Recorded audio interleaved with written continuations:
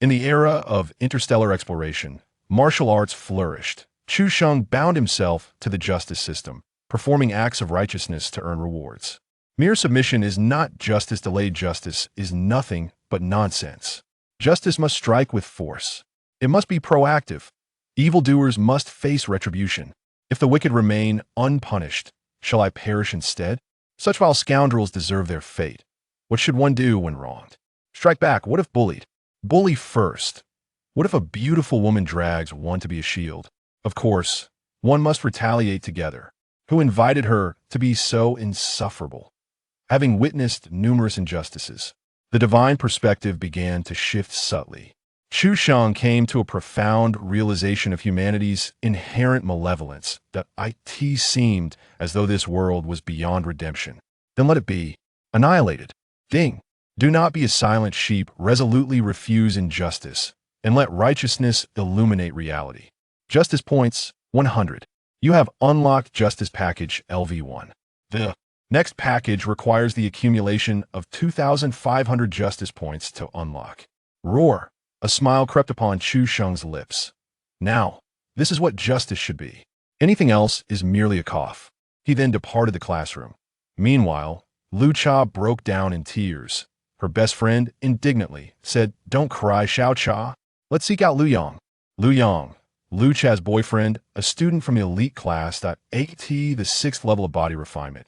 He ranked within the top 100 of the entire school. While fighting among ordinary class students breaches school rules, elite class students are exceptions. That it is only natural for martial artists to compete, especially elite martial artists. Lu Cha hesitated, her anxiety surfacing. This doesn't seem right, I'm afraid. What are you afraid of? Afraid Lu Yang won't be able to defeat him? No, I'm worried he might be too harsh. They're classmates after all. And Chu Sheng wasn't like this before. Perhaps we truly wronged him. Upon hearing this, the classmates of Class 4 admired Lu Cha's magnanimity. Little did they know, once the crowd dispersed, Lu Cha swiftly messaged Lu Yang. "Woo Lu Yang, I feel so sad and hurt."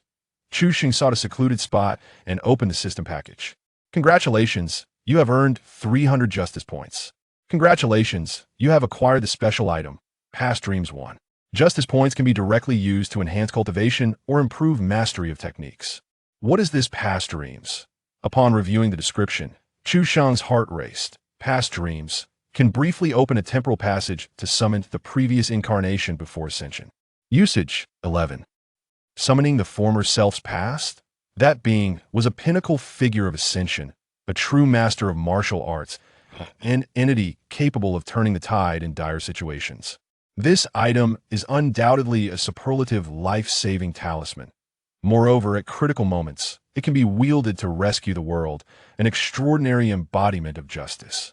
Store it well. Subsequently, Chu Sheng activated the panel. Name, Chu Sheng. Realm, 3rd level of body refinement. Vitality, 35. Martial arts, Great Xia body refinement technique, minor accomplishment, overlapping waves fist. Technique mastery. Current justice points, 400. The proficiency of martial arts is categorized into 5 levels. Beginner, mastery, minor accomplishment, major.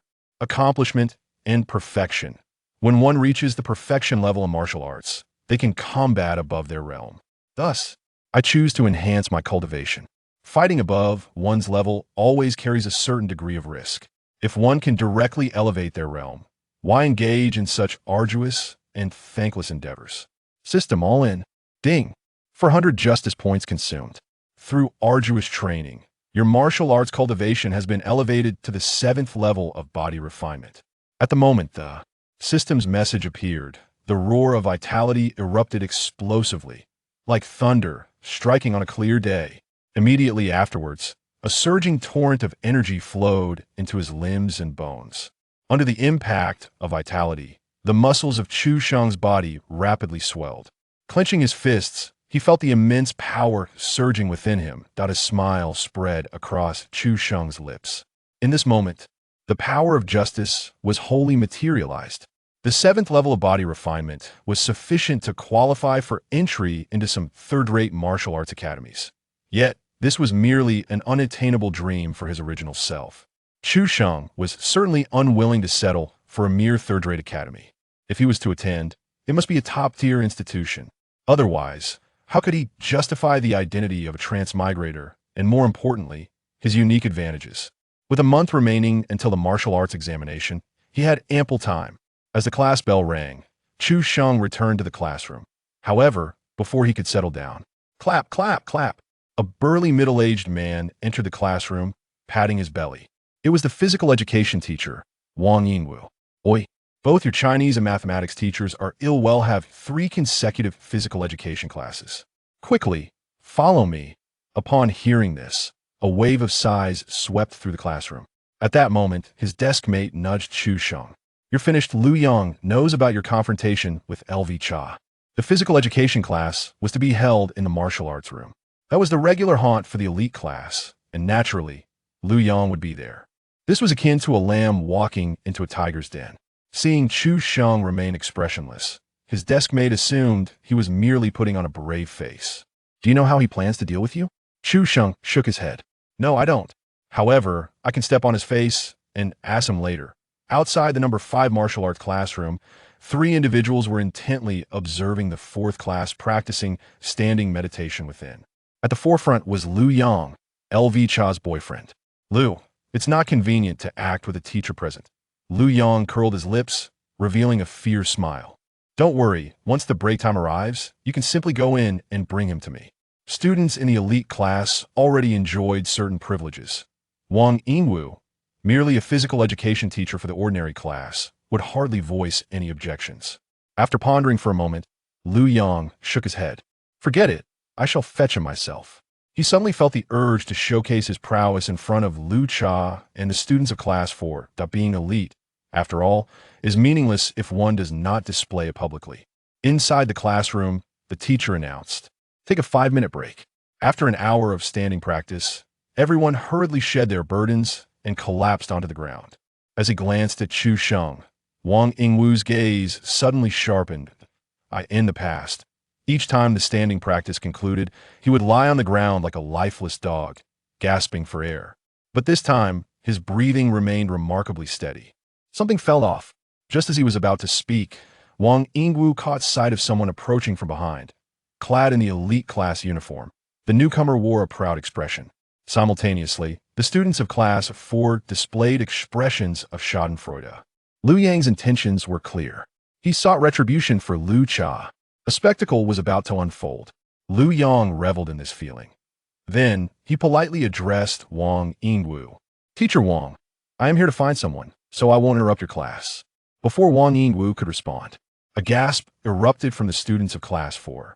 As Lu Yang turned his head, darkness suddenly enveloped his vision. Boom! Chu Sheng leaped over the heads of the crowd, delivering a kick that sent Lu Yang crashing to the ground. Could one still be on the receiving end after being caught off guard? That was inconceivable. Feigning weakness only to be bested was the act of a fool. Chu Sheng preferred to establish dominance from the very beginning. One must not endure humiliation at their own expense. Before Lu Yang could rise, Chu Sheng planted his foot firmly on Lu Yang's head. Looking down with a grin that revealed his pearly white teeth, he taunted, Brat you, seek me out? Lu Yang caught the astonished gazes of those around him, particularly Lu Cha, whose eyes reflected a hint of fear. His anger surged within him.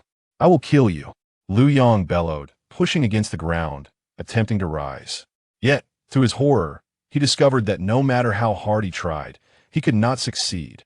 Chu Sheng's strength was overwhelming. Do you still dare to threaten me? Chu Sheng hoisted Lu Yang and forcefully slammed him to the ground. Puff! Lu Yang felt as if his internal organs had nearly shifted, spewing out a mouthful of blood before losing consciousness. Damn it!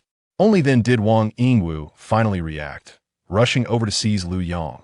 There was no time to worry about Lu Yang's fate. Before him stood a genius of the 7th level of body refinement. Chu Sheng, when did you advance to the 7th level? What Wang Yingwu uttered was akin to a thunderclap on a serene day, reverberating in the hearts of all present. Chu Sheng, at the 7th level? Could such a feat truly be linked together? Just last week, his blood vitality test revealed he was merely at the 3rd level of body refinement. To ascend 4 levels in a mere week must possess some extraordinary advantage. However, it didn't take long for the crowd to come to a realization. feigning weakness to conceal strength. Chu Sheng had been deliberately hiding his true capabilities, biding his time for a day when he could astonish everyone. No wonder he dared to confront El Cha. Everything suddenly made sense. Wang Yingwu shared the same thoughts as the others without waiting for Chu Sheng's response. He shook his head with a wry smile. Young man, what era are you living in to still employ such tactics? At least you are clever enough to reveal your strength just before tomorrow's elite class selection, aren't you? Should any student gain entry into the elite class, the substitute teacher would also receive a reward. Such unexpected joy made it impossible for Wang Yingwu to contain his happiness. He instructed 2 students to take Lu Yang outside the classroom.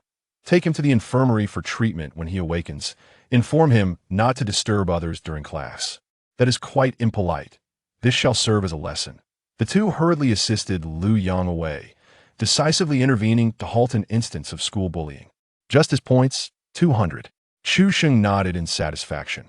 Regardless of how the intervention was executed, the crucial question remained: did you intervene? Indeed, that was the right answer. This is what justice entails. He then recalled Wang Yingwu's mention of the elite class selection. Each week, the school organizes a selection competition.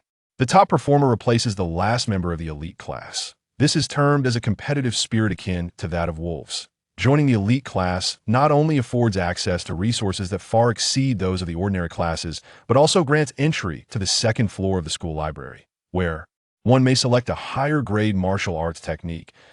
To forego such advantages would be nothing short of wasteful.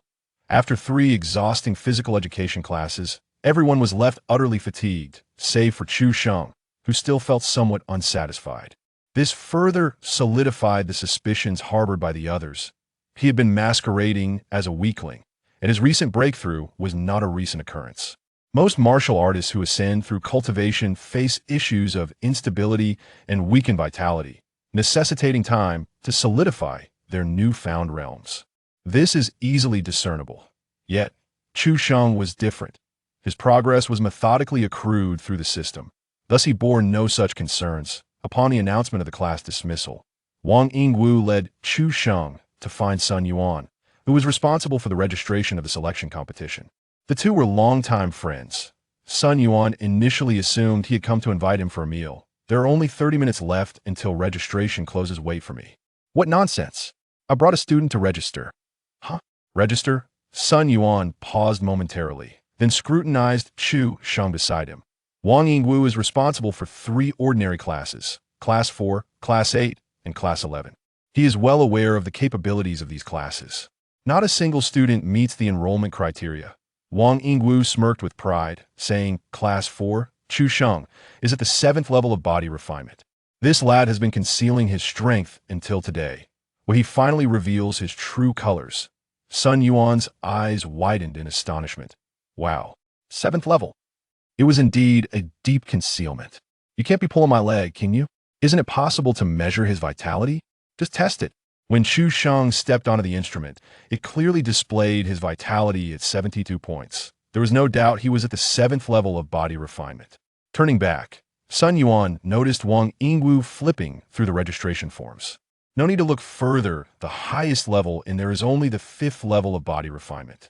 This lad is guaranteed a spot in the elite class. Little did he know, Wang Yingwu seemed oblivious, fixated on one name, Class 9, Lin Chuan, at the 4th level of body refinement. He recalled a scene he had witnessed in the school's back alley. Instantly furrowing his brows, without further conversation with Sun Yuan, he seized Chu Sheng and left the premises. On the way, he cautioned, you must be wary of one person during this selection competition.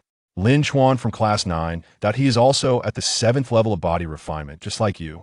Chu Sheng appeared puzzled. Wasn't it said that the highest was only at the 5th level? Ah, he enjoys playing the fool, just like you. Wang Yingwu recounted what he had observed that day. There were 3 individuals, 2 at the 6th level and 1 at the 7th. In less than half a minute, only the 7th level remained standing. That lad delivered a rock-shattering fist that broke the arm of the 7th level. If I'm not mistaken, his rock-shattering fist must be at least minor success. Major success is also a possibility. Chu Sheng murmured thoughtfully, 7th level, major success in martial arts, playing the fool, ensnaring you like a monkey. Exactly, Wang Yingwu replied. If he encounters someone unaware, he will undoubtedly be toyed with. Chu Sheng could comprehend Lin Chuan's mindset. Playing the fool indeed provided a peculiar thrill. However, that did not imply he could condone it. It was decidedly unjust. He must make Lin Chuan recognize his error. His relentless sense of justice surged forth once more. Lin Chuan's true combat prowess could rival that of an 8th level. Even ascending to the 8th level would not ensure safety. This, however, was simple. He would elevate himself to the 9th level. Enjoying games? I shall indulge you in a playful competition. 200 points of justice might not suffice. After a moment of contemplation, Chu Sheng devised a plan. Teacher Wang, where's some places in the city to unwind? Huh? Wang Yingwu was taken aback. Unwind? What do you mean by unwind? I have reached adulthood. Wang Yingwu stood frozen in place, then awkwardly chuckled. Your teacher Wang is not that kind of person. That's a lie. Hearing that someone had found Wang Yingwu's wallet, Chu Sheng learned it contained over a dozen VIP gold cards. Wang Yingwu's face flushed with embarrassment. However, he had his principles. As a teacher, how can I tell you this? Wait until you graduate, and then he'll treat you the full course. I'm just inquiring ahead of time. I absolutely won't go. Considering that Chu Sheng had always been quite honest, Wang Yingwu reluctantly conveyed his doubts. Little did he know, he would regret today's actions for the next 2.5 years. The dishes in the front are overpriced vegetarian, but the last 5 restaurants are quite good. But I must inform you, I'm a VIP at all these places, having spent tens of thousands, and I'm well acquainted with the front desk. If you dare to go, they'll personally catch you. Upon returning home, Chu Sheng dialed the number for the wind arrest hall. Hello, comrade. I wish to report. With over a dozen establishments, the operator was left bewildered. Wait, what's going on here? Are you serious? Are you seeking revenge on society? Ding. Assisting in combating illegal activities, purifying the social environment. Justice points. 300. Gazing at his rewards, Chu Sheng nodded in satisfaction. He then summoned the system interface and began allocating points, consuming 300 justice points. Your martial art cultivation has risen to the 9th layer of body refinement. As the system notification appeared, a surge of vitality echoed. Within Chu Sheng's body, his muscles bulged like towering mountains. With 200 justice points remaining, it's insufficient for advancing to the 2nd stage of opening meridians. Chu Sheng resolved to further enhance his martial skills. The name Lin Chuan sounded formidable, reminiscent of a protagonist from a novel. Crossing 1 minor realm was commonplace, and even 2 was not impossible. But he mustn't falter, consuming 200 justice points. Your wave-stacking fist technique has reached great accomplishment. In an instant, countless images flashed through Chu Sheng's mind. It was another version of himself, tirelessly practicing the wave-stacking fist technique day and night. As the images faded, those additional memories seamlessly integrated into his being. With a punch, the air rippled like crashing waves, producing a thunderous sound. Another punch followed, the force compounding layer upon layer. 3-fold waves, 4-fold waves, 5-fold waves. When the 6th wave's force erupted, the air seemed to tear apart with a sharp roar. Chu Sheng sensed that the power of that final punch likely surpassed 2,000 kilograms. Yet, he was hesitant to confirm. While he could use a testing dummy, the numbers for machines felt too cold and detached. Thus, he planned to inquire with Lin Chuan tomorrow. The original owner's parents had passed away, and this house was a welfare benefit from the federal government, which would reclaim it once he graduated from high school. Every month, he receives merely 2,000 yuan in AIDTA, to say nothing of acquiring resources. Even maintaining basic sustenance is a daunting task. Indeed, martial artists possess formidable appetites. A glance at his account revealed a scant balance of less than 300 yuan. He hoped that once he entered the elite class, life would improve. Directly, Chu Sheng spent 200 yuan to order a nutritious meal. If one cannot even satisfy their hunger, how can they aspire to uphold justice? The following morning, at the martial arts arena of the 2nd high school, even upon witnessing Chu Sheng's name and his realm of body refinement at the 7th level, many from Class 4 remained in disbelief. It felt akin to preparing for a pivotal examination, only to hear that a mid-ranking student had secured direct admission. What does it mean to be at the 7th level of body refinement? Even within the elite class, that represents a commendable standard, entirely surpassing the ordinary students. Chu Sheng certainly keeps his cards close to his chest. The 7th level of body refinement is almost unimaginable that I've come to realize that while his temperament is amiable, he mainly prefers not to engage with us. The other top contenders are merely at the 5th level the elite class is assured.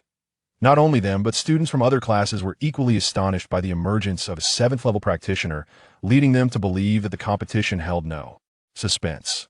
Upon seeing that Chu Sheng's first opponent was merely at the 4th level, the crowd couldn't help but mourn for Lin Chuan for 3 seconds. Lin Chuan is in for a rough time. He's destined to be a stepping stone. At only the 4th level, he stands no chance against anyone. I cannot fathom why he even dared to enroll. He should concede voluntarily. There's no contest to be had. In Class 9, where Lin Chuan was situated, a portly boy chuckled softly at the discussions around him. He was Lin Chuan's desk mate and closest ally, fully aware of Lin Chuan's true prowess at the 7th level of body refinement. With 2 fully mastered martial techniques, his genuine strength could rival that of an 8th level practitioner. This match indeed held no suspense, for the victor could only be Lin Chuan. Not far away, Qingxue, your childhood friend, is quite unfortunate that a girl of striking beauty and chilly demeanor spoke with indifference. Li Qingxue, self-proclaimed as the school belle of the 2nd high school, though not widely acknowledged. Upon hearing the teasing from the girl beside her, Li Qingxue merely shook her head with a hint of a smile. Indeed, someone is unfortunate, but I shan't reveal who. She had heard Lin Chuan speak of his true strength. In her eyes, it was Chu Sheng who was truly unfortunate. Having remained inconspicuous, he suddenly emerged at the 7th level of body refinement. Clearly, him to play the fool and astonish everyone. Regrettably, he encountered Lin Chuan. Such luck, it seems, is unparalleled. Soon, the whistle blew. The first round of competition was Chu Sheng versus Lin Chuan. On the path from the preparation room. "Hello," Lin Chuan greeted proactively. Chu Sheng slightly curled his lips, revealing a look of disdain. "Get lost, you worthless thing." Feigning ignorance, what else could he be but a fool? Observing Chu Sheng's retreating figure, Lin Chuan nonchalantly smirked. He had long grown accustomed to disdain, even hoping for a few more humiliations from Chu Sheng. "Show off? I'll make you fly in a moment." On the martial arts stage, Lin Chuan yawned. Though not tired, he made no effort to conceal his lazy demeanor. He was determined to maintain his guise of a fool. As anticipated, his appearance was met with a chorus of boos from the audience. Many urged him to concede gracefully and admit defeat. What spectacle could there be in a 4th tier facing 7th tier?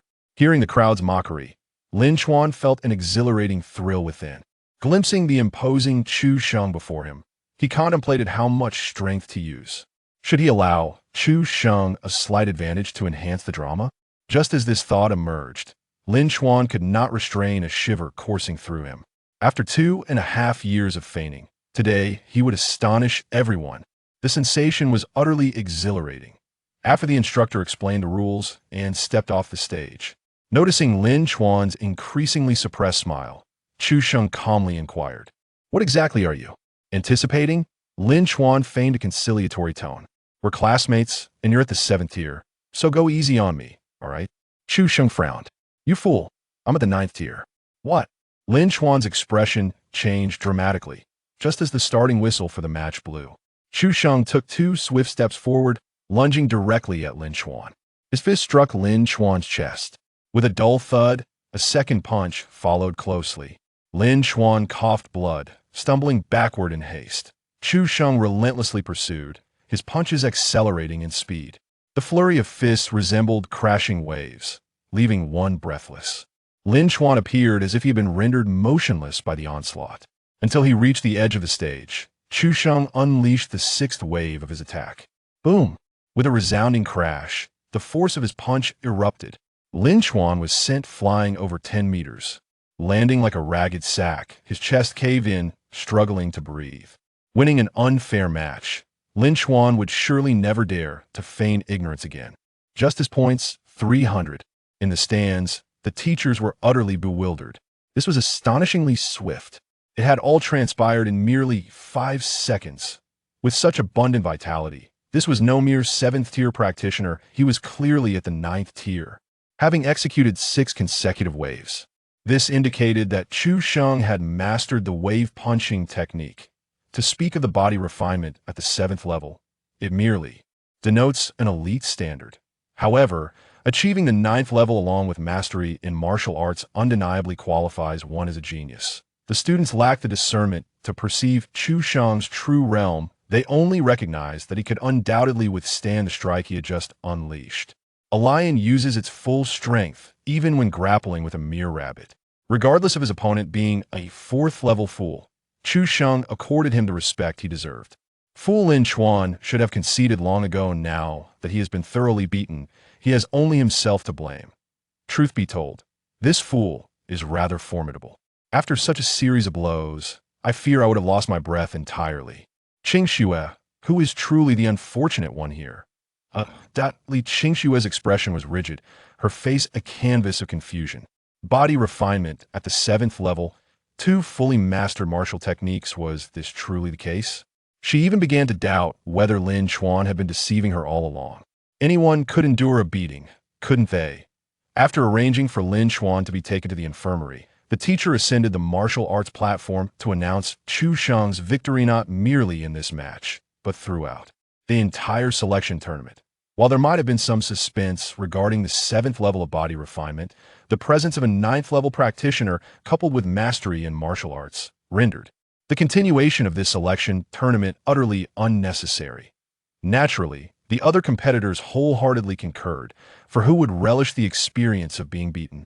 Elite students received a weekly supply of 2 low-grade blood replenishing pills valued at a total of 2,000 federal coins. In contrast, ordinary class students were limited to a single vial of a 300-coin blood replenishing solution, akin to a functional beverage. As for martial arts techniques, Chu Shang did not rush to select. He intended to wait until he advanced to the meridian opening stage. Upon receiving his supplies, Chu Shang was escorted to a martial arts classroom designated for elite students. This space was more than 10 times the size of an ordinary classroom and was equipped with a plethora of training facilities. Noticing Chu Shang was a newcomer, the elite students immediately deduced he was the victor of today's selection tournament. Such a low-level competition hardly piqued their interest, hence few would squander their time attending. Yet, they were puzzled as to why the selection tournament had concluded so swiftly, as it typically extended until close to noon. Please wait here, I will assist you in applying for a private training room. Achieving the 9th level of body refinement granted one a place among the top 5 in the entire school, thereby qualifying for a private training room. Shortly after the teacher departed, 3 individuals approached Chu Shang. New here? You should be aware of the rules, right? Chu Shang paused. What rules? The leader smirked, realizing he was dealing with an ignorant novice. It was essential to give him a proper lesson. Hand over your blood replenishing pills, and we will ensure your safety this week. Chu Shang understood the implication and leisurely rose to his feet. So, you are attempting to extort me. Hey, you actually. Before the leader could finish his words, he was sent flying by a single punch. The remaining 2, caught off guard, followed suit and were hurled out as well.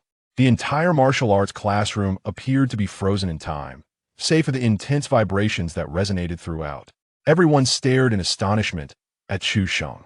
By the heavens, the leader was just beginning to rise when a shadow descended from above. Chu Shang executed a fierce kick that struck downwards. Crack! Instantly, the man's shoulder contorted grotesquely, followed by a heart-wrenching wail that a girl with her hair styled in a bun rushed over to assess his injuries. Upon witnessing the shattered scapula, she placed her hands on her hips and exclaimed with righteous indignation, "How could you strike so ruthlessly?" It was known that such an injury would take months to heal properly. Even after recovery, lingering repercussions could remain. After all, they were classmates. How could one resort to such brutality over a mere dispute? I only aimed to prevent the situation from escalating into a robbery. Had that occurred, my actions might have been even more severe, he replied. You. The girl was rendered speechless by his retort. Moreover, if you possessed true compassion, you would have spoken up sooner, he continued. Why did you not stand up earlier? Did you forget to activate your vocal cords? Speak up, Lukamai. The girl attempted to respond, but Chu Shang swiftly delivered a slap. Be gone. At that moment, a round of applause echoed from outside. Clap, clap, clapped at a youth with a mischievous smile and an off-kilter grin leisurely entered the martial arts classroom. How noble of you to speak with such righteous fervor. Allow me to pose a question, he said. What if those 3 are my subordinates? and it was I who instructed them to demand the blood essence pill from you. The newcomer was none other than Qin Feng, ranked third in the first high school, a master of the ninth layer of body refinement, known as the Son of the Wind. Answer me. As his voice fell, the overwhelming aura of the ninth layer of body refinement surged forth. Chu Sheng furrowed his brow and remarked indifferently, "It seems you truly wish to be torn apart." Chapter 5. The Tenfold Body Refinement. Is there not a serious illness? As the words fell, an eerie silence enveloped the martial arts classroom. Even the individual who had suffered a shoulder injury momentarily ceased his lamentations. What had they just heard? A newcomer dared to address Qin Feng in such a manner? Did he truly wish to court disaster? Qin Feng, amused, was on the verge of responding when a sudden voice interrupted him. What was happening? It was the teacher from earlier, returning. Chu Sheng declared, "These individuals attempted to extort me, and I had no choice but to teach them a lesson." The teacher was momentarily taken aback, then waved his hand dismissively. He was well aware of the prevailing atmosphere in the elite class. It was not just him. The school administration was equally cognizant. This was merely a case of the old bullying the new. Chu Sheng's assertion seemed overly dramatic. "We'll discuss this matter later. Accompany me," the teacher instructed. Sitting on the ground, Qin Feng chuckled and gestured. "You carry on. I shall wait for you." Chu Sheng was led to Principal Wu Qingshan's office concerning the matter of a solitary training room. The 5 available individual training rooms were already occupied. Should Chu Sheng seek to apply again, he would have to engage in combat with one of the current occupants. The victor would claim the training room. Who was that person just now? Qin Feng, at the 9th level of body refinement, ranked 3rd in the entire school. However, I advise you against challenging him. I shall not heed your counsel. He is my target. I recently acquired 600 points of justice, and a 9th level of body refinement is merely something to trample upon. Otherwise, it would be a waste to let him flaunt himself. The teacher was momentarily at a loss for words. After Wu Qingshan learned the general circumstances, he spoke earnestly. "Young Chu, you should comprehend the notion of martial competition. It's not that the school is unwilling to intervene. Rather, it's beyond our capacity. Any school faces this dilemma. If I dare to penalize him, he would simply transfer to another institution. Over time, our school would be rendered irrelevant. Excellent students are never in short supply, and it is not uncommon for schools to poach from one another." Chu Sheng nodded in understanding, though this did not signify his agreement. Wu Qingshan continued. "Qin Feng has mastered a moderately advanced martial technique, making him quite formidable. Have you reconsidered? No need. I shall first visit the library. If I cannot surpass the 9th level of body refinement, I shall elevate myself to the opening of the meridians." The term opening the meridians refers to unblocking the internal pathways and guiding the ethereal energies of the world through them. The energy circulating within the body is referred to as true qi by martial artists. The opening of the meridians is a significant advancement over body refinement, akin to the supremacy of firearms over melee weapons. Even a first-level opening of the meridians could effortlessly subdue numerous practitioners at the 9th level of body refinement. There was no other choice. After all, he had mastery over such advanced techniques. On his way, Chu Sheng accessed the system panel. At the moment he clicked to enhance his cultivation, a system notification promptly appeared. Detected that the host has sufficient justice points. Shall we promote to the 10th level of the Lost Realms body refinement stage? Chu Sheng stroked his chin.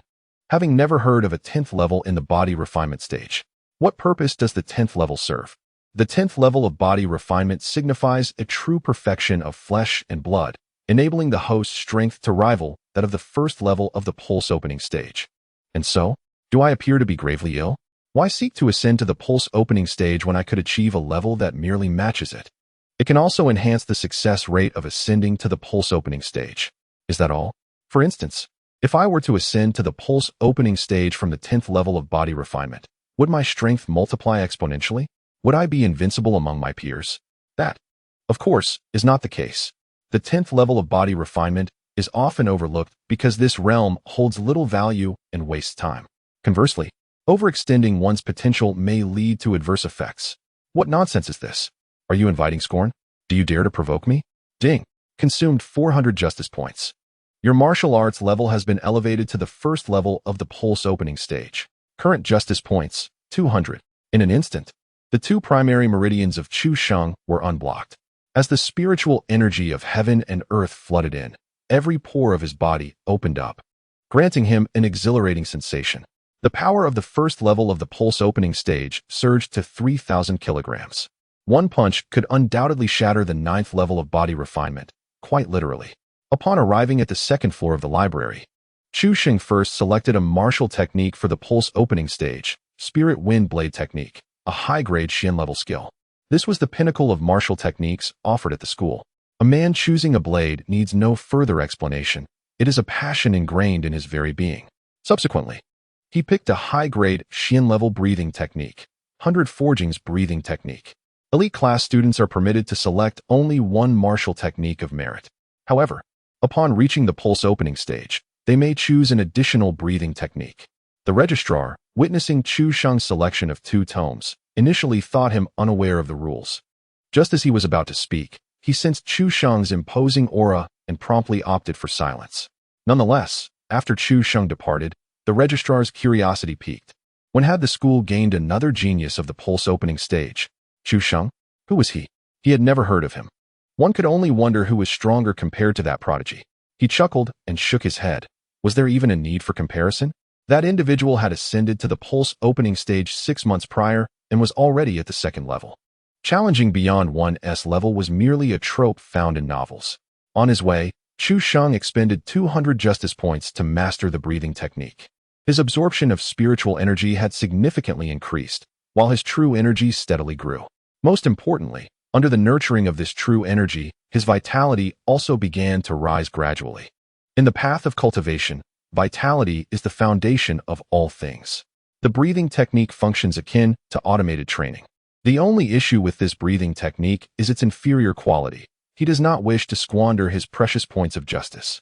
Mastery is sufficient for now, and he intends to upgrade to a more advanced version when circumstances allow. In the elite martial arts classroom, the instructor had already informed Qin Feng that Chu Sheng intended to contest for the solo training room. Although aware that Chu Sheng had also achieved the 9th level of body refinement, Qin Feng remained utterly unfazed. After all, he had merely eliminated a 4th level weakling in the selection competition. Did he truly believe himself formidable? It is worth noting that Qin Feng had lingered at the 9th level of body refinement for several months. He was confident that among all peers in the same realm at second high, apart from the second-ranked Yi Fan, no one could possibly rival him. As for the first, that individual had already entered the meridian opening realm, rendering any comparison moot. The elite class soon learned of this news. This individual was excessively arrogant, clearly. 4th or 5th place would suffice, yet he chose to challenge Qin Feng, exhibiting a blatant disregard for his own safety. I would wager that, aside from Yi Fan, no other 9th level body refiners stand a chance against Qin Feng. Truly, Qin Feng was underestimated. Soon, there would be a spectacle to behold. As Chu Sheng entered the martial arts classroom, the clamor abruptly ceased. Upon noticing Qin Feng approaching with a smirk, Chu Sheng slowly set down the breathing technique manual and martial skills. Just as Qin Feng was about to speak, he suddenly caught sight of the book titled 100 Forging Breathing Method resting on the ground. He initially thought he must be mistaken. However, this was indeed the very manual he had intended to acquire upon advancing to the meridian opening realm. How could he possibly misidentify it? Thus, Chu Sheng had taken precautions in advance by obtaining this manual. After all, he could scarcely believe that Chu Sheng had already ascended to the meridian opening realm. What kind of cunning individual feigns weakness in such a manner? The teacher broke the silence, addressing Chu Sheng. Regarding the training room, I have already spoken to Qin Feng. Whenever you deem it appropriate, he has stated that the location is entirely up to you. At that moment, Chu Sheng unleashed his aura, charging directly at Qin Feng. The first level of the meridian opening realm. Goodness. Qin Feng's initial reaction was not to observe Chu Sheng, but rather to glance at his own legs. Run. His legs felt like lead. The first level of the meridian opening realm signified a true martial artist wielding genuine energy. A single punch could very well shatter him. In this critical moment, the agile footwork he had diligently practiced came into play. With a light tap of his toes against the ground, he soared upwards like a swallow. He had hoped to escape by sheer luck, but unexpectedly, he was still caught by the force of Chu Sheng's punch. The combination of the ripple fist technique and genuine energy was formidable. Moreover, anyone struck would find it impossible to flee, especially considering that Qin Feng was at a lower level than Chu Sheng. Another punch followed, and Qin Feng instantly spat out a mouthful of blood. As Chu Sheng's pace quickened, His punches became increasingly dazzling. Aura, aura, aura. With the final punch, the air erupted with a sharp roar. After a muffled sound, Qin Feng truly flew out like the wind, crashing directly against the wall of the martial arts classroom. As he slid to the ground, he had long lost all consciousness. The entire martial arts classroom fell into a profound silence. The conclusion was far too swift and the outcome overwhelmingly shocking. Indeed, aside from Yi Fan, Qin Feng was invincible among his peers. Yet, this Chu Sheng was at the Meridian opening stage, a significant higher realm. But what was the reason? How could a martial artist at the Meridian opening stage remain so inconspicuous? The teacher murmured, "Was it again 5 seconds?" In the selection competition, Chu Sheng had resolved his battles in a similar fleeting manner. That Lin Chuan was merely at the 4th level of body refinement. How could Qin Fan, at the 9th level of body refinement, also take merely 5 seconds? Without a moment to assess Qin Feng's condition, the teacher exclaimed in astonishment, "Chu Sheng, when did you ascend to the Meridian opening stage?" Just previously, in the selection competition, his vitality and blood were still at the 9th level of body refinement. Just moments ago, on his way to the library, Chu Sheng had nonchalantly remarked, leaving everyone in disbelief. To open the meridians of the body is a laborious endeavor. The qi gathering and meridian opening pills are indispensable. When did walking become a means to open the meridians? Once again brought to Wu Changqing's office, the genius, by heavens. You truly are a genius. Our school has genuinely struck gold this time. Achieving the 1st level of the meridian opening stage already meets the admission qualifications for a prestigious institution. Subsequently, Wu Changqing rubbed his hands together and awkwardly smiled. "Little Chu, I heard your father passed away early. Do I resemble your father?" No, I meant your godfather." Chu Sheng cast him a glance. "You look like a 3-testicle black donkey whip." The atmosphere instantly grew heavy. After a long pause, Wu Changqing awkwardly chuckled. "Little Chu certainly knows how to joke. In any case, should you encounter any difficulties in the future, feel free to speak to me. I am out of money for meals." "Oh, that's a trivial matter. I'll transfer 20,000 to your card shortly. Once the martial arts examination results are out, if you can secure a place in a prestigious institution, the school will reward you with 200,000 federal coins. The cost of living here is nearly identical to that of Blue Star. And 20,000 is no small sum for a high school student. Not to mention, the reward of 200,000 federal coins upon gaining admission to a prestigious institution. What if I can gain admission to a top-tier institution? Resources are indispensable in the path of martial arts, especially martial arts techniques and skills that the system cannot provide. Top-tier institutions possess unparalleled advantages in this regard. I must gain admission, otherwise, it would be a waste of such a powerful system." Wu Qingshan smiled. "Having aspirations is commendable, but I would be quite satisfied if you can enter a prestigious institution." He did not wish to dampen Chu Sheng's confidence. The admission requirements for top-tier institutions demand a minimum of the 3rd level of meridian opening. Only a month remains until the martial examination. Is there a prodigy capable of ascending 2 ranks in such a brief span? Certainly, but such a talent is unlikely to emerge from Bayan City. Nevertheless, he continued, should you gain admission to a prestigious institution, a reward of 1 million federal coins awaits you. The 3rd individual training room. Chu Sheng tossed a low-grade blood qi pill into his mouth. The rich essence of blood erupted within him. Once fully absorbed, it would enhance his blood qi by 23 points. Had he been in his original form, he might have felt immense satisfaction at this moment. Yet, Chu Sheng merely sighed. How shall I put it? It is rather mediocre, not comparable to a cheat. Subsequently, he pondered the matter of justice points. The school environment was rather unstable, and while acquiring some resources was acceptable, accumulating justice points would require seeking alternative venues. Perhaps a visit to the Abyss would suffice. The Abyss, as its name suggests, is a chasm deep within the earth. 2,000 years ago, an ancient teleportation array in the frigid northern tundra welcomed the first batch of extraterrestrial visitors. The starry races and the Abyss also descended a century later. Within each abyss reside a plethora of bizarre and formidable beasts. If left unchecked, these creatures would surge forth, wreaking havoc upon the human realm. Simultaneously, the Abyss contains abundant resources that are scarce on Blue Star. The Great Xia federal government established the Abyssal Control Agency, tasked with exploring and purging the Abyss. 2 confirmed abysses lie near Bayan City. One of them is classified as a low-level abyss. The beasts within are all of mediocre strength, corresponding to human practitioners at the body refinement stage. As a practitioner at the Meridian opening stage, he would encounter little danger. In Chu Sheng's eyes, these beasts epitomized evil and deserved to perish.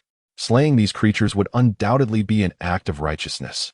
However, it remained to be seen if the system would acknowledge this. Experimentation was necessary. With time at his disposal, Chu Sheng resolved to investigate the abyss. Before departing, he allocated 200 justice points to the Lingfeng sword technique, mastering it in a single leap. The beast's hides are tough and resilient.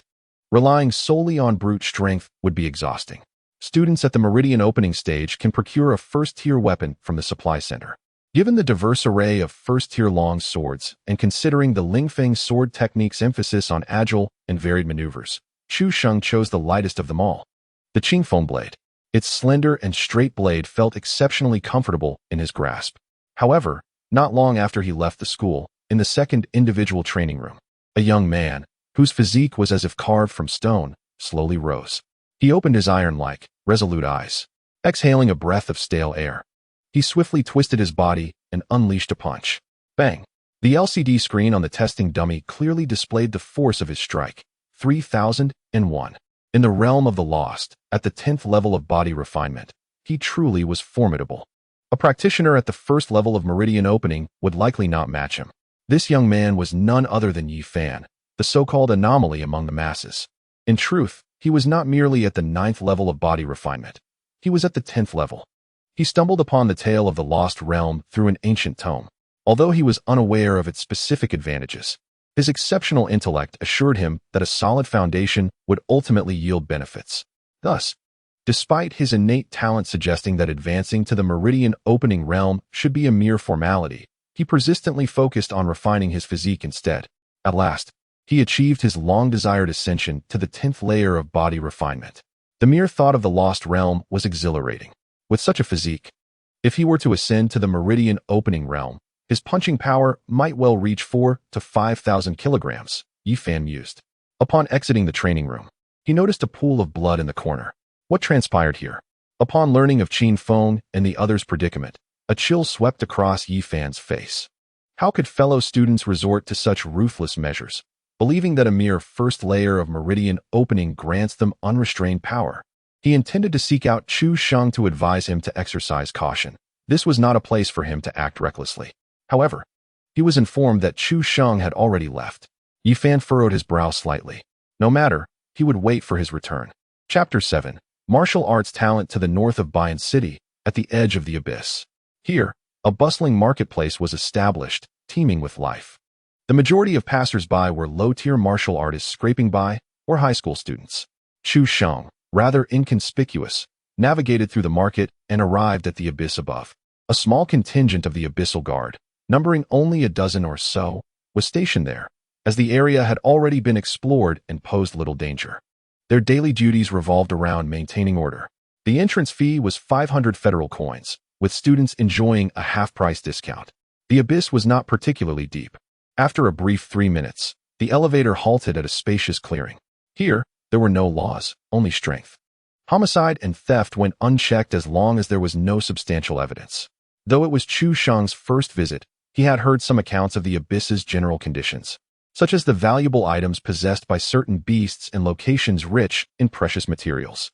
Armed with a simplified map provided by the Abyssal Guard, he could avoid the overcrowded hotspots where precious beasts were scarce. After all, he was merely seeking justice. Any beast would suffice. Referring to the map, Chu Sheng chose a path less traveled by humans, targeting a creature known as the Earth Grub Beast, corresponding to martial artists of the 4th or 5th layer of body refinement. Resembling an ant yet akin in size to a calf, it was of average strength but abundant in numbers. Given their lack of value, few would bother hunting them.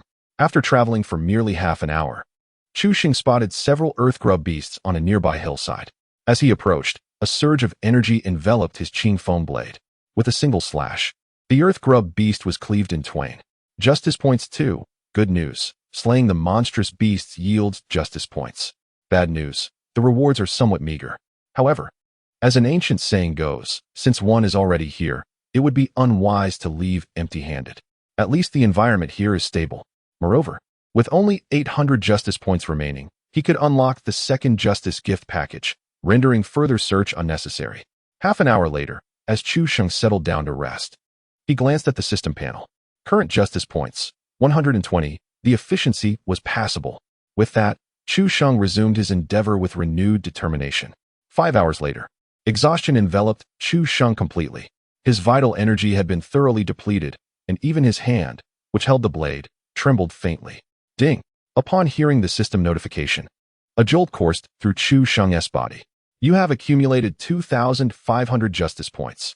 The second justice gift package has been unlocked for you. Upon accumulating 25,000 justice points, the third justice gift package will be unlocked for you. At last, it was sufficient. Chu Sheng found a clear patch of ground and sat down to open the package. Congratulations, you have obtained a Superior Meridian Expansion Pill. Congratulations, you have received a Great Talent Package. The Superior Meridian Expansion Pill could significantly enhance a martial artist's meridians, markedly increasing the absorption rate of spiritual energy while directly doubling the capacity of vital energy. There was no reason for hesitation. The sooner it was used, the sooner the benefits could be reaped. The moment he consumed it, a tremendous torrent of heat surged through him, rushing towards his entire network of meridians. His meridians rapidly expanded. As time passed, Chu Sheng's expression grew increasingly contorted. The pain was excruciating. After more than 10 minutes, he finally collapsed to the ground, drenched in sweat. Not only was he exhausted from the pain, but the expansion of his meridians also exacerbated the depletion of his already limited vital energy. Taking several deep breaths, Chu Sheng turned his attention to the second reward, the Great Talent Package. According to the memories of his original self, martial artists at the Meridian opening stage had a slim chance of awakening a unique martial talent when opening their meridians. Among the fortunate 1%, the vast majority awakened only great talents. Truly, great talents were scarce. The competition was intensifying, and he was left pondering how others managed to thrive. Previously, Chu Sheng had relied solely on his cultivation level to dominate, but now the situation had changed. With the top-tier Meridian Expansion Pill and a great talent, he felt invulnerable even among peers of the same realm. Great talent, activate. Ding! Congratulations.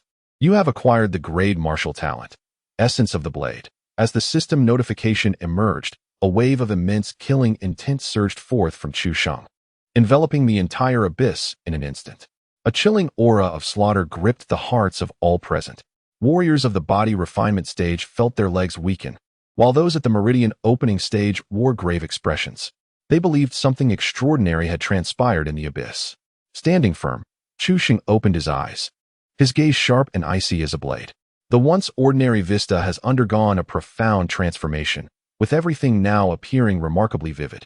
Even the faintest flutter of insects hidden in the shadows is discernible to him. He can even anticipate the next trajectory of their flight. Glancing at the description of his newfound talent, he reads, Ultimate Blade Intent, Trait 1, Forged into 1, significantly enhances the cultivation speed of blade techniques, improving skill and destructive power. Trait 2, Unblemished Blade Heart, a serene mind, capable of disregarding all mental assaults. Trait 3, Combat Intuition, greatly boosts dynamic vision, perceptual ability, and reaction speed. Trait 4, Divine Edge of Severance, accurately discerns the weaknesses in an enemy's weapon, effortlessly severing it with a strike. Upon finishing the talent overview, Chu Sheng felt his breath quicken, realizing he had underestimated his own preparations. It appeared that he need not fear opponents of the same realm. With a single strike, if his adversary did not flee, he would question their agility. He had also regained some vital energy. Rising, Chu Sheng intended to test the specific enhancement provided by the Ultimate Blade Intent. With a downward strike, an indigo stream of energy surged up the blade. A thunderous explosion resonated as a chasm several meters deep suddenly gaped in the ground before him. The destructive power of the spiritual wind blade technique exceeded his previous expectations by several folds. Not only those at the first stage of the opening meridians could withstand it, even those at the third or fourth stage would falter. Subsequently, he expended 300 points of justice, elevating the spiritual wind blade technique from proficiency to perfection. Given that it took 200 points to advance from novice to expert, reaching perfection would typically require 1,000 points. This effectively saved him 70 points in consumption. With the remaining points, he focused solely on enhancing his cultivation. With a cheat, he felt restless if he did not advance several levels in a day. Ding! Consumed 500 points of justice. Your martial arts cultivation has risen to the second stage of the opening meridians. Two main meridians were swiftly opened, and the natural energy of heaven and earth surged into him. Chu Sheng suppressed a smile. This was the allure of having an advantage. However, before he could fully savor the changes in his strength, a slender and stunningly beautiful woman stumbled into his view. Her hair was disheveled, and her expression was frantic. Upon spotting Chu Sheng, she paused momentarily, then dashed toward him as if he were her last hope. As she drew near, a mischievous smile appeared on her lips before she exclaimed, "I'm leaving the item with you. I'll draw him away." Simultaneously, a menacing figure, a burly man, arrived on the scene. He had presumed the item was already in the possession of the youth. Yet, before he could utter a threat, he witnessed an unbelievable sight. Chapter 8. Do not fear. I am a good person. As she brushed past Chu Sheng, the woman lowered her voice and said, Little brother, help your sister evade this calamity, and I shall surely repay you well in the future." The burly man behind her was at the third level of meridian opening, and she was no match for him, thus resorting to such a desperate measure. Whether this young man could extricate himself from the situation was beyond her concern. However, just as she intended to flee further, she felt a sudden chill enveloping her right leg. With a thud, her body lost balance and collapsed to the ground. In disbelief, she propped herself up, only to be met with a gruesome sight of blood. Stunned for a couple of seconds, she then let out a heart-wrenching wail. "Oh, my right leg is gone." Not bearing false accusations, not serving as a shield, resolutely defending justice, never compromising. Justice points. 200. This scene left the burly man utterly dumbfounded. Chu Sheng shrugged his shoulders. "I do not know her. She sought to use me as a shield, and thus I had no choice but to act." In an effort to avoid blame, the burly man had to believe him. Moreover, the manner in which Chu Sheng had struck was peculiar. He had barely seen it coming. It had been far too swift. Fortunately, the man was merely at the second level of meridian opening, and he had no reason to fear him, given his own third-level prowess. "I trust you, my friend. This matter no longer concerns you, and you may depart." While one matter was settled, another remained between them. Chu Sheng sensed the fragrance of justice in the air. As an emissary of righteousness, he could not overlook any opportunity to uphold it. The burly man was taken aback. He was genuinely bewildered by Chu Sheng's actions. "You have rendered this woman incapacitated, and now you wish to meddle further? Which side do you stand on?" "My friend, I advise you to refrain from meddling. This is my grudge with her." Seeing the burly man evade a direct answer, Chu Sheng turned to the woman. "Cease your wailing." Yet she persisted, sobbing and lamenting over the loss of her leg. Chu Sheng delivered a sharp slap to her. "Whom can you blame for your leg's loss? Have you considered the reasons behind it? You were perfectly fine until you sought to drag me into your troubles. Why would I serve as your shield?" Had she encountered the original body, she would have undoubtedly succeeded in her schemes, leading to a predictable demise for the original. Chu Sheng had never been keen on the trope of heroes rescuing damsels in distress, especially given the complexities often involved with women. Finally, the woman regained her composure, her voice tinged with tears. "Brother." With another slap, Chu Sheng interrupted, "Do not fabricate connections. State your matter plainly." At last, the woman confessed. "He coveted the blood spirit fruit on me and sought to seize it. He is at the third level of meridian opening, and I am no match for him. Thus I could only flee." The burly man exclaimed in anger, "Nonsense. I was the one who discovered the blood spirit fruit first. You merely snatched it away. Why didn't you pick it yourself? If I have taken it, then it rightfully belongs to me. How dare you say anything? It was barely ripe when you picked it." The blood spirit fruit can enhance a person's vitality with no side effects and does not conflict with vitality pills. It is worth tens of thousands of federal coins and is one of the rare treasures produced in this abyssal region. As both parties exchanged heated words, each believed the blood spirit fruit should belong to them. Suddenly, Chu Sheng had an idea. "I have a solution," he proposed. "Why not just give the blood spirit fruit to me?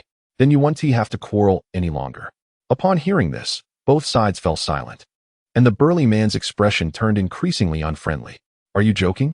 he challenged. "What do you think?" Chu Sheng replied with a grin. "You're merely at the second level of meridian opening. Do you really think I fear you? I am eager to see where your courage comes from." Veins bulged in the burly man's palm as he tightened his grip on his long knife, advancing swiftly toward Chu Sheng. He intended to settle this quickly.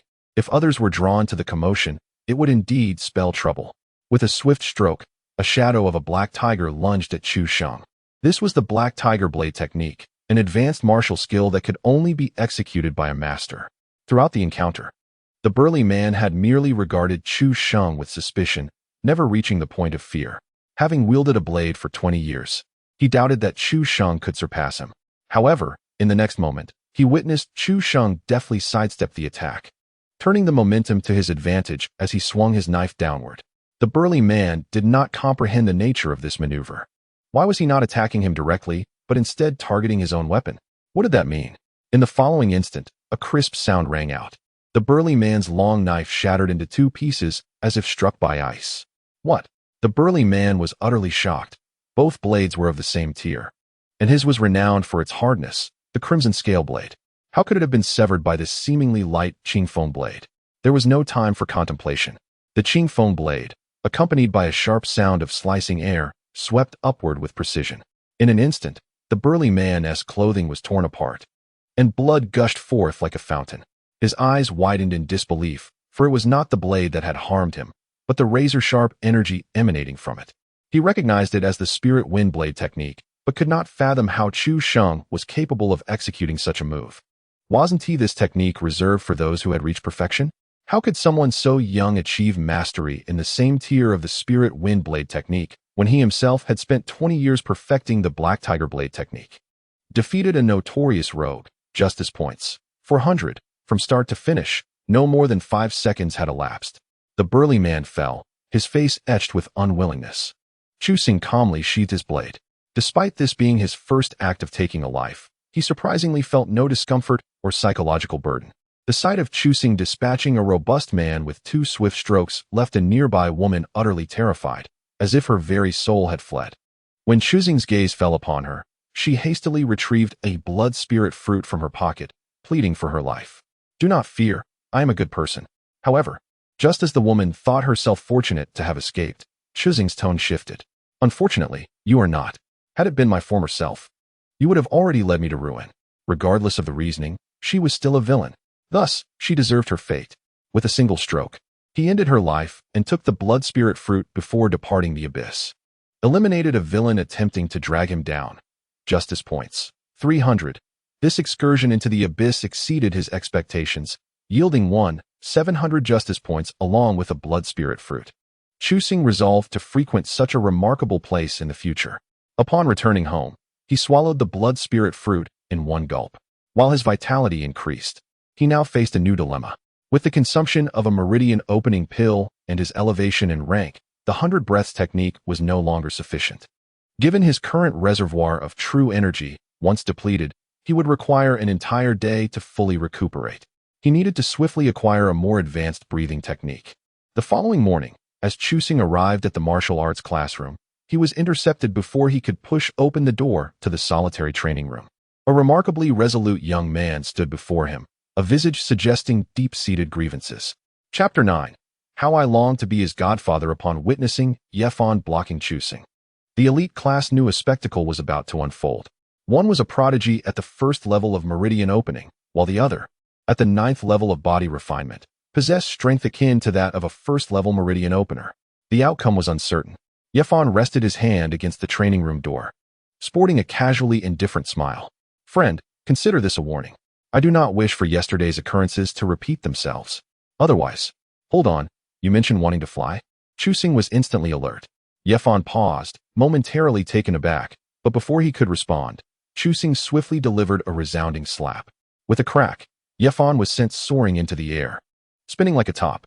Fortunately, his robust physique, honed to the 10th level of body refinement, ensured he did not simply collapse upon landing. However, it took him a considerable time to rise from the ground. Observing this, the onlookers were left agape.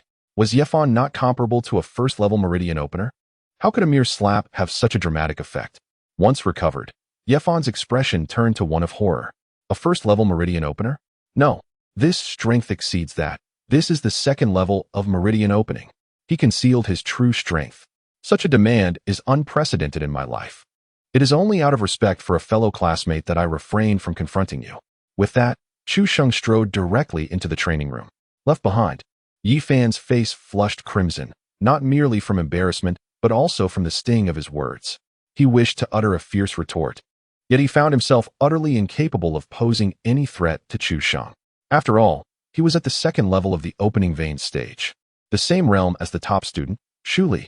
It was utterly inconceivable for him to emerge victorious, even with all his might. Gritting his teeth, Yi Fan made a decision that defied his ancestors' teachings. He would ascend to the opening vein stage. Initially, he had planned to reach the pinnacle of the 10th level of body refinement before making the transition. With his formidable foundation at the 10th level of body refinement, his strength would undoubtedly multiply upon entering the opening vein stage. It was not impossible for him to directly rival those at the 3rd level. By then, the gates of a first-rate academy would be virtually open to him. If one were to inquire about the source of his confidence, it would undoubtedly be his powerful intellect. In the realm of despair, one must truly appreciate the magnificence of such a state. Heroes abound like fish crossing a river. Yet how many can truly ascend to this realm? This is the foundation of Yi Fan's confidence. Now, he could no longer wait. If he did not vent this frustration soon, he feared that even his ascent to the opening vein stage might encounter complications. That would indeed be a grave miscalculation. Thus, Yi Fan promptly requested a week-long leave of absence. His family had already prepared all the necessary resources for his advancement to the opening vein stage. He intended to utilize this week to elevate himself to the 1st level of the opening vein stage. Upon hearing this news, the elite class students looked forward to it in anticipation. If he was so formidable at the 9th level of body refinement, how powerful would he be at the 1st level of opening veins? Chu Sheng, however, was blissfully unaware of these developments. Otherwise, he would have undoubtedly mocked him. The 10th level of body refinement? What a foolish stage that is. The morning was primarily dedicated to the teaching of martial arts. After a brief period, Chu Sheng found the topic rather uninteresting. The techniques for exerting power in martial arts? The secrets of cultivating techniques? The precautions for training?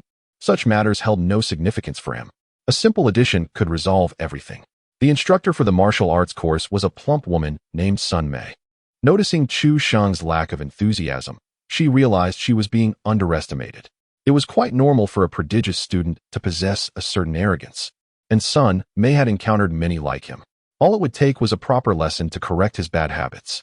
As she began to explain the power exertion technique of the Rolling Waves Fist, she shifted her tone. Chu Sheng, your performance of the Rolling Waves Fist during yesterday's selection match truly left a lasting impression on me. It is evident that you have put in considerable effort. However, do you know why you have not perfected it? Upon hearing this, the entire class's gaze turned toward Chu Sheng. Not perfected it. In other words, he has perfected the wave fist technique. Is he even human? The crowd had initially assumed that Chu Sheng would be at a loss for words. However, to their surprise, he merely nodded nonchalantly. He was aware that it was merely a matter of choice. Achieving mastery in a rudimentary martial art was already sufficient. There was no need to squander resources to attain perfection. Sun Mei's expression stiffened. It was her first encounter with such reasoning. The elite class members were equally taken aback. Such a rationale was indeed refreshingly unconventional. Are you suggesting that if he so desired, he could effortlessly reach perfection? Sun Mei shook her head with a bemused smile. I hope to hear that statement from you only once you have mastered a perfected martial skill. Otherwise, there might be consequences. Chu Sheng moved to a corner, picked up a training wooden sword, and, with a mere flick of his wrist, an azure radiance surged forth. This was a technique only attainable upon mastering the spirit wind sword art. Sun Mei was rendered speechless, her expression frozen. Is this what genius looks like? It truly instills a sense of despair. Wait, that is not right. Sun Mei suddenly came to her senses. Such profound true energy could not possibly belong to a mere 1st level of the meridian opening. Chu Sheng, are you at the 2nd level of the meridian opening? Is there a problem? Indeed, there is a problem. You are at the 2nd level of the meridian opening. Why did you not register for this tournament? Chu Sheng looked puzzled. Tournament? What is that? Sun Mei glanced at the time and thought to herself that it was fortunate they weren't late. Hastily leading Chu Sheng to find Wu Qingshan. Along the way, she explained the tournament to him. Organized by the Education Bureau. It was a collaboration among 15 high schools in the city, aiming to select exceptionally gifted individuals for focused cultivation. This would assist them in their final month of preparation, vying for admission to top-tier martial universities. Only those at the 2nd level of the meridian opening could register, and a mere 30 individuals in Bayan City met the criteria. Today marked the final day for registration. Chu Xing queried. What does focused cultivation entail? Sun Mei elucidated. The top 10 would receive 3 high-grade Qi blood pills, along with a mid-grade Earth-level martial skill. The third place would receive an additional Jade Spirit Fruit. The second would be awarded a vial of low-grade Meridian Opening pills. The first would additionally receive a heavenly-level breathing technique. Upon hearing this, Chu Sheng's breath quickened. A heavenly-level breathing technique. It was precisely what he needed most at that moment. This was truly an opportune moment, as if a pillow was provided just when one felt sleepy. The entrance exam lasted for 12 hours. With a heavenly-level breathing technique, he would no longer need to worry about insufficient true energy. Gaining admission to a prestigious institution was a certainty. Upon arriving at the principal's office, upon hearing that Chu Sheng had advanced to the second level of the Meridian Opening, Wu Qingfeng's eyes widened in astonishment. Just yesterday, upon hearing Chu Sheng's ambition to attend a top-tier institution, he had internally scoffed, believing that no one in Bian City could achieve such rapid advancement within a month. Yet, who would have thought that Chu Sheng would demonstrate such progress? Ascending a level each day. For him, what difficulty lies in achieving 2 breakthroughs in a month? What defines a top-tier prodigy? Before him stands the very embodiment of it. A surge of impulse welled up within Wu Qingshan. How he yearned to be his benefactor. Chapter 10. The Overindulgence of Red Beans. After dismissing Sun Mei, only the two of them remained in the principal's office. Wu Qingshan rubbed his hands together, a smile gracing his face. Xiao Chu, with such innate talent, why did you not reveal it sooner? The school could have provided you with special attention. It is not too late now. Chu Sheng replied with an air of indifference. Ah, yes. Wu Qingshan nodded vigorously, oblivious to any peculiarities in Chu Sheng's tone. Geniuses are like this. Although Wu Qingshan was not a genius himself, as an educator, he possessed a keen understanding. After a moment of contemplation, Wu Qingshan spoke again. From now on, the school will grant you 2 additional mid-grade Qi blood pills each week. You may choose any martial arts techniques from the school library, entirely free of charge. Moreover, I will personally transfer you 50,000 federal coins. If you can truly secure a place at a top-tier institution, the school will reward you with 2 million. Wu Qingshan had long awaited this day, having spent a decade at No. 2 high school without a single student gaining admission to a prestigious academy. Most crucially, he had served as principal for 10 years. With the annual decrease in funding from the education department, whispers questioning his capabilities grew louder. Even the former principal who had recommended him, his 6 benefactors, barred him from entry during the new year. The conditions proposed by Wu Qingshan were extraordinarily generous, especially within the context of Bian City. However, the rationale behind such lavish offers stemmed from a significant concern. Wu Qingshan feared others would undermine his position. Despite his attempts to conceal his anxiety, the League would inevitably reveal the truth. Only by offering substantial incentives could he find a modicum of reassurance. Very well. Chu Xing nodded. He harbored no animosity towards Wu Qingshan, aside from the previous day's attempt to gain an unfair advantage. The original occupant of this body had maintained a favorable opinion of the principal, knowing his family's circumstances and ensuring he received a monthly meal card worth 1,000. Having inherited this body, he felt a sense of gratitude towards that kindness. Of course, should Wu Qingshan attempt to exploit him further, reprimands would be warranted. The conversation then shifted to the upcoming league. Regrettably, with the competition just 3 days away, time for development was scarce. With your strength, placing in the top 10 is certainly within reach, though the top 3 might pose a risk. Chu Sheng interrupted. Just tell me who the strongest competitor is. Xiao Chuan from No. 1 high school, at the 3rd level of the Meridian Opening realm, possesses true strength that rivals veteran 4th level practitioners, effectively placing him on the threshold of the top martial universities. Incidentally, the first place reward has been tailored specifically for him. He has already awakened his talent, demonstrating extraordinary comprehension, and his family has prepared spirit liquid for him. The purpose was to enable him to master the celestial breathing technique before the college entrance examination. Wu Qingshan's words dispelled the doubts that lingered in Chu Sheng's heart. With only a month remaining until the martial arts examination, such a brief period rendered mastering the celestial breathing technique nearly impossible, making it devoid of any significance. This clarified matters considerably. However, to be comparable to the 4th level of the Meridian Opening realm, I truly must witness this for myself. With just 3 days left, Chu Sheng resolved to push forward and strive for advancement to the 5th level of the Meridian Opening realm. Let us not speak of invincibility among equals. You relish fighting beyond your level, do you not? Very well, I shall ascend to the 5th level and engage in a crushing display of power. Are you despondent? Well, you should be. Subsequently, Chu Sheng informed Wu Qingshan that he would not be attending school for the next 3 days, as he would be undergoing specialized training. Wu Qingshan, of course, did not refuse and promptly transferred the promised 50,000 yuan to Chu Sheng, allowing him to focus on his training without concern for finances. He also reminded him not to forget to arrive at school early on the day of the league match. Upon leaving the school, Chu Sheng first visited a potion shop to purchase several bottles of recovery elixir, which would slightly expedite the restoration of his vital energy. This would prevent him from spending an entire day recharging after 3 hours of combat. Although he could still fight without vital energy, it would be inefficient, and in the event of an unforeseen situation, he would have to rely on past experiences. That was a crucial life-saving charm, not to be squandered lightly. The bus to the abyss outside the city remained crowded with passengers. Yet, individuals like Chu Sheng, alone and solitary, were a rarity. Furthermore, given his status as a student, he was indeed the only one.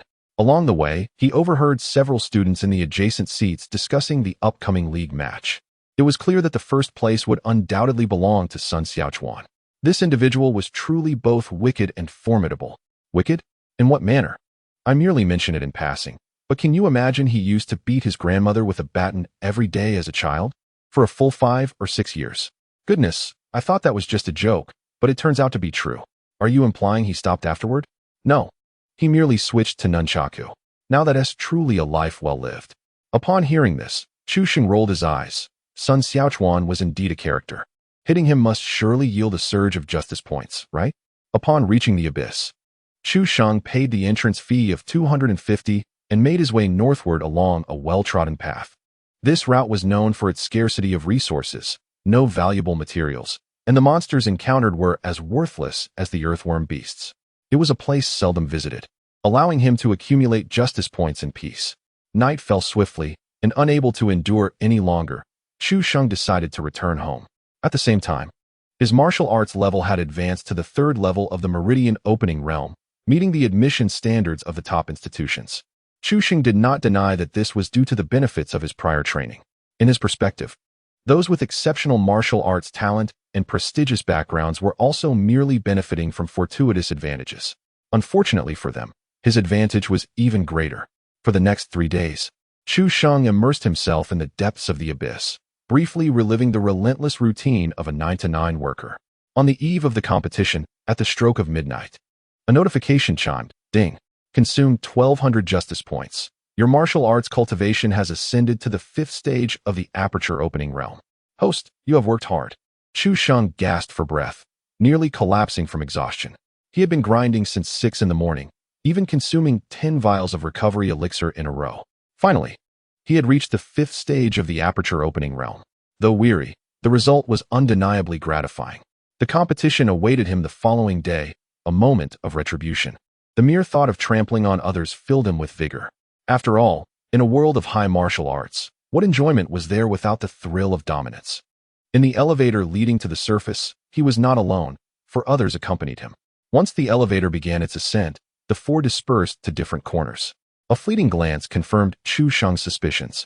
He had encountered this group thrice before, and such coincidences were hardly plausible. Moreover, the 4 had evidently been waiting by the elevator since early morning, boarding only after he arrived. Clearly, they were overly fixated on him. Chapter 11. The affliction of bullying the weak. Chu Sheng consistently returned from the northern plaza.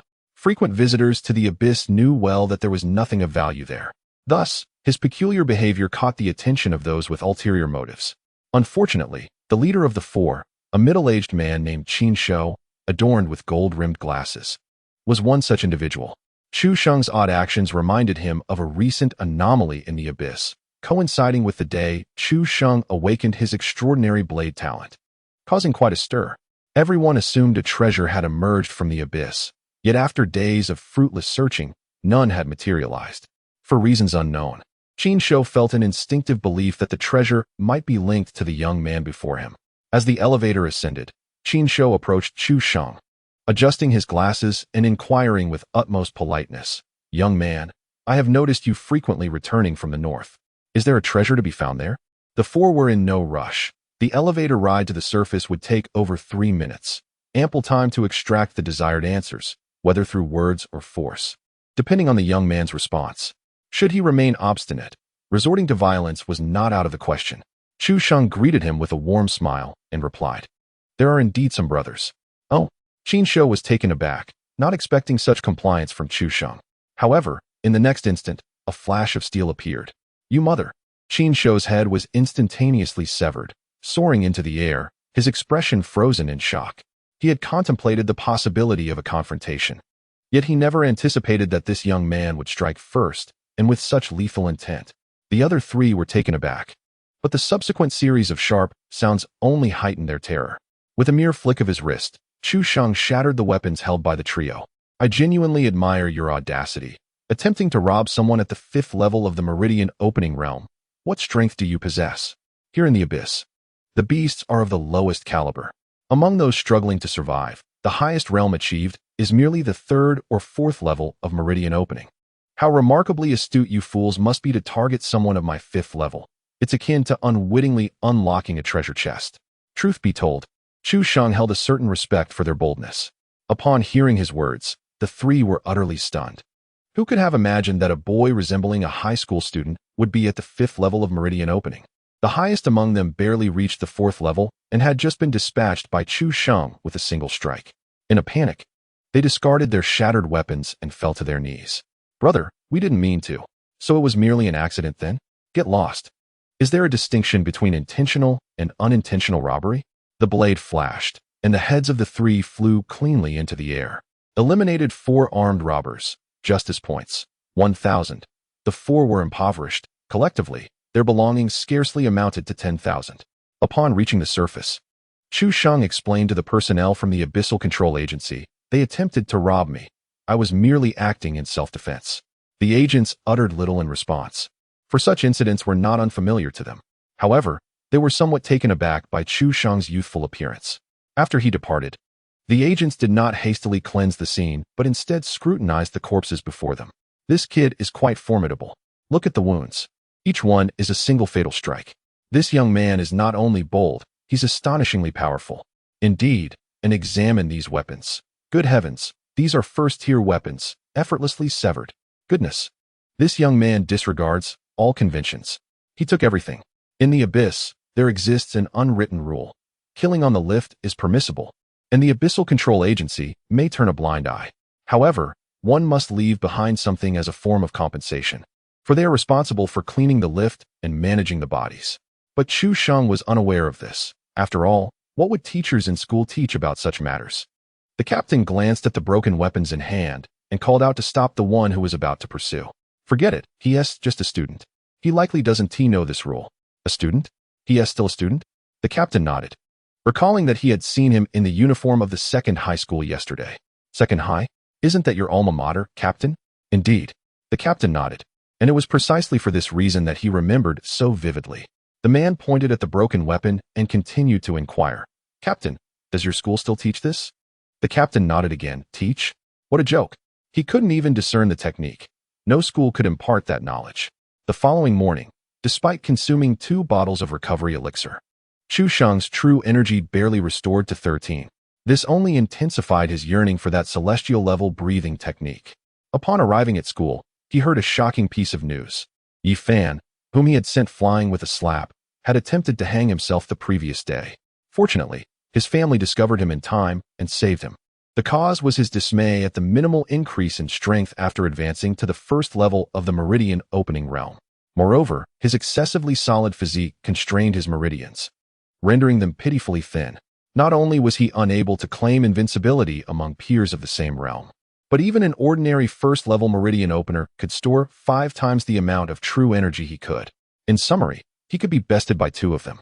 Unable to bear this reality, Yi Fan chose to take his own life.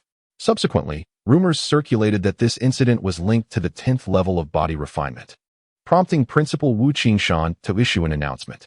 "The times are advancing. That which has been eliminated is merely dross. I urge everyone not to emulate such folly." Chu Sheng felt fortunate that he had asked a few more questions at that time.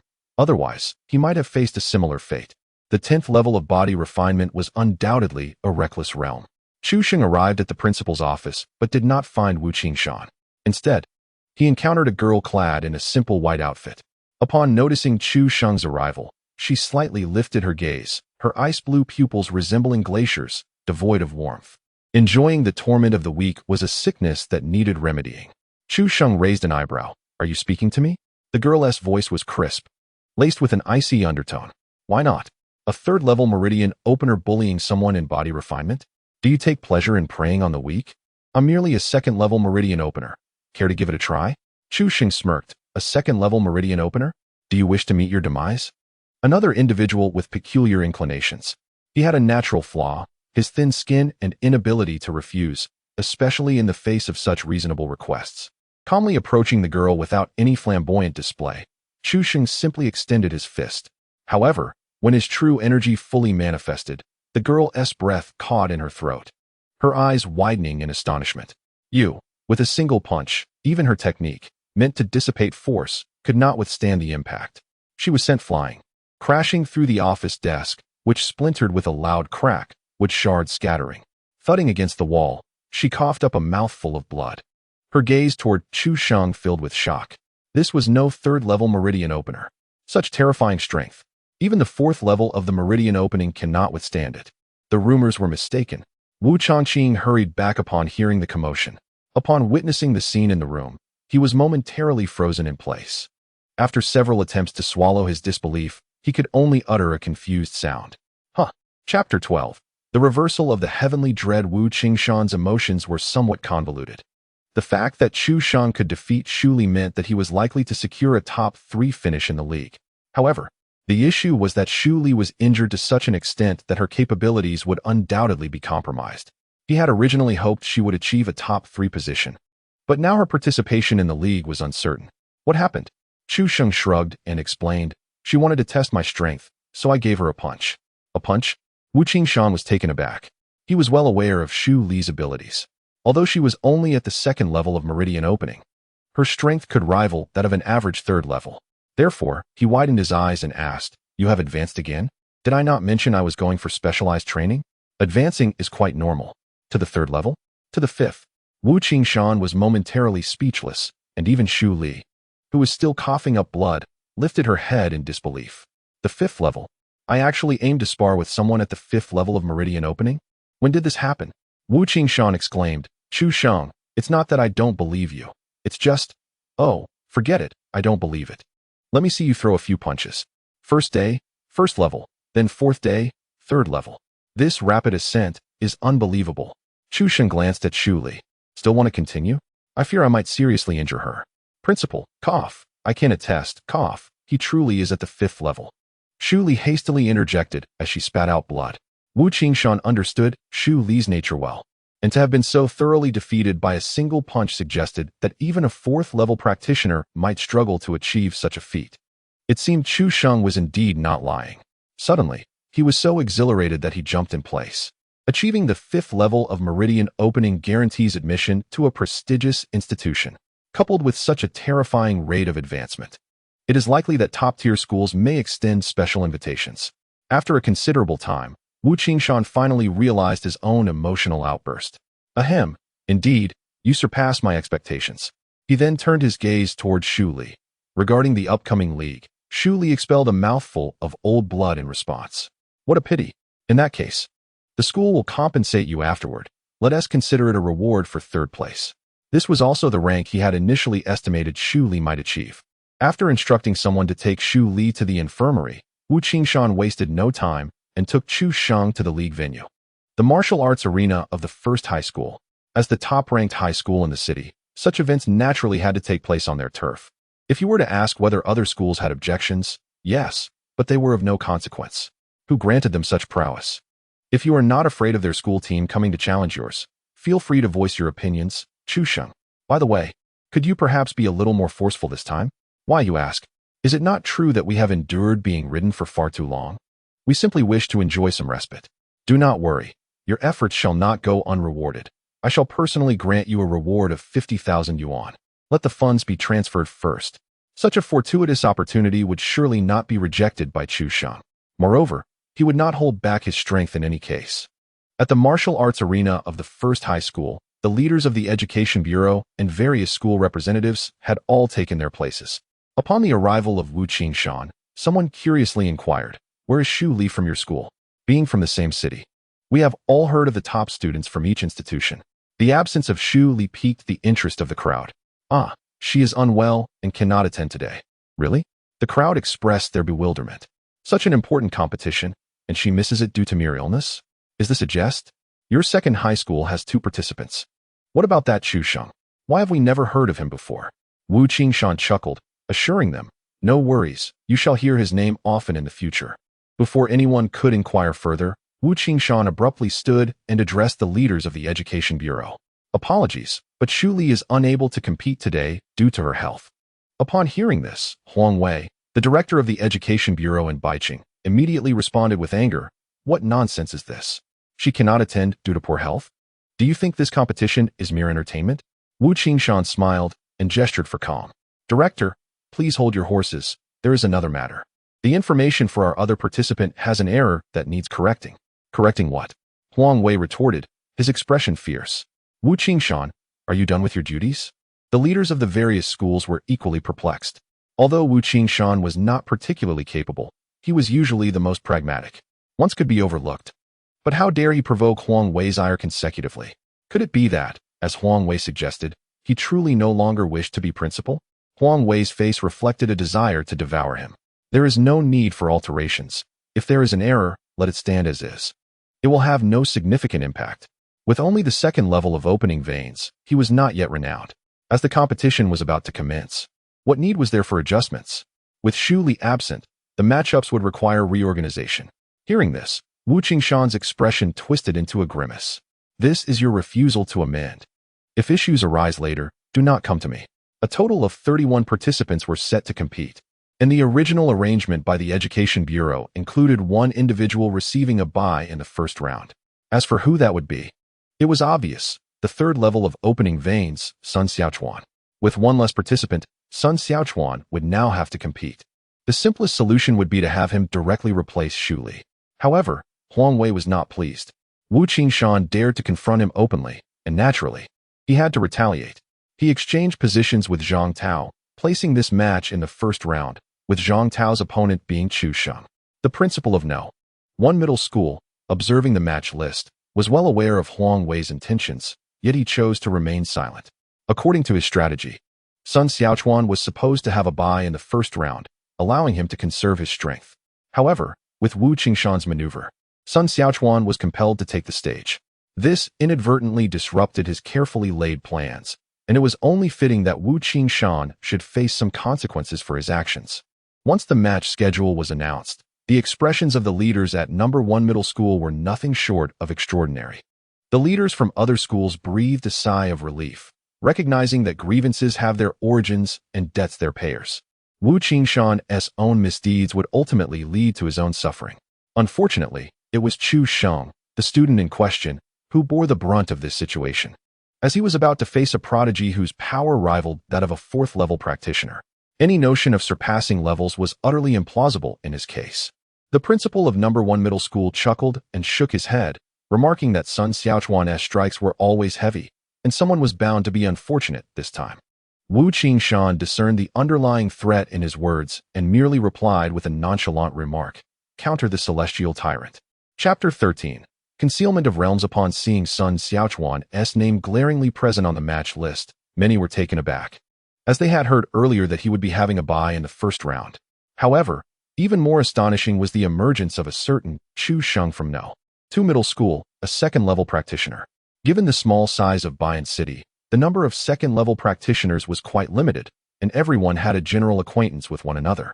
The sudden appearance of someone they had never heard of piqued their curiosity. Who is this Chu Sheng? Has he just recently ascended to the second level? They mused. Yet, he seemed rather unfortunate to be facing Sun Xiaochuan in the first round, which would likely lead to his swift elimination.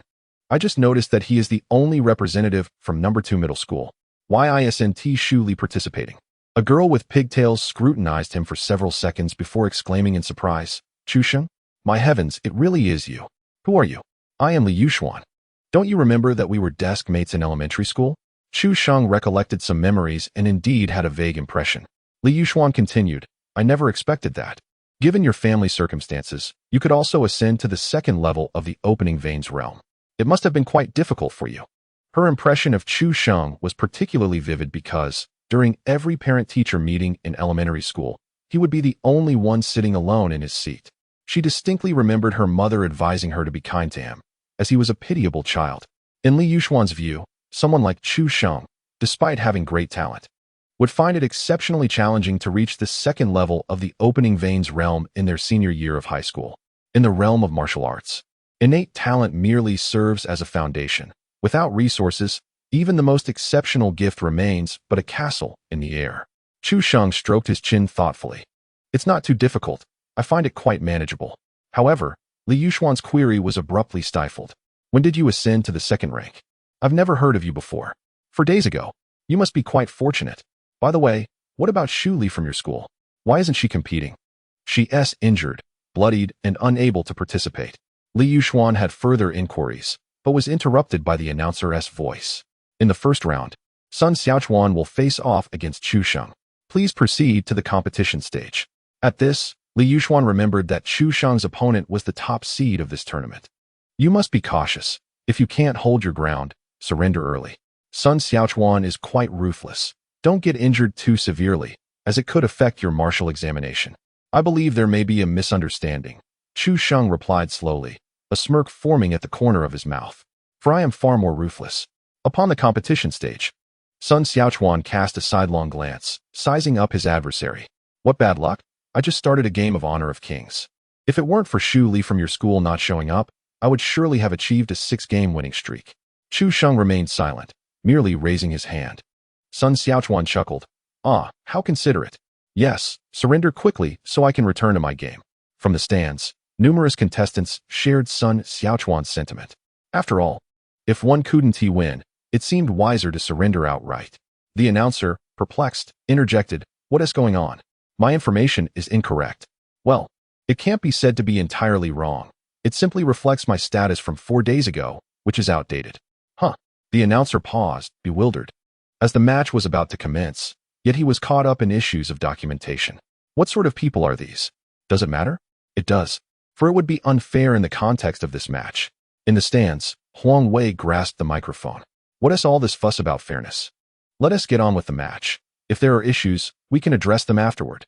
These are trivial matters, and there is no need to waste everyone's time.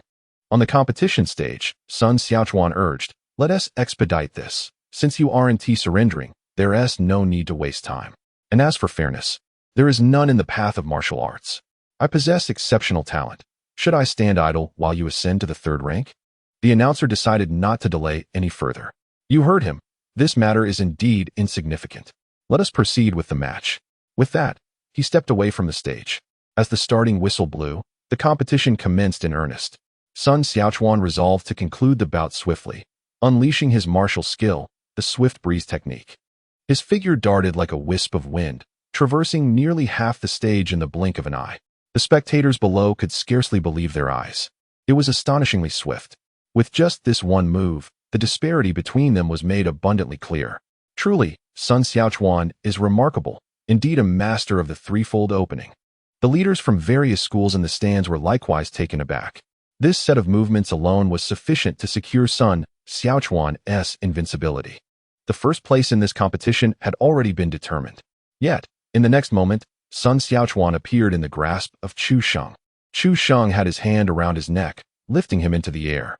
Thanks to the ultimate intent of the blade and the exceptional dynamic vision provided by his combat intuition, Sun Xiaochuan's so-called clear wind steps appeared to him as child's play.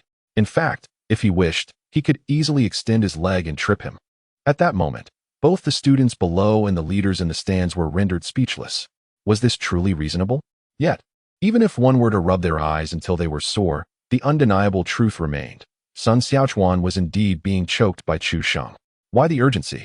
He was not even allowed to speak. My claim of unfairness was directed at you. As he spoke, Chu Sheng's breath could no longer be concealed. Everyone felt as if their throats were constricted, mouths agape, but unable to utter a sound. Fifth level of the opening realm. How could he possibly be at the 5th level of the opening realm? What kind of genius could emerge from Bian City? Li Yuxuan's breath quickened as she recalled what Chu Sheng had just said, having advanced to the 2nd level of the opening realm merely 4 days prior. This meant he had ascended 3 levels in just 4 days? On the martial stage, Sun Xiaochuan struggled desperately, yet with his feet off the ground. He could muster no more than half his strength. I heard you used nunchaku to hit your grandmother. That is quite inappropriate. Are you ready to receive my righteous iron fist? With a swift motion, he launched a punch, causing Sun Xiaochuan's back to arch immediately. Following that, the ripple fist rained down. The manifestation of the 5th level of the opening realm was vastly more formidable than that of the body refinement realm. Ultimately, the 6th layer of the ripple force was unleashed. Sun Xiaochuan crashed into the stands, his chest caved in, his ribs shattered. Punishing the wicked who have done wrong. Justice points 400. It is indeed about punishing the evildoers. It would take him a considerable amount of time in the abyss to earn even 400 justice points. Yet now, it was all accomplished by a single individual. However, in the midst of the profound silence, the principal of the first high school suddenly stood up. This match cannot be counted. He concealed his true realm. Chapter 14. The Lingxiao Thunder Lake Qi Control Technique. Utter nonsense. Wu Qingshan was the first to rise. Chu Sheng has never concealed his realm. Upon hearing this, everyone was left in stunned silence. It was their first time witnessing someone speak such blatant falsehoods with their eyes wide open. Claiming to be at the 2nd level while being at the 5th, what else could this be if not concealing one's realm? Huang Wei inquired, puzzled. Wu Qingshan. What do you mean by that? The literal meaning is that on the day of registration, Chu Sheng indeed had reached the 2nd stage of the meridian opening. As his words echoed, the minds of the crowd momentarily faltered in their comprehension. Huang Wei, in disbelief, inquired, so, are you implying that he ascended 3 stages in just 4 days? Precisely, Wu Qingshan asserted with conviction. Earlier, I intended to discuss amending his records with Chu Sheng, specifically to correct his current standing. Unfortunately, you did not afford us that opportunity. Therefore, the idea of concealing his true level is utterly absurd. The leaders from the first high school exchanged glances, with the principal exclaiming that it was simply impossible. Ascending 3 stages in 4 days was unheard of. Yet, Chu Sheng's prowess was plainly evident to all. Huang Wei waved his hand, his tone growing fervent. Ah, old Wu, why are you so agitated? I naturally believe you. However, with such a prodigy emerging from your school, it is only fitting that there be some repercussions for your secrecy. Tonight, I shall treat you. But you must pour yourself half a cup as penance. With such a talent surfacing from Bian City, he, as the director of education, certainly deserved credit. At that moment, he had little regard for the severely beaten Sun Xiaochuan. Establishing a good rapport with Wu Qingshan was paramount. Thus, the storm of skepticism dissipated. Chu Sheng calmly descended from the martial arts platform. Unlike when he ascended, now all eyes were solely upon him, filled with admiration and envy. The 5th stage of meridian opening undeniably signified a candidate for a top-tier academy. More importantly, if the claim of ascending 3 stages in just 4 days were true, elite institutions would undoubtedly seek to recruit him. Bian City had never before witnessed such an extraordinary exception. To the spectators, the subsequent matches seemed devoid of brilliance. In the following rounds, when it was Chu Sheng's turn, his opponents chose to concede outright. How could one contend against someone who surpassed them by 3 minor realms? Chu Sheng, may I add you on WeChat? Li Yuxuan approached Chu Sheng once more, her countenance adorned with a charming smile, unbeknownst to her heart's turmoil. I cannot. With a deep sigh, Li Yuxuan departed in disappointment. Meanwhile, in the southern estate of the Sun family, news of Sun Xiaochuan's defeat and severe injuries spread. After a brief moment of shock, the Sun family erupted in fury. With only 20 days until the college entrance examination, the possibility of full recovery was uncertain. Even if he did recover, his strength would inevitably be affected. Moreover, those 20 days would be rendered futile. Most crucially, there was that celestial breathing technique. How despicable of the thief to dare steal the technique we had prepared for Xiaochuan. Such audacity was truly infuriating. This was unacceptable, as we had exhausted half our family fortune to procure it through Huang Wei's assistance. It must not fall into another's hands. Rest assured, the breathing technique is only beneficial for Xiaochuan. For others, it would merely be a waste. With the impending college entrance examination, we could certainly exchange it for something more immediately impactful. Thus, Sun Zhanting, the father of Sun Xiaochuan, decisively proclaimed, "It appears we have no other recourse." Before long, noon arrived, marking the conclusion of the competition. Huang Wei commenced with a few formal remarks, followed by a round of encouragement for everyone present, leading into the award ceremony. As the first-place winner, Chu Xing not only received the heavenly grade breathing technique, but also the foundational rewards designated for the top 10 competitors. He was awarded 3 high-grade vitality pills alongside a mid-grade martial technique scroll of the terrestrial level. Bayan City is merely a level 5 base city. And for even those students from well-off families, the 3 high-grade vitality pills would serve as a significant boon. The mid-grade terrestrial martial technique, however, was of even greater value to the students. Many of the competitors had only managed to master martial techniques of the profound upper grade at best, while Chu Sheng's highest was merely of the profound mid-grade.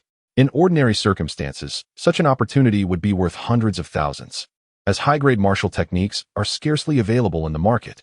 If everyone could learn the same techniques, where would our advantage lie? Chu Sheng recalled a term mentioned in the historical texts of his previous life, the martial canon dispersal. Before the establishment of the Great Xia Federation, this land was rife with aristocratic families and sections. Eventually, the leaders of these factions abandoned their self-interests and resolutely decided to sever their own wings. In a brief period, the noble families voluntarily dispersed their kin, and sects returned their disciples to their homes, an event historically labeled as the dispersal reform. While the families and sects were indeed dissolved, their martial arts and techniques remained firmly in the hands of certain individuals. At the inception of the Great Xia Federation, the government demanded the surrender of these martial techniques. However, they chose to incinerate them entirely, akin to pouring milk into the river, denying access to all. A mere century after the Federation's formation, the noble families and sects re-emerged with overwhelming force. After a millennium of development, they have penetrated every facet of the Federation. Chu Sheng even harbored suspicions that the so-called dispersal reform concealed ulterior motives, merely a narrative embellished by those in power. Nowadays, martial arts and techniques remain the most coveted assets among various factions. Below the terrestrial level, one might still procure them, but once one reaches that level, the notion of purchasing becomes but a dream. The mid-grade terrestrial martial technique awarded to the top 10 was procured through substantial financial investments and extensive connections, involving numerous local secondary schools in Bayan City. The restrictions are numerous. As for the heavenly grade breathing technique, it was the result of the Sun family's significant efforts, depleting half of their fortune to persuade Huang Wei to leverage his connections and acquire it from a premier institution. Cough, cough. Approaching Chu Sheng, Huang Wei cleared his throat twice. Chu Sheng, I am aware that you may not desire that breathing technique. Please feel free to express what you wish to exchange it for, and I shall do my utmost to accommodate your request. This artifact is specifically prepared for Sun Xiaochuan. With merely 20 days left until the college entrance examination, a person of sound mind would undoubtedly prefer to exchange it for other resources. Chu Sheng rolled his eyes. Who says I do not desire it? He came specifically for this breathing technique. After all, are you certain you wish to pursue this breathing method? Yet, it offers no assistance for the examination. Do not measure me by the standards of those inferior beings. Upon hearing this, Huang Wei's expression stiffened. It was not so much the tone of Chu Sheng, as a genius's demeanor often reflects such qualities. If there were a way to accommodate both parties, he would certainly prefer to do so. However, Chu Sheng's refusal left him with no alternative. While the Sun family holds some influence in Bayan City, as the director of the education department, he harbored no fear. After handing the scroll of the breathing technique to Chu Sheng, he did not forget to remind him, this item has a mere 1-month validity. Keep it safe and only unseal it after the examination concludes. Furthermore, it bears a mark. Only the first individual to open it can peruse its contents. Should an outsider attempt to access it, the scroll will self-destruct. There is no need for me to emphasize the importance of confidentiality. You understand the stakes. Chu Sheng nodded, then turned his gaze to the scroll. Spirit Sky Thunder Essence Breathing Technique Chapter 15. Level Earth Abyss Ordinary breathing techniques do not possess elemental distinctions, regardless of the color of the cat. The one that catches the mouse is a good cat. Thus, martial artists seldom concern themselves with the attributes of true energy, unless specific complementary techniques necessitate such considerations. However, from its very name, Spirit Sky Thunder Essence Breathing Technique undoubtedly relates to the thunder attribute. This does not imply it lacks strength. On the contrary, Thunder-based techniques possess an unparalleled lethality. The crux of the matter lies in its difficulty to practice. The thunder element is exceedingly rare, though one may employ the demon cores of thunder attribute beasts to aid in cultivation. Such cores can only be condensed from beasts of the third tier or higher, and thunder attribute beasts are considerably more formidable than their counterparts. A third-tier demon core's price typically exceeds 2 to 300,000. An ordinary individual simply cannot afford such an endeavor. Chu Sheng stroked his chin. With the system, he could indeed practice directly. However, the consumption of righteous points would likely multiply significantly. If all else fails, he would have to seek out Lao Deng to explode some gold coins. Wu Qingshan promised a reward of 2 million for entering a top-tier university, which amounts to merely 7 Thunder attribute demon cores. Subsequently, when it came time to select Earth-level martial techniques as the first place in the league, Chu Sheng was naturally the first to choose. He lacked no lethal techniques. Bolstered by the essence of the blade's ultimate intent, his wind blade technique could rival heavenly-level skills. However, he had yet to acquire any movement-based techniques. Chu Sheng scanned the martial technique scrolls and ultimately fixed his gaze on a movement technique named Purple Lightning Piercing Cloud. Having already selected a thunder-based breathing method, it was only fitting to choose an electrifying movement technique as well. Moreover, the combination of thunder and blade is nothing short of a match made in heaven, delivering a staggering blow of 999. As the league concluded, a throng of students gravitated towards Chu Sheng, not for any particular reason other than the desire to make his acquaintance. The prospect of establishing a connection with someone from a prestigious institution was simply too enticing. It would certainly elevate their status when boasting to others. However, Chu Sheng held little interest in such superficial relationships. While companionship is valuable, he had no need for burdensome associations. These individuals, let alone keeping pace with him, would struggle to even catch a glimpse of his taillights. There was no necessity to entangle himself with them. He had no inclination to play the role of a caretaker, cold and aloof. This was the unanimous perception of Chu Sheng among the masses. He disregarded the crowd surrounding him and proceeded directly to the observation platform. At that moment, Wu Qingshan was still posturing, his mouth almost cramping from the effort. Upon noticing Chu Sheng's approach, he intended to introduce him further. Old Deng has matters to attend to. Very well. Wu Qingshan was taken aback, then quickly rose to his feet. In his eyes, Chu Sheng was no longer merely a student. He was the cornerstone of their second high school. On their way back to school, Chu Sheng broached the topic of wanting to receive his rewards in advance. Without a moment's hesitation, Wu Qingshan decisively agreed, promising to have the finance department transfer the funds as soon as they returned to school. He didn't even inquire about the purpose of the money. Was it necessary? What a genius wished to do was beyond the purview of ordinary individuals. Furthermore, Chu Sheng's actions provided him with a sense of reassurance. Since he had already taken the school's money, it was unlikely that he would be swayed to the other side. As the two returned to the school just in time for class, the atmosphere was tense. With the impending college entrance examinations, one would think they would sharpen their skills rather than dawdle. Look at Chu Sheng. He has already advanced to the second layer of meridian opening, while you all remain at the second layer of body refinement. I feel embarrassed for you. Wang Yingwu was leading the charge towards the martial arts classroom. Today, it wasn't merely about language and mathematics. Even the history teacher, who wished to avoid conflict, received a punch from him. He was irritable and eager to vent his frustrations. What has gotten into the parrot? For consecutive periods of physical education, are they trying to wear us out? Could it be a heartbreak? But let's be real. He has never been in a relationship. You all are unaware, but not long ago, the city launched a crackdown, shutting down over 10 illicit establishments. This is a classic case of pent-up frustration. Haven't you noticed the increase in blemishes on his face? Suddenly, Wang Yingwu, leading the group, came to a halt. Principal. Wu Qingshan smiled and nodded, appreciating the enthusiasm. Has the league concluded? How did Chu Sheng fare? Well, he performed admirably, securing first place. At this revelation, Wang Yingwu was momentarily rendered speechless. First place? Chu Sheng achieved first place? The majority of the students from Class 4 were oblivious to the league's significance. Appearing quite bewildered, they had assumed it was merely an ordinary competition. Wu Qingshan continued, moreover, allow me to correct you. Chu Sheng is now at the 5th level of meridian opening. Subsequently, the two departed side by side, leaving the members of Class 4 in a state of disarray amidst the wind. The principal had no need to deceive them. Thus it was true that Chu Sheng had indeed surpassed them by an entire major realm. Gazing at Chu Sheng's retreating figure, their expressions were a complex tapestry of emotions, predominantly envy and regret. They envied Chu Sheng's formidable strength while lamenting their failure to cultivate a favorable relationship with him.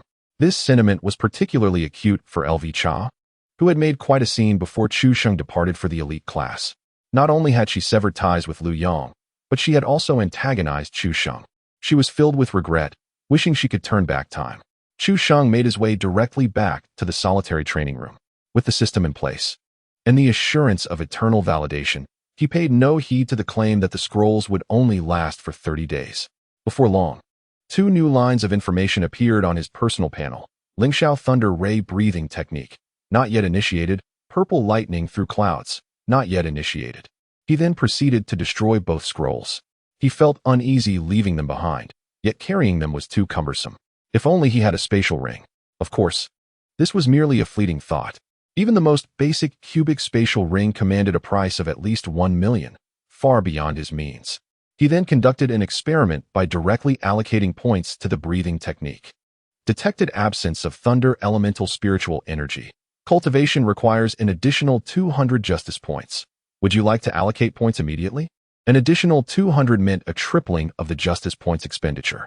The cultivation of techniques consumed significantly more time than martial skills, especially considering it was a mid-grade heavenly technique. Chu Sheng estimated it would require at least 3,000 to 4,000 justice points to reach full mastery, tripling that would amount to over 10,000. He certainly could not afford to squander such an abundance of justice points. He intended to break through to the 3rd stage of the Qi-Si realm before the college entrance examination to assert his dominance in the testing arena. Upon receiving 2 million, Chu Sheng immediately rushed to the warrior's store, purchasing 7 third-tier Thunder Attribute Demon Cores. He expended all 600 justice points obtained from Sun Xiaochuan and consumed 1 Thunder Attribute Demon Core. The Lingxiao Thunder Ray Breathing Technique was elevated to proficiency. Once he fully absorbed the benefits of his point allocation, he promptly began to circulate his energy as instructed by the breathing technique. In an instant, the surrounding air crackled with faint hissing sounds. Although the quantity of spiritual energy inhaled was somewhat inferior to the 100 forging breathing technique, its quality surpassed it by a considerable margin. In summation, the two were at least 3 times apart in efficacy. This meant that even if his vital energy were depleted, he would only require 7 to 8 hours to recover. However, this was merely at the level of proficiency. The time required would drastically shorten as he progressed to minor success, major success, and ultimately perfection. At that point, his strength would experience a qualitative leap. The Northern Abyss no longer sufficed for his aspirations. A low-tier demon beast grants merely 2 points of justice, and one might fear it will take an eternity to accumulate more. He intends to venture into the western part of the city, to the designated Abyss of Levels, where first-tier demon beasts are known to dwell, undoubtedly yielding a higher justice score. Chapter 16. What else with the sudden wind? Special recruitment? Which academy? Chu Sheng initially planned to discuss his leave of absence with Wu Qingshan, but was informed that several top-tier academies of the Great Xia had specifically called to request his special recruitment. Which ones? Little Chu, you surely underestimate yourself. The 5 premier academies of Great Xia had all reached out. Though a 5-fold pulse opening does not meet the special recruitment criteria, ascending 3 levels in just 4 days is nothing short of extraordinary, especially accomplished with scant resources. Such exceptional talent foretells an immeasurable future potential. Thus, the moment the elite academies received Chu Sheng's profile, they swiftly decided to offer him a special recruitment opportunity. In the coming days, consider what conditions you might propose. Be bold, for the caliber of these top-tier academies is not to be trifled with. After hanging up the phone, Chu Sheng found himself somewhat dazed. He had initially hoped to gain admission to a prestigious academy, but now it seemed he had underestimated the situation. He must contemplate these conditions carefully. As for his expedition to the Abyss, he still needed to proceed. It would also serve to bolster his bargaining power. The following morning, at the western Abyss of Levels in Bayan City, Chu Sheng's appearance as a high school student was particularly conspicuous. This abyss was home to first-tier demon beasts, and typically, high school students, who are mostly at the body refinement stage, would not dare to confront such beasts, even the most elite among them barely reaching pulse opening. It was rare for any high school student to venture here. On the lift, many cast curious glances at Chu Sheng. Which family's young lad is this? So bold at such a tender age, doesn't his family fear for his safety? Ah, a genius. Of course, a genius fears neither heaven nor earth. They are blissfully unaware of the world's perils, destined to learn a hard lesson. Finding their remarks irksome, Chu Sheng furrowed his brow and spoke with notable politeness. Excuse me, would you mind keeping it down? As he spoke, he no longer concealed his aura, which was far more potent than the average five-fold pulse opening. Polite reprimand of their baseless speculations, justice points. 200. The lift fell into an immediate silence, particularly affecting the young man who had jested about genius. A five-fold pulse opening at such a young age. What else could he be but a genius? What a slap in the face. In the entire lift, aside from Chu Sheng, the highest-ranking individual was an elderly man at the seven-fold pulse level, who, nearing 70, displayed evident signs of vitality decline. Observing the disgruntled expressions of those around him, the elder cleared his throat and shook his head. In a tone imbued with earnestness, he admonished, "Young man, do not be overly impetuous. We only wish for your well-being." Chu Sheng cast a sidelong glance at him. "Old Bai, when I told you to be silent, I did not include you, did I?" With a blade in hand, Chu Sheng felt an unwavering confidence. As a fellow practitioner of the opening meridian realm, he harbored no fear of anyone. The elder, incensed by his words, lifted his long sword, only to hear a resounding clang. The crowd scarcely comprehended the unfolding event as the sword shattered into two segments. The sound of the severed blade clattering onto the platform was distinctly crisp.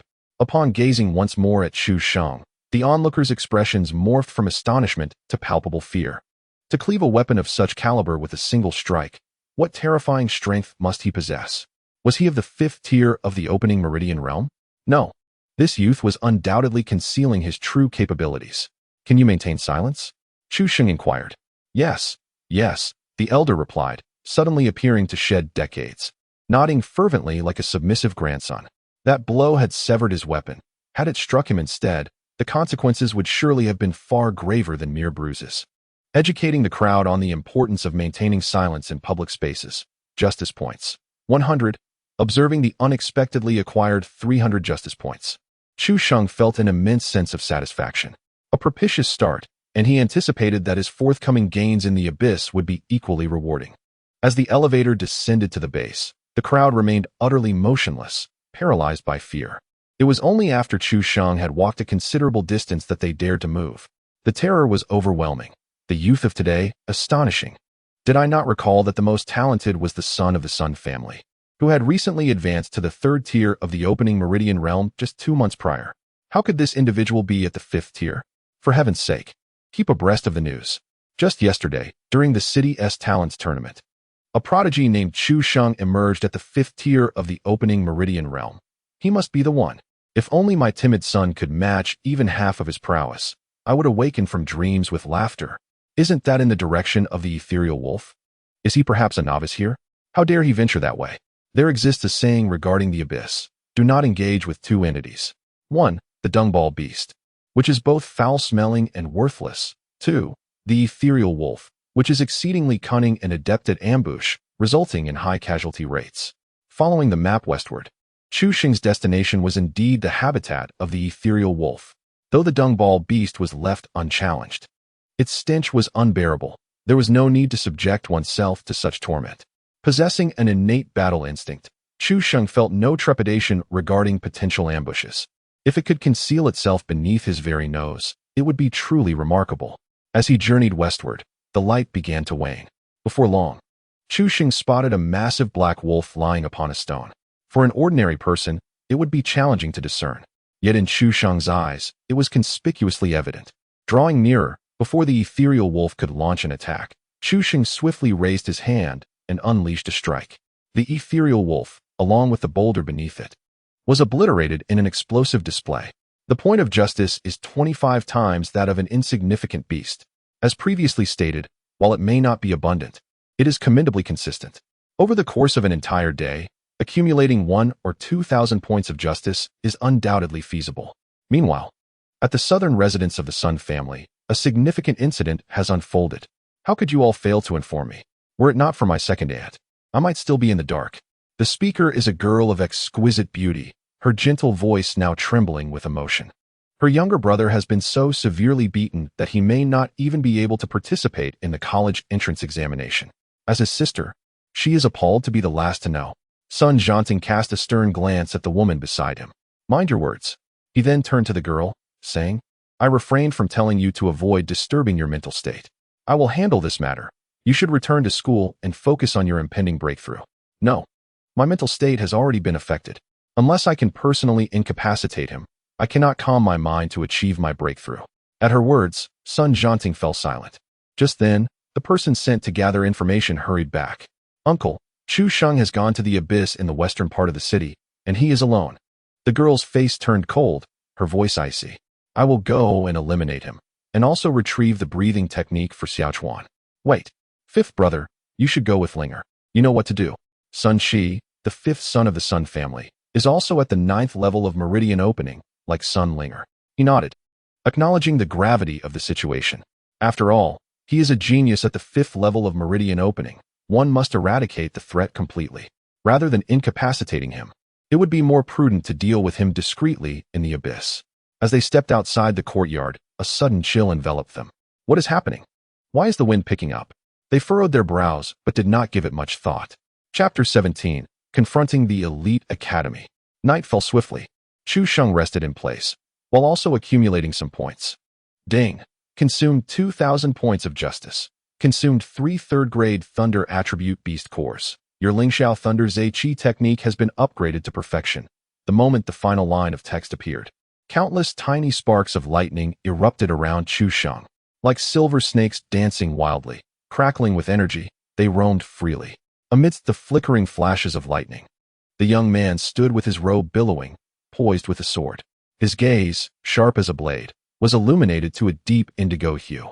Within his pupils, 2 figures were reflected. Chu Sheng looked toward the approaching duo, one male and one female. The man maintained an indifferent expression, while the girl's countenance was chillingly cold. When did I offend her?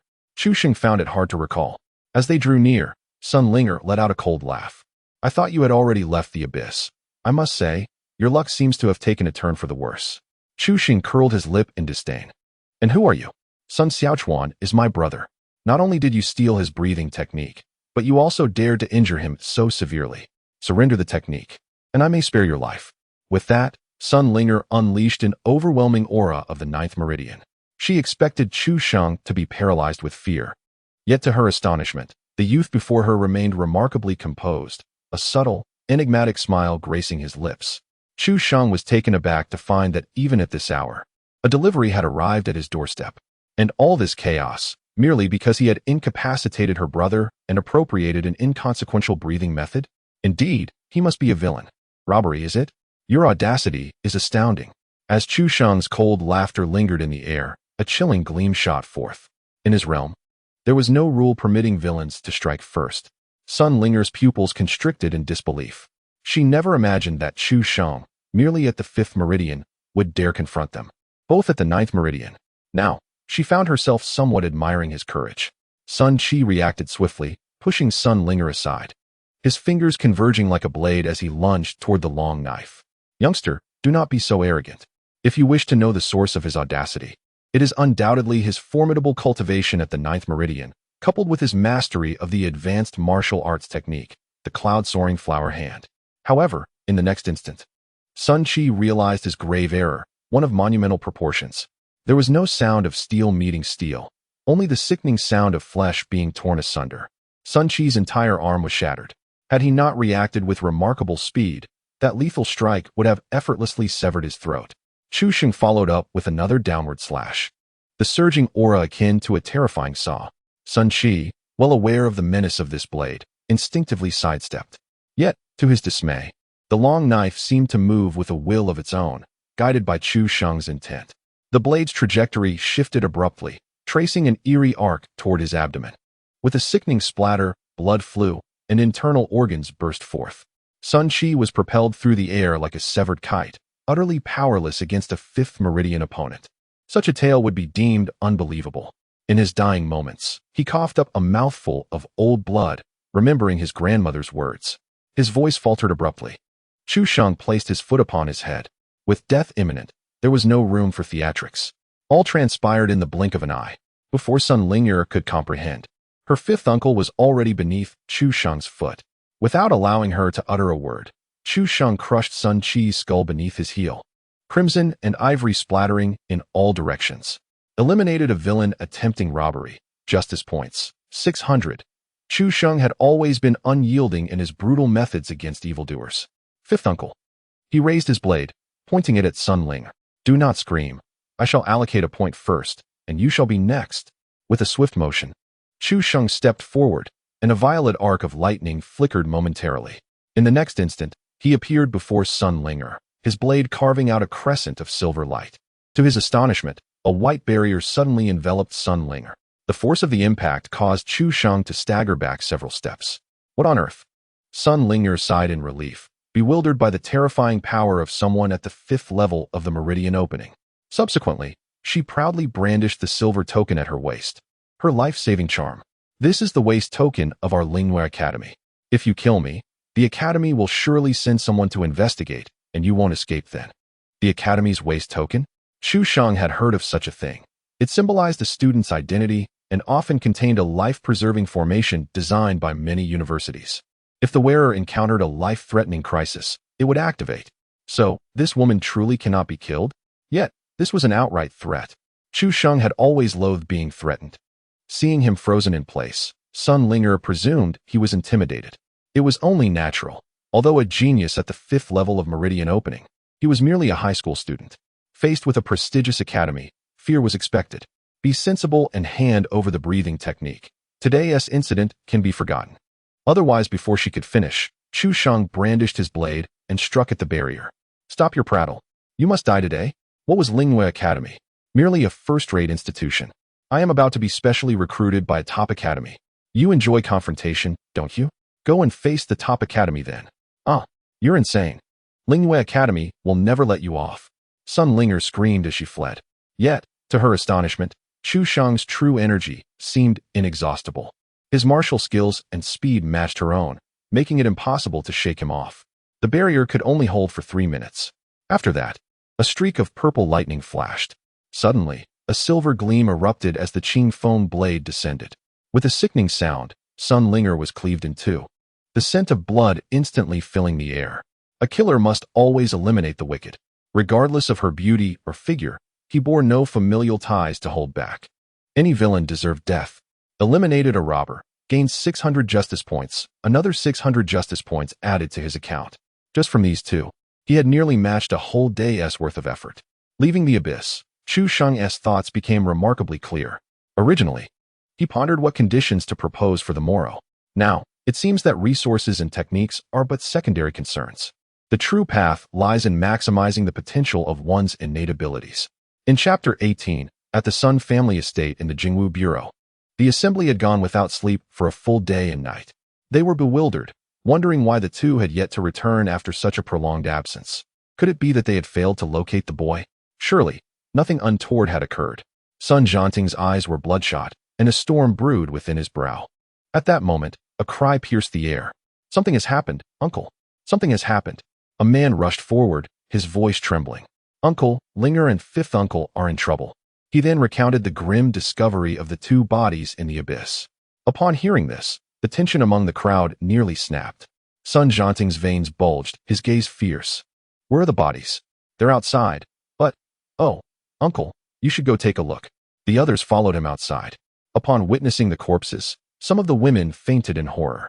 One body had been cleaved in half, while the other had a crushed skull. Both were mutilated, bearing the marks of savage beasts. They were utterly unrecognizable as human. Who did this? Although Sun Jianting had a growing suspicion, disbelief lingered. It must be Chu Sheng. Their remains were found within the territory of the Eerie Wolves, and he had ventured there alone just the day before. At this revelation, Sun Jianting spat a mouthful of blood. The others seethed with rage, cursing, beast. Though it was the Sun family who first harbored intentions against Chu Sheng, they felt no remorse. On the contrary, the audacity of Chu Sheng to slay members of the Sun family was an unforgivable crime. Bring him here. I want him captured. With a son incapacitated and a daughter and brother brutally slain, Sun Jianting lost all reason. The Sun family quickly intervened. Jianting, do not act rashly. This is the city. Even if we wish to take action, We cannot do so openly. Yes, brother, there will be opportunities for vengeance. We can at least wait until nightfall. That boy is surely hiding in the academy. We cannot just storm the school. At this, Sun Jianting regained some composure. The Sun family indeed wielded considerable influence in Bian City. However, given the urban setting, creating a scene would be unwise, as many eyes were upon them. Subsequently, the Sun family convened to deliberate. Let us report to the Wind-Chasing Hall and request their assistance in apprehending him. We can later leverage our connections to bring him to justice. That won't work. Wu Qingshan has some influence in the city. And given that beast is already at the 5th stage of Meridian opening, a promising student of a prestigious academy, the Wind-Chasing Hall will not act without solid evidence. Then we shall wait. Wait until that boy descends into the abyss. He is not a fool. After taking the lives of the Sun family members, would he still dare to descend into the abyss? What shall we do? This matter cannot be delayed, for the college entrance examination is fast approaching. If he were to gain admission to a prestigious institution, we might find ourselves bereft of any opportunity to act. Ultimately, Sun Jianting conceived a plan. Indeed, we cannot apprehend him, but there is someone we can capture. The Lingyue Academy. As a premier institution that has stood tall in the Great Xia for centuries, Lingyue Academy wields immense power. To seize a murderer of their students, particularly one who is an orphan without connections, is merely a matter of a flick of the finger. In fact, even without his phone call, Lingyue Academy had already intended to dispatch personnel to Bian City to ascertain the situation. The activation of the life-saving talisman, coupled with the inability to contact Sun Ling'er, undoubtedly indicated that this student had likely encountered misfortune. Lingyue Academy. Dead. How could Ling'er possibly be dead? Upon hearing the news of Sun Ling'er's demise, her mentor, Wang Lian, felt her heart plummet. However, what eluded her comprehension was how a simple visit home to see her brother could result in such a tragic fate. After learning that Sun Ling'er had merely sought justice for her brother, only to be brutally murdered, Wang Lian's fury boiled over, leading her to overturn the table before her. In this remote and impoverished area, such lawless brutes abound. What a world of unrestrained savagery. Sun Ling'er was her most cherished student. On the verge of advancing to the 3rd tier of the Qi realm, she could not allow this to pass so easily. Wang Lian understood that the situation was undoubtedly more complex than Sun Jianting had portrayed. Nevertheless, the fact remained that Sun Ling'er was dead. The specifics of the incident were inconsequential. The perpetrator must perish. Not even Jesus could save him. After reporting the incident, the academy took it very seriously. With the college entrance examination recruitment period imminent, such an incident would be a direct affront to Lingyue Academy. It was imperative to impose severe punishment and seek justice for the students. Moreover, they planned to publicize the matter to demonstrate their commitment to student welfare. After meeting with the investigators appointed by the academy, Wang Lian set off immediately for Bian City. Upon hearing the news, the Sun family felt a profound sense of relief. By nightfall at the latest, personnel from Lingyue Academy would arrive, and that would spell the end for Chu Sheng. A genius? What of it? He would still meet his demise. Meanwhile, in the principal's office of Bian No. 2 High School, there were 5 top academies in the Great Xia, and at this moment, representatives from 4 had already arrived. Only Longwu University remained, hindered by the distance and expected to arrive by noon. Unlike their earlier enthusiasm, their faces now bore traces of worry, for the conditions proposed by Chu Sheng were exceedingly bizarre. He had declared that he would forego resources, techniques, and even the most direct currency from the Federation. His exact words were as follows: I am inherently intolerant of any form of injustice, possessing an unwavering resolve to apprehend wrongdoers. Thus, I have but one request. Assist me in gaining entry to the Jingwu Bureau. The Kaifentang primarily deals with cases involving ordinary individuals or lower-tier martial artists, matters devoid of promise and lacking in righteousness. The Jingwu Bureau, on the other hand, is tasked with addressing crimes committed by high-ranking martial artists, eradicating demonic beasts that emerge from the abyss, and confronting the kin of extraterrestrial entities. However, the prerequisites for entry are exceedingly stringent. One must graduate from a prestigious academy, attain a cultivation level of Qi realm, possess an unblemished background, and additionally, have 5 years of work experience at Kaifentang. For Chu Sheng, entering now is utterly impossible, and he lacks the patience to wait for 5 years. Even the specially recruited personnel, who have contemplated countless scenarios, were taken aback by the audacity of Chu Sheng's request. across the vast realm of Daxia. Such a peculiar individual has seldom been encountered. They are an academy, not a government. Although the Jingwu Bureau wields limited power, its management is notoriously stringent, with rules that are rigorously enforced. Inspections from higher authorities occur with regularity, and their attempts to intervene are akin to scaling a formidable mountain. Wang He, the head of Jingwu University, spoke up.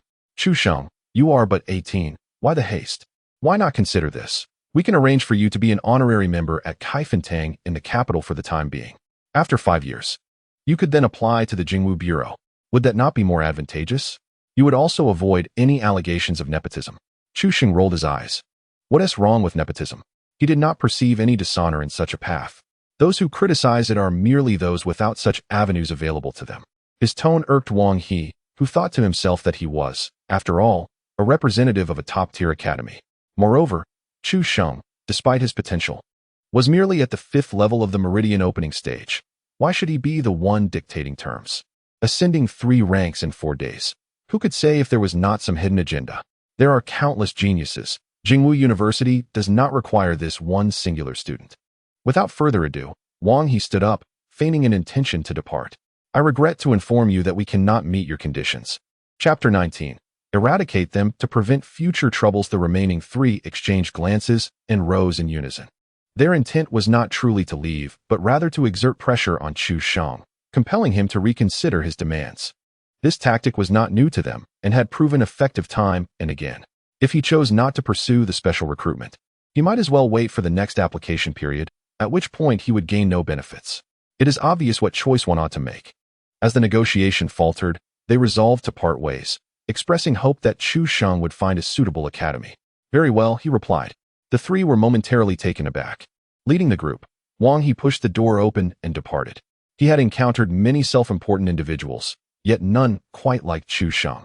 Such a student was better left unattended. The remaining 3 followed suit, but after leaving the second high school, they did not exit Bian City. They believed Chu Sheng merely hoped that the last Dragon Martial Academy would acquiesce to his demands. Was that even a possibility?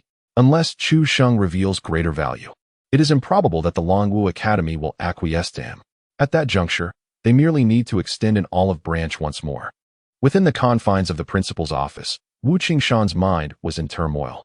All 4 families had reached an impasse. What conditions had Chu Sheng proposed? Surely he did not intend to assume the role of principal? However, upon hearing Chu Sheng's words, Wu Qingshan conceded that his imagination was still insufficiently expansive. Perhaps he had not indulged in enough novels. His ideas were indeed remarkably fanciful. The Jingwu Bureau was notoriously stringent, and the federal government had always held this department in high regard. It was no simple task to place someone within its ranks. Thus, I pondered attempting this. Do not entertain such thoughts. Your current display of talent does not warrant such extensive efforts from them. Perhaps propose an alternative condition, and I shall make further inquiries. There is yet another entity. The talent displayed is insufficient? This thought indeed reminded Chu Sheng. Then I shall reveal more of my abilities when the time comes. At noon, the special recruitment personnel of Longwu Academy arrived. A composed middle-aged man, Long Liang, entered. Unlike the previous 4, Long Liang did not depart after hearing Chu Sheng's conditions. Instead, he candidly remarked, with your talent, you are not yet deserving of our efforts. The 4th realm of the opening veins, threefold, does not necessarily imply that you can achieve the same in the Qi realm, or even reach threefold in 4 months. Chu Sheng nodded, and at that moment, countless bolts of lightning surged around him. And now, Long Liang's expression transformed instantaneously after a brief moment of shock. He recalled the recent acquisition of a breathing technique noted in Chu Sheng's dossier from the League. Have you reached minor completion? Major completion. At these words, Long Liang's breath intensified. Achieving major completion of a heavenly level breathing technique in just 3 days was far more formidable than ascending 3 minor realms in 4 days. The latter could be described as a gradual accumulation of profound depth, yet the former was an undeniable manifestation of unparalleled talent. Is this sufficient now? If not, I have more. That is quite enough. Long Liang exclaimed in astonishment, gazing at Chu Sheng. What did you say? More? Chu Sheng nodded, but since it was sufficient, he believed there was no need for further display. One must retain some trump cards, after all. He held contempt for the notion of feigning weakness and hiding one's true capabilities. In the realm of martial arts, The principle is one of striving for supremacy. Why not attempt to end one's life to see if one could return? As for being coveted by others, with his trump cards, what was there to fear? If pressed, he could simply unveil past experiences and confront them directly. What could a transcendent master withstand? Long Liang, displaying great understanding, nodded in agreement, recognizing the wisdom in this perspective. Initially, he had presumed that arriving so late might mean that Chu Sheng had already been recruited by another.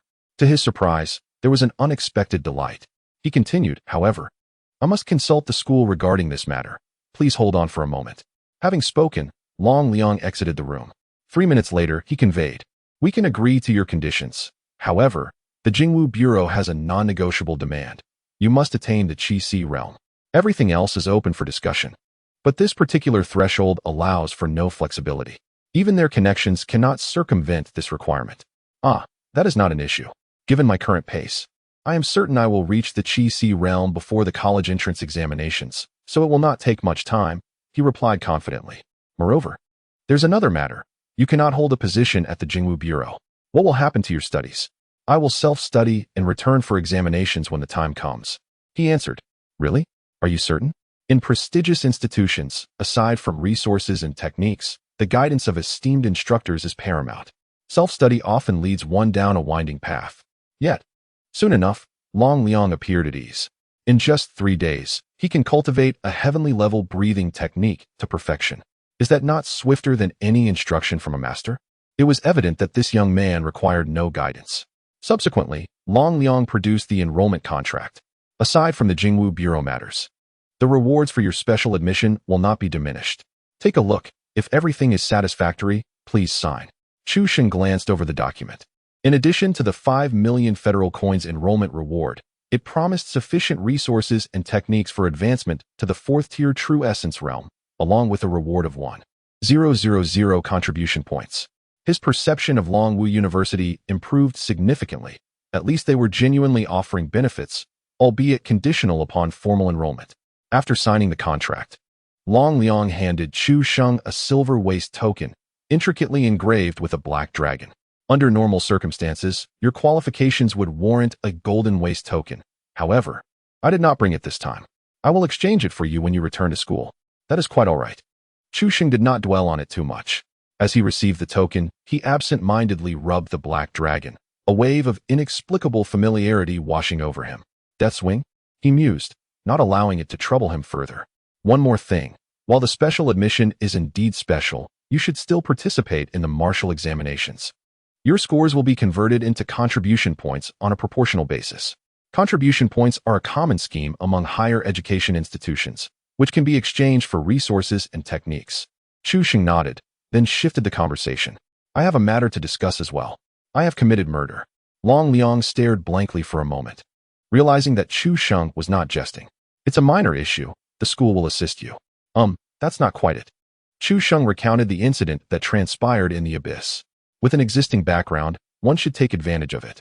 Upon learning the details, Long Liang was incensed. Damn them. Internal strife is ever present, regardless of the time. Do not concern yourself with Lingyue Academy. The school will deal with them. Does a mere first-rate institution dare to challenge us? Regarding the Sun family, Long Liang hesitated for a moment. This matter does not involve them, but they certainly will not let you off so easily. It could potentially turn against you. Therefore, I will eliminate them for you to prevent future troubles. Chapter 20. More talented than Chu Sheng. Noticing the slight astonishment in Chu Sheng's gaze, Long Liang waved his hand. I am not usually like this. I got a bit carried away. As for the Sun family's affairs, I plan to handle them myself. I merely wish for your assistance in dealing with Lingyue Academy and to buy some time. How long? Until the end of the college entrance examination. Long Liang was momentarily taken aback. Until the end of the examination? That is merely 20 days away. His implication was clear. After 20 days, there would be no need to fear the Sun family. How weak could they possibly be? No problem. Long Liang readily agreed. After he departed, it wasn't long before the news of Chu Sheng's special recruitment by Longwu Academy spread throughout the school. The elite class remained unfazed. They were not particularly familiar with Chu Sheng, only knowing he was formidable and had been preoccupied with fighting on several occasions. First, he dealt with Qin Feng and his 3 lackeys, then with Yi Fan. Later, they also heard that he had beaten up Xu Li. Having such a person recruited ahead of time was beneficial, as it spared them from potential future confrontations. However, the most astounded were the members of Class 4. Initially, they had compared Chu Sheng's entrance into the elite class to being specially recruited. Their emotions were already complex. Now, he had indeed been specially recruited by the most prestigious academy in the Great Xia. Who could they turn to for an explanation? They had heard tales of underdogs rising to greatness, but this was an unprecedented leap. Infuriating. In a dark corner of the school, Lin Chuan writhed in frustration. After 2.5 years of playing the fool, he was on the verge of making a name for himself, only to be beaten like a pig in front of so many witnesses. After the elite class selection competition, Lin Chuan doubled his efforts in training, hoping one day to regain his dignity from Chu Sheng. Yet, he now found that he could hardly see the tail lights of his rival. What? Special recruitment by Longwu Academy. Sun Jianting nearly collapsed upon hearing the news. With Longwu Academy as a backing, would he still have a chance for revenge? The thought of Sun Linger and Sun Qi's grim fates made his heart bleed. Such a deep-seated vendetta must be avenged. For this, he was willing to wager his own life. However, just as he resolved that he would eliminate Chu Sheng, even if it meant facing consequences from Longwu Academy, Long Liang had already arrived above the Sun family. His voice thundered like a storm. I won't waste words. If Chu Sheng loses even a single hair before the college entrance examination, your entire family will suffer the consequences. Remember, it's your entire family. I have already obtained the files on your family from the wind-catching hall. None of you will escape. Subsequently, Long Liang's aura surged dramatically, exuding a disquieting sense of oppression. My words do not represent the Dragon Martial Academy, but rather the illustrious Long family of Dongyun Prefecture. As his voice faded, Long Liang soared away, and the terrifying pressure vanished. Those from the Sun family, devoid of any cultivation, instantly collapsed to the ground, drenched in sweat. Sun Jianting was also compelled to abandon his vengeful thoughts. While the Dragon Martial Academy might be reasonable, the formidable Long family behind it certainly would not be. Such a colossal entity could effortlessly deal with the insignificant Sun family. In fact, it would not even require their direct intervention. Merely hinting at their intentions would prompt a throng of individuals eager to assist them.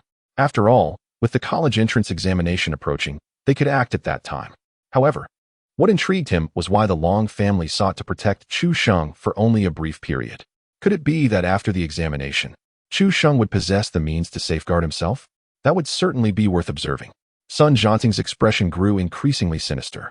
In the courtyard, an 8-year-old child wiped his nose and pouted. The Long family is quite impressive, isn't it? His father instantly slapped him. Is your brain filled with nonsense? Tell me, what is the surname of our first leader of the Great Xia Federation? The child furrowed his brow. Is it Chu? His father slapped him again. It's not Chu, it's Long. Now tell me, what is the surname of the second leader?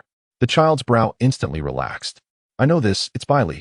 Just as a hint of satisfaction appeared on his father's face, the child continued, like Bai Li Shouyue, traveling 100 miles through the long night, forever keeping a promise. You hit me twice today, so I should be allowed to play 2 hours of games, right?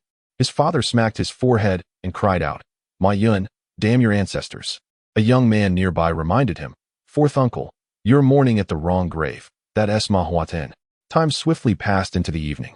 The delegation from Lingyue Academy finally arrived at Bian City. With no time to spare for even a moment's respite, the trio first went to the Wind Capture Hall to retrieve detailed information about Chu Sheng. The murder of a student from a top-tier academy was a significant case, and the Wind Capture Hall dared not refuse cooperation. Upon learning Chu Sheng's precise address, the three immediately hurried to his location. Chu Sheng resided in a government-provided housing unit, amidst a neighborhood filled with impoverished residents. Their hurried arrival inevitably stirred quite a commotion. Some recognized the emblem on their chests. They are from Lingyue Academy. Are we actually housing students from such a prestigious institution? No way. That is a top-tier academy. Those living here would be lucky to get into a third-tier one. Didn't I hear that there is someone named Chu Sheng in this building who was specially recruited? Nonsense. That kid was my middle school classmate. How could I not know him? If he has been specially recruited, then I'm from Chishi. Wang Lian and the others arrived at the front of Chu Sheng's room. The door stood ajar, revealing a middle-aged man seated within. Who are you? Where's Chu Sheng? The records did not indicate that Chu Sheng had any relatives. Long Martial Academy, Long Liang. The Chu Sheng you seek has already been specially recruited by our esteemed institution. Upon hearing this, The expressions of the three men shifted dramatically. The name of Long Martial Academy resonated with such prestige that it towered above their own Lingyue Academy. Wang Lian hesitated momentarily, summoning his courage. Even if he is your student, it does not alter the fact that he has committed murder. We must take him back for investigation. Long Liang nodded in agreement. That is reasonable. However, what if I were to demand evidence? Would you not be left flabbergasted? There are no surveillance cameras in the abyss, no witnesses, nor physical evidence. How do you intend to apprehend him? You have no grounds. Leave at once. A 9th-level cultivator unable to best a 5th-level one? Such uselessness is a waste of spiritual resources. How do you still have the audacity to pursue him? Wang Lian exchanged glances with the other two, who all shook their heads. The implication was glaringly obvious. They could not contend with Long Martial Academy. Today, they would not be able to take this person back. As they exited the community, Wang Lian suddenly realized something was amiss. Wait, Chu Sheng is merely at the 5th level of pulse opening. How could Long Martial Academy be seeking him out? Could that man have been a fraud? At that very moment, a thunderous roar erupted from the sky. The clouds over the western part of the city churned violently, and violet lightning rent the heavens asunder. The blinding light of the lightning cascaded like a waterfall. Long Liang gaped in astonishment. It cannot be that boy who caused this, can it? When he departed from school at noon, Chu Xing mentioned he was going to train in the abyss to the west. The special recruitment personnel from the top academy, who had lingered in the area, were instantly electrified by the astonishing phenomenon. It appears that someone has awakened a talent. Such a tremendous commotion must be at least at the grade level, perhaps even higher. A talent at the grade level surpasses Chu Sheng's genius. What a fortunate turn of events. Let us hasten to discover which family has produced such a prodigy. Chapter 21. Grade martial talent in the western part of Bian City, in the Great Abyss, 10 minutes prior. Ping. Consumed 1200 justice points. Consumed 3 grade 3 Thunder Attribute Monster Cores. Your Lingxiao Thunder Ray breathing technique has reached perfection. Congratulations, host, for unexpectedly comprehending the profound meaning of Thunder Ray. As the last line of text manifested, a torrent of purple lightning erupted forth, accompanied by a continuous, resounding roar. The demon beasts in the abyss stood on end, cowering against the rocky walls, trembling uncontrollably. Thunder is the harbinger of slaughter. All sentient beings tremble in its presence, let alone these low-tier demon beasts. Chu Sheng gradually opened his eyes, a knowing smile gracing his lips. Excellent, truly formidable. With the breathing technique perfected, there was no need for him to actively circulate his energy. The spiritual essence of heaven and earth surged forth as if summoned, flowing through his meridians. In no more than half an hour, his true energy would be completely replenished. In a state brimming with vital energy, Chu Sheng can sustain high-intensity combat for 7 to 8 hours. Compared to his previous breath of 100 Forgings technique, this represents an unimaginable enhancement. More importantly, with each breath, Chu Sheng can perceive the growth of his vitality. Although the increase may seem trivial, it is akin to a form of passive cultivation. Over the course of a day, even without engaging in any activity, he can still accumulate several points of vitality. It is worth noting that his classmates from the ordinary class, after 2 to 3 years of training, have only managed to achieve 20 or 30 points of vitality. This implies that even if Chu Sheng were to do nothing for 7 or 8 days, his accumulated vitality would surpass theirs. The competitive nature of human comparison can be quite disheartening. The commotion he caused earlier should have attracted a few adversaries. No sooner had he thought this than he saw a trio rushing towards him at great speed. Leading them was a young man wearing sunglasses, followed closely by 2 others wielding long knives, unabashedly exuding the powerful aura of their 8th-level meridian opening. The noise created by Chu Sheng had reverberated across a considerable distance, and they believed it to be the arrival of a great treasure, prompting their hurried approach. Upon seeing Chu Sheng, the young man's lips curved into a slow smile. He was unperturbed by the presence of others. Rather, he relished it, for it indicated that the treasure might indeed lie with him. Approaching Chu Sheng, the young man, with his hands in his pockets, declared, "Hand over the goods." Or, just as he began to speak, Chu Sheng furrowed his brow. "Are you laughing at me?" The young man was taken aback, but soon his expression became exaggeratedly mocking, accompanied by the derisive smiles of his companions. They had not encountered such arrogance in quite some time. It seemed that being overly low-key was not advantageous. Even a mere cat or dog now dared to challenge them. "You are quite audacious," the young man remarked. a Nike-like smirk curling at the corner of his mouth. Yet, before me, you lack the qualifications to be so brazen. Before he could finish his sentence, Chu Sheng raised his hand and tore his mouth open. Then, seizing the young man's head, he forcefully slammed it into the ground. Fool, do you think we are playing a turn-based game? With such a lengthy wind-up, are you lacking in anger? Impudent. Brazen. The two companions of the young man immediately charged at Chu Sheng. However, a purple arc of electricity flashed, and Chu Sheng pulled the young man back several meters. Grasping him firmly, Chu Sheng coldly sneered, "You dare to rob and still act pretentious? I see you truly wish for your demise." The young man spat out a mouthful of blood and grinned once more.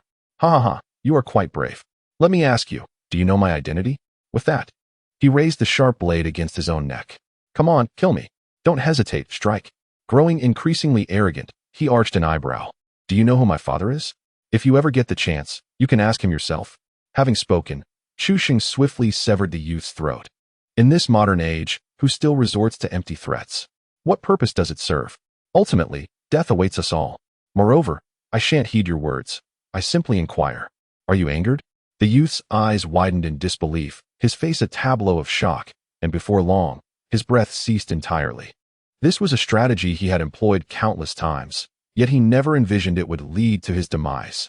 But wait, at least allow me to finish my statement. Do you truly know who my father is?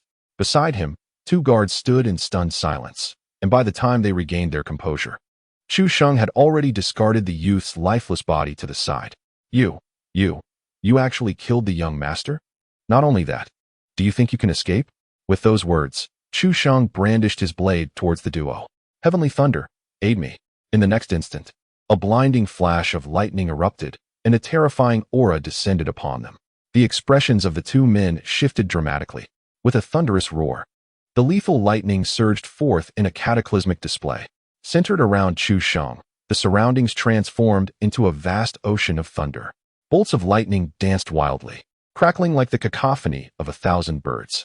Mystical art. Thunderpool, truly a profound technique. Even those at the Qi realm would find it perilous. However, the consumption of energy is considerable. When martial skills are perfected, there exists a chance to comprehend a mystical art.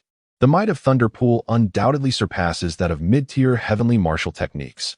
Yet, in just this fleeting moment, the majority of Chu Sheng's vital energy had been depleted. As the lightning gradually dissipated, the scorched earth came into view, revealing 3 charred corpses lying rigidly, exuding a pungent odor of burnt flesh. Eliminated 3 nefarious robbers. Justice points. 1800. After scavenging through their belongings, Chu Sheng's eyes lit up in astonishment as he examined the ring resting in his palm. A token pilfered from the youth. A spatial ring.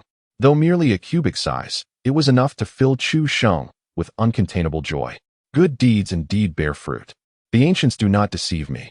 Truly, one ought to engage in virtuous acts and uphold justice. On his return journey, Chu Sheng encountered several groups of treasure seekers. The age-old truth that men perish for wealth remains unchanged. These individuals posed no threat to him, nor did they engage in any nefarious deeds. Chu Sheng did not linger. As he journeyed, he casually opened the system panel. With 2,000 justice points, he was poised for another upgrade. Ding. Consuming 1,500 justice points, your martial arts cultivation has ascended to the 6th layer of the Meridian Opening Realm, due to the host's diligent efforts. The heavens are moved. Fortune descends from the skies. During the process of opening your meridians, you have unexpectedly awakened a superior martial talent. Upon seeing the system notification, Chu Sheng furrowed his brow. This seems rather excessive, does it not? In the next moment, a resounding rumble echoed, and not only did the ground tremble, but the very surface itself quaked violently. The heavens ominously split apart, unveiling a vast, inky curtain as leaden clouds boiled and countless bolts of lightning danced in a frenzy. In the depths of the abyss, the travelers stood frozen in awe. Another wave of phenomena had arrived, and it was far more formidable than the previous one. On the surface, the guards of the town of Abyss, after a moment of bewilderment, shouted in alarm, "Run! Quickly run!" The next instant, a deluge of thunder cascaded down. Chapter 22. The Ascension Stone of Talent. Regardless of whether others were exhilarated, Chu Sheng was certainly elated. Not only had he comprehended the profound essence of thunder, but he had also ascended to the 6th level of Meridian Opening and awakened a high-level martial talent. It is noteworthy that he initially possessed a high-level martial talent, the ultimate blade intent. If awakening a martial talent was akin to finding a rare gem among thousands, awakening a high-level martial talent could be likened to unearthing a treasure among millions. As for the legendary talent, it seemed that there were scarcely a few in the entire Great Xia. To possess dual talents, one high-level and another legendary, was an unattainable feat, except for Chu Sheng alone. Amidst the myriad flashes of lightning, Chu Sheng stroked his chin, his mind remarkably serene. Such is the nature of extraordinary fortune. The onlookers were left utterly astounded, their eyes nearly bulging in disbelief. They had initially thought a treasure had emerged, only to realize that someone had awakened a martial talent. And the commotion suggested it was nothing short of legendary. Once the thunderclouds dissipated, someone eagerly inquired, "Handsome, what grade of talent have you awakened?" "Legendary, Thunder Body Dominance," Chu Sheng replied, feeling a sudden warmth as the crowd collectively gasped in astonishment. Indeed, it was quite remarkable. The Thunder Body Dominance was the pinnacle of martial physiques, a counterpart to the Thunder Martial Saint, famed for its indestructibility and unparalleled lethality. While the crowd reveled in excitement, Chu Sheng remained notably composed. His prior possession of a high-level talent rendered the notion of a legendary talent rather commonplace in his eyes. Current justice points, 0. Total justice points accumulated, 13,000. He cast a final glance at his interface, preparing to close it when he noticed a newly added feature for talent enhancement following the cultivation points. Can talents also be enhanced? He wondered, clicking the plus sign. To elevate this talent to legendary, 100,000 justice points are required. The host currently lacks sufficient justice points. Friendly reminder, the 3 justice package contains the Ascension Stone for legendary talents. Please do not waste your justice points. Ah, how considerate. Chu Sheng chuckled as he closed the system panel. The 3 justice package required a total of 25,000 justice points, and he still needed half of that. With a bit of effort, he could accumulate it within 10 days. Before long, the guards of the town of Abyss arrived at the Abyss, and upon seeing the crowd gathered, they immediately demanded, "What is going on here?" If they hadn't fled quickly, that lightning would have struck them directly. However, while they fled, the structures above ground were utterly devastated, resulting in considerable economic loss. Regardless of who caused the commotion, compensation was inevitable. Some pointed fingers at Chu Sheng, the dashing young man who had awakened a high-level talent, the Thunder Dominance Body. Upon hearing this, the members of the Jinyuan division were momentarily struck dumb. An awakened talent. A high-level talent. The gaze of the leading captain became markedly clearer, reminiscent of a university student. Compensation? What need was there for compensation? Now they ought to seek rewards from above. This individual had awakened a high-level talent while under their watch at the Abyss. So how could they not take credit for it? Moreover, anyone capable of awakening a high-level talent would undoubtedly become a formidable figure within a century. They should be fostering connections instead of naively seeking compensation. The captain approached Chu Sheng with a smile. "Young friend, I have a daughter of marriageable age at home." One of the team members scratched his head and remarked, "Captain, isn't your daughter merely in middle school this year? Where's the talent in that?" "Who awakened the talent? High-level or mid-level?" "I am from the Qianyuan Academy." 3 specially recruited individuals scurried around the Abyss, their faces filled with eagerness for talent. They had already conspired that regardless of who secured this genius, they would parade him before Chu Sheng, making it clear that talent comes in varying degrees. Of course, one could make demands, but they must also consider their own standing. If one were to awaken a high-level talent, they could certainly secure a position in the Jingwu Bureau. Yet, one only had an achievement of advancing 3 minor realms in 4 days. Who could say it wasn't merely a fleeting moment? It was already a gamble, and yet they insisted on asking for too much. They could hardly blame others for not accommodating them. Soon, they heard that it was not just a high-level talent, but a top-tier high-level talent, the Thunder Dominance Body. This news only heightened their excitement. However, when they finally laid eyes on the young man escorted by the Jinyuan division, their hearts nearly stopped. Having seen him just that morning, they certainly recognized him. Chu Sheng, the representative from Qianyuan Academy, was the quickest to react. Rushing forward, "Finally found you. I've been to your school several times, but you were never there. I just wanted to tell you. Our school has accepted your conditions." "How about that? Surprised? Unexpected?" Chu Sheng chuckled lightly.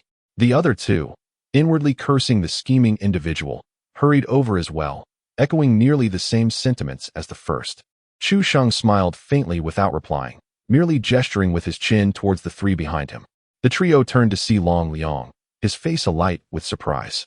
Judging by the commotion, Long Liang had surmised that it was indeed Chu Sheng who had caused it. This truly left one at a loss for how to proceed. Believing that his fortune was already quite favorable, little did he know he had underestimated Chu Sheng's innate talent. The individual from Qianyuan Academy waved his hand dismissively, asserting that this was not their concern as they had arrived later. Fools, do you not see what hangs from Chu Sheng's waist? Upon hearing this, the three were instantly taken aback, and upon noticing the silver badge at Chu Sheng's side, they felt as though the sky itself had collapsed. Chu Sheng signed a special recruitment contract with us at noon. You are the ones who have arrived late.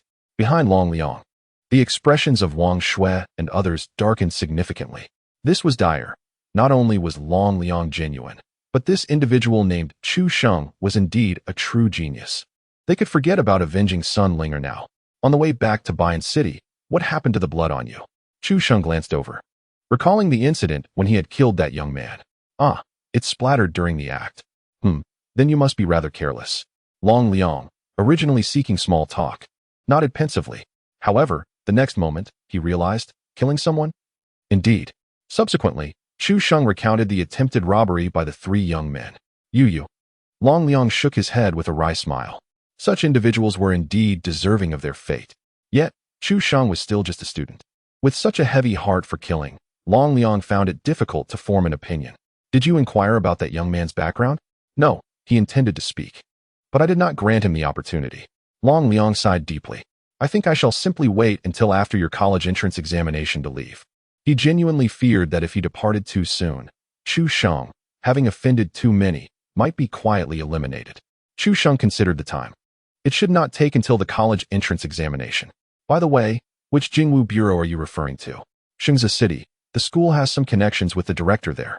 Chapter 23. The thunderous sacred body in the blink of an eye. 10 days had passed. The ethereal wolves of the abyss had long been exterminated, and even the dungball beasts had been eradicated by Chu Sheng. Sitting cross-legged on the ground, he exhaled a sigh of relief. Phew, finally enough. Immediately, a blue panel spread across his vision. Come forth, my efforts. Ding. Consumed 3,000 justice points. Your martial arts cultivation has reached the first level of the Qi realm. As the text appeared, a sudden roar resonated from his dantian. The previously dispersed spiritual energy surged frantically towards the dantian, gradually forming a crystal-clear vortex. The vortex spun faster and faster, continuously drawing in spiritual energy until it took on the contours of an ocean. At this moment, the gateway to the Qi realm swung open with a resounding crash. A martial artist's life is riddled with countless bottlenecks, and the establishment of the Qi is among them. Countless martial artists squander away their lives without ever stepping into this realm, constrained by their aptitude, resources, or mere luck. It can be said that the Qi realm serves as a watershed for martial artists. As for Chu Sheng, he effortlessly strides forward, having surpassed the most exceptional talents of his generation. In the Great Xiao, the top scorers of the annual college entrance examination typically only possess a pulse strength of 7 or 8 layers. Chu Sheng slowly opens his eyes, and within them, a flicker of lightning dances. Is this the realm of the Qi? He raises his palm lightly, and in an instant, a burst of lightning radiates. The scope of the thunderous energy expands significantly, and its power intensifies. Although it consumes more true energy, the moment the Qi is established, Chu Sheng's reserve of true energy multiplies several times, and its quality surpasses that of previous levels. While the pulse realm could only be unleashed once, he now performs it thrice with ease. The ripples of spiritual energy create a powerful wind within a 100-meter radius. The young man's garments flutter wildly, and amidst the lightning, he shines like an ancient deity. A system notification appears once again. You have accumulated 25,000 justice points. You have unlocked 3 justice gift packs. Upon accumulating 250,000 justice points, you will unlock 4 justice gift packs. Gift packs are meant to be enjoyed early. Moreover, Chu Sheng has long been dissatisfied with this level of talent. Congratulations. You have obtained a talent promotion stone. Congratulations. You have acquired an exceptional enlightenment pill. The talent promotion stone can elevate any talent to a higher tier without any side effects and can be gifted to others to gain their favor. Gift it. Chu Sheng realizes that his system has some peculiarities. For instance, the previous body refinement at the 10th level nearly rendered him useless. Now, it presents a talent promotion stone for gifting. Nonsense. Such treasures are meant for personal use. Promotion stone activate. Ding. Your level martial talent, Thunder Dominance Body, has been upgraded to level Heavenly Thunder Sacred Body. Would you like to conceal the manifestation? Go away. In the next moment, a thunderous roar erupts. Even more ferocious than before, the storm of thunder descends. The entire Bayan city is shrouded in dark clouds, the sky abruptly turning somber. Above the abyss, the members of the Abyssal Regulation Bureau momentarily stand in disbelief. What again? Last time someone awakened a level talent. Could it be that this time another level talent is awakening? Is Bayan City truly on the rise? The high school students within the city are driven to frenzy. Because the power is out. Darkness, a power outage, coupled with flashes of lightning and thunder. Is this not the perfect time for madness? Particularly for the seniors in their third year. With just over 10 days until the martial examination and only a week remaining for the academic examination, they are utterly wild. In Bayan No. 2 High School, Class 4. Once the tumult subsides and clarity returns, the homeroom teacher, Li Ming, shakes his head helplessly at the chaotic scene below. The students are bewildered by the events. Yet, he understands perfectly. Amidst the violent and destructive thunder, there lurks a sense of order. It is highly probable that someone has awakened a thunder-based martial talent, and it is of a very high caliber. The disparity between individuals is indeed vast. A chasm as immense as the heavens lay before the eyes of the students. Yet, they remained oblivious to its significance. Perhaps it would only be upon their entry into society, after enduring its harsh realities, that they would come to realize the truth. Fate is often predetermined, with a mere 3 parts reliant on hard work, while the remaining 97% is dictated by one's origins. Some are destined for greatness. Take, for instance, Li Ming, who shook his head as thoughts of Chu Sheng crossed his mind, the young prodigy who rose from humble beginnings to soar to great heights in the blink of an eye. A talent such as his might even find himself humbled beneath the weight of his own gifts. Beyond the sky, there are greater skies. Beyond man, there are greater men. The only wish Li Ming could muster was for Chu Sheng to ascend even higher, representing not just himself, but also the students of Class 4. To behold the vistas that await at loftier heights. The 5th stage of Meridian Opening. A special admission to the Dragon Martial Academy. What merit have I to have nurtured such an extraordinary student? Ahem, enough of this madness, isn't it? The voluntary relinquishment of the martial examination consent forms that were just distributed must be kept safe. Discuss them with your parents upon returning home. For those below the 4th stage of body tempering, I sincerely suggest you pursue the humanities. The atmosphere in the classroom grew markedly oppressive. After a brief moment of chaos, they were inevitably confronted with the harsh realities ahead. Failing to reach the 4th stage of body tempering meant they were unqualified to even continue in the martial path. Even if one were to defy the odds and participate in the martial examination, the likelihood of falling prey to a ferocious beast was exceedingly high. Those fortunate enough to survive would still fail to meet the admission criteria of a third-rate academy. This, too, represented a form of stratification. Such a reality was disheartening. Yet what alternative existed? Many turned their thoughts to Chu Sheng. If only he could share a fragment of his cultivation. By the way, teacher, what just transpired? It seems someone was fortunate enough to awaken a thunder-based martial talent. Such luck would make even Chu Sheng envious. We can only observe. Upon mentioning Chu Sheng, inquiries continued. Teacher, will Chu Sheng return for the graduation photograph? I am uncertain. I shall inquire later. Although Chu Sheng had transferred to the elite class in the final month, he had spent over 2 years with the students of Class 4, and thus remained a part of their community. Meanwhile, in the depths of the abyss, Chu Sheng closed his eyes, centering himself to sense the energies around him. The Thundercloud Sacred Body is indeed formidable. Thundercloud Sacred Body, Characteristic 1, Mastery of Thunder, significantly enhances the cultivation speed and destructive power of thunder-based martial techniques, while rendering one completely immune to lightning damage. Characteristic 2, Divine Thunder Body Refinement, dramatically increases strength, speed, and defensive capabilities, allowing one's physical resilience to far surpass that of peers. Characteristic 3, Indestructible Thunder Physique, possesses remarkable vitality, accelerating cellular metabolism and repair. Even when gravely injured, one can recover swiftly. though it boasts only 3 characteristics. The Thundercloud Sacred Body is not inferior to the Pinnacle of Blades, particularly in regard to its third characteristic, the indestructible Thunder Physique. In simple terms, as long as one remains alive, one can continuously maintain peak combat prowess.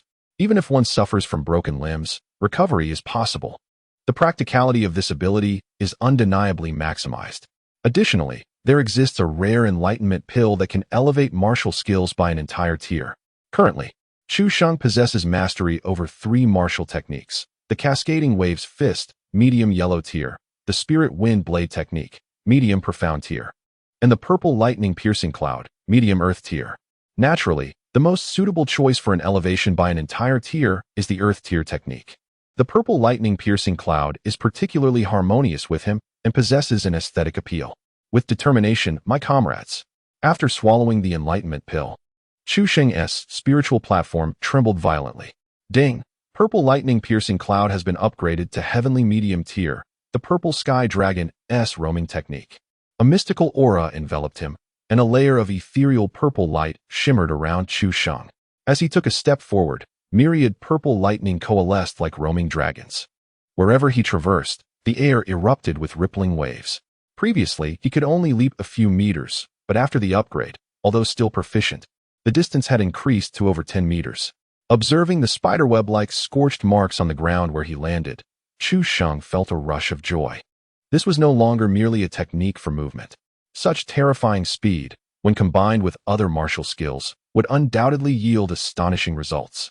With a sense of excitement, he decided it was time to visit the Jingwu Bureau.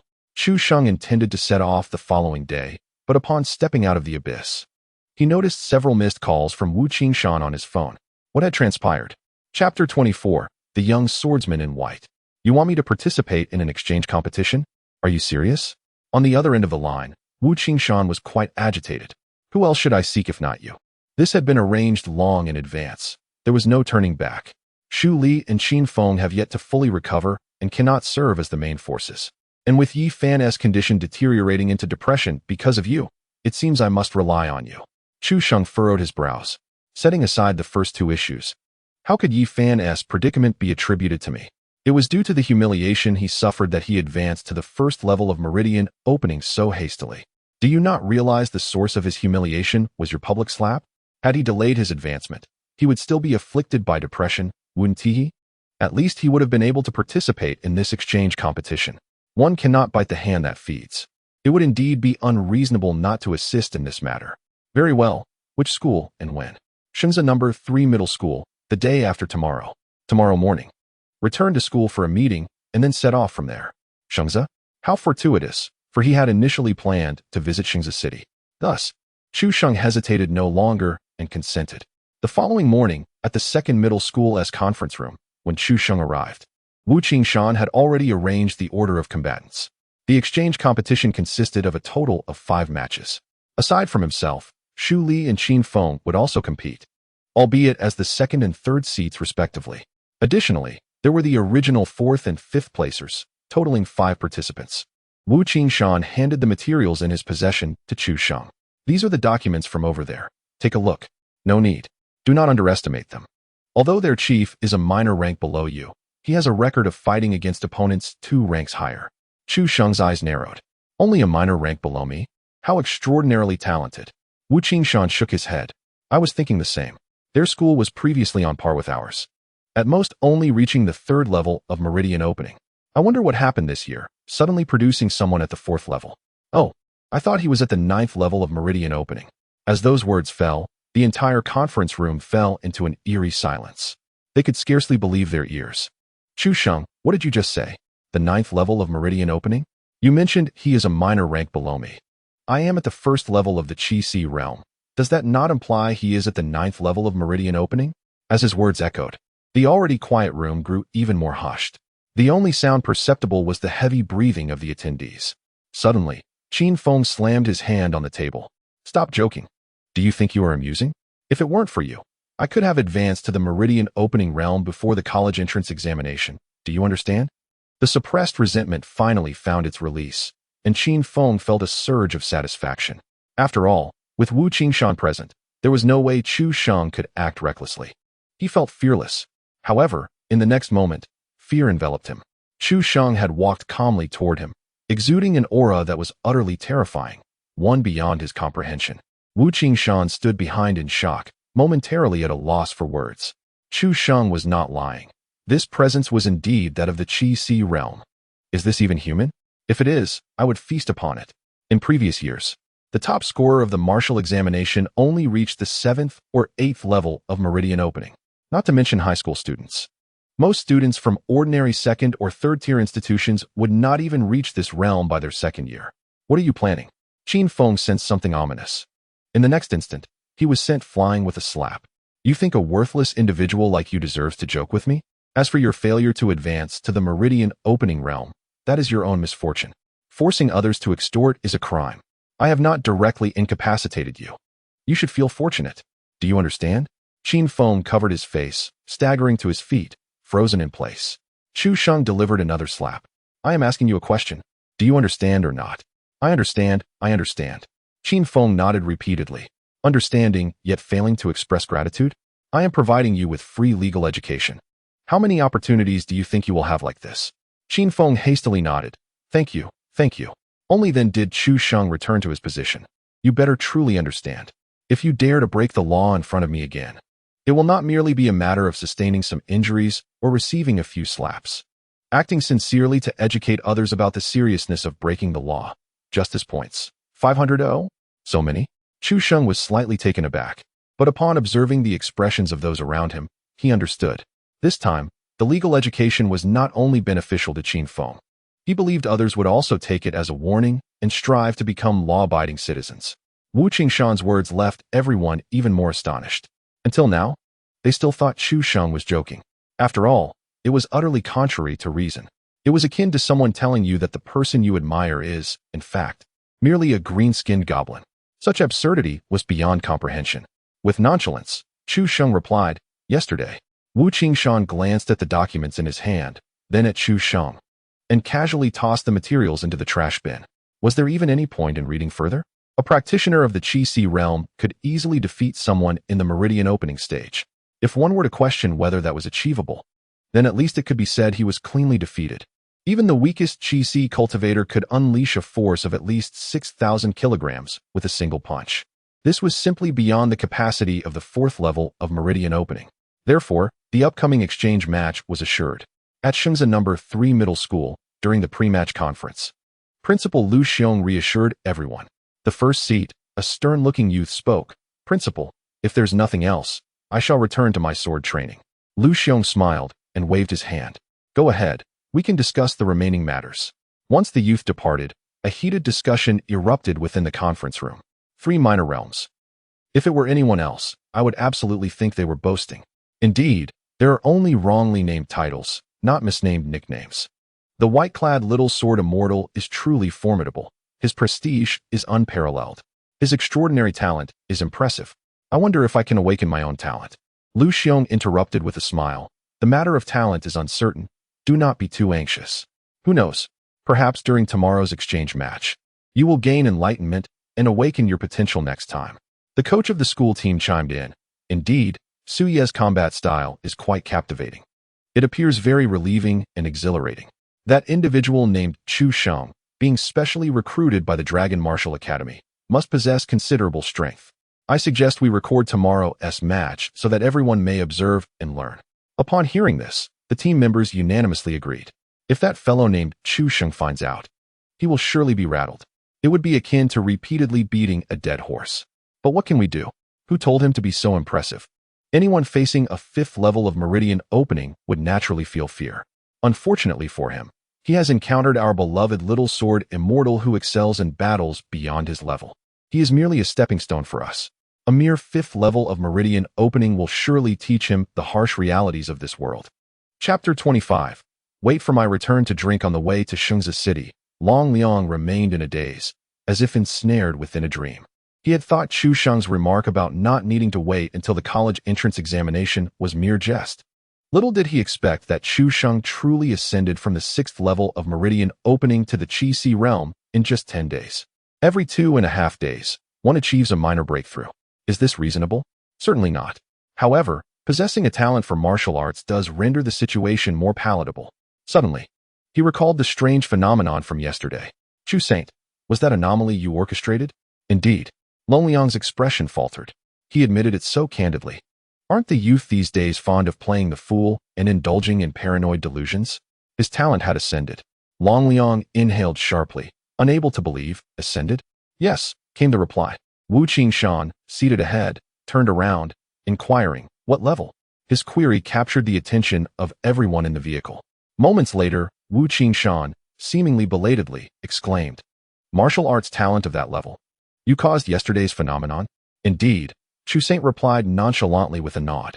Instantly, the jovial atmosphere in the vehicle dissipated, replaced by an oppressive weight known as pressure, settling heavily upon the hearts of all present. Long Liang surveyed the group, regretting his inquiry and the decision to share a vehicle with the students from the second high school. Jining Star was far from tranquil. Although humanity's domain was limited to the Great Xia Federation, numerous extraterrestrial factions lurked in the vicinity. Although a star alliance ostensibly prevented open conflict, suppressing the talents of these alien races was a common practice for all sides. This matter was not to be disclosed under any circumstances. Those who leaked information would be treated as traitors. Upon hearing this, the pressure among the group intensified, while munching on snacks and singing. They had never anticipated being burdened with such a monumental secret, the revelation of which could spell doom.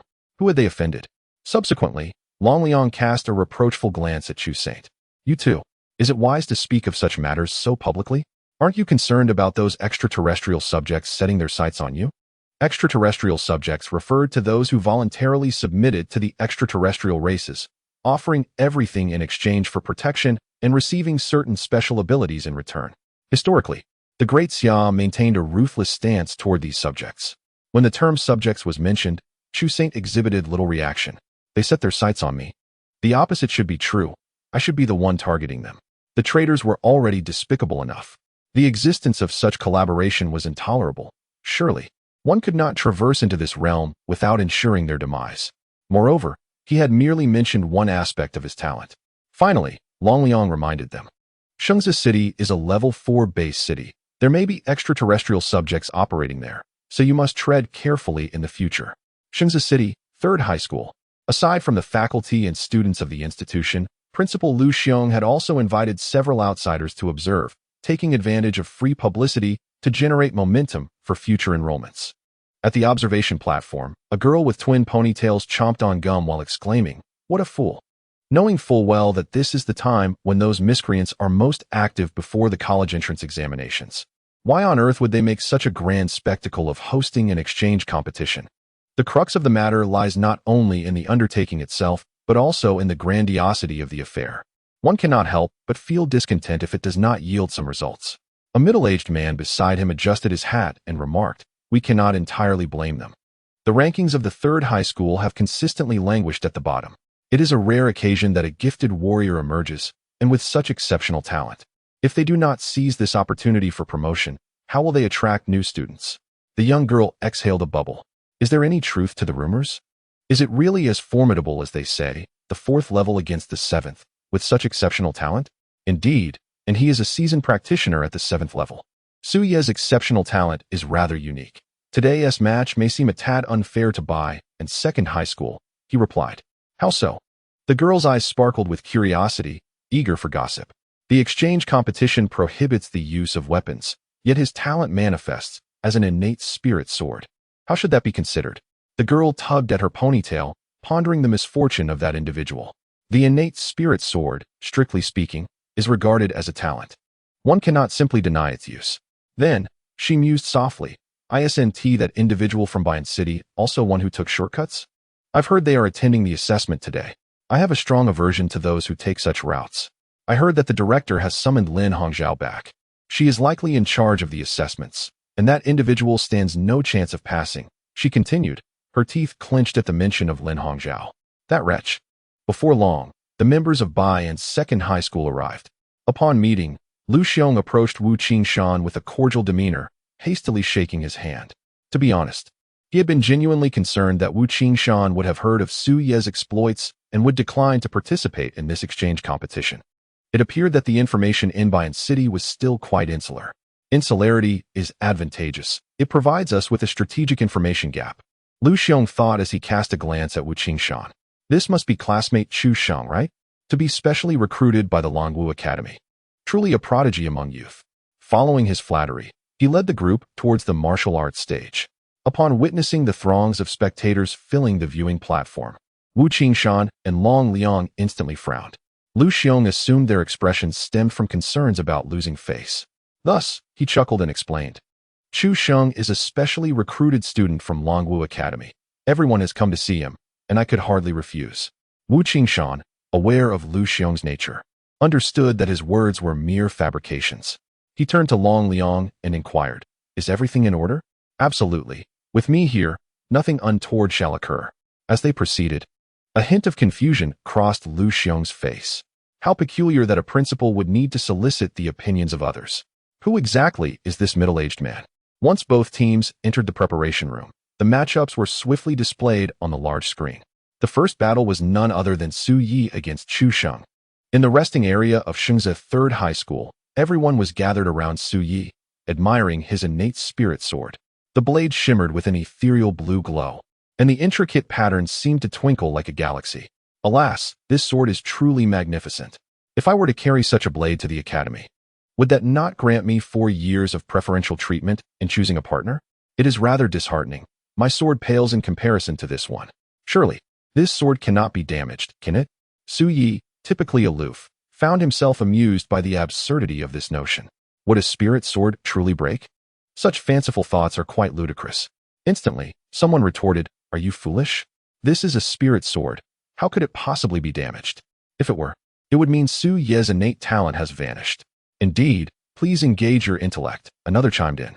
At that moment, a girl of striking cuteness entered the lounge. "Su Yi, here, I just bought you some lemonade, and it's chilled." As Su Yi reached out to take it, the intercom crackled to life. In the first match, Su Yi from Shengze number 3 will face Chu Sheng from Bian number 2.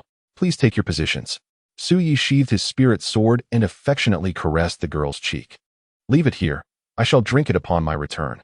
The girl scrunched her delicate nose. "But don't you only enjoy it cold?"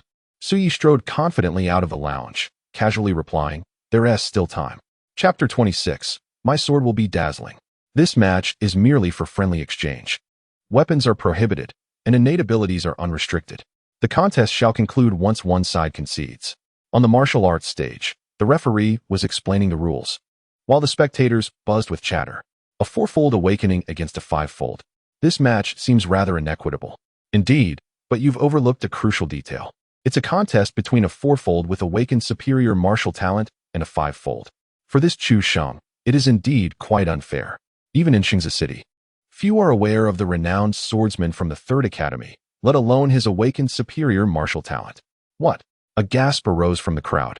With such talent, this match is going to be intriguing. I initially thought Lu Xiong was out of his mind for arranging such a contest, remarked a girl with twin ponytails from the Jingwu Bureau. Chu Sheng appears excessively arrogant. He must be insufferably proud. A middle-aged man grinned. If I were specially recruited by the Longwu Academy, I would be even more audacious. But isn't he afraid of a misstep? There are always greater talents. If he encounters someone superior, wouldn't he be in for a shock? Perhaps by then, his arrogance will wane, but against someone of a lower realm, he certainly has the grounds to be proud. Hearing this, the ponytailed girl puffed out her cheeks. It appears he remains unaware of Su Yi's talent. One wonders if he will still be so arrogant shortly. At last, the referee concluded the explanation of the match rules. The competition officially commenced. The atmosphere in the arena reached a fever pitch. The crowd from the Third Academy chanted Su Yi's name in unison, their voices resonating like a tidal wave, maximizing their home advantage. On the stage, Su Yi, with a look of regret, addressed the gathering. "I apologize for any inconvenience, but I must act swiftly as someone is awaiting my arrival." With that said, he raised one hand to the heavens and proclaimed, "Let the sword come forth." In the next instant, a crisp sound of a sword echoed. A long sword materialized abruptly, hovering 3 inches above his palm. The gust of sword energy whipped through the air, causing his robes to billow dramatically. An aura potent enough to rival that of a 7th-tier practitioner enveloped the arena. At this moment, the atmosphere reached its zenith. Noticing the slight confusion on Chu Sheng's face, Su Yi chuckled softly. "I know what you're thinking. that I am violating the rules. However, this is my innate talent, unbound by regulations. So are you ready? My sword will be quite magnificent. Su Ye's words reignited the excitement in the crowd, resonating with an undeniable charm. Under the watchful eyes of the audience, Chu Sheng furrowed his brow slightly. You make a fair point, yet I still feel that it lacks a sense of justice. With that, he finally allowed his aura to surge forth, a magnificent sea of energy erupting. The spiritual essence of heaven and earth began to bubble fervently. Sparks of lightning cascaded like meteor showers, and arcs of electricity rent the air with a sizzling sound. The overwhelming pressure unique to the Qi Sea realm burst forth. Come, let me see just how magnificent it truly is. In an instant, the entire training ground fell into a profound silence. Everyone stood frozen in place, as if an invisible hand had gripped their throats. The Qi Sea realm. A high school student in the Qi Sea realm? What a jest! Lu Xiong's eyes widened in disbelief. This was disastrous. He had intended to use this exchange event for promotion, yet it turned into a showcase for buy and no. To high school. Su Yi was indeed capable of battling above his level, but how could he contend with someone in the Qi Sea realm? It was akin to an adult sparring with a child. On the spectator platform, a girl with twin ponytails trembled, her cherry-colored lips quivering. A high school student in the Qi Sea realm? Is this real? Beside her, a middle-aged man gulped audibly. Indeed, we are witnessing history. The representatives of Bayan No. 2 High School exchanged knowing glances, having anticipated this outcome.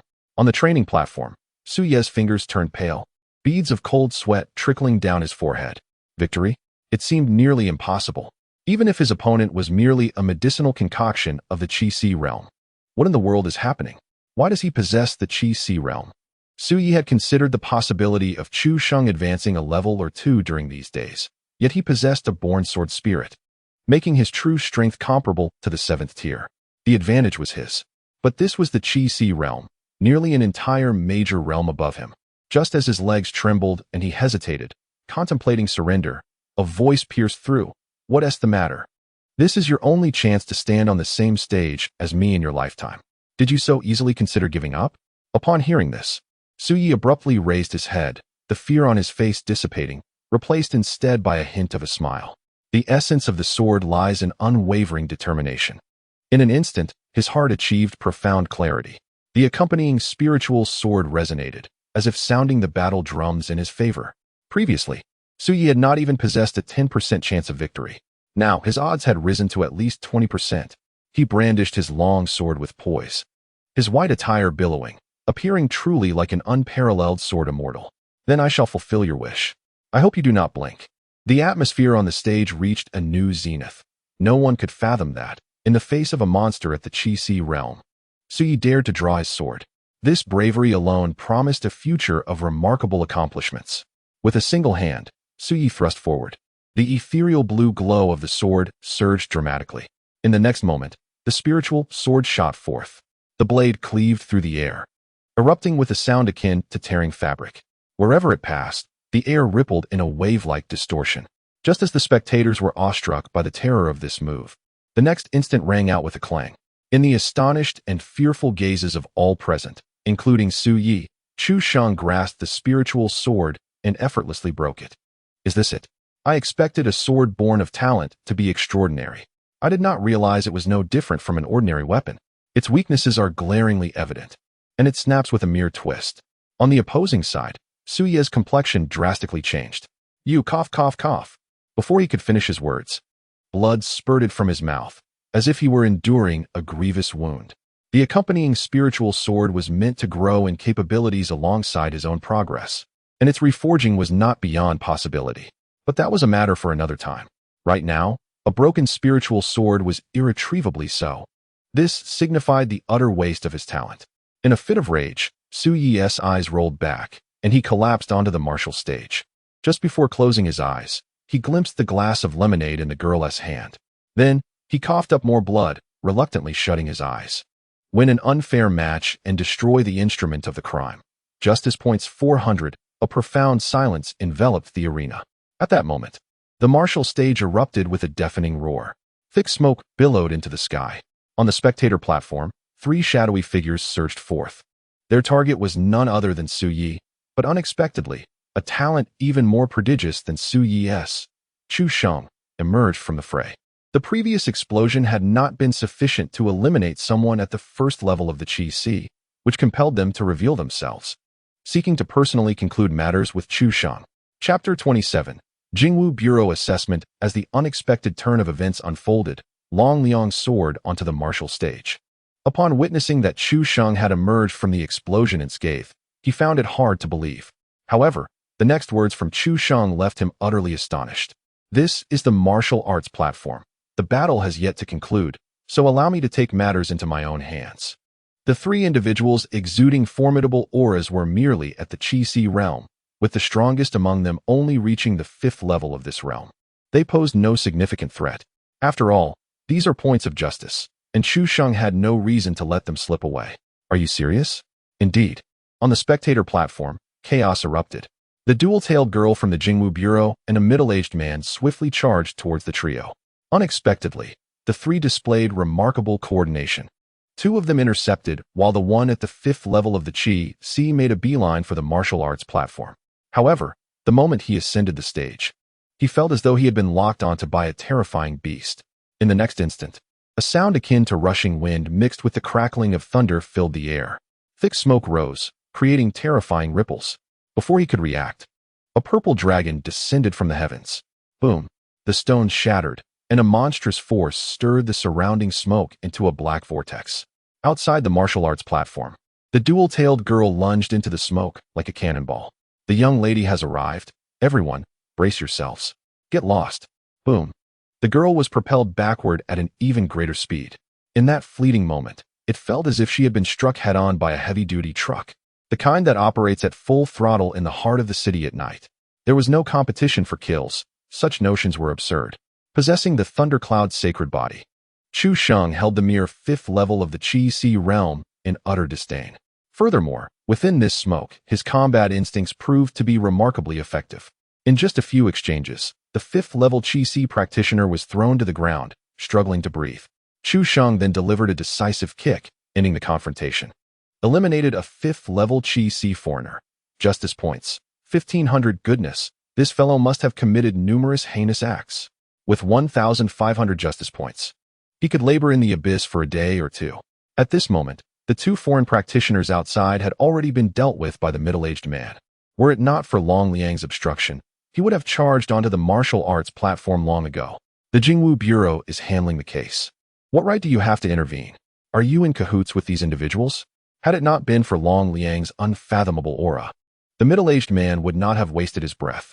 The matters within can be resolved by Chu Sheng himself, without your interference. That is a 5th level of the Qi Si. In the next moment, a voice emerged from behind Long Liang. So what then? Chu Sheng leapt down from the martial arts platform, casting the defeated body toward the middle-aged man. The man was momentarily stunned. How long has it been? This lad managed to eliminate him already? At this time, the dual-tailed girl approached, clutching her chest.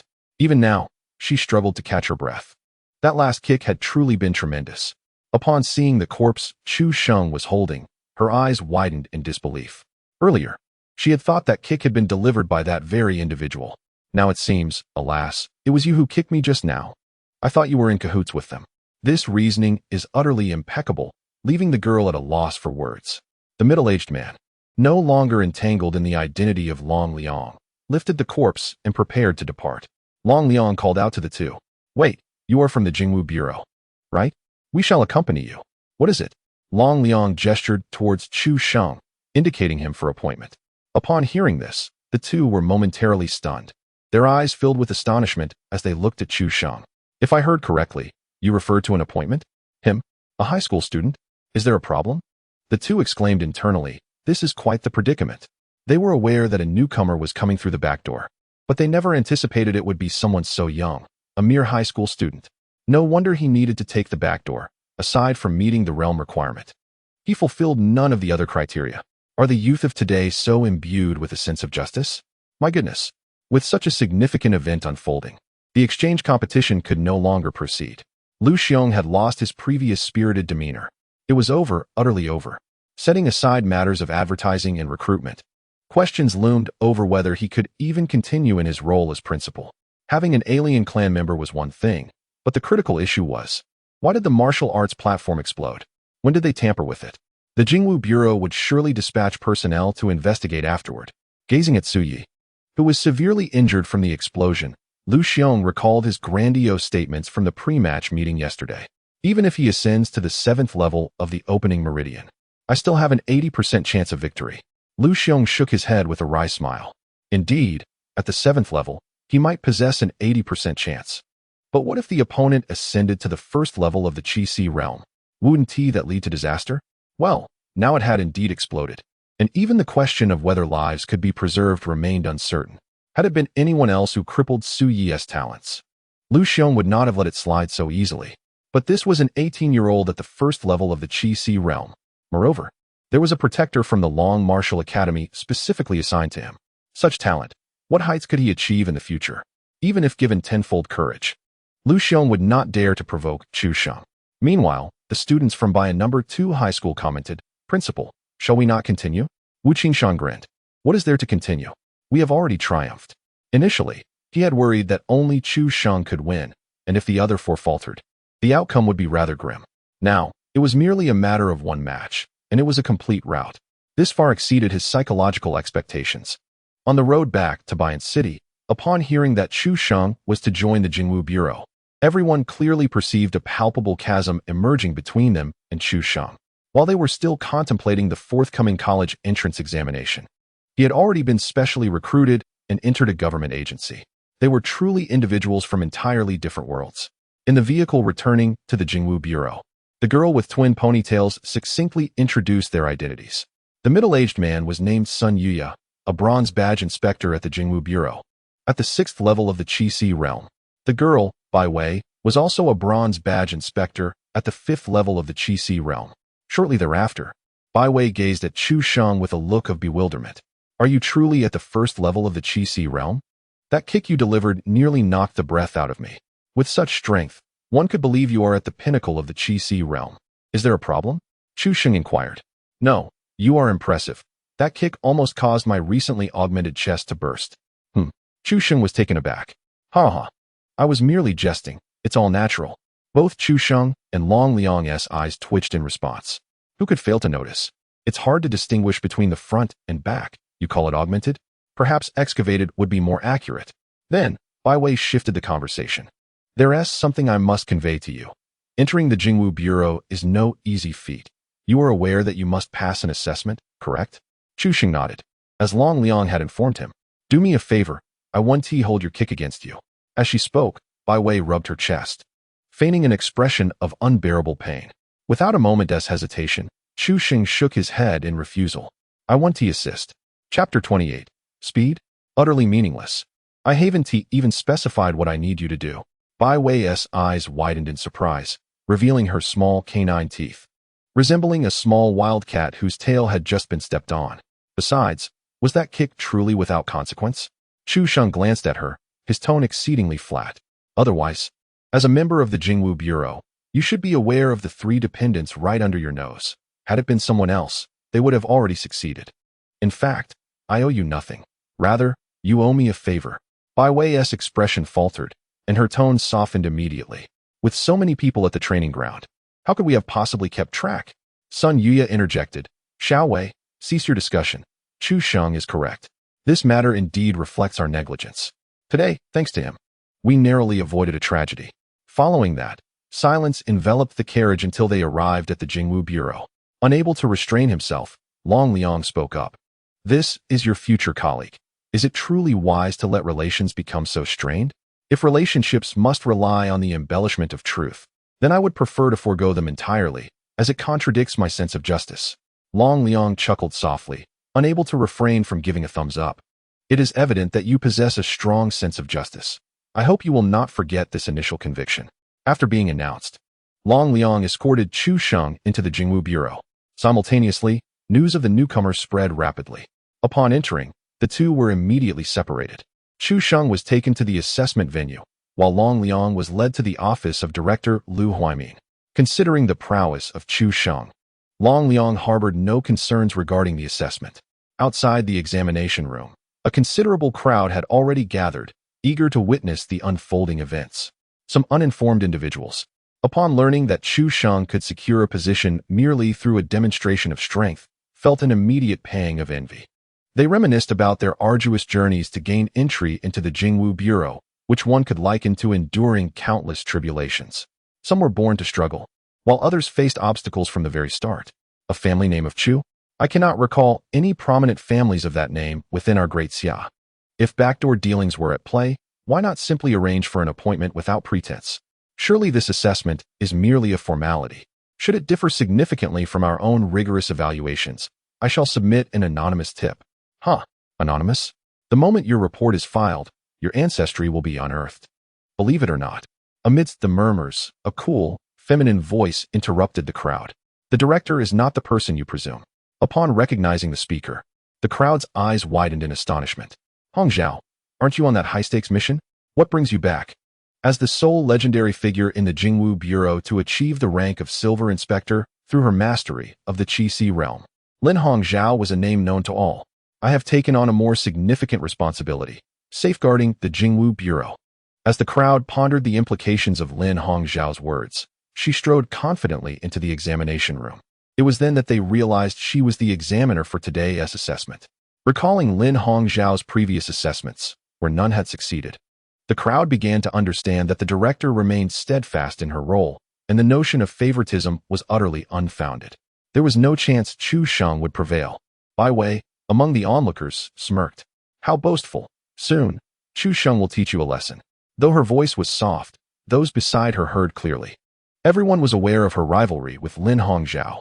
Yet, they could not fathom why Bai Wei, fully cognizant of Lin Hongzhao's capabilities, would make such a statement. Curiosity piqued. Someone inquired, Bai Wei, have you witnessed this lad's strength? What is his realm? He is at the first level of the Qi realm, but quite formidable. As her words settled, laughter erupted around her. The first level of the Qi realm, formidable? How can those two concepts be reconciled?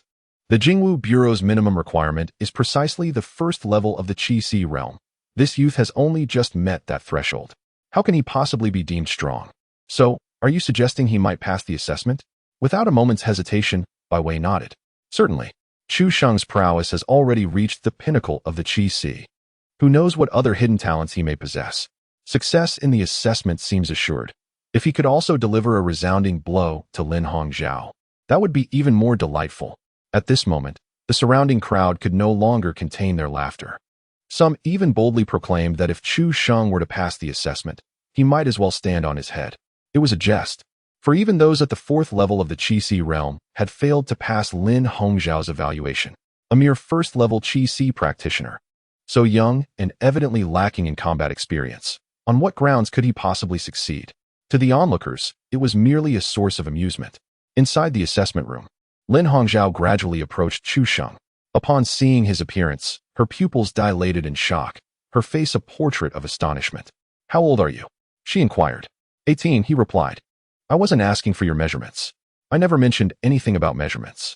Lin Hongzhao was profoundly shaken, rendered speechless for an extended period. An 18-year-old at the first level of the Qi realm? With such talent, what was he doing at the Jingwu Bureau? Seeking to flaunt superiority? After a considerable pause, Lin Hongzhao managed to compose herself. I am Lin Hongzhao, your assessment officer. The evaluation is quite straightforward. Within 3 minutes, if you can touch me, you pass. Of course, I will not leave this room. Chu Sheng appeared somewhat perplexed. Is it really that simple? Lin Hongzhao chuckled lightly. Indeed, it is that simple. I have high hopes for you. Perhaps you will be the first to succeed in my evaluation. Chu Sheng's reaction mirrored that of those who had come before him, unaware that he would voluntarily concede and depart in humiliation within a minute at most. After all, no one enjoys being made a fool of. However, there was no alternative, as the director had issued a strict order that this backdoor candidate must not be allowed to pass the assessment. Let us begin, Lin Hongzhao announced. As soon as her words fell, a purple arc of lightning flashed through the air. The next moment, she felt a gust of wind rushing toward her. Startled, Lin Hongzhao instinctively leaned back. To her surprise, Chu Sheng followed up with a sweeping kick. Lin Hongzhao reacted swiftly, pivoting and using the ground for leverage to evade once more. All of this transpired in a heartbeat, and the spectators barely had time to register the scene before the two returned to their previous stances, staring at each other. At that moment, a singular thought occupied their minds. Astonishing, Utterly astonishing, this young man. How could a first-level Qi practitioner match Lin Hongzhao in agility? In the past, such a notion would have been unthinkable. Bai Wei, filled with excitement, burst open the door to the assessment room, shouting, "Master Chu, attack her lower body. Attack her lower body." Yet, both parties remained oblivious to her cries. Lin Hongzhao remarked, "This must at least be a heavenly-level technique, but alas, no matter how swift, you cannot escape my gaze. For a first-level Qi practitioner to possess such speed, I acknowledge your talent." Chu Xing frowned slightly. "Do you enjoy showing off?" He retorted. "I see now. Since speed cannot secure victory, one must resort to overwhelming strength." In the next moment, thunder shattered the darkness. Essence of Thunder, Chapter 29. A young man arrives at Jingwu Bureau in the director's office. What I promised will undoubtedly be fulfilled. As long as he passes the assessment, I shall facilitate his employment immediately. Lu Huaimin spoke with great enthusiasm. Although he generally detested those who utilize connections to gain favors, one is often bound by the circumstances of the political arena. He owed a favor to the Longwu Academy, which had already established connections at higher echelons. This matter could not be dismissed lightly. Long Liang inquired, "What are the specific details of the assessment?" "He is merely a student, lacking in practical experience. Rest assured, my brother is quite reliable. There is only one assessment of strength. This lad is clearly gifted, a true dragon among men. This assessment should be a mere formality for him."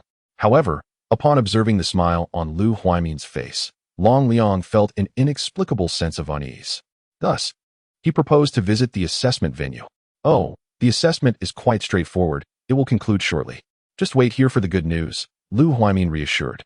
As soon as he finished speaking, a deafening explosion reverberated, causing the entire Jingwu Bureau building to tremble thrice. Alarms blared instantly, activating both smoke detectors and sprinklers. Enemy attack. This was Lu Huaimin's first thought. As he rushed out of the office, his secretary hurriedly approached with a report. "Director, it's bad. The assessment room has exploded." Upon hearing this, Long Liang's expression shifted dramatically. "What kind of assessment are you conducting?" Lu Huaimin was equally bewildered. What kind of assessment could potentially blow up the assessment room? He had never heard of such a thing. The two hastily made their way to the assessment room. Upon arrival, they were met with a scene of swirling smoke and debris strewn across the ground, with pools of blood scattered about. "Chu Sheng! Chu Sheng!" Long Liang shouted anxiously, searching desperately. Yet, in the next moment, a voice emerged from behind him. "Right here." Turning around, Long Liang breathed a sigh of relief upon seeing Chu Sheng unharmed. However, his relief was short-lived as he noticed the individual he was holding, a black man. "What is this?" Long Liang questioned, perplexed. "Saving someone. I forgot to control my strength due to the overwhelming talent," Lei Zhe explained. After receiving the enhancement from the Thundercloud sacred body, his power had multiplied several times. Even though he had only utilized half of his usual strength, he could not rein it in. Not only was the assessment room obliterated, but those who had gathered outside to observe were also caught in the chaos. Fortunately, their injuries were minor, though Lin Hongzhao was severely affected. At the moment of Lei Zhe's strike, she had been contemplating agile maneuvers, unaware that the attack had an extensive range. No form of evasion proved effective. She was struck directly. Even Bai Wei, who was a short distance away cheering for Chu Sheng, sustained significant injuries. Meanwhile, in the background, Lu Huaimin erupted in fury. Lin Hongzhao, Lin Hongzhao. He initially believed that the commotion was instigated by Lin Hongzhao and contemplated inquiring about its cause. "Your director," Long Liang introduced. Chu Sheng brought the unconscious black man before Lu Huaimin. "This is..." Upon observing the barely conscious figure in Chu Sheng's grasp, Lu Huaimin stared intently for a while before finally confirming, "This is Lin Hongzhao." Just as he was about to speak, a sudden realization struck him. Where are her clothes? At that moment, Lin Hongzhao was mostly exposed, with only her private areas modestly covered. Although the darkness obscured details, Lu Huaimin understood Lin Hongzhao's temperament. If she were to discover that she had been brought here in such a state of near nudity, what would become of her? His secretary, noticing the situation, promptly removed his outer coat to wrap around Lin Hongzhao and took her for treatment. Once the firefighting and cleanup were completed, Lu Huaimin led the two back to the office. "So, I suppose this means I've passed the assessment?" Lu Huaimin smirked, having already heard the specifics from Chu Sheng. Not only had he encountered Lin Hongzhao within 3 minutes, but this fellow had also rendered her unconscious in under half a minute. If that didn't qualify as passing, what would?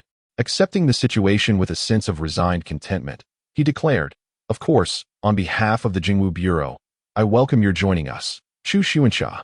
Outside the Jingwu Bureau building, Long Liang had originally intended to protect Chu Sheng until the completion of his college entrance examination. However, after the assessment confirmed that Chu Sheng possessed strength comparable to the pinnacle of the Qi realm, Long Liang deemed his continued presence unnecessary. "You must keep that badge close to you. Even a 6th-tier Divine Palace realm expert cannot easily breach the formation, unless it's a matter of life and death. Once they know your identity, they will think twice before troubling you. If you need anything, just call me or go directly to your director. You came in through his back door, so don't hesitate to trouble him. Also, I know you have a righteous disdain for evil, but sometimes it's best to leave a sliver of mercy. You can't eradicate all the villains, and there is no need to create too many enemies that may ensnare you." The final point, which Long Liang regarded most seriously, was that in just a few days of acquaintance, he could see that Chu Sheng was genuinely upright. How should one describe it? He was upright to the point of being dangerously so. Such individuals often attract trouble and provoke resentment from others. Moreover, they tend to be extreme, easily veering into radicality. Once the scales of justice in their hearts are erased, what they deem justice could obliterate all moral boundaries, potentially consuming the entire world. The crux of the matter was that Chu Sheng's talent was alarmingly formidable. After Long Liang departed, Chu Sheng remained in contemplation. Can evil truly never be eradicated? He found it hard to believe such a notion. If evil couldn't be extinguished, it simply meant not enough had been eliminated. Subsequently, Lu Huaimin's secretary assisted him in the onboarding process. He also took the opportunity to introduce the matters concerning the Jingwu Bureau. The members of the Action Department are collectively referred to as inspectors, categorized by rank from lowest to highest: copper, silver, and gold. Chu Sheng, being newly employed, naturally holds the lowest rank of copper inspector, commonly known as copper inspector within the organization.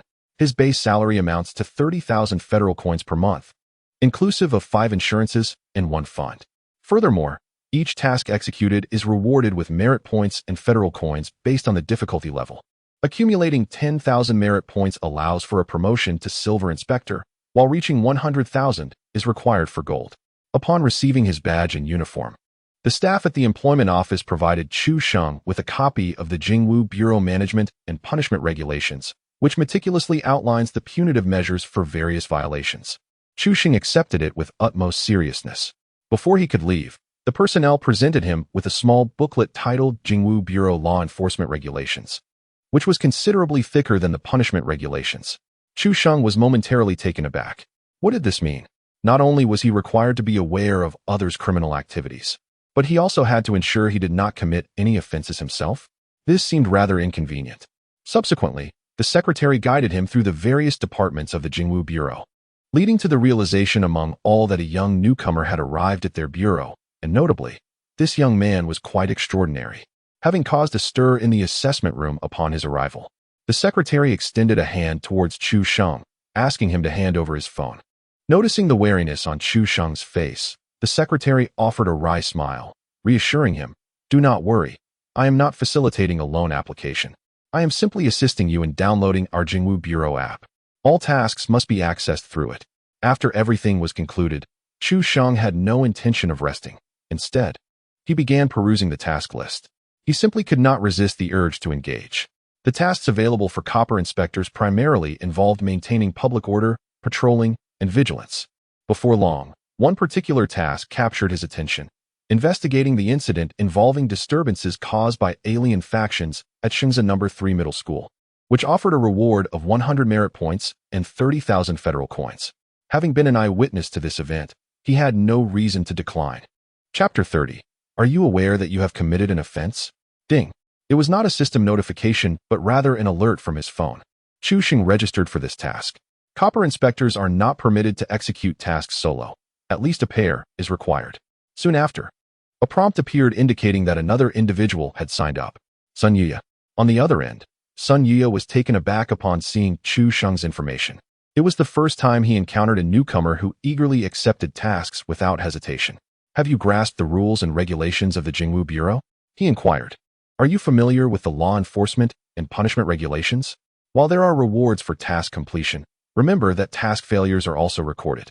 An excessive number of failures could not only hinder future promotions, but, in severe cases, may even result in expulsion from the Jingwu Bureau, leading to permanent disqualification. Indeed, the audacity of youth knows no bounds. Very well, my friend, let us embark on this journey together. He dialed the number as indicated in the information. The two agreed to meet outside the Jingwu Bureau building. Upon seeing Chu Sheng, Sun Yuya's eyelids involuntarily fluttered. Have you memorized the law enforcement regulations, young Chu? He inquired.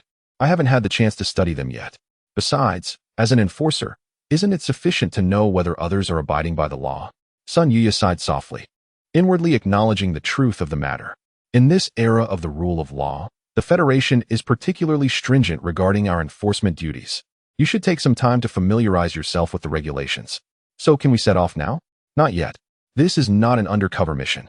You must don your uniform first, and do not forget your badge. Their destination was Shengzi Sanzhou.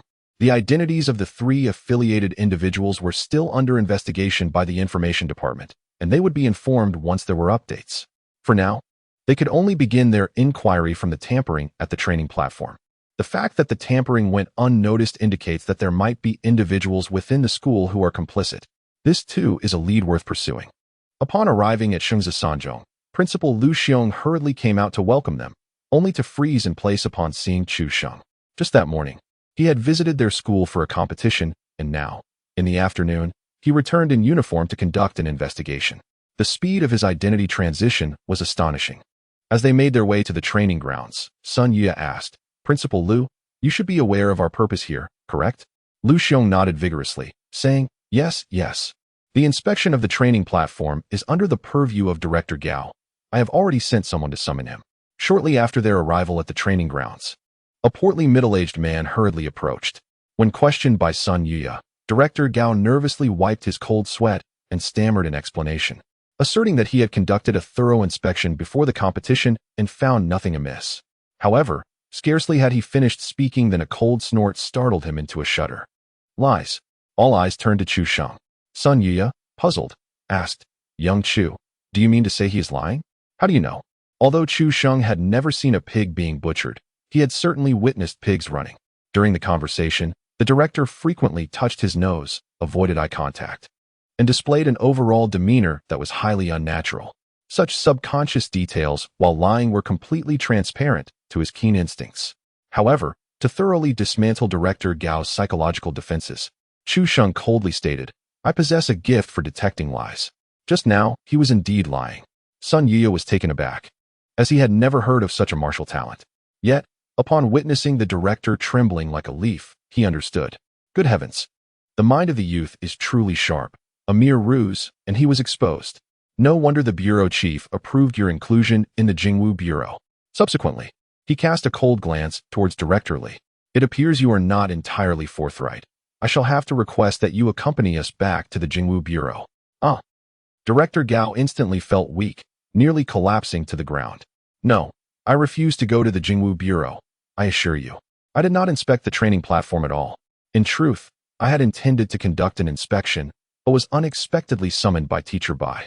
Afterward, when the personnel from Bai No. 2 High School arrived, I thought to myself, what could possibly go wrong with the training platform, so I neglected the inspection.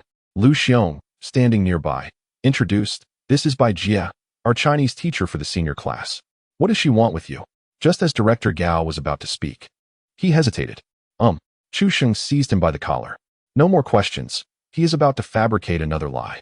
Let us take him back to the Jingwu Bureau. Director Gao instantly began to wail. I confess, it concerns matters of romance.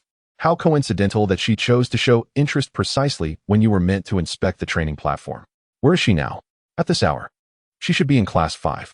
Shengzi No. 3 High School, Senior Class, 5th Section, Front Row. Yuan's eyes brimmed with tears as she fixed her gaze intently upon the cup of lukewarm lemonade before her. Not only had it lost its chill, but it had also warmed slightly. Yet, even this tepid lemonade was beyond Su Ye's reach. His talent had been obliterated, and he had narrowly escaped death. As his girlfriend, Yuan was consumed by a singular thought. She must ensure that the culprit offers Su Yi an apology. And who is this villain? It is, without a doubt, the one who rendered Su Yi powerless, Chu Sheng. Possessing such strength, yet choosing to toy with Su Yi, even stripping him of his abilities. Such a person is utterly despicable. Just then, a gentle voice floated into her ears. What are you thinking about so intently? Startled, Yuan turned to behold a visage of ethereal beauty. One cannot deny that Bai Jia's appearance is enviably exquisite. Bai Jia slightly furrowed her brows and gently ruffled Yuan's hair, likely out of concern for Su Yi. Noticing Yuan's anxious demeanor, Bai Jia offered reassurance. Do not be so tense. You are not alone in your worries. We all share in his concern. However, I believe that those with good fortune will ultimately prevail. He will surely persevere. These simple words resonated with the entire class. It is all the fault of that Chu Sheng. With the spirit sword in hand, Su Yi would never have sustained such grievous injuries. He was so close during the explosion, yet he merely watched. It is truly cold-blooded. In my opinion, he harbors jealousy over Su Ye's awakened talent, even at the Sea Realm. He cannot hope to awaken his own. Bai Jia did not interrupt them. Waiting patiently until their frustrations subsided, she finally spoke. Good deeds are rewarded, and evil deeds are punished. Those who do not cultivate virtuous fruits will face retribution. No sooner had her words left her lips than a thunderous crash reverberated, sending dust cascading from the walls. The classroom door was abruptly flung open, and a young man strode in. His eyes, dark as the abyss, danced with a tempestuous glimmer akin to silver serpents. With a voice as cold as ice and a smile that radiated an unsettling chill, he admonished, "What audacity! Do you realize you have transgressed by cursing and disparaging the law enforcement personnel of the Jingwu Bureau?" In Chapter 31, The Thieving Vessel, Sun Yuya coughed lightly, intending to remind Chu Sheng that Bai Jia's words did not constitute a crime. However, he soon reconsidered, deeming it inappropriate to undermine a colleague's authority in front of so many witnesses. Yuan instantly recognized Chu Sheng. Overwhelmed with anger, her face flushed crimson, her cheeks round and rosy. Even the quivering intonation of her speech exuded a fierce charm. "Ah, it's you, you wicked villain." To the onlookers from Class 5, this scene was utterly endearing. Bai Jia maintained her composure, asserting, "Regardless of your intentions, I must finish this lesson for my students." With that, she gestured as if to usher him away, believing that before such a large audience, Chu Sheng would hesitate to act decisively, knowing the repercussions could be significant. But unexpectedly, before Bai Jia could retract her fingers, her wrist was seized with a grip as unyielding as iron. With a sudden and forceful motion, Chu Sheng pressed her against the wall, producing a muffled thud. Bai Jia's vision erupted into a kaleidoscope of stars. A piercing pain shot through her nose, and warm blood gushed forth. The pain was excruciating. "Who do you think you are, pretending to be a teacher? You're unfit for this role." Defeating a third-tier alien subordinate. Justice points. 200. Upon receiving the system notification, Chu Sheng was momentarily taken aback. He had not anticipated such a remarkable function of the system. Is it really this simple? However, his actions not only startled the students of Class 5, but also alarmed Sun Yuya. "Wait, you haven't even investigated yet. How can you know if she is innocent? You're acting rashly."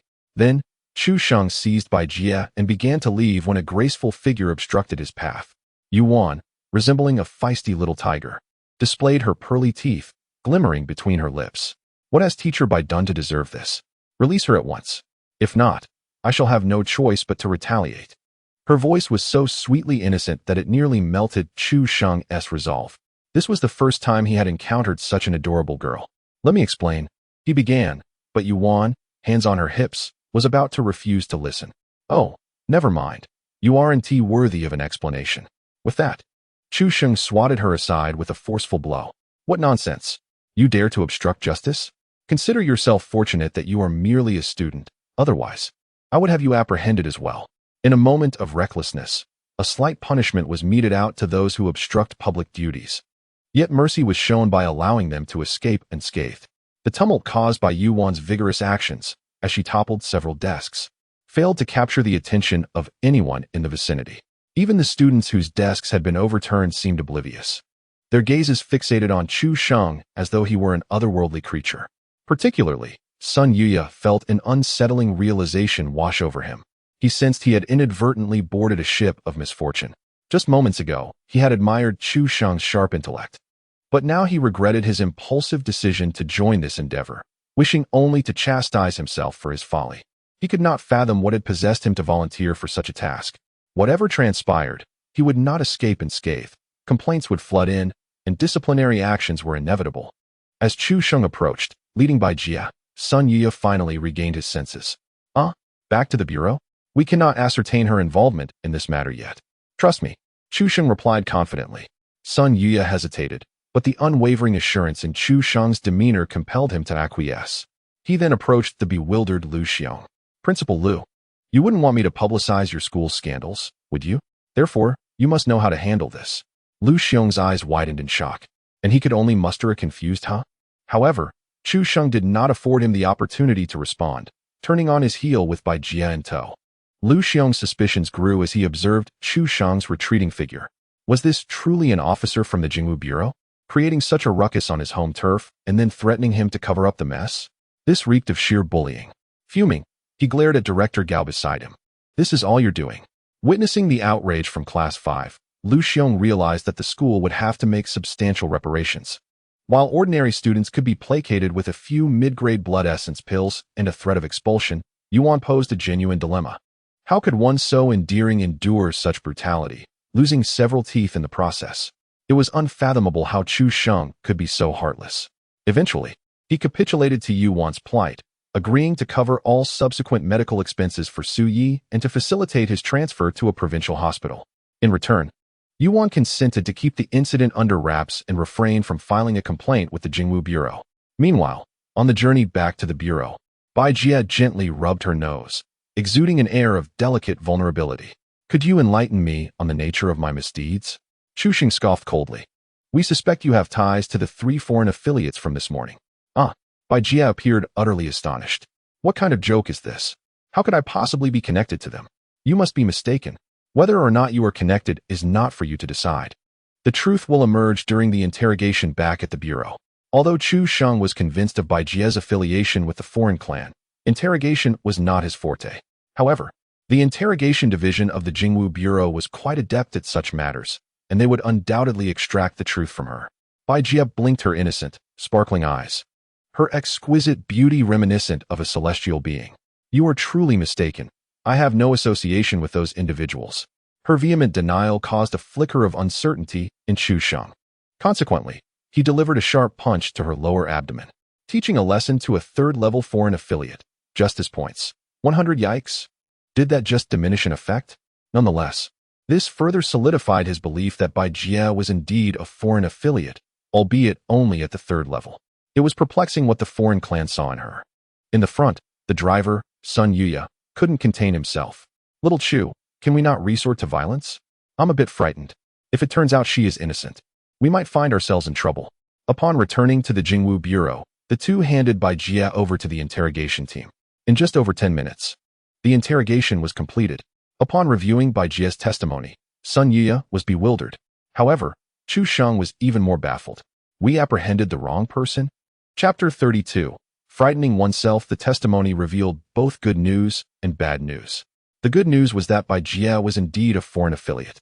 The bad news was that she was not associated with the 3 individuals from the morning. She belonged to a tribe known as Tiluo, which purportedly enhanced the beauty and charm of its devotees. In her devotion to the Tiluo tribe, she could indulge in pleasure 7 to 8 times a day. The incident with Director Gao was merely coincidental. In other words, they had apprehended the wrong person. Little Chu, how did you discern this? My eyes are my measuring stick. Sun Yuya refrained from further inquiries. Now was not the time to dwell on such matters, as their leads from the school had reached a dead end. Fortunately, at that moment, the information department relayed some encouraging news. The identities of the 3 individuals had come to light. Upon seeing the details, Sun Yuya frowned. Jimin Society, west of Shengzi City, Black Street. If there was a place in Shengzi City rife with chaos, it would undoubtedly be here, far from the urban center, close to the wilderness, and frequented by numerous wilderness hunters seeking refuge. This place has descended into a veritable vacuum of order. It is commonplace for disputes to escalate to murder, followed by a hasty retreat into the wilderness. Typically, the personnel from the Jingwu Bureau seldom venture into the Black Street. However, due to pressing duties, Sun Yuya had no choice but to escort Chu Sheng on this occasion. Before a dilapidated 3-story building, rusted red stains clung to its exterior. A tattered neon sign faintly illuminated the words Chi Min Hui. Little Chu, wait for me outside while I negotiate, Sun Yuya instructed. It was not that he was unwilling to include Chu Sheng, but rather he feared for his safety. The Qi Min Hui held dominion here, with their leader, Chen Feng, being a formidable master at the pinnacle of the Qi Si realm, and they had influential backers. A misstep could lead to serious trouble. Chu Sheng furrowed his brow. Is that really necessary? Why not just arrest the entire gang?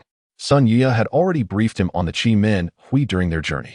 Gambling, usury, selling counterfeit medicine, human trafficking, these were their primary enterprises. In short, they were a band of nefarious criminals. Their continued existence was attributed to their connections with numerous officials in the city.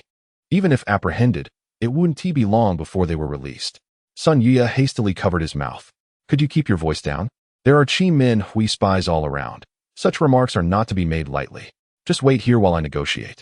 Our purpose is solely to address the matter concerning those three dependents. Do not stir up further trouble.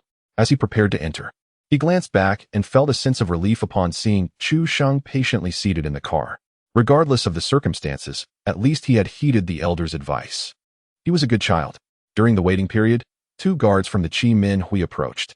The leader, a young man with dyed yellow hair and a cigarette dangling from his lips, wore a mocking expression. Kid, did you just call us a gang? You think you can arrest us? Another, adorned with a large gold chain and dressed entirely in black, bellowed. Have we broken the law? Are we really criminals? This was the Black Street, where the Jingwu Bureau rarely made an appearance, and when they did, it was usually with their tails tucked between their legs. Never confronting them over trivial matters, especially not with a young man who clearly lacked experience. They felt it necessary to impart a lesson to this Navi youth. Chu Sheng was taken aback by their blatant disregard for the law. There was no choice but to enlighten them. He opened the car door and approached the two. It is evening, and your actions constitute a deliberate disturbance in a public area, disrupting the peace. Furthermore, my colleague is conducting an investigation upstairs, and your behavior is obstructing his duties, a charge that carries significant weight. The yellow-haired leader suddenly burst into laughter. Ha ha ha. As the laughter faded, a gasp echoed through the air. Chu Sheng seized the young man with the yellow hair and forcefully slammed his head against the car hood. The violent impact resulted in a dent, stained with bright red blood. After lifting the man's head, Chu Sheng sneered. I warned you that obstructing official duties carries severe penalties. Yet you still dared to laugh at me? Do you have an inherent aversion to laughter? Another middle-aged man in black roared in fury, throwing a punch that Chu Sheng effortlessly blocked. With a swift motion, he slammed the man's head against the car once more. Bang! Bang! Bang!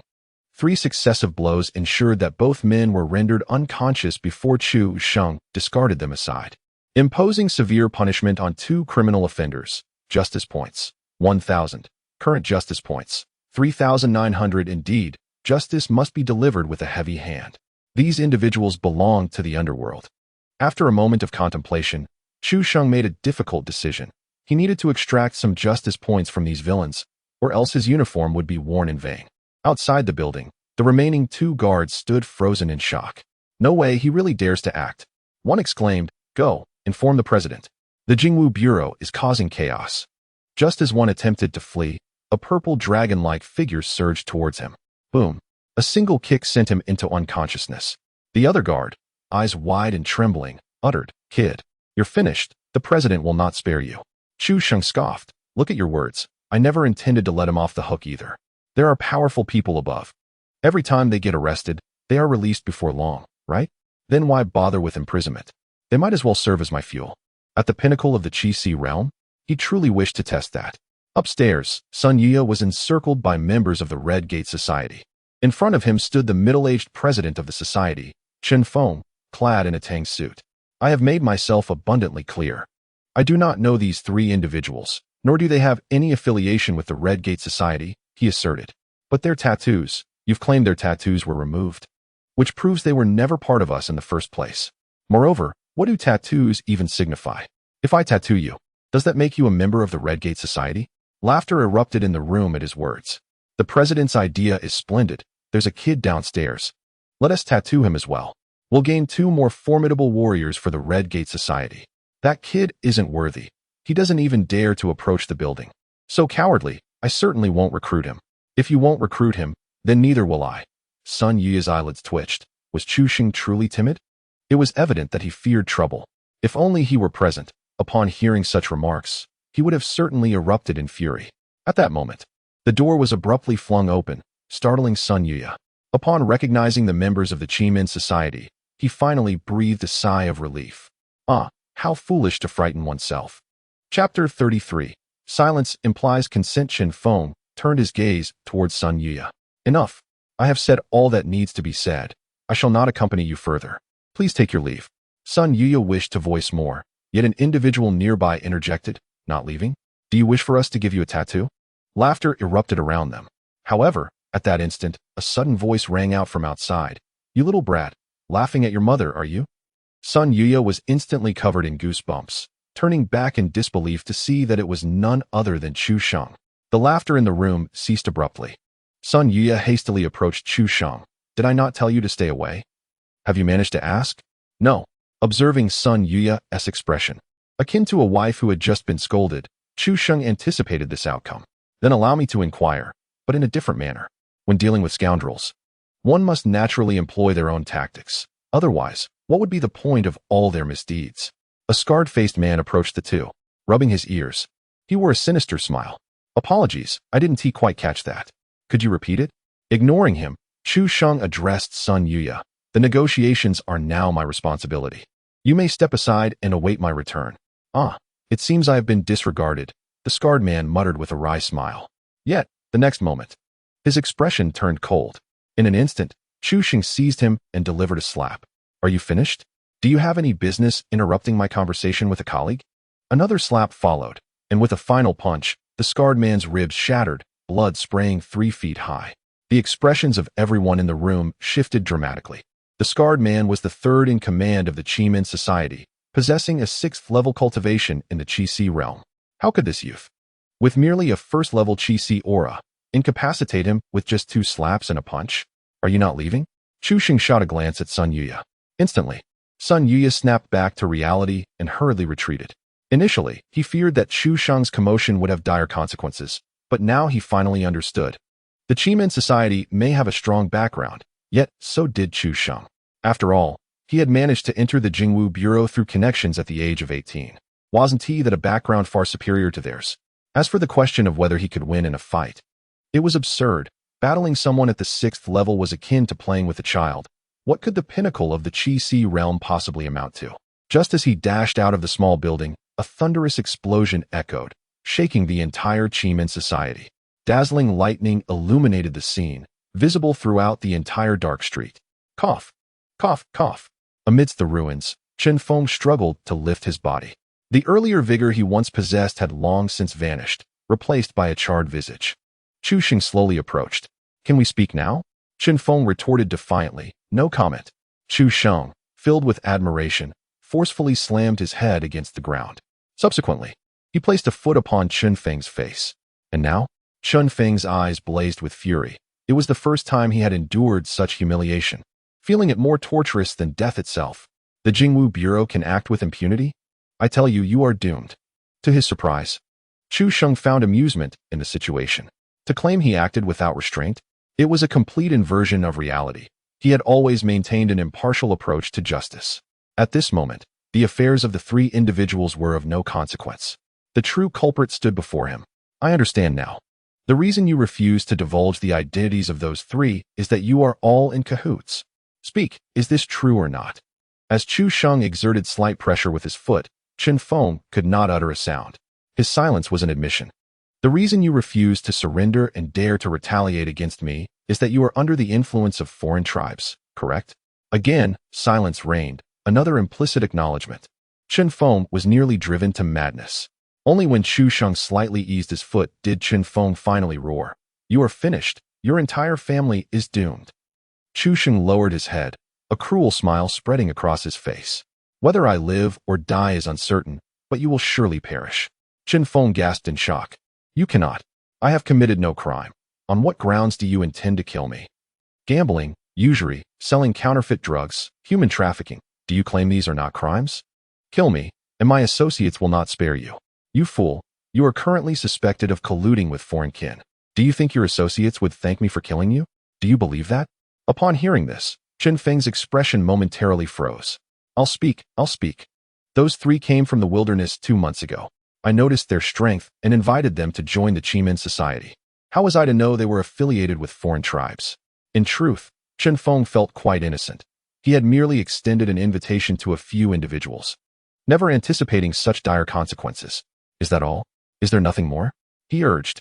Observing his genuine countenance, Chu Sheng lifted his foot. Yet, before Chen Feng could savor the relief of survival, it came crashing down once more. A villain such as this deserved execution 100 times over in a previous life. Chu Sheng bore no moral qualms about his actions. Furthermore, if he did not die, how could he frame him? Chu Sheng saw nothing wrong in his approach. The wicked had received their due punishment. The Qimin Society would cease to exist, and he had fulfilled his mission. A single arrow striking 3 targets. A joyous resolution for all. This is justice. Eliminating a notorious gang leader. Justice points. 3,000. Current justice points. 11,200. Upon witnessing his justice points first breach the 5-digit threshold, Chu Sheng could not help but display a radiant smile. Achieving such bountiful rewards merely on the first day of joining the Jingwu Bureau was beyond his wildest dreams of future joy. Sun Yuya, observing from the side, was utterly bewildered, especially when he saw Chu Sheng crush Chen Feng's skull underfoot. He nearly popped his eyes out in disbelief. Is this how you negotiate? Chu Sheng approached him, patting his shoulder, and informed him to notify the Bureau to apprehend the suspects. Apprehend them? Under what charges? Colluding with foreign entities. Chen Feng had confessed. Jingwu Bureau. The dispatcher, after hearing Sun Yuya's account, could hardly believe it. I need to confirm this once more. The Qimin Society is colluding with foreign entities, and you have dismantled their stronghold, yet you request assistance from headquarters to apprehend them? Upon Sun Yuya's confirmation, the dispatcher promptly reported the matter. The moment Lu Huaimin received the news, a tingling sensation crept over his scalp. While newcomers typically busied themselves with serving tea and delivering newspapers, this one had directly dismantled the Qimin Society. Moreover, claiming they were in collusion with foreign entities? No wonder he had been feeling an ominous premonition these days. The reason was now clear. However, upon further reflection, a peculiar smile emerged on Lu Huaimin's face. This seemed like a fortuitous development. He had long wished to eradicate a malignant tumor like the Qimin Society. Yet, the intricate web of power in Shengzi City made such actions perilous, even for the director of the Jingwu Bureau. Although Chu Sheng was affiliated with the Bureau, he possessed the backing of the Longwu Academy, which was, in turn, supported by the Long family of Dongyan Prefecture. Given his strong sense of justice and such a formidable background, why not allow him to stir up a commotion? If things went awry, they could simply call upon the Longwu Academy for resolution. After all, it wouldn't implicate him directly. I am truly clever. Chapter 34. Taking the back door. Killing with heart. Upon arriving at the Black Street, Lu Huaimin immediately summoned the two. What on earth happened? Chu Sheng was already prepared with his account, detailing the events as they unfolded. However, in his narration, it was the Qimin Society that had initiated hostilities. Moreover, Chen Feng had confessed to being aware of the identities of the 3 foreign entities. With this, the evidence aligned perfectly. Most crucially, the final piece fit. For Chen Feng was now deceased. Lu Huaimin listened in confusion. He had such audacity. Merely a lackey working for someone else. How could he dare to collude with foreign entities? If his master found out, wouldn't it cost him and his entire family their lives? Indeed, despite the circumstances, they dared to ambush me. Hence, I spared no effort and eliminated him without hesitation. Lu Huaimin cast a glance at the 2 individuals before dismissing Sun Yuya. He then amiably patted Chu Sheng on the shoulder. Now that we are alone, tell your uncle, is the matter concerning the alien kin true? It is indeed true. Lu Huaimin fixed his gaze on Chu Sheng for several moments before finally relaxing his brow at the last moment. Chu Sheng proved to be even more astute than he had anticipated. Excellent. Remember what you've said. No matter who inquires, it is the truth. Let Sun Yuya compose the report, and you shall guide him in how to write it. Lu Huaimin's reaction left Chu Sheng pondering for a while. It was evident that he was aware of the deception. Yet, rather than exposing it, he tacitly approved. Could it be that he had long intended to deal with the Qimin Society? Or perhaps he sought to eliminate those behind the Qimin Society as well. Regardless of the motive, it boded well for him. A task easily accomplished in the name of justice. Could one truly wish for more?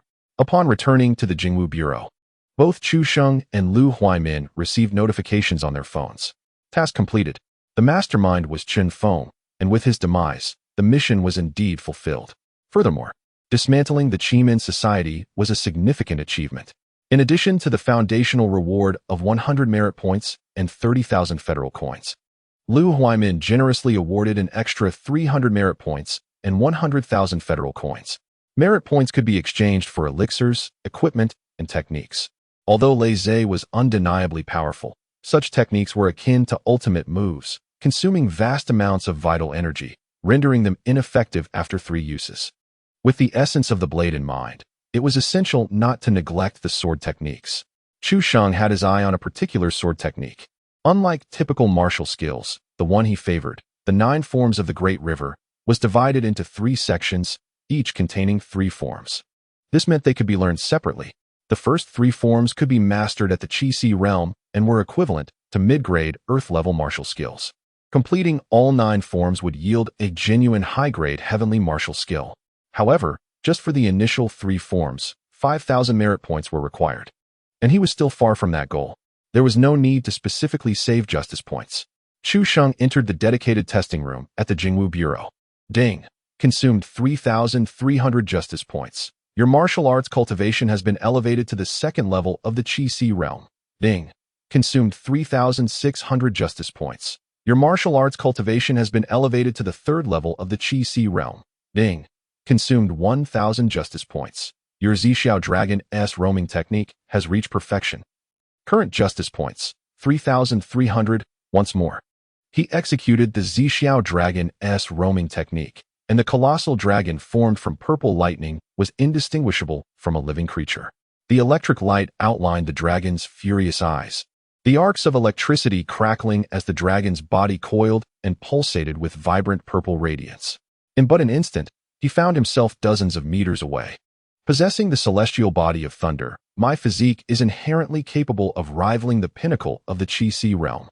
Coupled with such speed, I murmured as Chu Sheng once again executed the purple sky dragon technique, simultaneously delivering a punch towards the testing dummy. 15,200.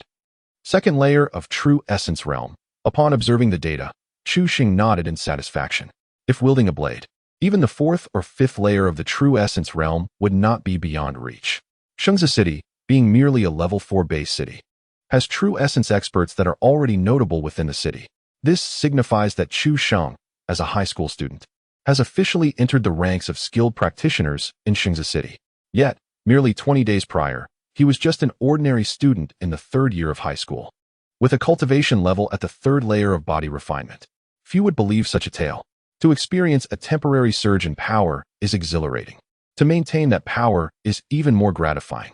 Chu Sheng revels in this sensation of becoming stronger, or more aptly, in the gradual mastery of his own fate. The news of the destruction of the Red Gate Society spread rapidly, creating a significant uproar within Shengzi City. Although the Red Gate Society alone may not seem formidable, who is unaware of the Zheng family's backing?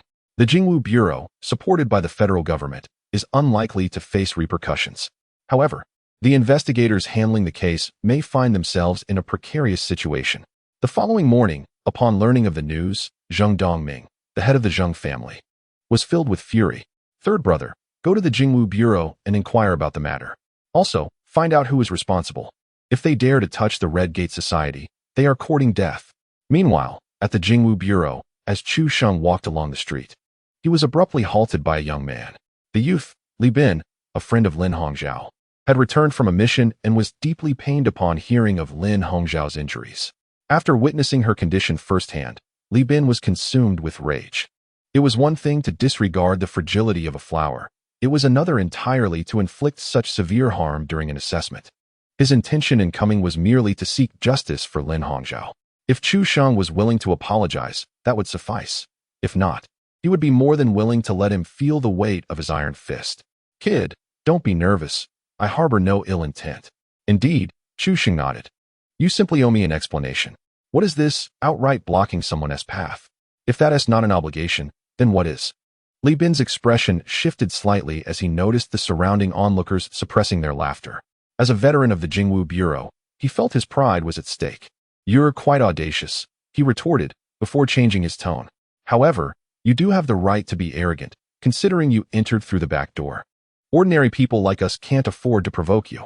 In that moment, Chu Sheng was reminded of his former classmate, Lu Cha, whose face bore a condescending smile. So what? Are you feeling envious? I have a backdoor to use. Why wouldn't I take advantage of it?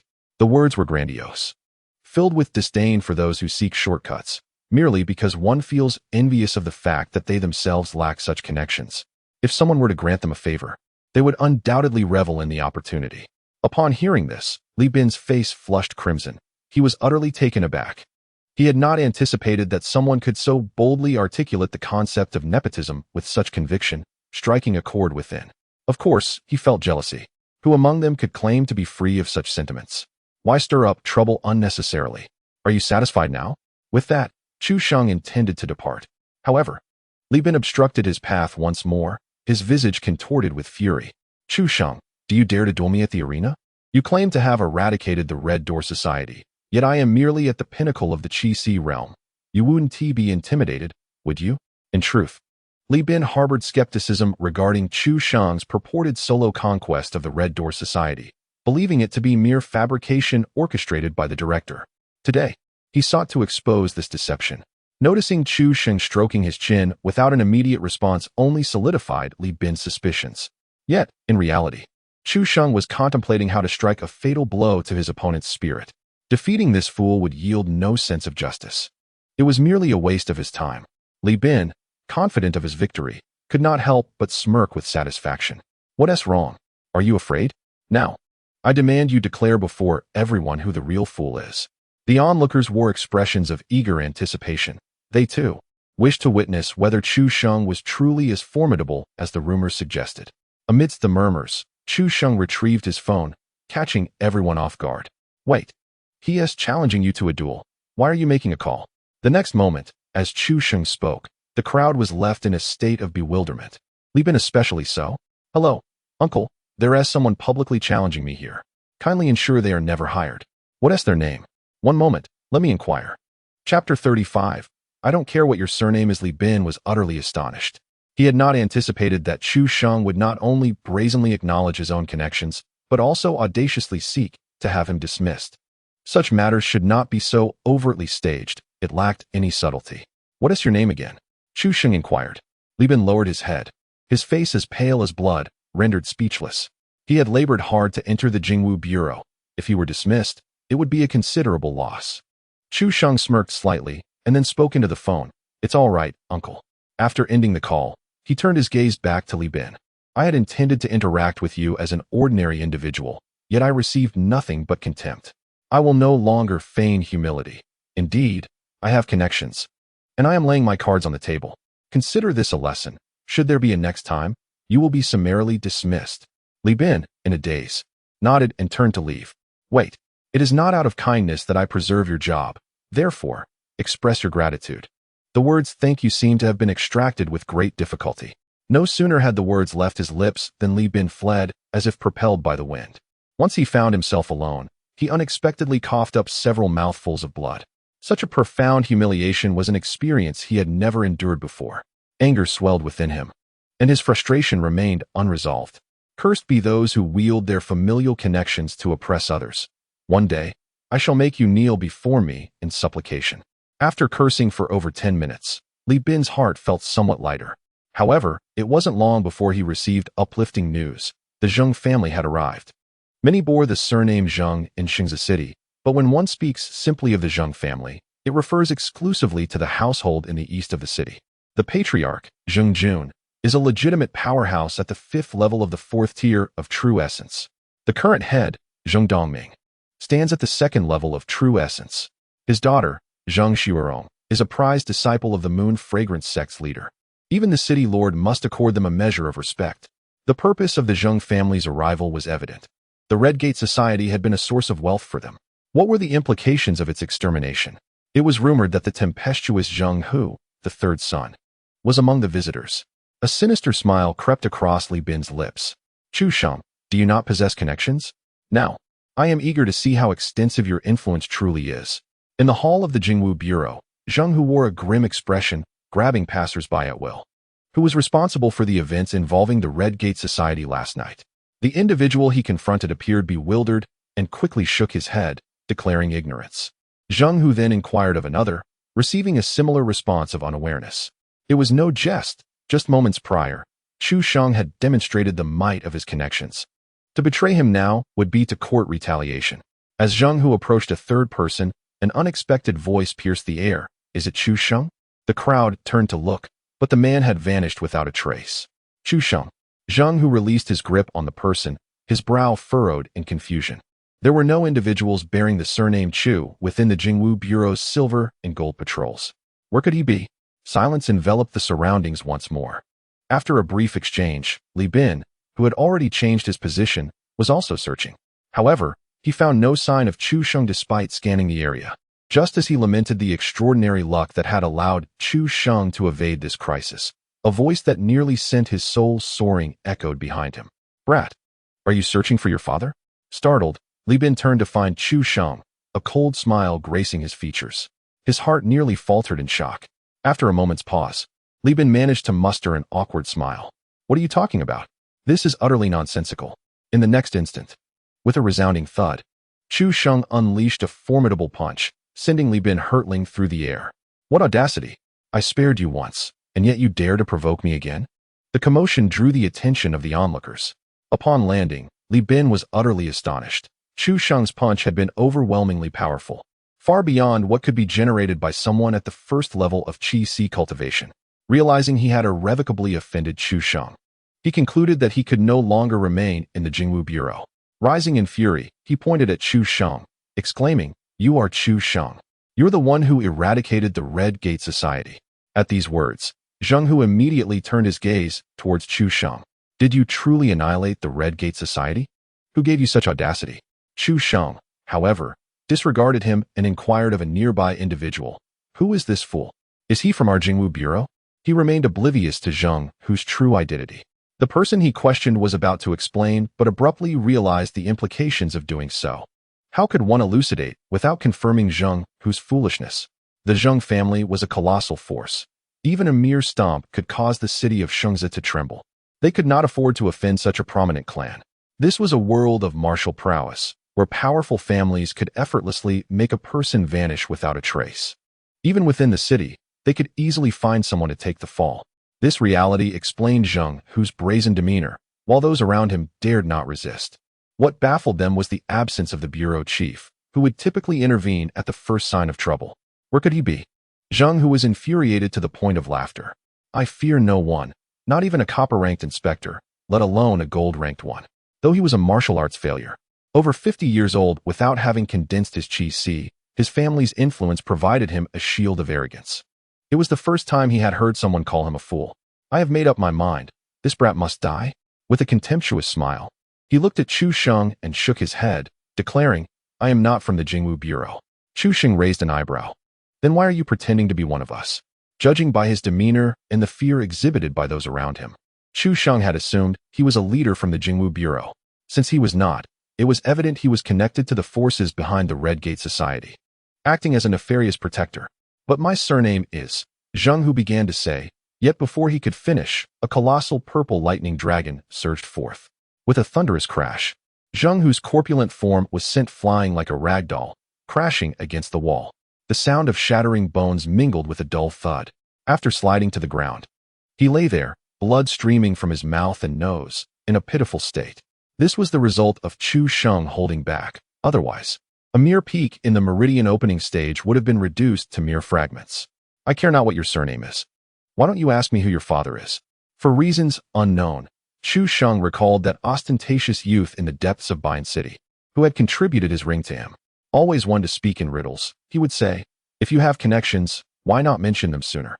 Nevertheless, the lesson remained unchanged, to teach a lesson to a protector of the underworld.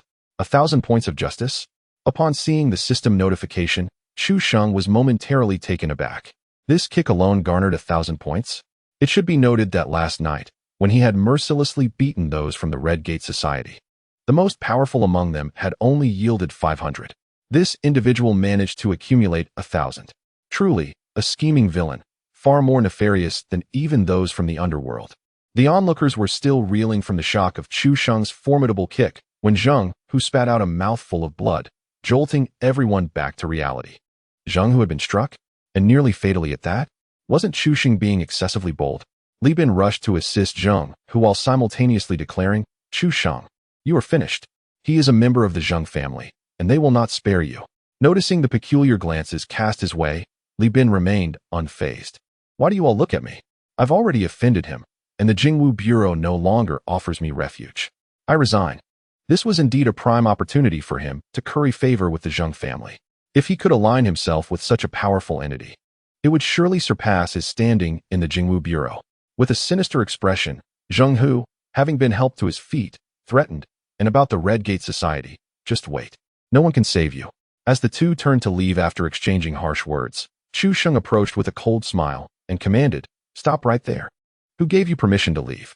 Refraining from discussing the Red Gate Society would have been wise, but now that it had been brought up, it served as a timely reminder.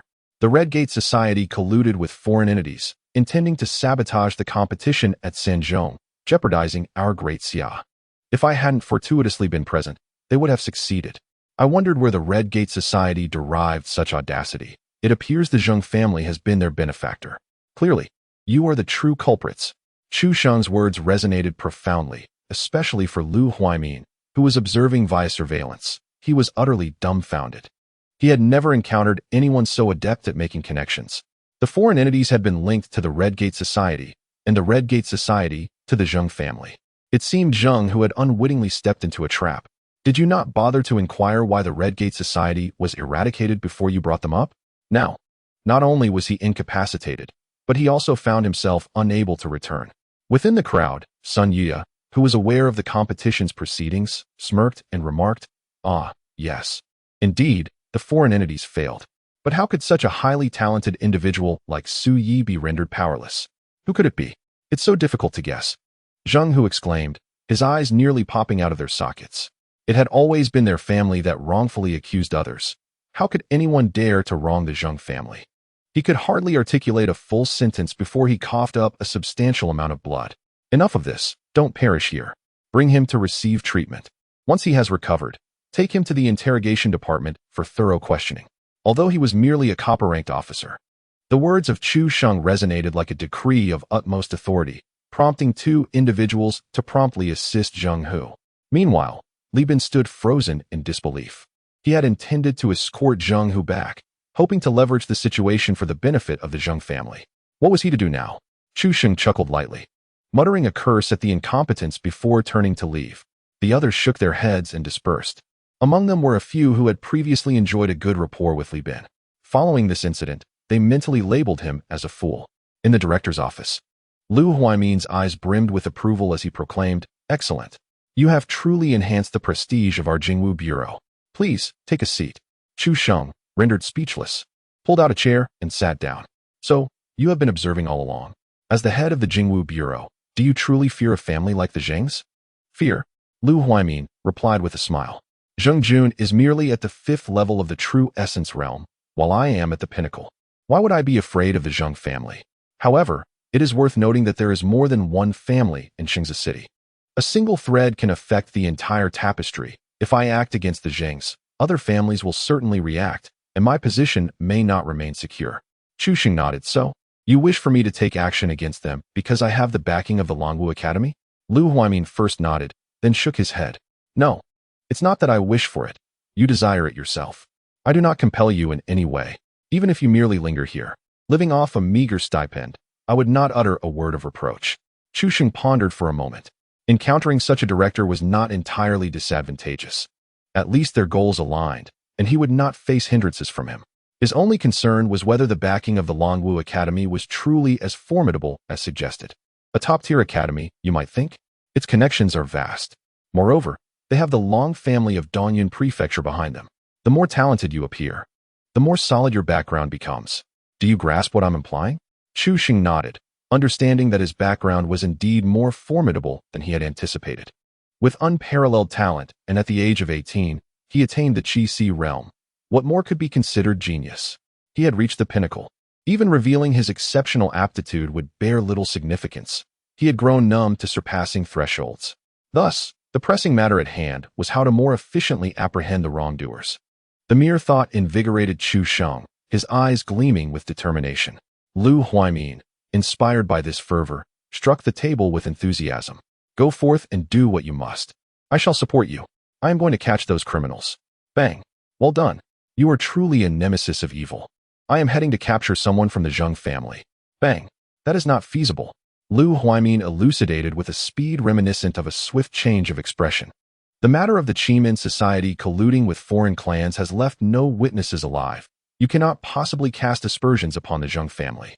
At best, one could only summon them for questioning, and there is no justification for detaining anyone. In that case, let's summon them for questioning, Chu Sheng conceded. This opens up a plethora of possibilities. A prestigious family like theirs surely won't be easy to deal with, right? At that point, we could impart some legal knowledge to them, and perhaps even accrue a fair amount of justice points.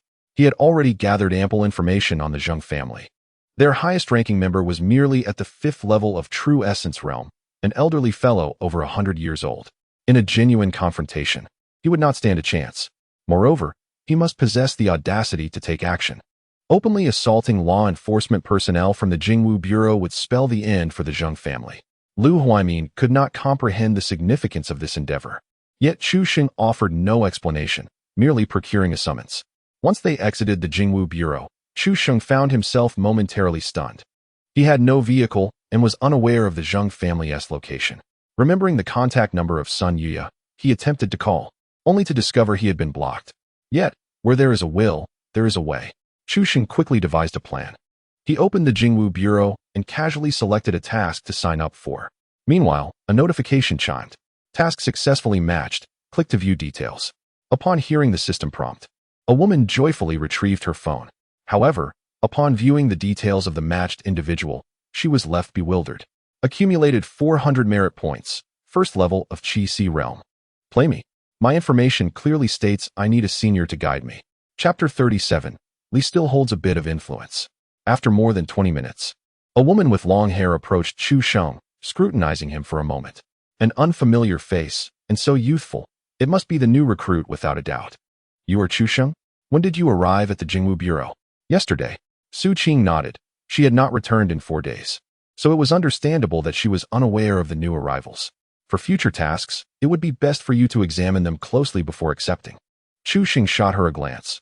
Are you instructing me on how to work? Did you not read the task description? Are you unaware of how perilous this task is? I did not read it. It is unnecessary.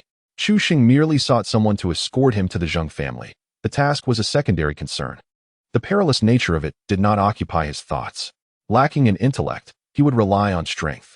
Fortunately, he excelled in that regard. Su Qing was taken aback, but soon sensed something amiss. Wait a minute. You only joined the Jingwu Bureau yesterday. How did you amass 400 merit points? Having completed a significant task, I inadvertently eradicated the Red Gate Society, receiving an additional reward of 300 merit points. Now, it's my turn to inquire. Can you drive? Su Qing was momentarily taken aback, convinced she must have misheard. A newcomer vanquished the Red Gate Society? The nonchalance in your tone is reminiscent of offering someone a meal while you yourself fetch a cannon tower. Yet, the merit points cannot be fabricated. Have I inadvertently secured the favor of a powerful ally? Perhaps this task is indeed achievable. Once she regained her composure, she eagerly nodded, affirming, yes, I can drive. Let us proceed to the Zheng family. The Zheng family? What is the purpose of our visit? That Red Gate Society. Do not worry. I merely need to deliver an item. Upon hearing this, Su Qing ceased her hesitation and readily agreed. It was merely a delivery. What could possibly go awry? Perhaps this is an apology from Chu Sheng. On the journey, Su Qing elaborated on the task at hand. Their target was a notorious criminal named Gu Chang'e, who was at the 3rd level of the Qi Si realm. Su Qing emphasized, although he is merely at the 3rd level, he has killed someone at the pinnacle of the Qi Si realm. Is that why no one has accepted this task? No, the crux lies in his surname, Gu. Furthermore, the Gu family has issued a letter of understanding. His crimes do not warrant death. Should we kill him, it would be tantamount to offending the Gu family. Consider this. Such a formidable individual, we must be cautious not to take his life. An ordinary peak Qi Si practitioner would struggle to manage that. Wait. Chu Sheng furrowed his brows. I am somewhat confused. Did you just say the Gu family issued a letter of understanding? Su Qing nodded. He killed a member of the Gu family. Thus it is only fitting that they provide the letter of understanding. I neglected to mention that Gu Chang'e, although the son of Gu Rohai, the head of the Gu family, was only found 2 years ago. He had been lost for many years, and the Gu family has treated him exceptionally well to make amends. However, it seems he suffers from some mental affliction akin to paranoid delusions, often claiming his family abused him. Half a year ago, on a rainy night, he inexplicably went mad and murdered both his sisters and his brother, subsequently vanishing. During his escape, he was heard shouting about a supreme bone, suggesting he has completely lost his sanity. Upon hearing this, Chu Sheng's expression contorted into a frown. However, upon the mention of the supreme bone, clarity washed over him. The case had unraveled. He had become ensnared in a narrative reminiscent of a certain genre of novels. This archetype within such tales undoubtedly serves as a quintessential villain, capable of garnering substantial moral points. Yet, the most pressing concern remains. He has gone missing. We shall not need to locate him, will we? As if sensing his apprehension, Su Qing explained. We have reliable information that Gu Chang'e was spotted 3 days ago in a desolate area known as the Abyss, and he has not emerged since. Oh, then there is no issue. Once we complete the delivery, we shall investigate. Meanwhile, at the Zheng family in the eastern part of the city, Li Bin divulged all the events that transpired at the Jingwu Bureau. Upon hearing that Zheng, who had been grievously injured by Chu Sheng and was detained at the bureau, the Zheng family erupted in fury. How audacious! A mere copper inspector dares to humiliate the Zheng family in such a manner. He must have a death wish. Allegations of colluding with foreign entities, such audacity. Even Lu Huaimin wouldn't dare utter such words. What gall this inspector possesses. This cannot be overlooked. If we do not eliminate this brat, how will the Zheng family maintain its dignity in Shengzi City henceforth? Zheng Dongming interrupted the heated discussions. Enough. Until we ascertain the true nature of this individual, no one should provoke him. He entered the Jingwu Bureau through backdoor means and possesses strength comparable to the pinnacle of the Qi realm. The combination of these two factors is quite extraordinary, and the former is something our Zheng family cannot achieve. Li Bin's extraordinary intellect urged him to take action. I am well aware of his background. He is a relative of our bureau chief, his nephew. Really? Zheng Dongming exclaimed in astonishment. A mere bureau chief's nephew possesses such audacity? And how did Lu Huaimin dare to place someone in the Jingwu Bureau? Wouldn't a single report have caused an uproar? Li Bin patted his chest confidently. Indeed. He spoke directly to the bureau chief in my presence, calling him uncle, and I heard it clearly. Not only I, but many others in the Jingwu Bureau are aware of this. If you do not believe me, you may verify it. With this revelation, all reservations dissipated among the group. Even Lu Huaimin would not dare act so recklessly. His nephew's audacity is astonishing. We must take care of him. Let us act tonight. Hee. That lad surely does not expect our retaliation to come so swiftly, does he? Zheng Dongming appreciatively patted Li Bin on the shoulder. You are impressive. The Zheng family needs individuals like you. Do not remain at the Jingwu Bureau. How about joining us to serve the Zheng family? Li Bin refrained from disclosing that he had offended Chu Sheng and that he could no longer stay at the Jingwu Bureau. While inwardly elated, he maintained an appearance of indecision. Finally, he steeled himself and said in a deep voice, Thank you for your kind words, family head Zheng. I shall resign from my position at the Jingwu Bureau today, seeking only the family head's favor in the future. Before Li Bin could finish, someone arrived to report. Family head, someone from the Jingwu Bureau is here, claiming they wish to summon you. As these words fell, the faces of the Zheng family members changed drastically. Summon the head of the Zheng family? What on earth does Lu Huaimin intend to do? Li Bin, eager for an opportunity to showcase his worth, found himself presented with a fortuitous chance.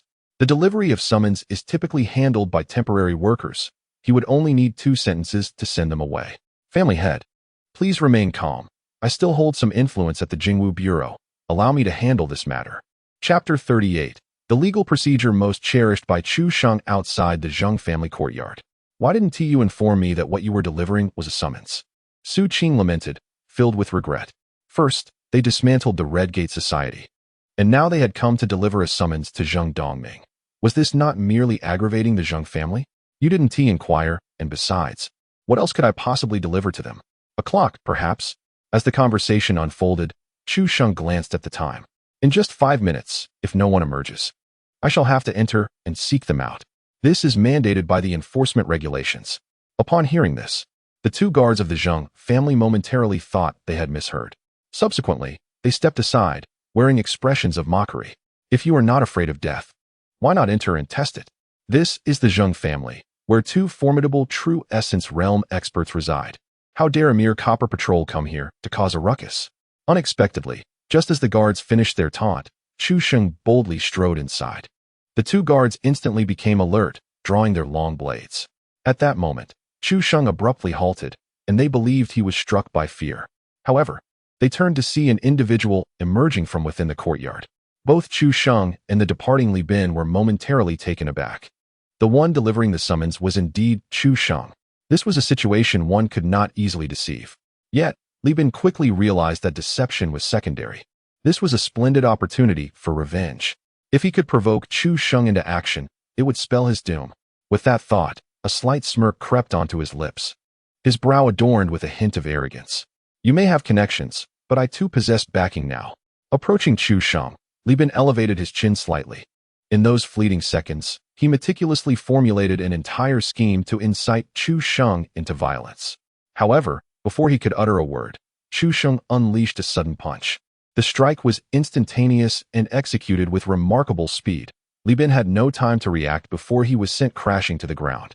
Li Bin's mind remained in a state of bewilderment. This punch had also startled the two guards and the watching Su Qing. No one anticipated that Chu Sheng would not even grant him the chance to speak before knocking him down. Chu Sheng loomed over the fallen Li Bin, his voice icy. This is the third time now. I see you truly wish to meet your end. The reason for his appearance here was evident. He had undoubtedly allied himself with the Zheng family. In Chu Sheng's eyes, this was no mere matter of disgrace. Punishing the wicked who aid the oppressor. Justice points. 500. Li Bin rose in fury. Chu Sheng, how dare you strike me? I am currently serving the Zheng family. And what of it? Chu Sheng replied with a light laugh. Do you truly believe that being a member of the Jingwu Bureau grants you immunity while publicly assaulting someone? I shall strip the skin from your body. Fool, Chu Sheng retorted. Do you not realize you are no longer a member of the Jingwu Bureau? This can be deemed an internal conflict, a matter of self-reflection. I have already resigned. Is it so simple to resign from the Jingwu Bureau? Have you submitted your application? Has the director approved it? Subsequently, Chu Sheng glanced at the time. He had long surpassed the stipulated 5-minute waiting period. Thus, he could directly proceed inside to confront someone. With a forceful shove, he pushed aside the bewildered Li Bin and strode confidently forward. What do you intend to do? The two guards reacted swiftly, drawing their blades to block Chu Sheng's path. Do you know what such behavior is called? Obstruction of official duties. I hereby issue a warning. Should you persist, I will not hesitate to take action. The guards chuckled mockingly.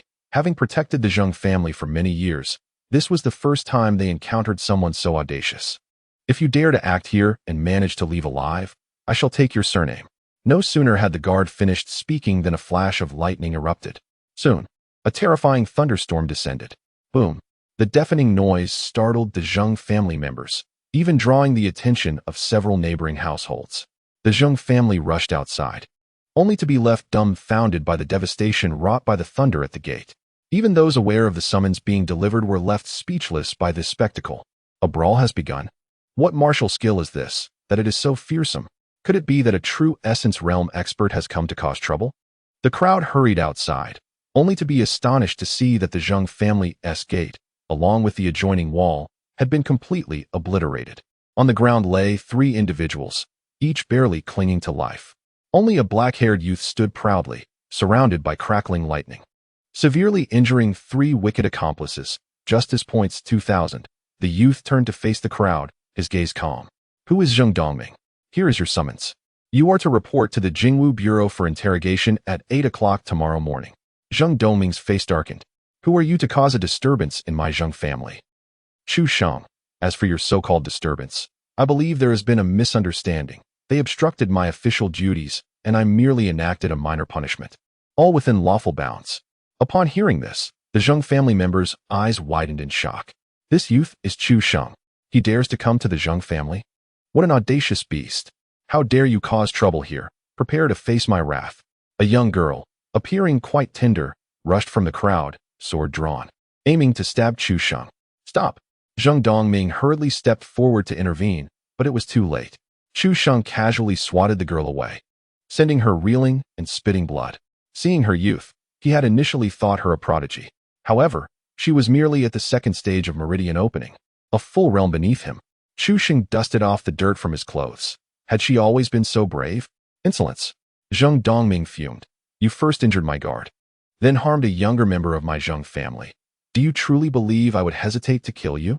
Chu Sheng grinned, relishing his favorite segment of legal education. Legal illiterates. Do you see this uniform on me? It signifies an attempt on the life of an enforcement officer from the Jingwu Bureau. Do not think that this slap suffices. I must take her back to the Jingwu Bureau shortly. Preliminary estimates suggest she will face 3 years of confinement. Oh, and you. What you mentioned earlier pertains to the intimidation of law enforcement personnel. Fortunately, the circumstances are not overly severe, and given my benevolence, I shall not pursue this matter further. Silencing a malefactor who assaulted an enforcement officer. Educating the Zheng family on the law. Justice points, 1,000. Silence. Zheng Dongming's aura surged. An overwhelming pressure from the second realm of true essence descended instantaneously.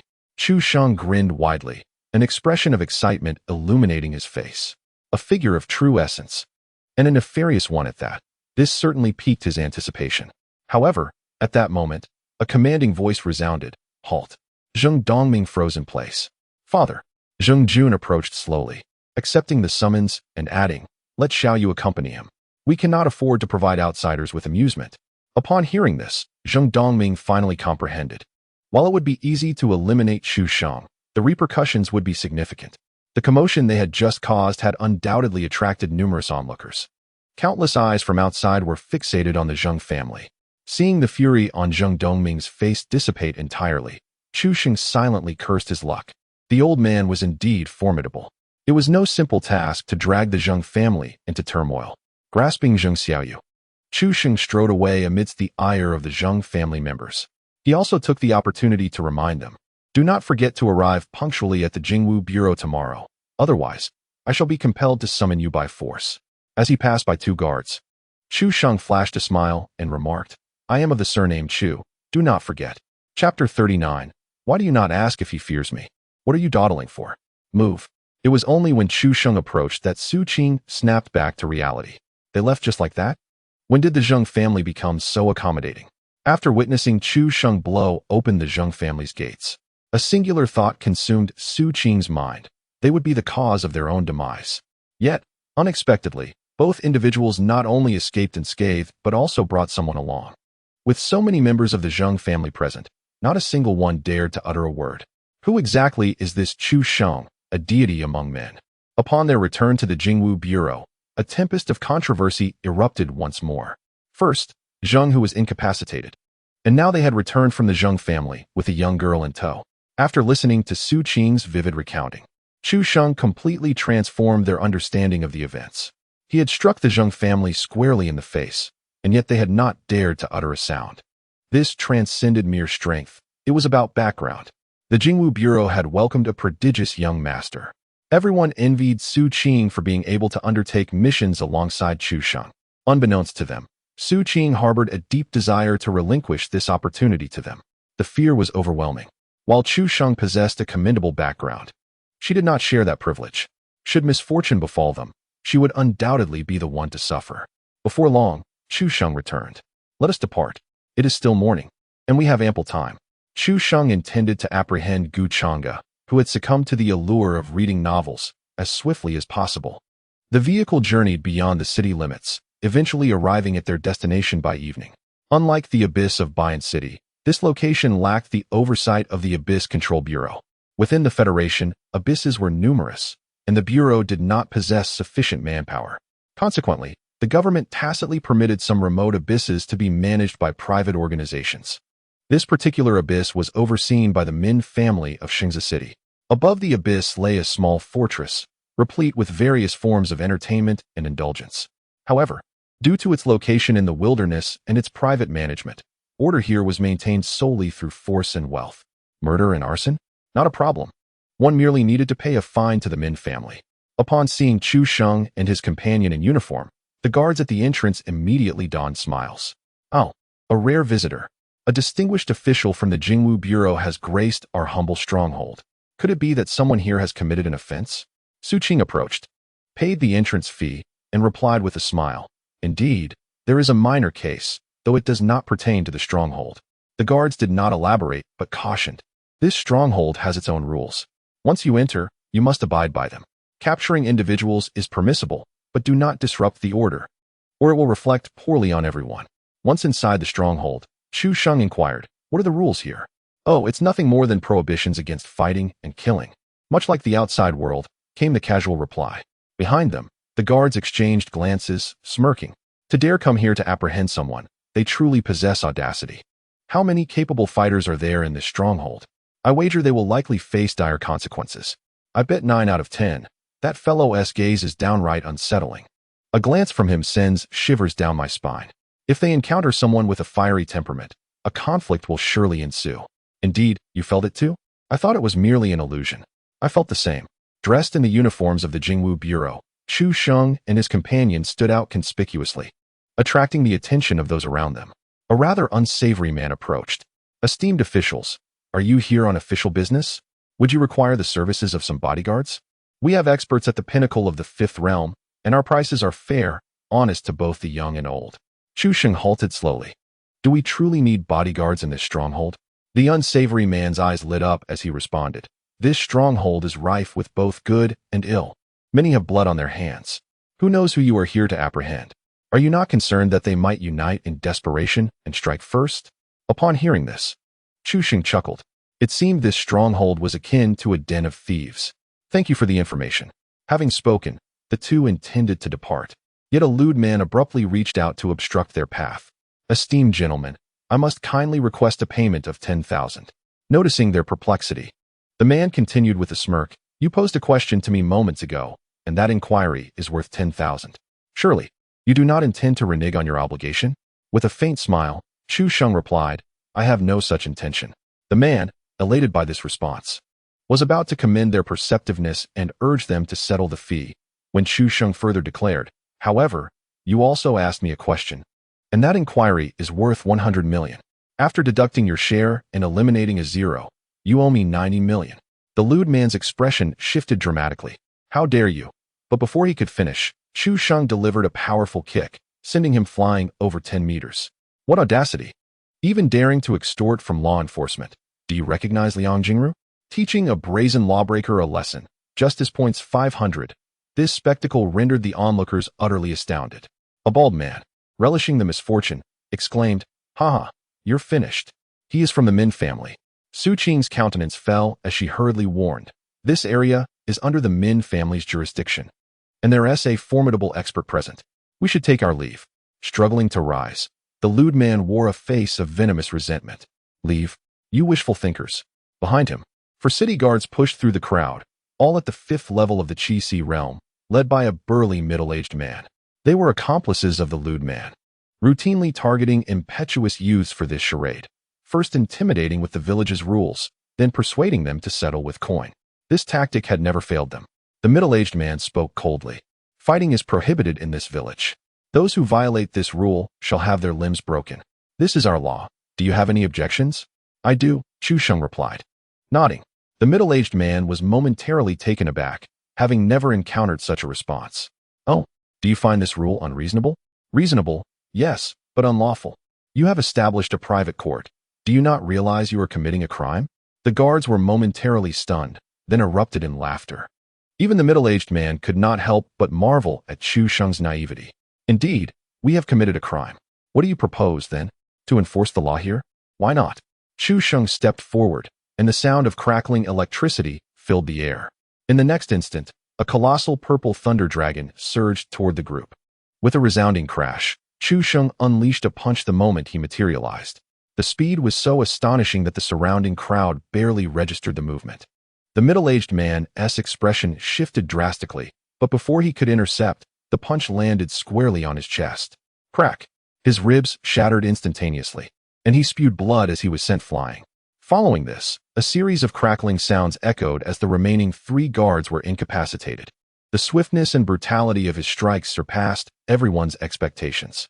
The lesson of 4 villains who set up an illegal tribunal. As Chu Sheng approached the lecherous man, the latter stared wide-eyed, his face a mask of terror. "Don't do anything reckless. My Min family has a formidable expert in the True Essence Realm stationed here." "True Essence Realm? What level?" "2nd level." "What now, are you afraid?" With a casual swipe, Chu Sheng sent him flying. "He is at the 2nd level, while I am at the 3rd. Why don't you ask him if he fears me?"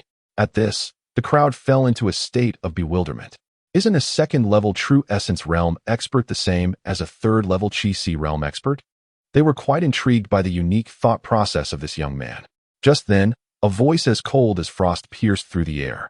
What if I say I am not afraid? The crowd parted to reveal a stunning woman in a long blue robe, gracefully striding forward. Minyu, a second-level True Essence Realm expert and the mistress of this stronghold. Cousin, the lecherous man shouted. This brat is causing trouble in our territory. Quickly deal with him. Minyu cast a glance at the severely injured guard, her expression darkening. Before she could speak, Chu Sheng coldly interjected. Harboring criminals and allowing your subordinates to set up illegal tribunals makes you a criminal as well. Oh, and what of it? Do you dare to arrest me? Minyu replied with a charming smile, though her expression shifted dramatically the next moment.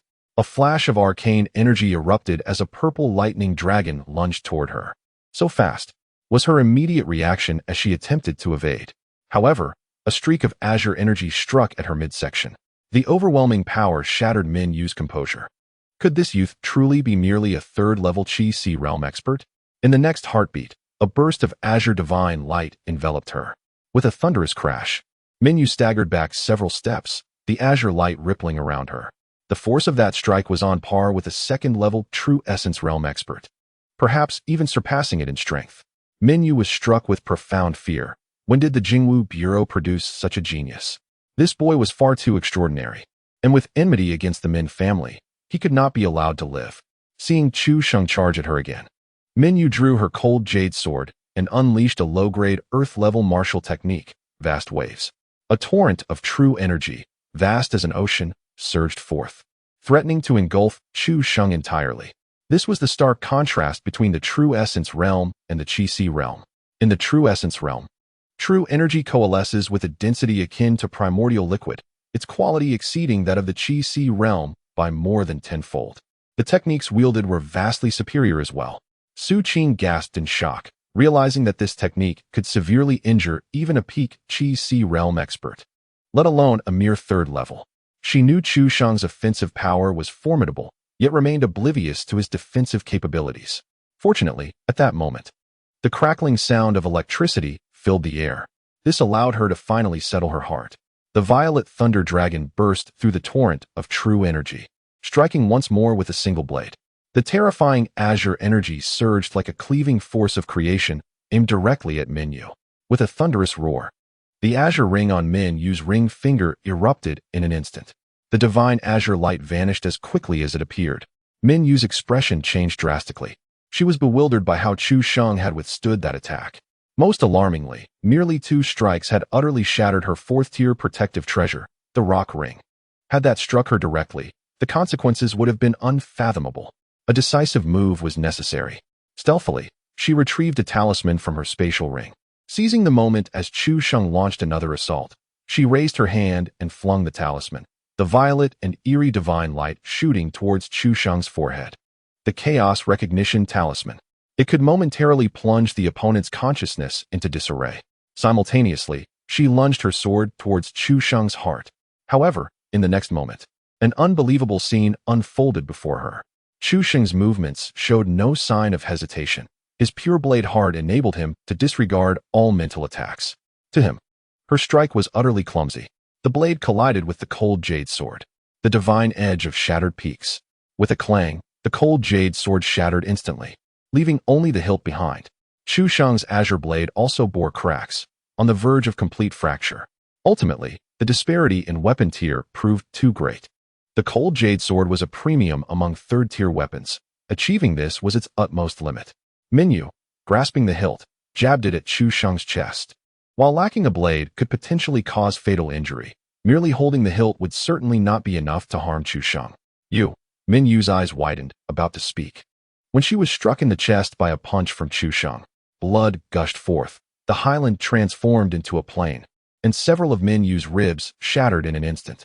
Stop. I concede. Chu Sheng chuckled lightly. Concede? When did the cost of crime become so trivial? Just now.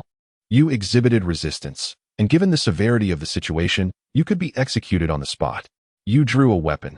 To me, that signifies the highest level of threat. Hearing this, Minyu's expression shifted dramatically. How dare you? I am of the Min family. If you kill me, the the Min family will, boom.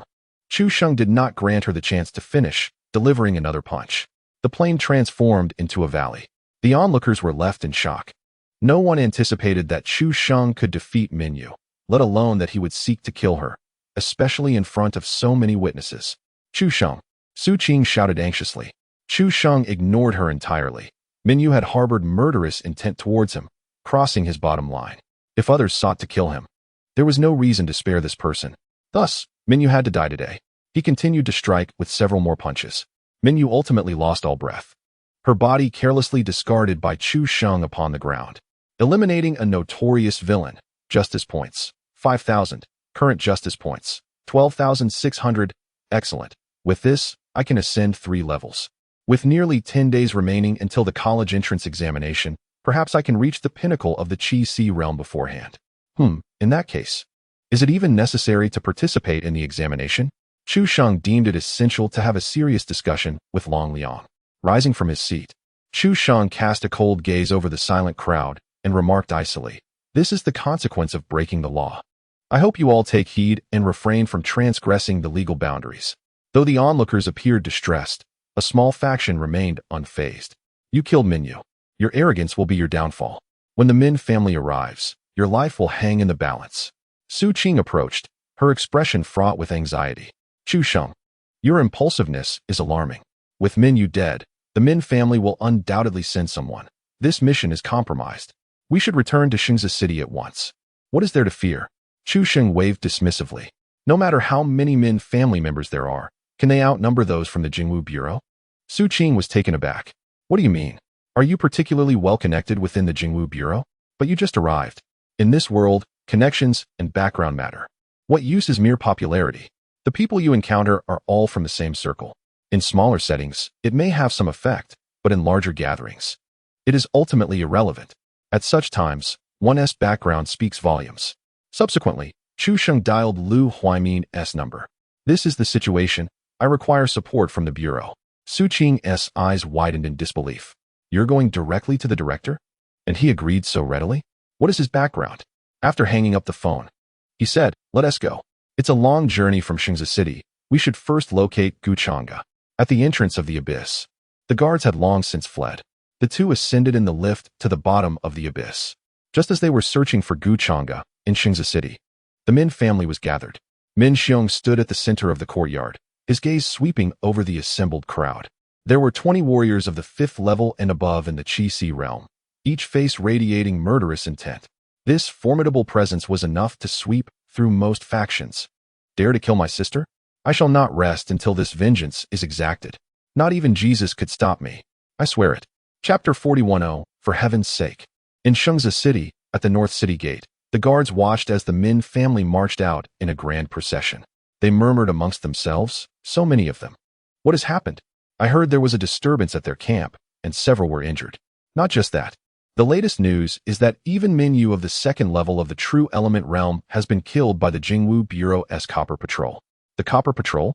They are formidable, but with so many from the Min family, he is doomed. Half an hour later, the roar of automobiles filled the air as an even larger convoy than the Min family stormed into view, all emblazoned with the insignia of the Jingwu Bureau. Counting carefully, there were no fewer than 30 vehicles, totaling over 100 individuals. This was the first time the crowd had witnessed such a grand display from the Jingwu Bureau. Even during the last citywide manhunt for a member of the Illuminati, the scale of this operation paled in comparison. What could have transpired to warrant such a significant mobilization? Could it be an attempt to rescue that Copper Patrol officer? Surely not. A mere Copper Patrol officer hardly seemed worthy of such an uproar. Yet, what if he had connections? I had previously heard rumors of someone who managed to gain entry into the Jingwu Bureau through underhanded means. This commotion from the Jingwu Bureau sent ripples throughout the entire Xingzi City. At the Zheng family residence, beside Li Bin's sickbed, Zheng Dongming wore a mask of fury. You mean to say that Chu Sheng is the nephew of Lu Huaimin? Li Bin struggled to respond. Yes, I heard Chu Sheng address him as uncle. Had it not been for Li Bin's near-death condition, Zheng Dongming would have struck him across the face without hesitation. Nonsense. Would he really go to such lengths for his nephew? Over 100 people. How many individuals are even in the entire Jingwu Bureau? He wouldn't dare act this way even for his own son. And you tell me it's for his nephew. Just as Li Bin was about to defend himself, the second son of the Zheng family barged in. Elder brother, we received a response from the Jingwu Bureau headquarters. Zheng Dongming's expression brightened. What does it say? Ever since Chu Shang's departure, the Zheng family had lodged a complaint with the Jingwu Bureau headquarters, reporting Chu Shang's association with Lu Huaiming. He had hoped for good news. They said that after investigation, there is no connection between Chu Shang and Lu Huaiming. Furthermore, they stated that Chu Shang was specially approved by the government to join the Jingwu Bureau. If we have any issues, we should consult the Long family. Upon hearing this, Zheng Dongming's brow furrowed immediately. Which Long family? The next moment, his pupils dilated and cold sweat trickled down his forehead. His throat constricted violently, rendering him speechless, as if an invisible hand were tightening around his throat. After a long pause, he finally managed to croak out, "The Long family of Dongyan Prefecture?" The second son of the Zheng family nodded. Zheng Dongming swallowed hard, then turned his gaze to Li Bin on the sick bed. "You wretched scoundrel. Has the Zheng family wronged you in any way for you to betray us like this? You claim he is Lu Huaiming's nephew? He has connections to the Long family now." Fuming with frustration, Zheng Dongming lost all concern for Li Bin's injuries and roughly yanked him out of the room. "Someone, throw him far away, the farther the better." At that moment, Li Bin's eyes widened in disbelief. This was the true background of Chu Shang. How could I have thought to have him apologize to Lin Hongzhao? How could I have been so subservient? Reflecting on his 3 years, 2 months, and 6 days of servitude to Lin Hongzhao, only to end up in this predicament, he finally comprehended the gravity of his situation. Lin Hongzhao was not oblivious to his intentions. She simply held no regard for him. It is akin to sitting by a campfire and failing to feel its warmth. The devoted suitor, in his relentless pursuit, finds himself ultimately bereft. And you, my friend, do you comprehend this? What is this nonsense? Chu Shang mused, scratching his head. Bewildered by the unexpected system notification, he turned to glance at Su Qing, who appeared deeply affected, entirely disinterested in the ardent admirer. What, then, was the purpose of his actions? It was late at night, and the abyss was scarcely populated. They had yet to catch a glimpse of Guchanga. After searching for over half an hour, Su Qing suddenly pointed ahead with excitement. Members of the Gu family were in sight. Following their task registration, Su Qing had conducted an investigation into the Gu family's circumstances. The individual ahead was Gu Changa's aunt, Gu Fong. Upon seeing the two, Gu Fong was momentarily taken aback. After learning they sought Gu Changa, she coldly replied, "We have located him. Once we return to the city, we will deliver him to the Jingwu Bureau. You need not concern yourselves." With that, she turned to leave. "Stop right there." Chu Shang sneered. "Have you lost your mind? He is a murderer, and we are here to apprehend him. What business is it of yours? Do you really think we need your assistance?" Gu Fong retorted disdainfully. "Then go find Changa yourself. I am quite curious to see if you can." She added, "Young people these days lack the ability to converse civilly. If you are so bold, then seek him out on your own." Understanding her implication, Chu Shang nodded, and with a swift motion, he sent Gu Fong flying with a slap, causing her to tumble several times on the ground. "Fool, have you heard of harboring a criminal? Failing to report knowledge of a crime and concealing a fugitive carries a minimum sentence of 2 years. Both Gu Fong and Su Qing were left in stunned silence. They had never encountered someone so adept in the application of law. He possessed an extraordinary understanding of legal matters. Gu Fong, now frightened, stammered, "Please, I will take you there immediately." With that, she led the way until they arrived at a cave where several members of the Gu family stood guard. The middle-aged man leading them was none other than Gu Changa's father, Gu Rahai. Casting a glance at Chu Shang and Su Qing, Gu Rahai's lips curled into a faint smirk. "Two mere copper patrolmen. It appears the Jingwu Bureau is not particularly invested in this case. Thankfully, I never believed in them from the outset." He turned to Gu Fong, adopting a reproachful tone. "I instructed you to procure some food, and instead, you returned with 2 useless individuals?" Gu Fong hurriedly attempted to explain. "Elder brother, they forced me to bring them along, and he even slapped me." "Oh." Gu Rahai's expression shifted dramatically. Yet, before he could take further action, as the air grew increasingly heavy with tension, Chu Shang's voice rang out, scolding. "What the hell, old bai dang? Do you realize you are breaking the law by insulting the enforcement personnel of the Jingwu Bureau?" The moment his words fell, an eerie silence enveloped the scene. After a few seconds, the Gu family erupted into laughter. An elderly man with graying hair gleefully circled around Chu Shang, exclaiming, "Huh? How amusing. This is the first time I've witnessed such audacity from you, young patrolman. However, have you forgotten where you are? As he circled behind Chu Sheng, the old man placed a hand on his shoulder, exerting force as he coldly declared, "Kneel before me, child." The atmosphere grew even more somber. Seconds ticked by, yet Chu Sheng remained steadfast like a mountain. In stark contrast, the old man's face turned crimson, veins bulging on his forehead. "You old fool," Chu Sheng scoffed, a hint of disdain in his gaze as he swiftly pivoted, muscles coiling with tension. With a powerful fist that struck like a cannonball, he aimed for the old man's chest. Gasps echoed through the crowd as their pupils dilated. He even dares to strike an elder? With a thunderous crash, the old man was sent flying over 20 meters, landing in silence, devoid of any movement. Eliminated a deliberately provocative villain. Justice points. 1,500 eliminated? Dead. The old fool truly couldn't withstand a blow. Lacking any real skill yet still posing, he deserved his fate.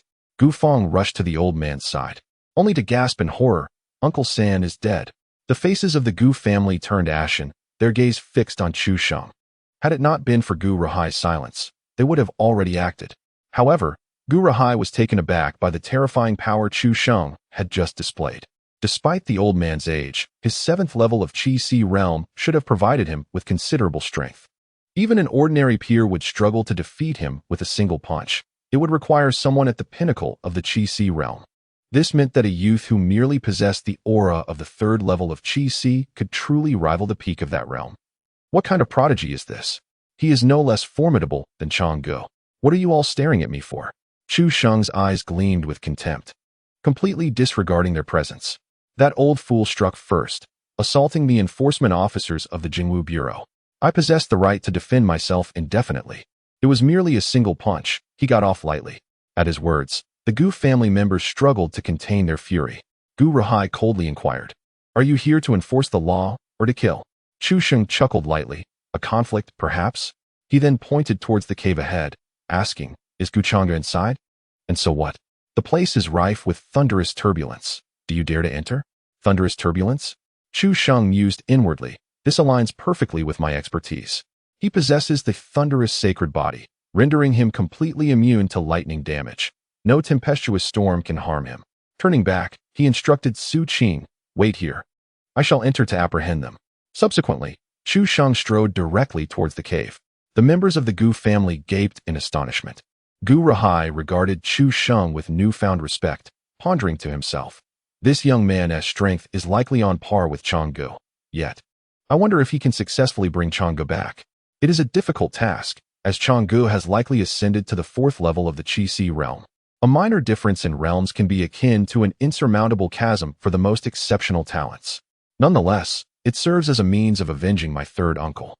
The Gu family's decision to issue a letter of understanding for Gu Chang Gu stemmed from his extraordinary talent.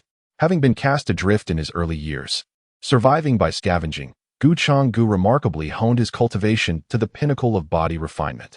After returning to the Gu family for merely 2 years, he surged to the 3rd level of the Qi Si realm.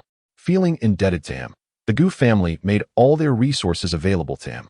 His 2 elder sisters showered him with care and attention, while his younger brother willingly sacrificed his own resources to support him. Regrettably, Gu Chang Gu remained oblivious to the kindness of his family, perpetually wearing a cold demeanor, scrutinizing everyone for ulterior motives, and even denouncing his brother as a white lotus. Any hint of dissatisfaction from others would prompt him to rebel, severing ties with his family. He was taken to see a doctor, who diagnosed him with persecutory delusions. Yet, the more he was treated, the more his madness intensified. The tragedy ultimately unfolded one fateful night, his brother Gu Zai's 18th birthday. After committing murder, Gu Chang Gu fled from the Gu family, lamenting in his escape with incomprehensible phrases like belated concern, supreme bone, and demon god.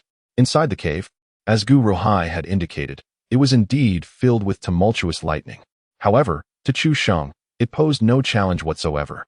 He boldly advanced deeper into the cave. Before long, he began to hear peculiar sounds. The double pupil is an invincible path. Why should I borrow the bones of others? Who cares for belated concern? I choose the life of a demon god. I am precisely that kind of person, one who jests with you at times. Chu Sheng felt an overwhelming sense of embarrassment and, with no other choice, interrupted Gu Chang Gu. I apologize for the interruption. I am an inspector from the Jingwu Bureau. Here to apprehend you. Gu Changge froze in place. Nothing irked him more than being interrupted. He turned to glare at Chu Sheng, his eyes brimming with lethal intent. You have touched my sore spot. Oh, and what of it? Chu Sheng replied calmly. Do you intend to resist arrest? Noticing that Chu Sheng appeared significantly younger than himself, Gu Changge furrowed his brow and coldly stated, if you are not even at the 4th level of the Qi realm, I will be quite displeased. And the consequences will be severe. It is quite troublesome, murmured Chu Sheng as he opened the system panel, which unfurled in a deep azure hue. Then I shall upgrade. He declared. Ding. Consumed 3,900 justice points. Your martial arts cultivation has ascended to the 4th level of the Qi realm. As the words faded, a terrifying aura erupted around Chu Sheng, tearing through the surrounding air like a wild dragon emerging from the abyss. Within his dantian, the Qi, which had lain dormant for an entire day, began to surge once more. For spirals of spiritual energy blazed like scorching suns, igniting a fervent momentum within his meridians. He observed Gu Changge, who stood frozen in disbelief. Are you not pleased, my friend? Ding. Consumed 4,200 justice points. Your martial arts cultivation has ascended to the 5th level of the Qi realm. Ding. Consumed 4,500 justice points. Your martial arts cultivation has ascended to the 6th level of the Qi realm. A more terrifying force erupted, sending Gu Changge hurtling uncontrollably through the air. Upon crashing to the ground, he remained in a state of incredulity. 3 minor realms in just 5 seconds. Is this for real? Chu Sheng smirked and approached slowly. Now at the 6th level, are you satisfied? Gu Changge nodded vacantly. Are you ready to depart this world without regret? Gu Changge nodded again. Well then, you may as well perish. Before the words fully escaped his lips, Chu Sheng raised his hand and swung his blade. The azure aura enveloped in a chilling intent cleaved through the air. In an instant, Gu Changge was severed in two. Blood gushed forth, mingling with shattered flesh and viscera, rising in a mist of crimson. Eliminated a villain who harmed his kin. Justice points 2,000. Originally, Chu Sheng had no intention of killing Gu Changge, but he could not abide his dissatisfaction. One must choose between joy and life. Chu Sheng made that choice for him. After all, a villain's existence merely squandered air. Better to end it all decisively. Clang. Chu Sheng's azure blade, unable to withstand the strain, shattered into 2 pieces. It was merely a low-tier weapon, and he felt no sorrow, casually discarding it to the ground. He would need to procure a superior blade. Chapter 43. It's nothing. Just seems like I'm a bit dead. Outside the cave, you there, girl. Come here. I have inquiries to make. During the wait, Gu Rahai summoned Su Qing to question her. Not only was he curious about Chu Sheng's identity, but he also sought to discern if he possessed any significant background. If he did not, that would suffice. However, should he have connections, then this woman could not be allowed to remain. Gu Changge was of the Gu family, and should Chu Sheng fall to him, it was likely that the powers behind him would retaliate against the Gu family. Su Qing, with no notable connections and no desire to provoke the Gu family, responded honestly. He only joined our Jingwu Bureau yesterday. Beyond that, I am unaware. But I do know that his background is considerable. Oh, Gu Rahai's gaze sharpened, pondering the considerable background of the individual in question. How does it compare to our Gu family? All I know is that he can summon our bureau chief with a mere phone call. The specifics of his background remain unclear. Upon hearing this, Gu Rahai fell silent. The chief of the Jingwu Bureau, Lu Huaiming, is a formidable figure at the pinnacle of the true essence realm. If Chu Sheng is indeed connected to him, then this woman cannot be spared. After all, we are on the Min family's territory. We can simply shift the blame onto them later. Gu Rahai narrowed his eyes, preparing to take action, when Su Qing continued. However, I have never encountered someone so formidable. He might very well be from the Central State. Oh, Gu Changhai thought it necessary to enlighten this young lady. He shook his head with a gentle smile. I concede that he possesses the strength of a 3rd-tier Qi cultivator, comparable to that of a peak Qi master, which is indeed impressive. However, my son Changge is in no way inferior to him. What does that have to do with the Central State? Little did the head of the Gu family know, just moments ago, his son had personally slain Min Yu outside.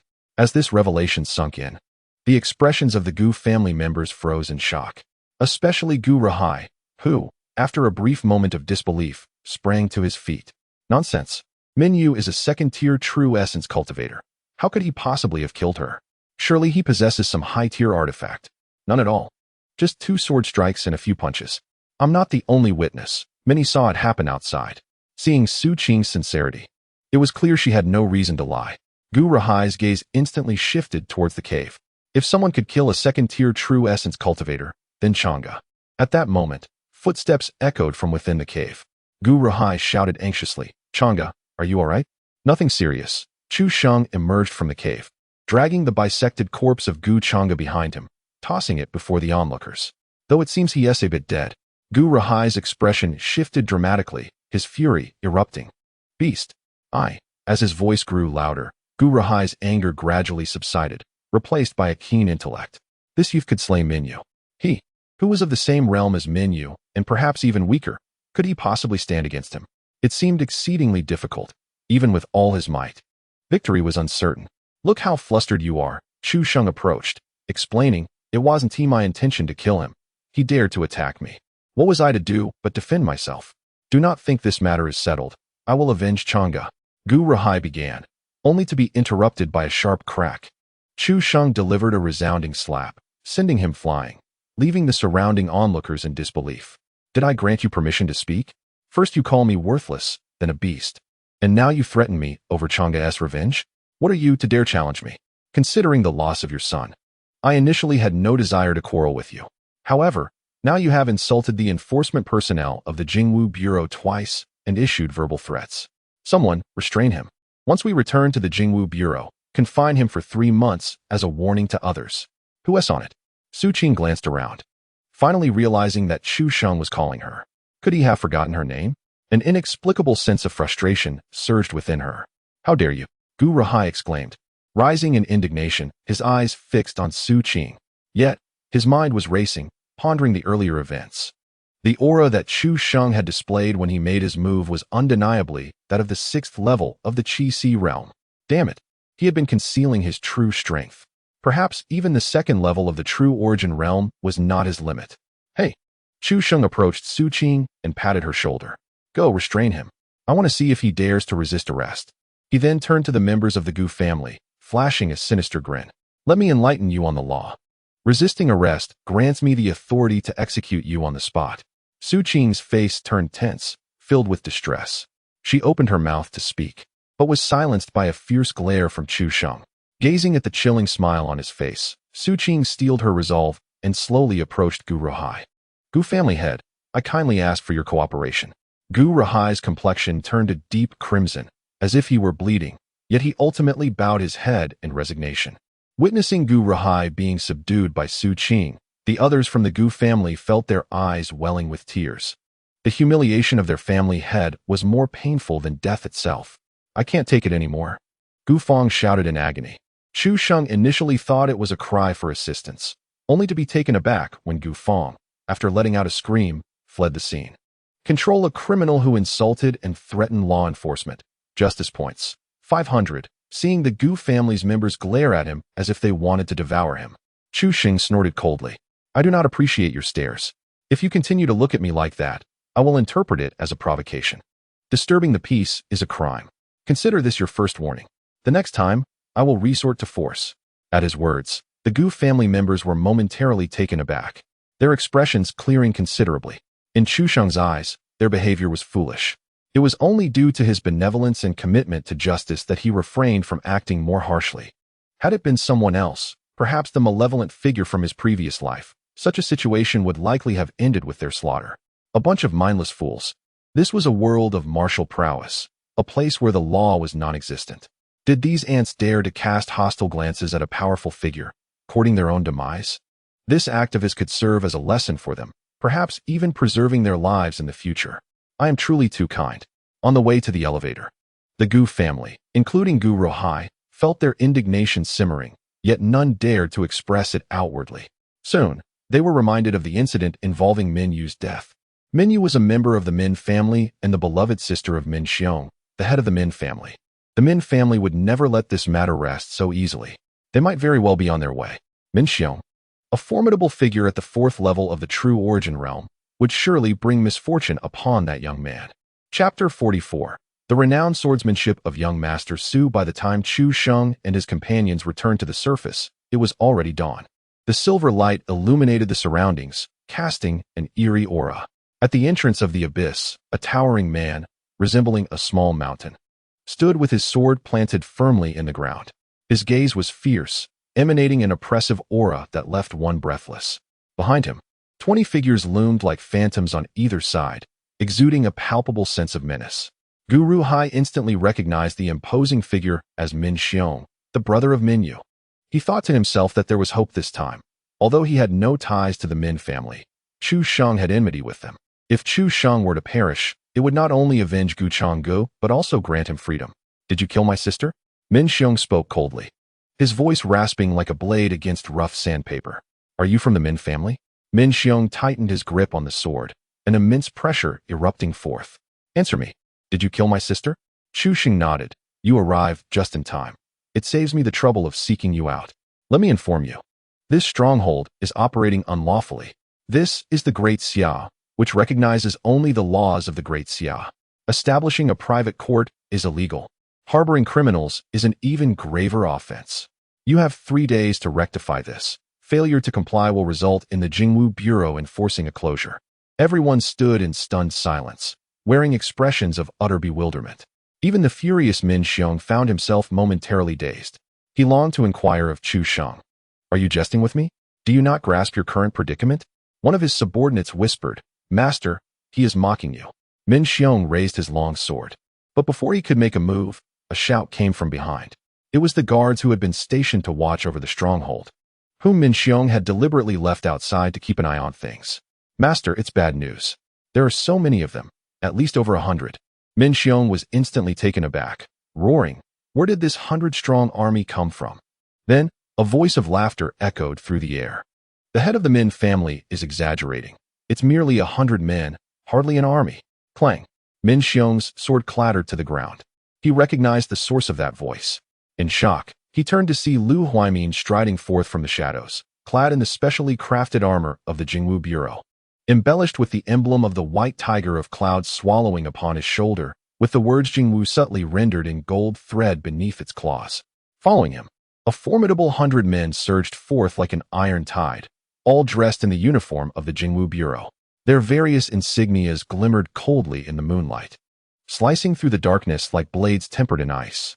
The earth trembled as the Min family and Gu family quaked in fear. Was the Jingwu Bureau powerful? Certainly. It was a force capable of overwhelming any family in Xingzi City. Yet, being an official institution, they would not act recklessly. In ordinary circumstances, the union of noble families might not evoke fear. However, when confronted alone, one becomes acutely aware of the formidable power of the Jingwu Bureau. Director Lu Huaimin stands at the pinnacle of the True Origin realm, commanding 2 esteemed gold inspectors at the 4th level of True Origin, 5 silver inspectors ranging from the 1st to the 3rd level of True Origin, and over 100 bronze inspectors of the Qi realm. Should they all mobilize, it would not be an exaggeration to liken them to a colossal entity. Yet, what is the meaning of this situation? Why has everyone been summoned? Guru Hai finds it incomprehensible, and Min Xiong is even more perplexed. Even Su Qing, an inspector from the Jingwu Bureau, is at a loss. As Lu Huaimin approaches, he raises his hand gently. The multitude of inspectors stands at attention, their voices resounding in unison. Young Master Chu. Chu Sheng is momentarily taken aback, and only after a pause does he realize they are calling for him. To be honest, he feels a bit dazed, unable to fathom what Lu Huaimin is up to. How did he suddenly become detached from the masses and transform into a young master? Nevertheless, the sensation is undeniably exhilarating. Chu Sheng nods lightly, and then turns his gaze to Min Xiong, commanding, pick up the knife. Seeing Min Xiong frozen in place, his face awash with terror, Chu Sheng huffs coldly. I said, pick up the knife? Min Xiong snaps back to reality, hurriedly retrieving the long knife that had fallen to the ground, trembling as he does so. Now, I ask you again, what were you planning to do just now? Min Xiong is drenched in sweat, his grip on the long knife faltering as he realizes that even Lu Huaimin alone could obliterate them all without effort. The most crucial element remains the title of Young Master Chu that the Jingwu Bureau's members have accorded him. What kind of terrifying background must he possess to warrant such personal intervention from the director of the Jingwu Bureau, who even addresses him with respect? One misstep could spell doom not only for them, but potentially for the entire Min family. Noticing Min Xiong's hesitation, Chu Sheng's eyes gleam with cold intensity. Answer me. Were you intending to strike at me? No, I dare not. I was merely. Min Xiong's mind races, unexpectedly recalling the romance of the three kingdoms he once enjoyed in his youth. What on earth? He chastises himself inwardly.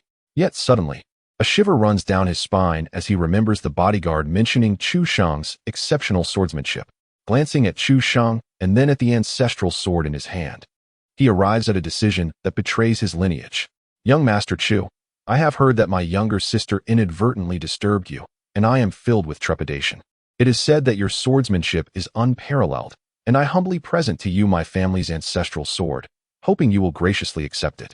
The atmosphere falls into a heavy silence, as no one anticipated Min Xiong's bold move, especially not the members of the Min family who accompanied him. In an instant, everyone exhaled a sigh of relief.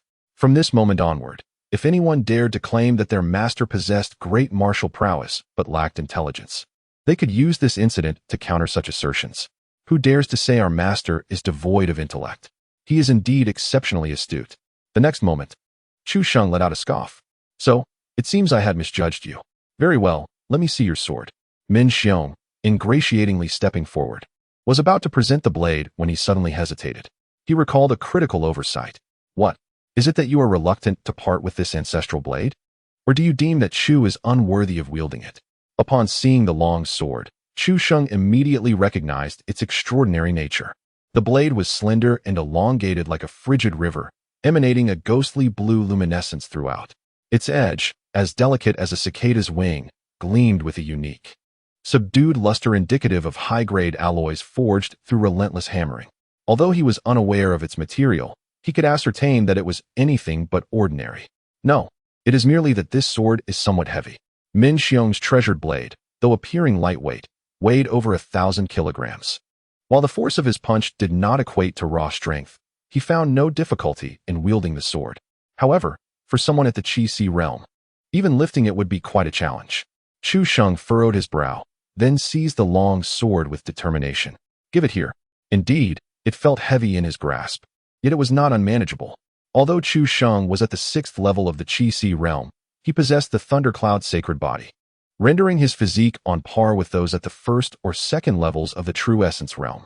He suddenly felt compelled to test the blade. Raising his hand, the aura surged forth, akin to the sun breaking through the clouds. The perfected spirit wind sword technique. Before the blade was even unleashed, the sound of wind slicing through the air resembled the flight of countless iron arrows across the sky. The azure aura carved through the ground, creating a deep fissure nearly 10 feet long, extending for over a dozen yards. Debris, mingled with the residual spiritual energy, coalesced into a blue whirlwind, soaring towards the heavens. All present stared in astonishment. Could this truly be the feat of someone at the Qi realm?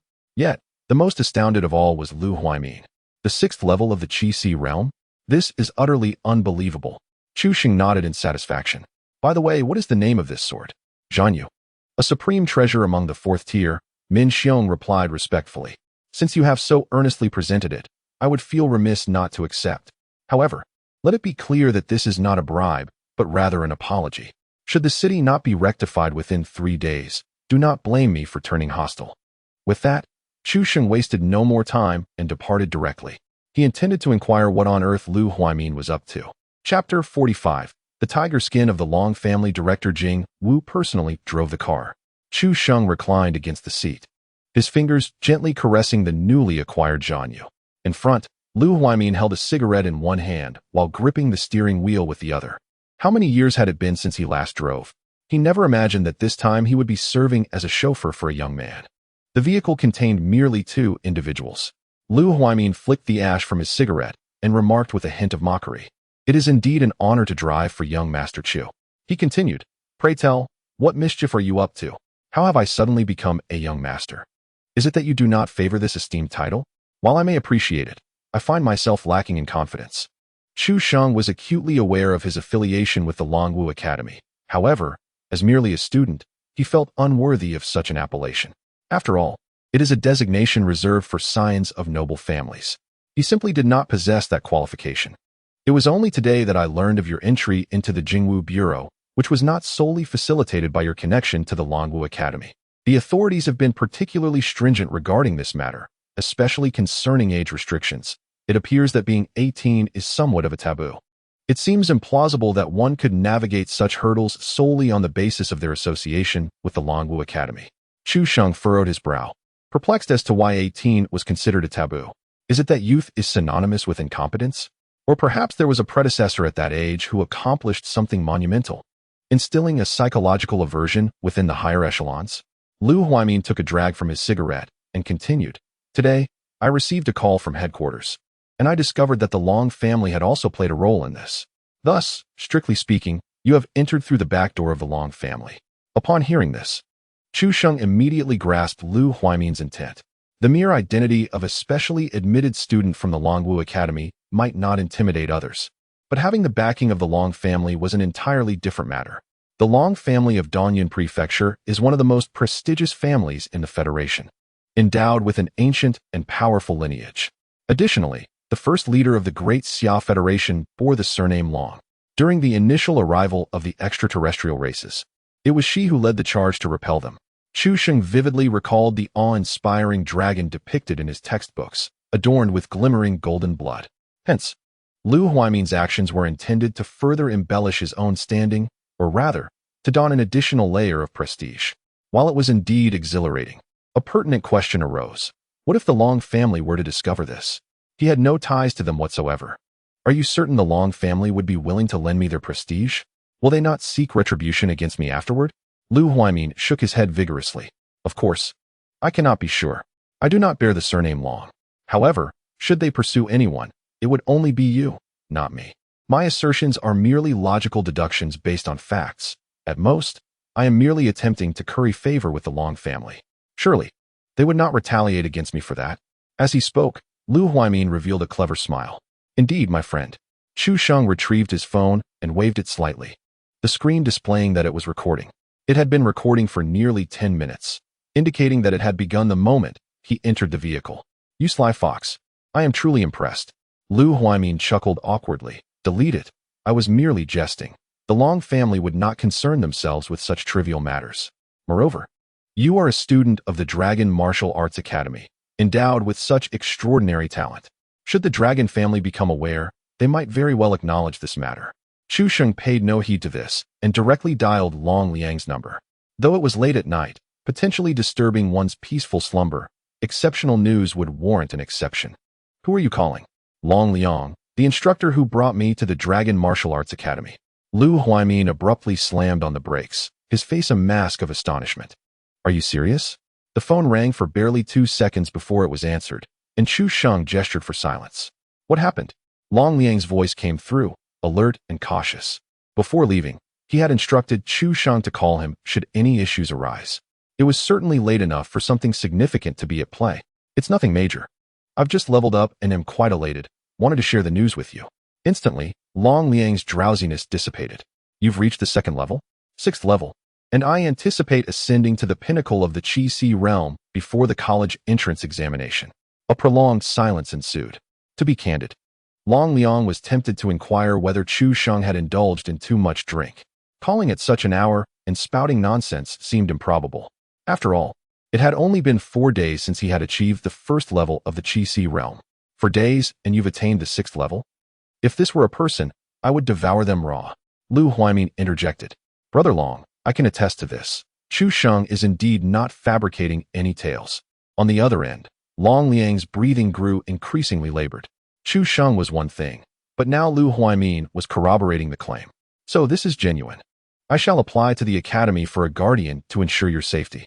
Do you prefer a male or a female? Are there any restrictions regarding age or marital status? A guardian? Although he had never encountered such a concept, it was essentially akin to acquiring a bodyguard. This was indeed appealing. Of course, a gentleman of your stature deserves a bodyguard. A male, both physiologically and psychologically, must suffice. The older, the better. Ideally, someone toothless. Women tend to complicate matters.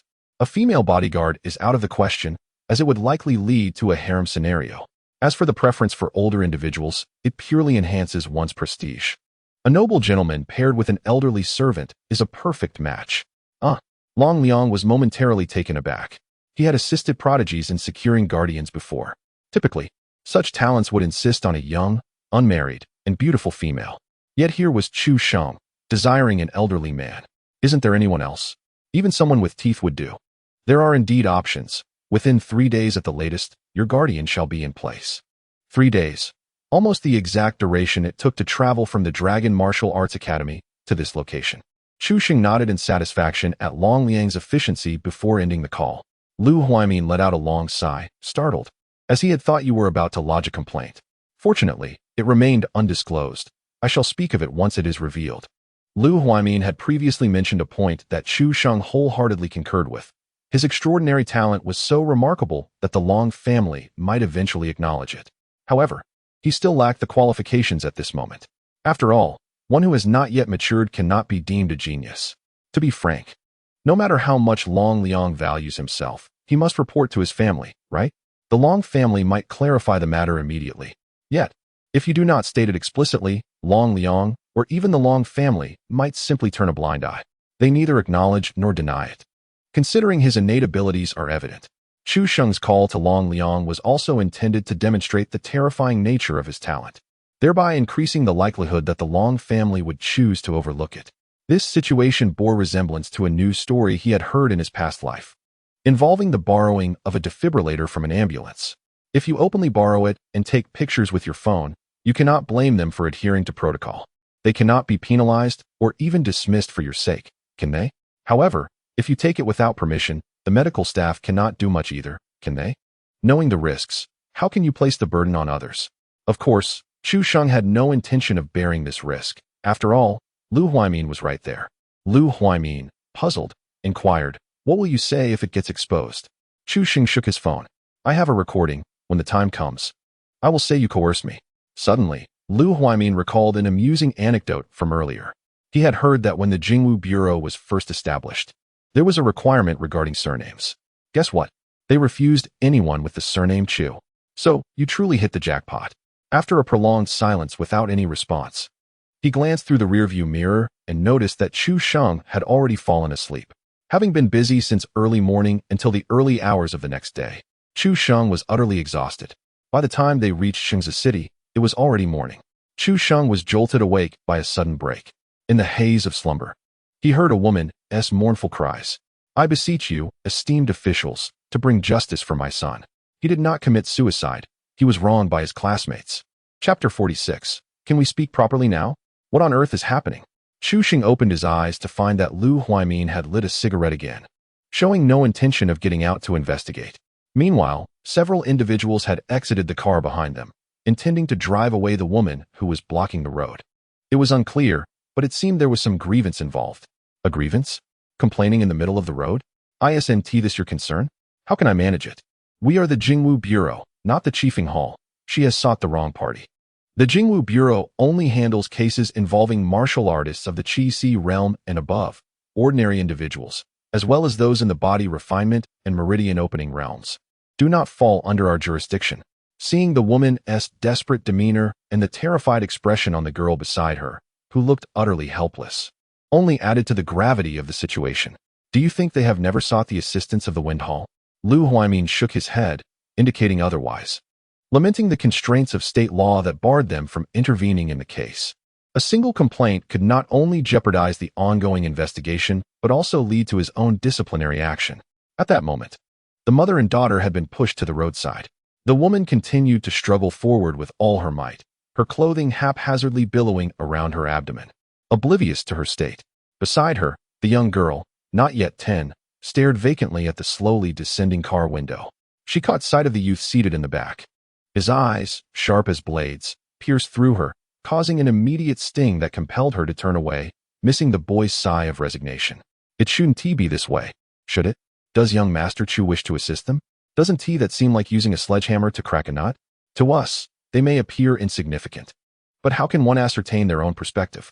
Perhaps, to them, it is akin to confronting an elephant. This farce attracted the attention of passers-by, who pointed and whispered about the pair. Some remarked that they were desperately seeking help from the wrong place, asserting that the Jingwu Bureau would not concern itself with the plight of ordinary citizens. Others suggested that they were quite clever, intentionally escalating the situation to gain media attention. There were even murmurs that the woman was a neighbor whose son had tragically taken his life at school, overwhelmed by pressure. The crowd gasped in surprise, for they had heard nothing of this matter before. Amidst the chatter, Lu Huaimin pressed the horn. Enough. If there are grievances, go report them. Head to the Jingwu Bureau. The vehicle then moved away slowly, and the woman ceased her struggles, her gaze filled with despair. She had indeed approached the Jingwu Bureau before, yet the security guard had denied her entry. After the crowd had departed, a young girl assisted the woman to her feet. "Aunt, let us go home. I told you. The Jingwu Bureau will not concern itself with us common folks." The day prior, upon hearing that the entire Jingwu Bureau had mobilized, even the director had left the city. The woman had taken her place on this thoroughfare, waiting. The girl had urged her to leave multiple times, yet the woman clung to a flicker of hope. Now, that hope was all but extinguished. "One last time, I will try just once more." He told me to report it to the Jingwu Bureau. I recognized his photograph. "He is the director." The girl shook her head. "Aunt, he merely wished to extricate himself from this situation, wishing to avoid gossip. Once there, you will find it as before. Entry will be denied. Just let me try one last time," the woman implored, her face a mask of desperation. "Whether directed at the girl or the heavens above. Then I shall accompany you. If it fails again, we will let it be." After more than half an hour, the trio arrived at the Jingwu Bureau. The woman opened her mouth to speak upon seeing the security guard, yet hesitated, frozen in place. She feared hearing the dreaded words of denial, dreading the complete extinguishing of her last vestige of hope. As she summoned her courage, just as she was about to speak, the security guard interjected, asking if they were the ones who had blocked the director's car and were here to file a report. Seeing the three of them frozen in place, the guard repeated his question. Upon receiving a confirmation, he continued, "Please, go inside." The three were momentarily taken aback. They walked into the lobby of the Jingwu Bureau, where the person responsible for driving them away that morning was waiting. "Follow me. I will take you to meet young Master Chu." "Young Master Chu?" The girl suddenly froze, her face filled with dread. "No, we want to meet him. We want to file a report." She then grabbed the woman and the girl, attempting to leave. The woman, perplexed, asked, "Xiao Qiong, what's wrong?" "Aunt, let us discuss this later. I beg you, let us hurry back." This left the man utterly confused. What is going on? Why does young Master Chu seem like a monster? He stepped forward and caught hold of the girl. "It's too late. Now that you've entered our Jingwu Bureau, whether you file a report is no longer your choice. Come along. Young Master Chu has been waiting for you for quite some time." At this, the girl was even more terrified, her eyes brimming with tears. "Can't you tell Chu Yunfei that we want to file a report anymore?" The man scratched his head. "Who is Chu Yunfei? I don't know him.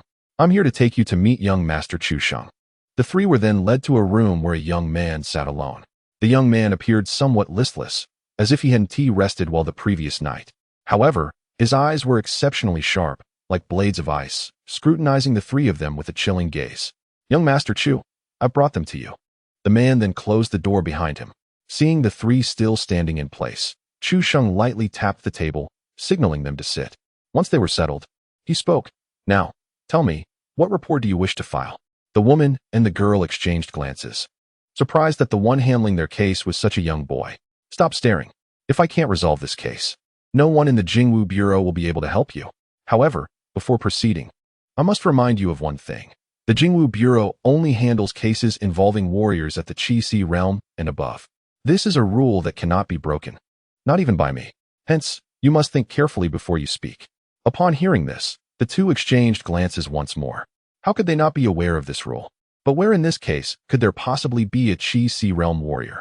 Noticing that Chu Sheng was merely a youth of similar age to herself, and his tone lacked authority, the girl's courage swelled. She straightened her back and declared, "You speak so grandly, yet if you truly wish to help us, why would you be so concerned about rules? It seems to me you have no intention of assisting us." Before the girl could finish her words, Chu Sheng struck her with a forceful slap, sending her crashing against the wall. A dull thud reverberated through the air, prompting the guard outside to burst through the door. Upon witnessing the girl curled on the floor, coughing up blood, he expressionlessly closed the door again. "Oh, you startled me. I thought an assassin had arrived," he remarked. The girl struggled to rise, her face contorted with fear. Chu Sheng spoke slowly, his tone indifferent. "May we converse properly now?" Chapter 47. Your partner is Chu Sheng. The girl covered her face, overwhelmed with trepidation. Although Chu Sheng appeared to be around her age, The aura he had just exhibited was nothing short of terrifying. It then struck her that one of the prerequisites for joining the Jingwu Bureau was to possess a cultivation level of Qi realm. For someone of her age to attain such a level was beyond mere talent. The foremost genius in her school would not even be worthy of carrying his shoes. I am asking you a question. I do not wish to repeat myself, Chu Xing stated coldly. I understand, the girl stammered, hastily nodding in agreement. Subsequently, through her and the woman's narration, Chu Sheng gleaned the essence of the events that had transpired. A month ago, the woman received an unexpected call from her son Chui Hao's homeroom teacher, stating that something had happened to him at school and urging her to come immediately. By the time she arrived, the officials from the Jifeng Hall were already present. They informed her that Chui Hao had died, and his body had been sent for autopsy. Upon her arrival at Jifeng Hall, she was told that Chui Hao had committed suicide, and due to a staff error, his remains had already been sent for cremation. When she finally saw her son, he had been reduced to a jar of ashes. The woman was no fool. She understood there was something amiss, and Chui Hao could not have possibly taken his own life. Yet, as an ordinary person, what could she do? She attempted to inquire at the school, but was turned away before she even set foot inside. The school warned her not to cause a disturbance, or they would have her apprehended on the grounds of affecting the school's reputation. In her desperation, the woman thought of her neighbor's daughter, Wang Qiong, who attended the same school as Chui Hao. However, she too was unaware of the specifics, only having heard that Chui Hao had offended someone powerful. The woman was convinced that her son's death was linked to that individual. Unfortunately, the Jifeng Hall refused to take on the case. Wiping her tears, the woman implored, "Sir, if I do not intervene, who will? I cannot allow him to have died in vain." Chu Sheng remained silent, merely inquiring, "What level does the person Chui Hao offended possess? Does he have bodyguards?" Think carefully before answering. As the woman pondered, the girl interjected eagerly, "That Chu Yunfei is only at the 4th level of Meridian Opening, but I have heard he has a bodyguard at the Qi realm. So, you suspect that this matter was perpetrated by his bodyguard?" "Yes," the woman responded, her eyes filled with gratitude as she looked at Chu Sheng. Chu Sheng slowly rose to his feet, declaring, "This case will be taken up by our Jingwu Bureau. You may return and await further news." "Thank you, my lord." The lady expressed her gratitude repeatedly. The little girl beside her no longer wore a fearful expression. Although she did not comprehend the meaning of the term acceptance that Lord Chu had mentioned, she could discern from her mother's demeanor that this elder brother before them was indeed a good person, despite his appearance, which did not seem particularly kind. As they were about to take their leave, Wang Qiong hesitated, wanting to inquire about the approximate duration of the process. With the college entrance examination just over a week away, it was conceivable that Chu Yunfei, who had reached the 4th layer of opening veins a month prior, might have ascended to the 5th layer by now. Should he perform commendably during the exams and attract the attention of a prestigious institution, any subsequent investigation would be exceedingly arduous. However, upon meeting Lord Chu's icy gaze, she recalled the earlier slap and ultimately refrained from voicing her question. In the office of the bureau chief, it was evident that young Master Chu possessed exceptional intelligence. Given the involvement of a Qi realm martial artist, this case could no longer be ignored. Lu Huaimin continued, "The main issue at hand is that Chui Hao's body is missing, and the Jifeng Hall has already reached a conclusion. Any further investigation would be fraught with challenges." Chu Sheng had already formulated a plan en route. The Jifeng Hall. The Jifeng Hall falls under the jurisdiction of the city administration, distinct from our system, and thus, it would be difficult for you to investigate. Then what do you propose? Chu Sheng inquired nonchalantly. Lu Huaimin paused, realizing that Chu Sheng intended to leverage his position to intimidate. He could not help but give a thumbs up. "Truly impressive. Young Master Chu, your ability to adapt your identity is remarkable. Just ensure that you do not entangle me in any trouble. Rest assured, I will handle it." Shortly thereafter, a rather peculiar high-level mission was added to the Jingwu Bureau's agenda to ascertain the true cause of a high school student's death and apprehend the culprit. The complexity of the case was not the issue. Rather, it was overly simplistic, as it should have been managed by the Jifeng Hall. What was most surprising was that the mission came with a stipulation. One must possess considerable courage. How intriguing. Such a trivial case requires audacity. Could it perhaps involve ghosts? Honestly, who was this high school student related to? Why should the Jingwu Bureau intervene in such a matter? And this was classified as a high-level task, akin to acquiring a free 100 merit points, with the added requirement of bravery? I am eager to discover just how terrifying this task truly is. Gao Chang possessed a unique trait.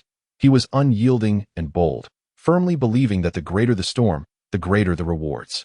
While others might carefully consider the potential pitfalls of such an unusual mission, he would not. Ding. You have successfully registered for this mission. Your partner is Chu Sheng. Upon receiving the notification, Gao Chang was taken aback. Young Master Chu? In the entire Jingwu Bureau, who was unaware of Chu Sheng's connection to the Long family of Dongyan Prefecture. With the knowledge that he would be undertaking the mission alongside Chu Sheng, his apprehension dissipated entirely. With such a formidable background, how could there be any danger in partnering with him? Outside the Jingwu Bureau, the two met. At this moment, Gao Chang had perused the task thoroughly. Young Master Chu, are we heading to the #1 high school to gather information? In his view, visiting the school was the optimal solution. Not in a hurry. Let us first proceed to the Wind Seizing Hall. Where? Gao Chang was taken aback. Chu Sheng remained silent, merely casting a glance at him. Gao Chang, realizing belatedly, exclaimed, "The Wind Seizing Hall? Is there a problem?" No, young Master Chu. You truly possess remarkable influence. Gao Chang had assumed that Chu Sheng had already established connections with the Wind Seizing Hall. Little did he know, he was only partially correct. Chu Sheng indeed sought to forge a connection in a literal sense. At the Wind Seizing Hall, in the office of the director on the 3rd floor, Xiao Yan, upon hearing his subordinate's report, calmly sipped his tea. After all, she was just a naive countrywoman, unable to even recognize the principal figure. Yet she dared to block the road to voice grievances. The subordinate agent continued. Someone witnessed that woman entering the Jingwu Bureau and staying there for over 20 minutes. No matter, Xiao Yan remarked. The Jingwu Bureau has no grounds to interfere in this case. Just then, Xiao Yan's confidant, Sun Ming, arrived to report. Director, 2 bronze inspectors from the Jingwu Bureau have come, claiming they wish to investigate a case. Xiao Yan was taken aback, finding himself contradicted immediately. Feeling a bit embarrassed, he retorted with rising anger. Those mere bronze inspectors, send them away. If they have matters to discuss, let their director speak with the city lord. Chapter 48. Why do you not aspire to the heavens? In the hall of the Wind Seizing Hall. It was indeed peculiar that personnel from the Jingwu Bureau had come to investigate. It was simply unheard of. Isn't it so? I even suspect they are imposters. Look at the one on the right. He doesn't even seem to be 20 years old. Don't they require graduates from the Martial University and at least 5 years of experience at the Wind Seizing Hall to even qualify? Gao Chang listened to the discussions around him, feeling perplexed. He had thought that Chu Sheng had already secured the necessary connections. Yet they had been waiting for quite some time. It was one thing for the director not to appear. But how was it that not a single person was there to receive them? Just then, Sun Ming returned. I apologize, gentlemen. Our director has stated that your Jingwu Bureau and our Wind Seizing Hall belong to different systems. If you wish to investigate here, your director must first notify the city lord. Only with the city lord's special approval can we cooperate with you. Upon hearing this, the surrounding agents of the Wind Seizing Hall displayed expressions of understanding. They had anticipated this outcome. Had they been visited by a golden inspector or even a silver inspector, the director might have shown them some respect. But alas, they were merely 2 bronze inspectors. After delivering the message, Sun Ming gestured to escort them out. However, Chu Sheng showed no intention of leaving. I believe you have misunderstood something. When did I say I came here to investigate a case? Sun Ming was taken aback. What do you mean? Didn't you just say you came for a case? Chu Sheng nodded. Indeed, my intention is to apprehend individuals. The case handler of the Chui House suicide, the coroner, and the staff member who inadvertently sent the body for cremation. These 3 must accompany us back to the Jingwu Bureau. Upon hearing this, the entire hall of the Wind-Catching Hall fell into a hushed silence. All agents stared incredulously at Chu Sheng. What do you mean? Coming here to investigate is one thing, but to arrest people? What audacity do you possess to apprehend individuals in our Wind-Catching Hall? After a brief moment of shock, Sun Ming chuckled, asserting that while apprehending individuals might be permissible, one must first consult your bureau chief and have him communicate with the city lord. With that, he stood resolutely before Chu Sheng. As a confidant of Xiao Yan, he was privy to some inside information regarding the Chui Hao case. There was no way they could be allowed to investigate, let alone arrest anyone. Observing Chu Sheng's youthfulness, Sun Ming's mind raced with ideas. A smirk returned to his lips. Perhaps you might try to force your way through, if you dare. This young man is likely to lack composure. If only I can provoke him to act. That would escalate matters significantly. In that case, even the chief of the Jingwu Bureau would have to intervene to safeguard them. Would the Jingwu Bureau still investigate the Cui Hao case then? The mere thought of it made Sun Ming's smile grow increasingly smug. Solving a problem for the bureau chief certainly has its rewards, does it not? Gao Chong interjected, "Young Master Chu, let us return and consult the bureau chief." Chu Sheng shook his head, fixing his gaze on Sun Ming. "Thus, you wish to obstruct official duties? I am issuing you my first warning. On the second, I shall be compelled to resort to forceful measures." As he spoke, the aura of his 6th level of Qi Si realm was fully revealed. The agents felt as though an invisible hand had seized their throats, rendered motionless, gasping heavily. Among them, the most formidable was merely at the 3rd level of Qi Si realm, and that was already a seasoned agent. The new recruits barely reached the 7th or 8th level of Meridian Opening realm. The 6th level of Qi Si realm was an absolute domination. What was most astonishing was that he was but a youth. How could someone barely 20 possess such prowess? Sun Ming maintained an air of nonchalance. "Very well. Let this be your second warning. I am curious to see if you dare to act here, and whether your bureau chief will come to your aid." Before he could finish his words, Chu Sheng made his move. A terrifying surge of energy erupted, and he unleashed a punch, the air splitting with a thunderous boom. In an instant, Sun Ming's pupils constricted, and he was sent hurtling backward like a cannonball, crashing violently into the counter behind him. The counter splintered explosively, wood and shattered glass flying in all directions. Amidst the thunderous sound of the energy explosion, the distinct crack of shattered bones echoed clearly. After toppling several counters, Sun Ming's body contorted at an unnatural angle, struggling even to draw breath. The atmosphere was thick with silence. Not only were the agents of the wind-catching hall taken aback, but even the audacious Gao Chong stood frozen in shock. He had anticipated that Chu Sheng might act, given his privileged status as a scion of the Long family, which lent itself to a certain arrogance. However, he never imagined that Chu Sheng would resort to such lethal force right from the outset. This was the Wind-Catching Hall, a government agency. They were not criminals, but agents of the Wind-Catching Hall.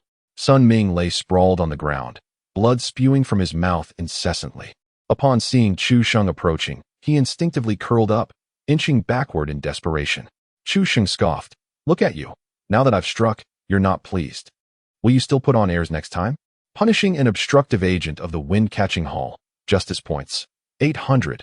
The onlooking agents finally regained their senses, surging toward Chu Sheng in a frenzy. Yet, despite their fury, they retained their composure. The 6th level of the Qi Si realm was beyond their capacity to confront.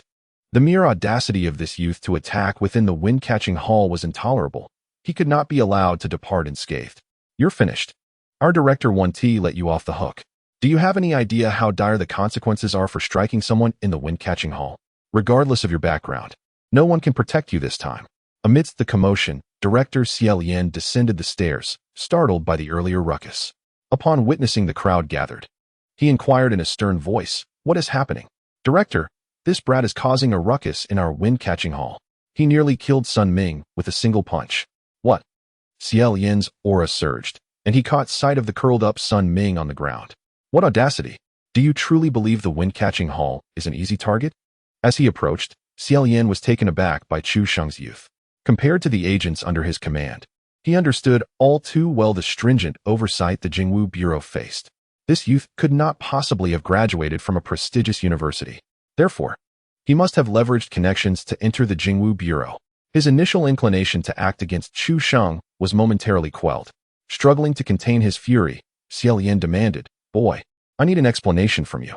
Spare me the explanations. You are unworthy of hearing them. You have 3 minutes to hand over the person I seek, or you might as well resign as the director of the Wind-Catching Hall." Xiao Yan nearly lost his temper, but was left dumbfounded by Chu Sheng's final words. "Who are you exactly?" Chu Sheng remained silent, merely casting a glance at Gao Chong. Understanding the cue, Gao Chong leaned in to whisper Chu Sheng's identity into Xiao Yan's ear. Xiao Yan's expression shifted from rage to disbelief, ultimately breaking into a cold sweat. "Director, help me take revenge." Sun Ming was helped to his feet, seething with resentment. In the next moment, with a sharp slap, Xiao Yan struck out, exclaiming boldly, "How audacious! To be struck by Master Chu is indeed a privilege. Do you still wish to seek revenge? Why not aim for the heavens instead?" Chapter 49. This is cruel slaughter in Dongyan Prefecture. the Long family is a formidable entity. Although Xie Lian harbored some skepticism regarding this matter, he was no gambler, nor did he hold gamblers in any esteem. He believed that the plight of a gambler was unworthy of sympathy. Winning would yield him no advantage, merely the opportunity to subdue the youth. However, should he lose, the consequences would be dire. Upon hearing Xie Lian's words, the onlookers gasped in disbelief, especially Sun Ming, who felt as though the sky was collapsing around him. Chu Sheng chuckled lightly, addressing Xie Lian, Director Xie. I did not come here merely to witness you discipline your subordinates. Kindly fetch the individual I requested. Subsequently, someone relayed to Xie Lian the specifics of what Chu Sheng had just mentioned. Upon realizing it involved the case of Cui Hao, Xie Lian promptly invited Chu Sheng to his office for a discussion. After the three departed, the agents of the Chiefing Hall erupted in speculation. Master Chu? Is he from the renowned Chu family in the city? Are you out of your mind? Does the director really need to fear them? This youth's background must be immense. How immense can it be? I've heard that the city lord personally made a call regarding this case. Can anyone be greater than the city lord? That is hard to say, but we shall see if he manages to take someone away later. In the director's office, Xie Lian chose to be forthright. Master Chu, to speak candidly, this case is rather complicated and involves the city lord as well. Chu Sheng maintained a calm demeanor. And so, do you wish for me to withdraw in the face of difficulty? No, I wouldn't dare. Xie Lian hastily waved his hands. If you truly require the individual, take them away. My only concern is with the city lord. I am solely responsible for the case, and if I offend anyone in the process, that is beyond my purview. However, there are those who will assist me. Chu Sheng spoke directly, his tone laced with an unmistakable threat. With the backing of the Long family, which was exceedingly advantageous, why conceal such power? It would be far more prudent to leverage it to the fullest. If the city lord sought to retaliate, he would need to weigh the implications of Chu Sheng's background. Upon hearing this, Xie Lian refrained from further comment and simply made a phone call, summoning the three individuals. As they approached, they were perplexed, uncertain as to why the director had called them. The only connection they had to the matter was the Cui Hao case from a month prior. However, that case had long been resolved, and the body had vanished, leaving no evidence behind. They felt no fear of investigation. Compared to Xingzi City, Jingwu Bureau appeared as an outsider, and it was in opposition to the local aristocracy. Upon meeting Chu Sheng, the two men did not exhibit any warmth. Director, why have you summoned us? The Jingwu Bureau wishes to investigate the Cui Hao case and requires your cooperation. What? The expressions of the three men shifted dramatically. The leading figure turned to Chu Sheng and remarked, Cui Hao's case has already been resolved, and even if it weren't, it is our responsibility at the Wind-Catching Hall. What does it have to do with you? Chu Sheng responded with a cold smirk. You will understand once you arrive at the Jingwu Bureau. We're not going. We have our own tasks at hand and cannot cooperate with you. If you wish to investigate, do it yourselves? Ah, I comprehend, thought Chu Sheng, as his extraordinary intellect indicated that it was time to utilize his formidable powers. With a smile, he approached slowly before suddenly raising his knee and delivering a forceful kick, producing a sharp crack followed by a muffled groan. The man's right leg fractured with a resounding snap, causing him to collapse to the ground, emitting a cry of anguish. Punishing a non-cooperative undercover agent. Justice points. 500. It seems that Director Xie's words have led to some misunderstanding. When we mention cooperation, we mean for you to obediently surrender, not to play tricks. You will go to the Jingwu Bureau, whether you like it or not. Chu Sheng's decisive kick left the three men utterly stunned. It was one thing to assault someone at the Jingwu Bureau, but to do so in the office of the head of the Wind-Catching Hall was audacious, to say the least. The crucial aspect was that Xie Lian showed no reaction whatsoever, which instilled genuine fear in them. Turning his attention to the remaining two, Chu Sheng inquired, What about you? Will you cooperate? Yes. They nodded vigorously. The five of them departed the Wind-Catching Hall with an air of confidence, though the last man limped along. The fact that the bureau chief personally saw them off added to the spectacle. This scene left the agents of the Wind-Catching Hall in a state of shock. Had they truly taken someone away? What kind of background did this young man possess? He resembled an ordinary high school student, yet the disparity between individuals was striking. Some people toil their entire lives, while others, with a mere gesture, find themselves in positions of power. It was a source of envy. Upon returning to the Jingwu Bureau, the interrogation team extracted all the information Chu Sheng desired from the three men in under 10 minutes. During the wait, Gao Chong found himself encircled. being pressed for details about his experience working with Chu Sheng. To their surprise, they noticed an expression of trepidation on the face of this normally bold man. Since joining the Jingwu Bureau, Gao Chong had faced numerous life-and-death crises, but none compared to this one. If previous crises felt like standing on the edge of a cliff, this one was akin to walking a tightrope above that precipice. In the past, crises had approached them. This time, they had invited the danger themselves. The sensation was entirely different. What kind of place was the wind-catching hall? How audacious was Chu Sheng to strike someone there, and with such ferocity? For others, escaping unscathed would be uncertain. Yet he had emerged without a care, escorted by the bureau chief himself. It felt exhilarating, particularly satisfying, and imbued with a profound sense of security. You should try it too. You won't regret it. Upon receiving the testimony, Chu Sheng cast a glance at it. As expected, the claim of suicide was nothing but sheer nonsense. Cui Hao had been brutally beaten to death, with the cause being ruptured internal organs. The corpse was not only covered in bruises, but also bore shoe prints and urine. His teeth had been completely shattered, and his lower body was severely mutilated. Alarmingly, even a small amount of urine was found in his stomach. This, however, was merely the tip of the iceberg, as stated by the coroner. Chu Sheng was known for his willingness to fathom the depths of human depravity, yet the manner of Cui Hao's demise still sent a chill down his spine. It reminded him of the cases of school bullying he had encountered in his previous life. The psychological torment inflicted upon the victim was far more brutal than physical harm. It was akin to a slow and merciless execution. Even in death, the victim might never find solace. Yet, often, the punishment for the perpetrators was minimal, if not non-existent, leading to a complete lack of resolution. Was this fair? Was this justice? Certainly not. The moment Gao Chong laid eyes on the report, his expression turned a ghastly shade of gray. An 18-year-old youth, on the brink of his college entrance examinations, fell victim to such a humiliating fate. This was sheer slaughter. Well, I understand. Young Master Chu, what do you intend to do? Uphold the law and administer justice. Chapter 50. A sound of one hand clapping. The three were merely following orders, hastily labeling Cui Hao's death as suicide without grasping the full context of the events. Thus, the investigation must continue. In the afternoon, Chu Sheng and his companion went directly to Shenzhen No. 1 High School, reputed to boast the highest college admission rate in the city. The electronic screen at the entrance perpetually displayed a countdown, indicating 8 days remaining until the college entrance examinations. The glass curtain wall reflected Chu Sheng's slender silhouette. Were it not for his uniform from the Jingwu Bureau, one might have expected him to be in school at that very moment, as it was the time for classes to commence. Passing students cast curious glances in his direction. Isn't it illegal for someone from the Jingwu Bureau to be here? I doubt it. The craftsmanship is indistinguishable from the real thing. It must be genuine. Fool. To even join the Jingwu Bureau, one must be a university graduate with 5 years of experience in the Chiefing Hall. How old do you think that makes him? He looks younger than you. Chu Sheng's youthful appearance led many to doubt that he could possibly be an inspector from the Jingwu Bureau. A kind-hearted girl approached, offering a reminder. Classmate, law enforcement personnel are not above the law, you know? Which class are you in? Let us exchange contact information and attend the next comic convention together. At that moment, another person approached, none other than Wang Qiong, who had accompanied Cui Hao's mother to the Jingwu Bureau. Even after half a day had passed, the slap mark on her face was still glaringly evident. Upon seeing Chu Sheng, Wang Qiong appeared momentarily taken aback, seemingly surprised by the swift actions of the Jingwu Bureau.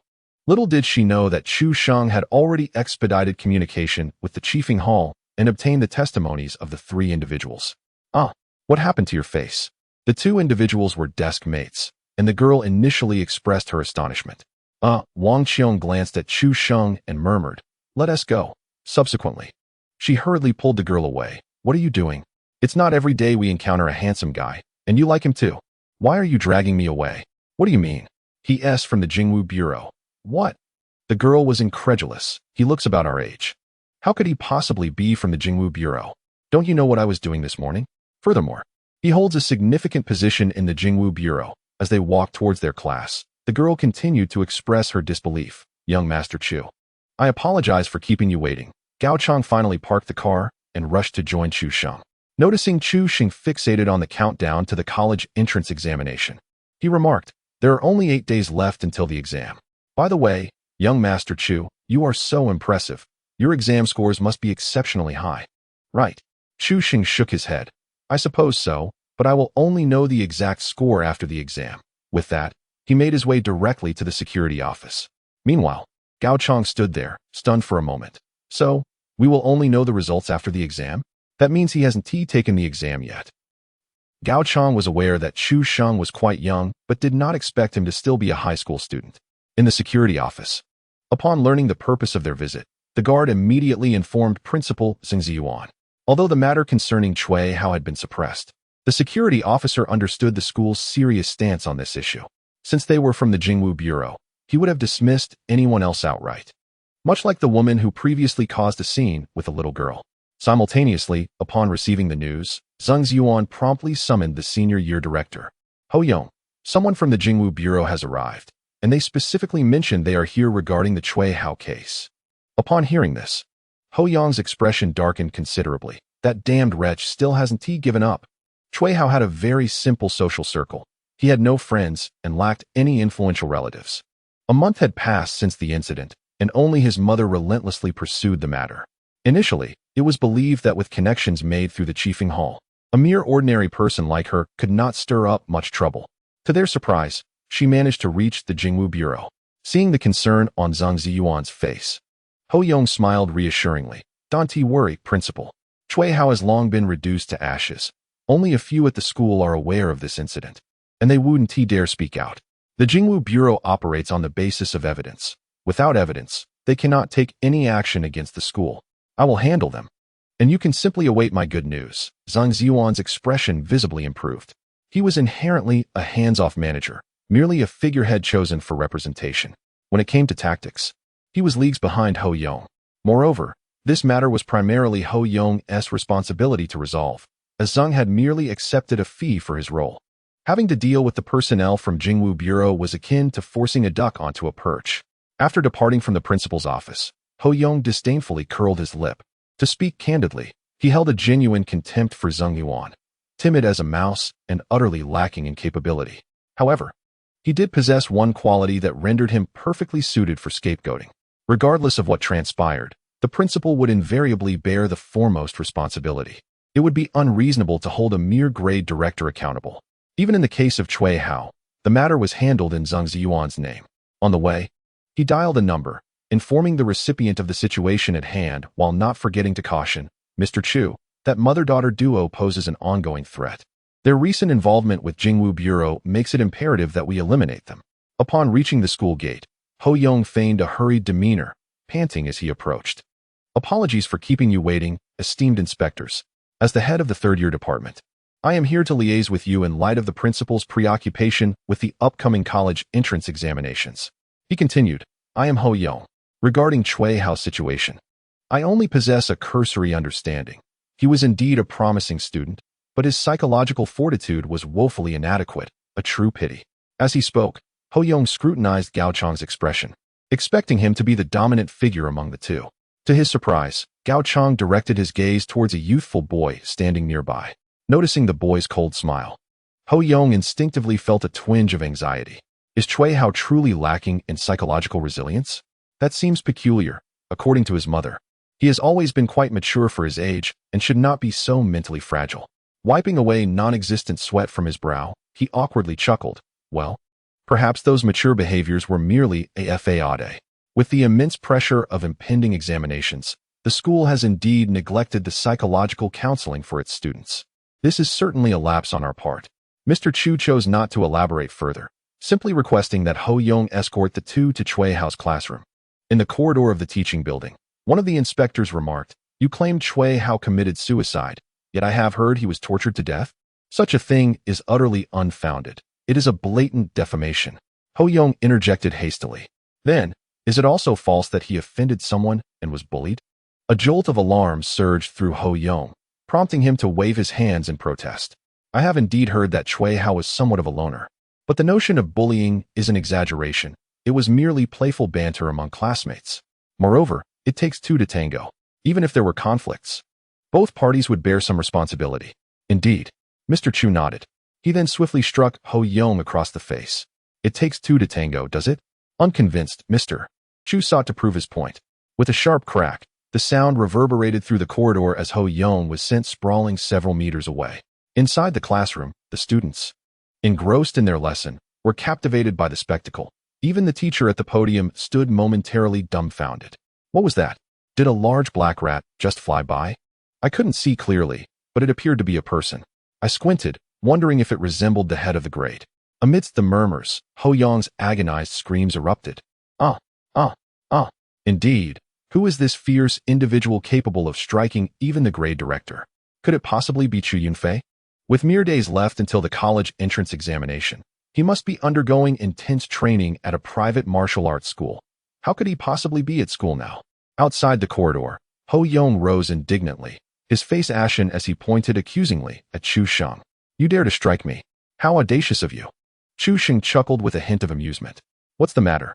Did not Director Ho himself declare that it takes two to tango? I find it rather resonant. Furthermore, perhaps you should introspect as to why I have chosen to strike you rather than others. Ho Yong's face flushed crimson, and he gritted his teeth, declaring, I shall file a complaint against your violent conduct. You shall regret this. We can discuss the complaint later. At present, I suspect you of bribery, perjury, and harboring others. You must accompany us back to the Jingwu Bureau shortly. A chill ran through Ho Yong, his complexion shifting from red to pale. You speak nonsense. You slander me. You have no evidence. As he spoke, Chu Sheng leisurely approached him, feigning another slap. Ho Yong recoiled in fright, silenced. Though he was a formidable 8th-level martial artist, within the confines of this school, he paled in comparison to Chu Sheng. That previous slap nearly rendered him unconscious. You are the grade director. Do you not know students should maintain silence during class? Now, lead us to Cui Hao's classroom. Impossible. I am going to file a complaint against you right now. As he spoke, Ho Yong attempted to turn and leave. However, as he passed by Chu Sheng, a fierce gust of wind whooshed by, and in the next moment, a distinct crack echoed through the air. Chu Sheng had shattered his right leg with a single kick. Before Ho Yong could utter another cry of despair, Chu Sheng yanked him down to the ground and placed his foot upon his face. I have already informed you of the charges against you. Do you intend to flee before my very eyes? Ho Yong had never endured such indignity, struggling desperately on the ground, yet failing to extricate himself. Chu Sheng's strength was overwhelming. A mere 8th-level martial artist stood no chance of resistance. Severely punishing a criminal, justice points, 500 at that moment. Not only Gao Chong behind him, but even the students peering through the windows gasped in disbelief. Is this truly a law enforcement officer from the Jingwu Bureau? Must he be so brutal? It was only when Ho Yong ceased his struggles that Chu Sheng lifted him up, smiling. Now, can you take us to Cui Hao's classroom? Dream on. I assure you, I will bring you to your knees, forcing you to bow and apologize until you are utterly destitute. Ho Yong, of course, had the audacity to say so. Not only did he possess his own connections, but he had also just resolved a significant predicament for the Chu family. They would not simply stand by. Moreover, this matter originated from the case involving Cui Hao. Chu Sheng furrowed his brow, taken aback by how resolutely Ho Yong was behaving. The gall to threaten him was unexpected. Casting a glance around, he realized that taking action here would be unwise. Subsequently, he grabbed Ho Yong and commanded Gao Chong to follow him to the abyss. Ho Yong's expression shifted dramatically. He thought he must have misheard. The abyss? What purpose could that serve? Shouldn't you be taking me back to the Jingwu Bureau? Chu Sheng displayed a warm smile. What do you think? After a brief moment of astonishment, Ho Yong hurriedly replied, No. I'll take you to the abyss was notorious, a place devoid of surveillance, sparsely populated, where murder was an everyday occurrence. Given Chu Sheng's ruthless demeanor, Ho Yong dared not take a chance. I quite preferred your earlier defiant attitude, Chu Sheng remarked. Ho Yong limped ahead, his countenance dark and brooding, as if he could drip water from his expression. Not only had he lost a leg, but he had also made a fool of himself in front of the students. This humiliation demanded retribution. After the trio departed, the students in the classroom gradually emerged from their shock. So cool. An awestruck voice pierced the silence, igniting the air like a lit fuse, instantly setting off a wave of murmurs among the desks. Adolescence is always restless. Chu Sheng, who was of similar age yet already a patrol officer of the Jingwu Bureau, was undeniably striking in his uniform. Coupled with his seemingly mischievous smile, he emanated an aura of coldness that discouraged approach. Most importantly, he had accomplished what the students yearned to do but dared not attempt. Ho Yong was notoriously arrogant. and those wishing to confront him could form a line from the classroom to the school gate. First, a slap, then a devastating injury to his leg. Yet he dared not utter a sound. The sense of vindication was utterly satisfying. The boys excitedly pounded their desks, their throats working with exaggerated enthusiasm. A few girls, cheeks flushed, huddled together, twisting their hair with fingers that betrayed their excitement. At the podium, the teacher stood with mouth agape, murmuring in disbelief. The youth of today? My goodness. Class 10 of the senior year was, after all, Chui Hao's original class. The arrival of Chu Sheng and his companions shattered the classroom's monotony. Ho Yong, limping onto the podium, soon regained the authority of the head of the year. His gaze swept over the students below. These two are patrol officers from the Jingwu Bureau. Here concerning Chui Hao's case. I warn you, warn your mother. You dare threaten a witness in my presence? Get out. Chu Sheng leapt onto the podium, seized Ho Yong, and hurled him out of the classroom. Once again, Ho Yong faced humiliation, his fury igniting, but soon, an idea sparked in his mind. As he pulled out his phone to make a call, Gao Chong merely wore an indifferent expression. Reinforcements? You are powerless in this situation. Young Master Chu dares to strike even the agents of the Wind-Catching Hall, and he did so right in front of their director. You, a mere grade director and a suspect at that, are destined to take this beating in vain. Hello, is this Captain Zhu? This is Ho Yong. There are troublemakers at our school. I suspect they are imposters from the Jingwu Bureau. I am certain of it. That fellow behaves like a bandit, and his age does not match the profile. He is undoubtedly an impostor. Yes, yes, hurry over and bring more people. This fellow should be at the Qi realm. After hanging up the phone, a sinister expression crossed Ho Yong's face. He was uncertain whether Chu Sheng was affiliated with the Jingwu Bureau. However, he could not evade responsibility for his own actions. A conflict between the two parties was inevitable. You boast of your prowess. Why not demonstrate it by confronting a Wind-Catching Hall agent? When faced with insurmountable contradictions, it might be wise to incite new conflicts. This is Ho Yong's wisdom in navigating life, and it has proven effective time and again. He believed this instance would be no exception. Chapter 52. Do you question my courage to apprehend individuals? In the classroom, Chu Sheng cast his gaze across the students of similar age seated below him. The authority emanating from his brow and eyes naturally infused the atmosphere with gravity, rendering the classroom profoundly solemn. Even the cacophonous chirping of cicadas outside waned under the weight of his presence. We are here for a purpose, as your grade director has just stated. Upon investigation, it has been determined that Chui Hao did not die by suicide, but rather was subjected to brutal torture leading to his demise. Now, I require your cooperation in the investigation. I implore you to disclose everything you know. With his words, a heavy silence enveloped the classroom, as no one dared to speak. Each student sat rigidly, meticulously attentive, reminiscent of those who fear being called upon by a teacher for not having studied. Chui Hao's fate loomed starkly before them, instilling a palpable fear of sharing anything that might lead to a similar outcome. I understand your trepidation. You fear retaliation. Here, I assure you that the Jingwu Bureau will unequivocally ensure your safety. Yet, silence persisted among the students. Outside the classroom, Ho Yong wore a smug expression. From the outset, he had anticipated that none of these students would dare to utter a word. Observing the crowd, Chu Sheng shook his head in disappointment. I fear I may have come to the wrong place. Chui Hao is not a student of this class.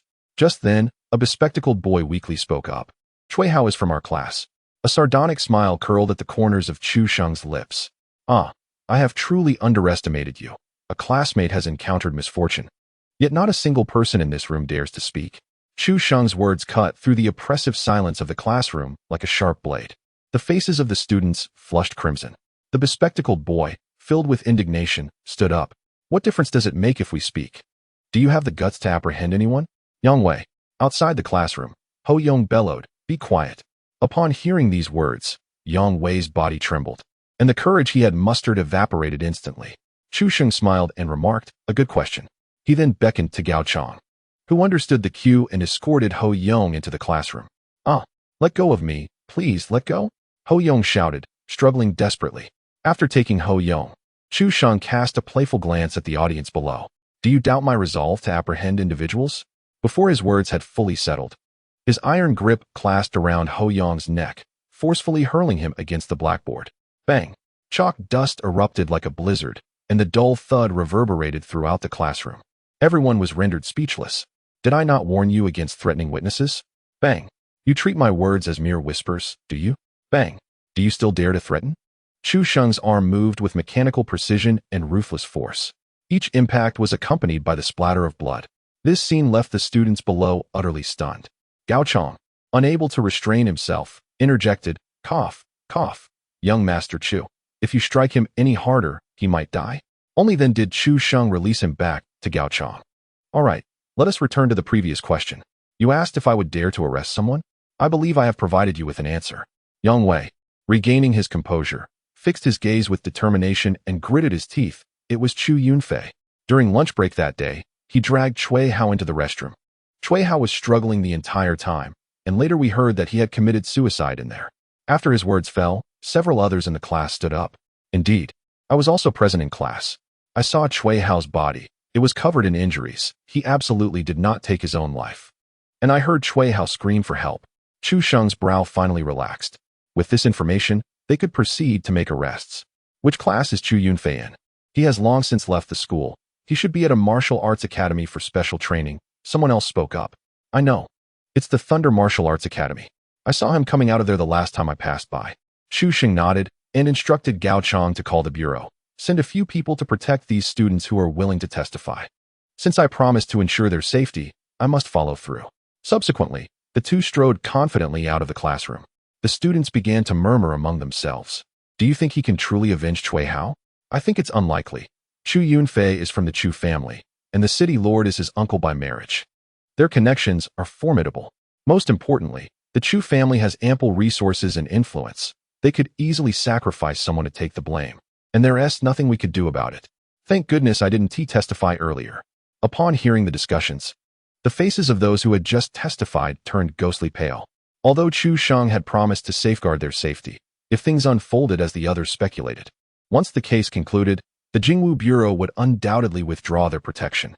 At that moment, could Chu Yunfei truly let them off the hook? In just a brief span, they began to harbor regrets.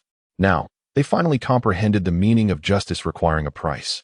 Yang Wei wiped the cold sweat from his forehead, casting a glance at his fellow witnesses who shot him reproachful looks. Resolutely, he dashed out of the classroom. The teacher inquired, Yang Wei, we are still in class. Where do you think you're going? I am going to find them. On the way, Ho Yong coughed up 2 mouthfuls of blood and slowly opened his eyes. Oh, quite a resilient body, waking up so swiftly. Upon hearing Chu Sheng's voice, Ho Yong instinctively trembled. He was genuinely terrified from the beating he had received. First a slap, then his leg was shattered, and he nearly faced death itself. Thus, he chose to remain silent, fearing that any utterance might further provoke this brutal youth. His life truly hung in the balance. As they reached the school gate, Ho Yong caught wind of a familiar voice. Where are those two impersonating the Jingwu Bureau? It was Zhu Dan from the Jifeng Hall, who had rushed over with his men. Captain Zhu, he managed to call out with great effort. Zhu Dan turned his gaze towards him, and, upon seeing the bloodied Ho Yong being dragged along, his eyes widened in shock. He had not anticipated that someone would dare to impersonate the Jingwu Bureau in the first high school. After all, such conduct was unheard of in the Jingwu Bureau. However, upon spotting Chu Sheng, his eyes nearly bulged out of their sockets. Earlier that morning, he had witnessed Chu Sheng send Sun Ming flying with a single punch, and later, the chief personally escorted him away. Although Xie Lian had not explicitly stated Chu Sheng's identity, Zhu Dan was no fool. He had certainly deduced that his status was exceedingly esteemed. As Chu Sheng and his companion approached, Ho Yong seized the opportunity like a drowning man grasping at a straw, exclaiming, Captain Zhu, it is they who are impersonating the Jingwu Bureau. Silence. Zhu Dan interrupted him sharply. He then turned to Chu Sheng with an obsequious demeanor, saying, Young Master Chu, please forgive me. This scoundrel spoke grandly over the phone, claiming there was a disturbance here. In a moment of folly, I believed him, and fortunately, I did not offend you. Ho Yong was left bewildered, and Yang Wei, who had just caught up, stood frozen in place. Chu Sheng noticed him and turned back, questioning, Is there something else? Sir, you must bring Chu Yunfei to justice, right? Chu Sheng chuckled softly. Consider it done. Chapter 53, My Father. Zhang at the Thunder Martial Arts School, one of the top 3 private martial arts academies in Shenzhen City. Most attendees hailed from affluent families. In the reception area on the first floor, Yin once again deterred parents wishing to enroll their children with the steep prices. Following this, She vented to her friend on WeChat. I truly cannot fathom these people. They should consider their own circumstances. Is this really a place for their children? Moreover, considering the capabilities of their children, should they truly be admitted, it would tarnish the reputation of our martial arts school. Like begets like, a dragon begets a dragon. A phoenix begets a phoenix, and a mouse's offspring is destined only to burrow. How can one aspire for greatness when they remain unaware of their own limitations? Although Yin Yun herself is a mere neophyte, forever incapable of breaking through to the meridian opening stage, and hails from a rather ordinary background, the individuals she entertains are nothing short of powerful and affluent. In her eyes, those who share her humble status have already been reduced to the status of mere ants. Shortly thereafter, she began scrolling through Xiaohongshu. The first post that caught her attention was about how to treat a partner diagnosed with diabetes. Sister, don't even think about treatment now.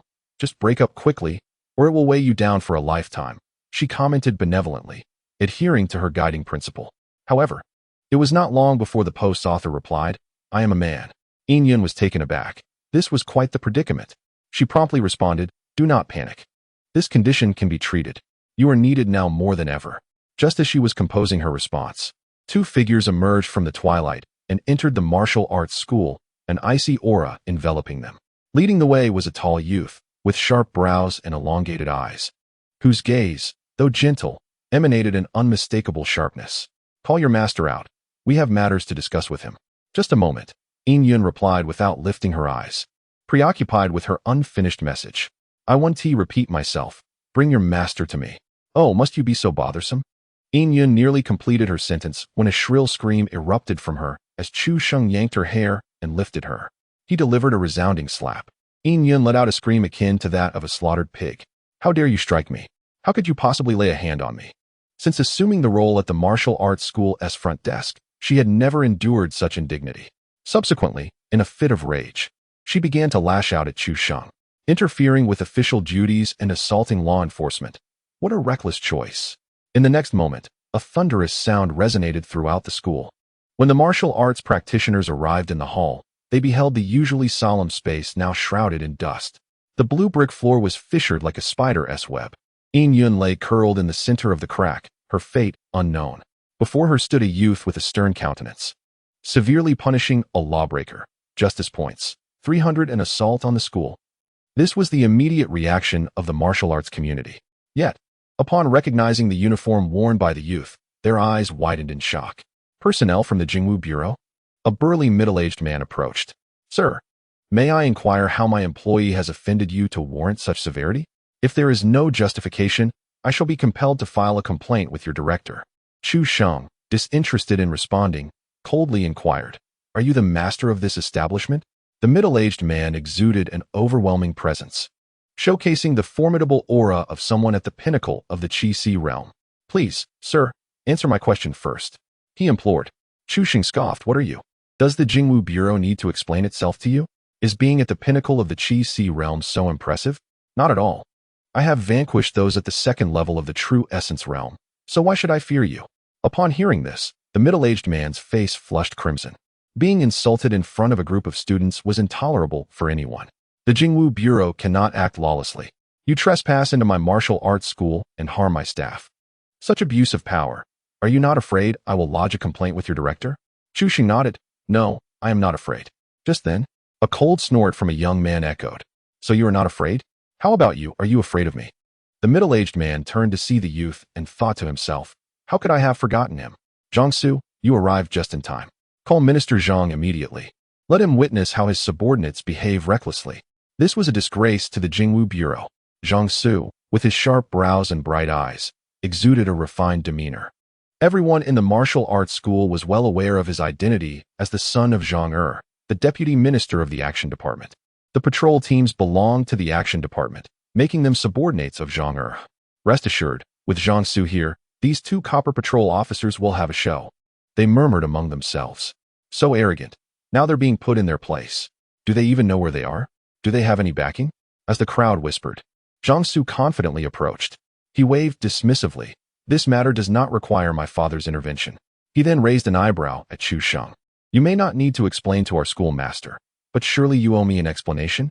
Chu Sheng turned to Gao Chong and asked, Who is this fool? Gao Chang recalled the leadership of the Jingwu Bureau. There was only one person with the surname Zhang who held the position of minister. Just as he was about to explain, he faltered. How could he clarify this without implying that he too considered Zhang Su a fool? Do you dare insult me? Zhang Su exclaimed, eyes wide with fury. My father is Zhang Er. Seeing Chu Sheng remain silent, Zhang Su assumed he was intimidated. The Jingwu Bureau is truly a collection of fools. Before he could finish, Chu Sheng clasped his shoulder, and with what appeared to be a casual grip, a sound of cracking bones echoed. Ah! The excruciating pain elicited a heart-wrenching shriek from Zhang Su. This scene left the martial arts school in stunned silence. Zhang Er. Is it? I have a vague recollection. He is indeed our deputy minister. Is this how he instructs you? To insult the law enforcement of the Jingwu Bureau? Do you know this is against the law? Severely punishing a lawbreaker and educating the martial arts community, Zhang Su collapsed to the ground in anguish, having barely taken out his phone before it was swiftly snatched away by Chu Sheng. Don't be a coward. Let me call my father. You are finished. My father will not spare you. Chu Sheng chuckled derisively. No worries. I'll make the call. I am quite eager to see how he intends to spare me. In no time, the call was connected, and Chu Sheng activated the speakerphone. The voice of Zhang Er resonated from the other end. Son, what's the matter? Aren't you supposed to be at the martial arts hall at this hour? What has happened? Zhang Su, seizing the opportunity like a drowning man grasping a straw, shouted, Dad. Dad, come quickly. The people from the Jingwu Bureau are causing a ruckus at the Thunder Martial Arts Hall, and they have crushed my shoulder. A resounding crash echoed from the other side. Zhang Er roared. Who dares to be so audacious? Hand the phone to him. I want to ask if he has decided to quit. Chapter 54. Surrender. The crowd at Thunder Martial Arts Hall anticipated a spectacle. However, they were taken aback when Chu Sheng spoke with a light laugh. It is I, Chu Sheng. What? Does Minister Zhang wish to expel me from the Jingwu Bureau? On the other end, Zhang Er was ensnared in a prolonged silence. Chu Sheng's standing was well known throughout the Jingwu Bureau. Even the director, Lu Huiming, treated him with utmost courtesy. Zhang Er was genuinely frightened. After a lengthy pause, he awkwardly replied, Young Master Chu, has my son offended you in some way? Please, feel free to strike him as long as you leave him with his breath. The voice echoed through the speaker, reaching the ears of all present. The crowd nearly had their eyes pop out in disbelief. The stark contrast was akin to a transformation. Was this reasonable? How could a deputy minister of the action department exhibit such trepidation towards an inspector under his command? Zhang Su swallowed multiple times, realizing that he was not foolish. He had never before heard his father speak in such a tone. Was he truly in a predicament? Your words imply that we are enforcers, not a criminal syndicate. Your son has not offended me. He has merely broken the law. He assaulted an inspector from the Jingwu Bureau, and that is why I had to incapacitate him. It is only out of respect for you that I have not dealt with him more severely. This is a grave offense that cannot simply be brushed aside. On the other end, Zhang Er repeatedly expressed his gratitude, flattering Chu Sheng to the utmost, even elevating him to the status of a benevolent figure. After ending the call, Chu Sheng tossed the phone back to Zhang Su. Reacting swiftly, Zhang Su knelt down, repeatedly bowing his head. Thank you, young Master Chu. Thank you. Chu Sheng, indifferent to the display, turned his attention to the burly middle-aged man. Now, may I expect an answer to my inquiries? The middle-aged man, recognizing the reality of the situation, nodded in compliance. In response to your esteemed self, I am the head of this martial arts hall, Lei Dahai. May I inquire what brings you here? Is there a student named Chu Yunfei among you? He is suspected of being involved in a significant criminal case, and we require his cooperation in the investigation. Upon hearing this, Lei Dahai's face turned a deep shade of purple. He initially assumed that Chu Sheng and his companion had created such a commotion to trouble the martial arts school. Little did he know that it was merely concerning a student who, crucially, was not even present at the school. This was nothing short of an undeserved calamity. My lord, you could have mentioned this earlier. Chu Yunfei requested leave to return home an hour ago. Upon hearing this, Chu Sheng appeared equally perplexed. What a wasted trip. No, it cannot be considered entirely wasted, as he had garnered over 1,000 points of justice. Chu Sheng cast a glance at Yin Yun on the ground. She was alive, but barely so. Her bones were shattered. Even if saved, she would be bedridden for the remainder of her life. Was Yin Yun beautiful? Undoubtedly, she was. With a commendable figure. After all, who among receptionists could be unattractive? However, she had committed a crime, and thus, Chu Sheng could not be blamed for his harsh actions. Before departing, He reminded Lei Dahai that any issues could be clarified through surveillance footage. Next time, do not recruit employees without any legal knowledge. As the two departed, the martial arts school's members finally breathed a sigh of relief. Lei Dahai immediately ordered the retrieval of the surveillance footage.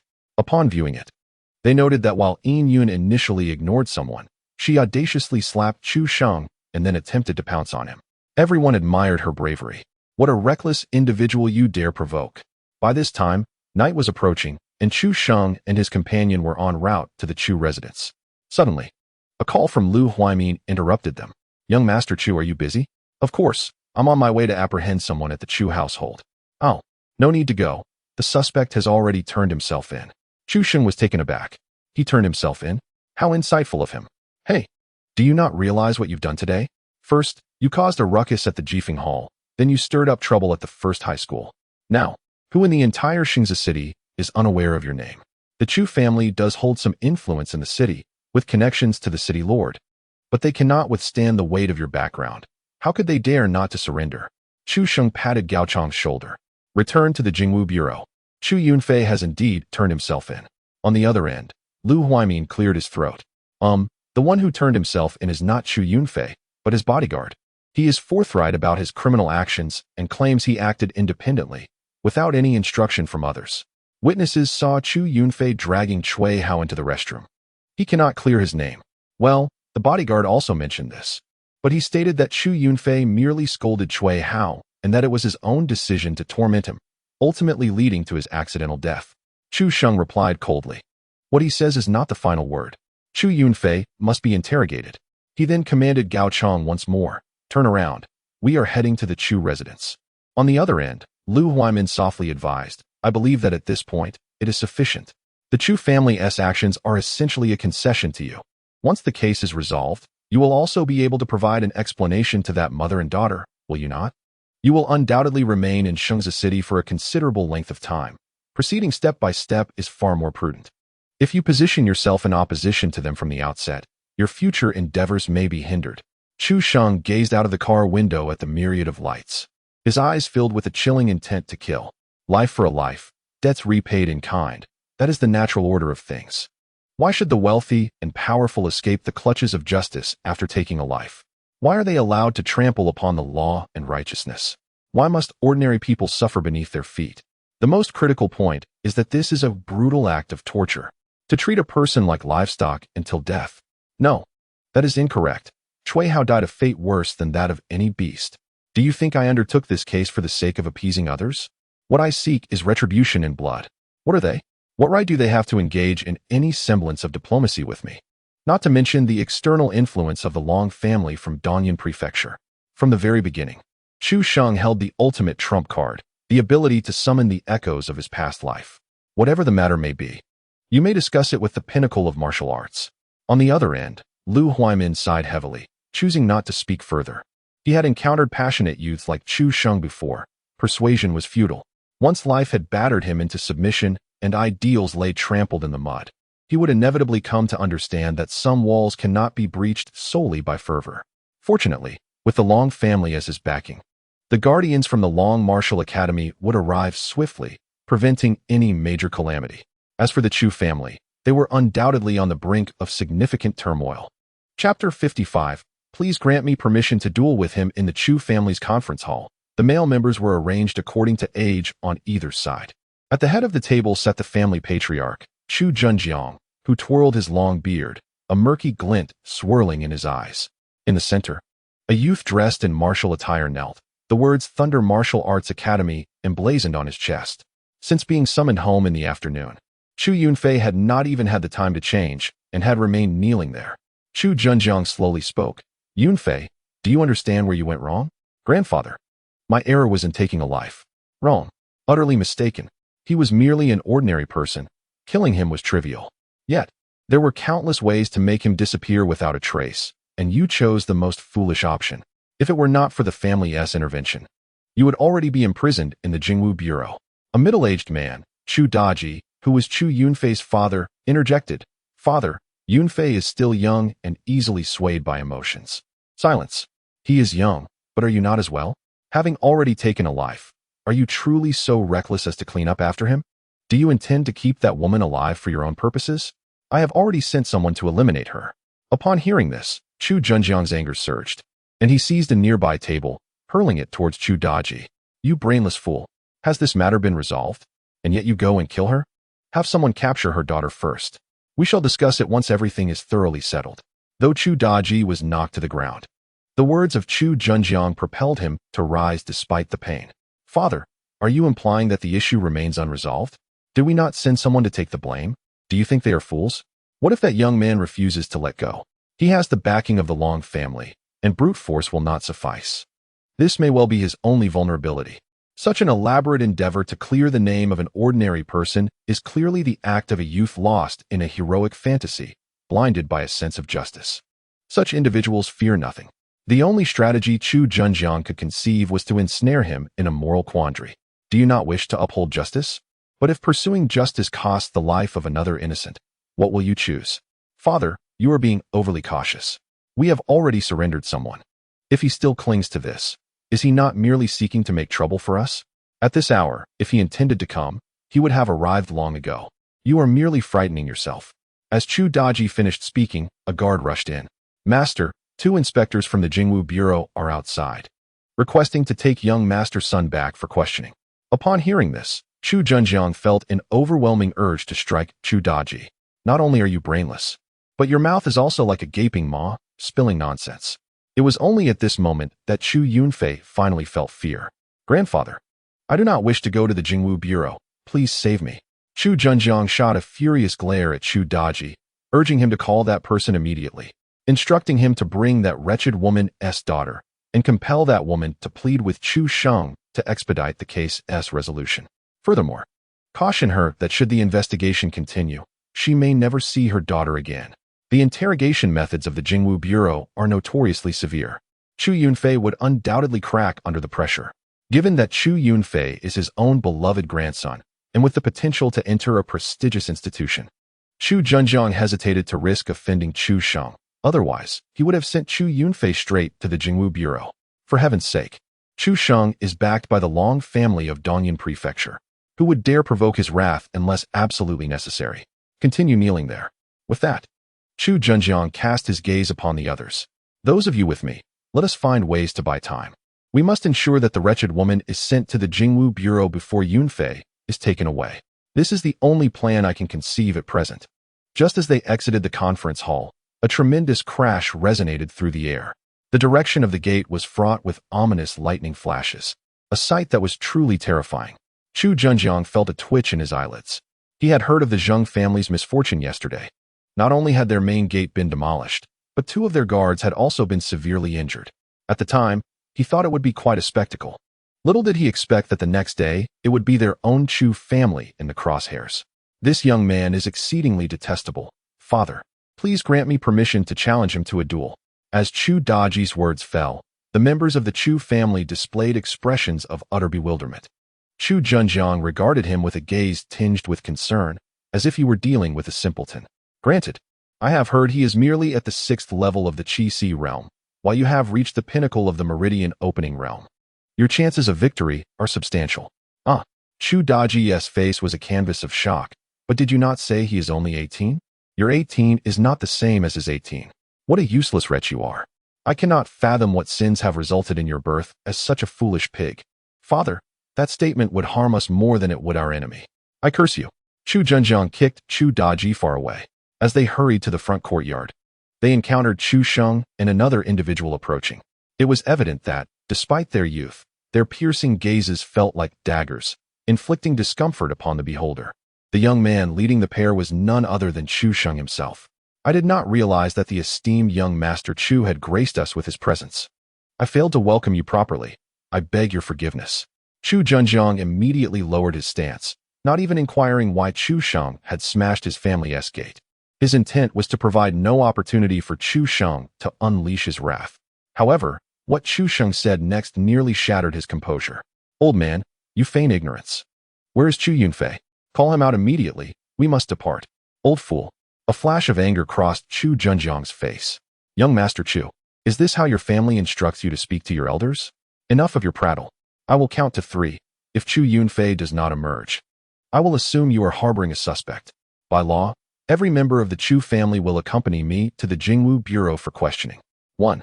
As he spoke, Chu Sheng began his countdown, completely oblivious to the darkened expressions of the Chu family members. 2.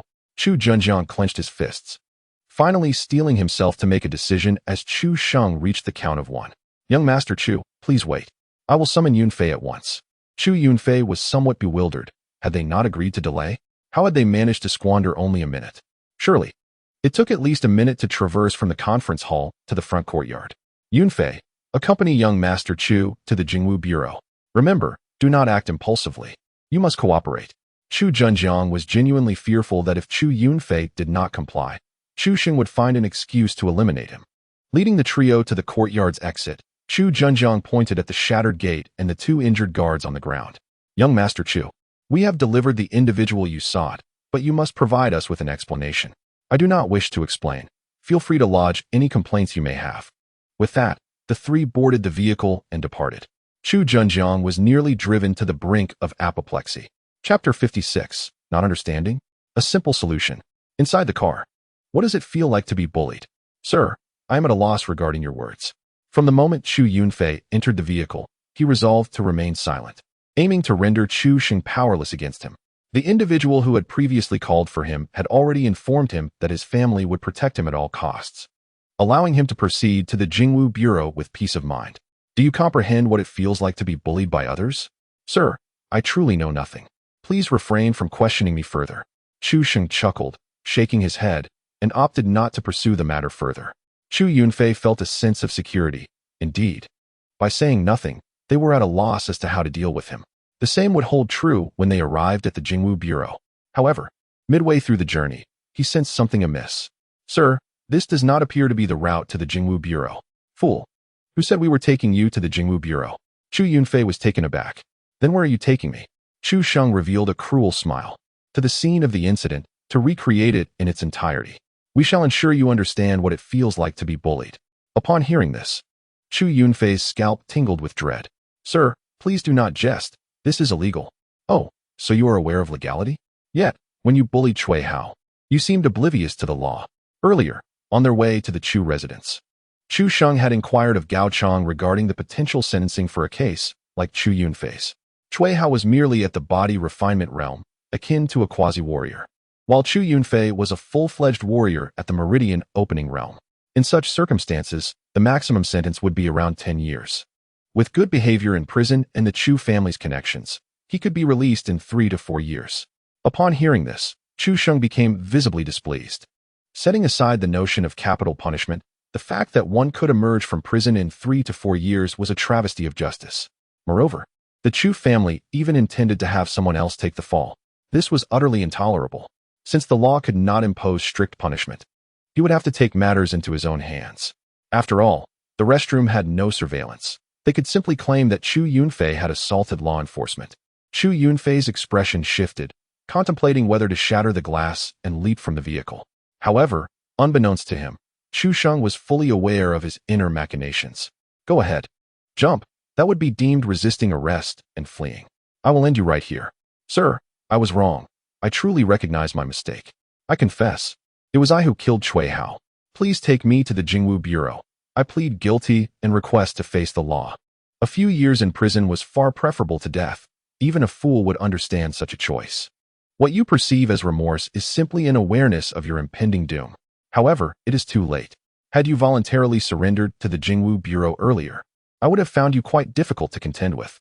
Regrettably, the years of confinement you dread are not worth enduring, so why not simply choose death instead?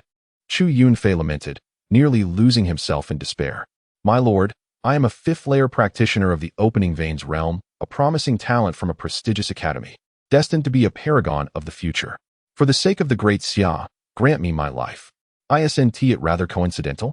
I am a 6th-layer practitioner of the Qixi realm, specially recruited by the Longwu Academy. I am already a prodigy. With my presence, the great Xia remains unchanged, whether you are here or not. Before long, the trio arrived at the entrance of the first high school. The hour was late, the night deepening. Chu Sheng instructed Gao Chang to inform the security personnel. He, meanwhile, grasped Chu Yunfei by the head and strode directly into the campus. Chu Yunfei struggled desperately, attempting to voice his protests, but alas, Chu Sheng's grip was too strong, rendering him mute. As they approached the teaching building, Chu Sheng's phone rang. It was Lu Huimin once again. What is it now? Didn't you go to apprehend someone from the Chu family? Why are you still not back? Soon. I'll return once I have addressed the situation, Chu Sheng replied, preparing to end the call. Wait, don't hang up just yet. The woman who reported the case has arrived. She wishes to withdraw her complaint. Withdraw? Does she not understand the law? Or do you not? Criminal cases cannot simply be retracted. Lu Huimin sighed on the other end. Let her speak with you. The woman took the phone, her voice trembling with sorrow. My lord, we no longer wish to press charges. I implore you, please cease your investigation. As Chu Sheng tightened his grip on Chu Yunfei's head, he instinctively increased the pressure. What has happened? Nothing has occurred. I simply found the suicide note left by Hao Hao at home, she confessed. He truly took his own life. You came to the Jingwu Bureau by yourself? The woman hesitated, uncertain of Chu Sheng's intent. Yes, my lord, I came on my own. And your daughter? She is at home. Her voice quavered, revealing a hint of panic. A lie. What could compel a mother to abandon her son's quest for justice? Even threatening her own life would not suffice. Chu Sheng surmised that someone must have leveraged her daughter to intimidate her. Has someone kidnapped your daughter? The woman stammered, pleading with Chu Sheng to cease the investigation. Now, Chu Yunfei's life is in my hands. I will count to 3. If you do not speak the truth, he shall perish, and no one will be able to save your daughter. The woman, terrified, exclaimed, Please, my lord, do not kill him. If you do, Xiaomi will not survive. I understand. After ending the call, Chu Sheng slowly released Chu Yunfei. Now, contact your family and demand their release. From the earlier conversation, Chu Yunfei deduced the unfolding events. It was clear that the wretched woman's mother had reached the Jingwu Bureau sooner than anticipated. Had it been any later, his life would have been forfeit. He feigned an innocent expression and chuckled awkwardly. My lord, I do not quite comprehend your meaning. Chu Sheng grinned widely, revealing his pearly white teeth. Confused, are you? No worries. With that, he once again seized the boy's head and headed toward the restroom. Kicking open the restroom door, he forcefully plunged the boy's head into the urinal. Do you understand now? I ask you again, do you comprehend? Minutes later, Chu Yunfei's struggles began to weaken. Only then did Chu Sheng toss him aside, delivering a swift kick. I truly wonder what you all are thinking. Do you really believe I am some kind-hearted individual? What do I care for the lives of others? Are you attempting to coerce me with a worthless life? How much righteousness could saving her possibly yield? Killing you would bring me far more than saving her a dozen times over. Chu Yunfei was bewildered. This wasn't how the script was supposed to unfold. Moreover, Chu Sheng's last remark left him utterly perplexed. Righteousness points? What does that even mean? Stop hitting me. Please, I'll call my family right now. Chapter 57. Do you really think I'm a good person? At the Chu family's council chamber, not only the male members, but even the female relatives had gathered. The gravity of the situation cast a heavy pall over the atmosphere. Chu Zhenjiang hung up the phone, feeling as if a tremendous weight had been lifted from his shoulders. His tense back finally relaxed against the chair. No need to worry, that wretched girl has already arrived at the Jingwu Bureau. Yunfei will be fine. Besides, I suspect that boy will be calling us shortly. No sooner had he spoken than Chu Daji's phone rang. He exclaimed with excitement, It's Yunfei? Chu Zhenjiang chuckled lightly, answering the call on speakerphone to hear what the boy had to say. As the connection was made, Chu Yunfei's anxious voice immediately came through. Dad, you need to get someone to release that girl. Chu Zhenjiang's expression shifted. He thought to himself, how could this grandson be as thoughtless as his father? Such matters should not be aired so openly. He instructed to have Chu Sheng take the call. After Chu Daji relayed the message, Chu Yunfei quickly continued. He refuses to take the call. Please, just let her go. I'm about to be beaten to death. Moments later, anguished cries escaped from Chu Yunfei. The members of the Chu family exchanged glances. Is this reasonable? Have you forgotten that we also have a hostage here? No release. Chu Zhenjiang declared firmly. Sever that girl's arm and send it to the Jingwu Bureau. I refuse to believe this. Before he could finish, a dull thud echoed from the other end, followed by Chu Yunfei's wails. Oh, my arm. Dad, you must release her quickly, or I will truly be beaten to death. Chu Zhenjiang rose in fury. Was this still the patrol of the Jingwu Bureau? Chu Sheng, I know you can hear me. Release Yunfei, and I will instruct my people to let her go. If you dare to harm him in the slightest before he could complete his threat, Chu Yunfei's cries of pain erupted again. "Ah, my leg. Grandfather. Please save me. He has wanted to kill me from the very beginning. He never took me to the Jingwu Bureau. I can no longer endure this." Chu Zhenjiang has never encountered such an unreasonable person. "Chu Shang, are you truly unafraid of my killing that young girl? Lao Bai, is your mind filled with nonsense? What leads you to believe that you can threaten me with the life of an ordinary person? Do you truly think I am a benevolent individual? To be honest, this is something that even Chu Shang cannot comprehend. He does not consider himself a good person. Why, then, do others believe him to be one?" Chu Zhenjiang was momentarily taken aback, as if struck by enlightenment. Indeed, why did he think of him as a good person, helping ordinary people seek justice? It is entirely possible that he harbors ulterior motives or is merely using this pretext to target the Chu family. He has only been in Shengzi City for a few days. Has he not already killed enough? With this thought, Chu Zhenjiang's tone softened immediately. "Young Master Chu, if you promise to spare Yunfei's life, I will have my people release him. Otherwise, I will not let him go under any circumstances." After a brief silence, Chu Xing's voice emerged. "Very well, release him. I will not kill him." Upon hearing this, the members of the Chu family finally breathed a sigh of relief. Regardless of the circumstances, Yunfei's life was preserved. Although he was injured, the Chu family had the means to ensure his recovery before the martial arts examination. As long as Chu Yunfei could gain admission to a prestigious academy, the Chu family would have truly weathered the storm. Should Chu Xing wish to trouble them afterward, he would need to consider the esteemed academy backing Chu Yunfei, would he not? A few minutes later, "Young Master Chu, we have released him. He is now at the entrance of the Jingwu Bureau. You may now let Yunfei go, correct? Do I not keep my word? Let me confirm first." Subsequently, Chu Sheng dialed Lu Huaimin's number and ascertained that the Chu family indeed released the young girl. On the other end, Chu Zhenjiang once again inquired, "Young Master Chu, can we release him now?" "Yes," replied Chu Sheng, as he crushed Chu Yunfei's phone underfoot. This action thoroughly stunned Chu Yunfei, who mistakenly thought Chu Sheng was reneging on his promise. Little did he know, while Chu Sheng had few virtues, keeping his word was undoubtedly one of them. "Get up. I promised your elder that I would release you and would never go back on my word." Chu Yunfei trembled as he rose from the ground. "Thank you, young Master Chu, for sparing my life." Though he tried to conceal it, Chu Xing still detected a deep resentment in his gaze. It was only natural. One ought to exhibit such expressions when bullied. Regrettably, keeping his word would only make his death a tad easier. Chu Sheng waved his hand, wearing a warm smile. "Take care. I will not see you off." Once Chu Yunfei had departed, Chu Sheng immediately dialed Gao Chang's number. "Please note that the suspect has fled. Keep watch at the base of the teaching building, and if you see him, eliminate him immediately." Upon hearing this, Gao Chang was taken aback. The two had previously agreed that Chu Sheng would take action, and he would assist in keeping it a secret. Now, with their roles reversed, he understood what true fear entailed. "Young Master Chu, I cannot do that. If the Chu family finds out, I would be finished. There is no if. The Chu family will undoubtedly know." Hearing this, Gao Chang was even more terrified. "Then I dare not proceed. Young Master Chu, please spare me. I have yet to marry. Do you wish to join me? Help me eliminate him, and you shall be mine. Think carefully about it." With that, Chu Sheng hung up the phone. He believed Gao Chang was not a fool and knew how to choose wisely. Indeed, he had promised not to kill Chu Yunfei, but he had not promised to prevent others from doing so. How could that be considered breaking his word? Merely a charge of kidnapping would not bring down the Chu family. Alternative measures were necessary. At the base of the teaching building, Gao Chang crouched on the ground, fervently smoking. Killing Chu Yunfei would provoke the Chu family, yet it could also secure a significant advantage.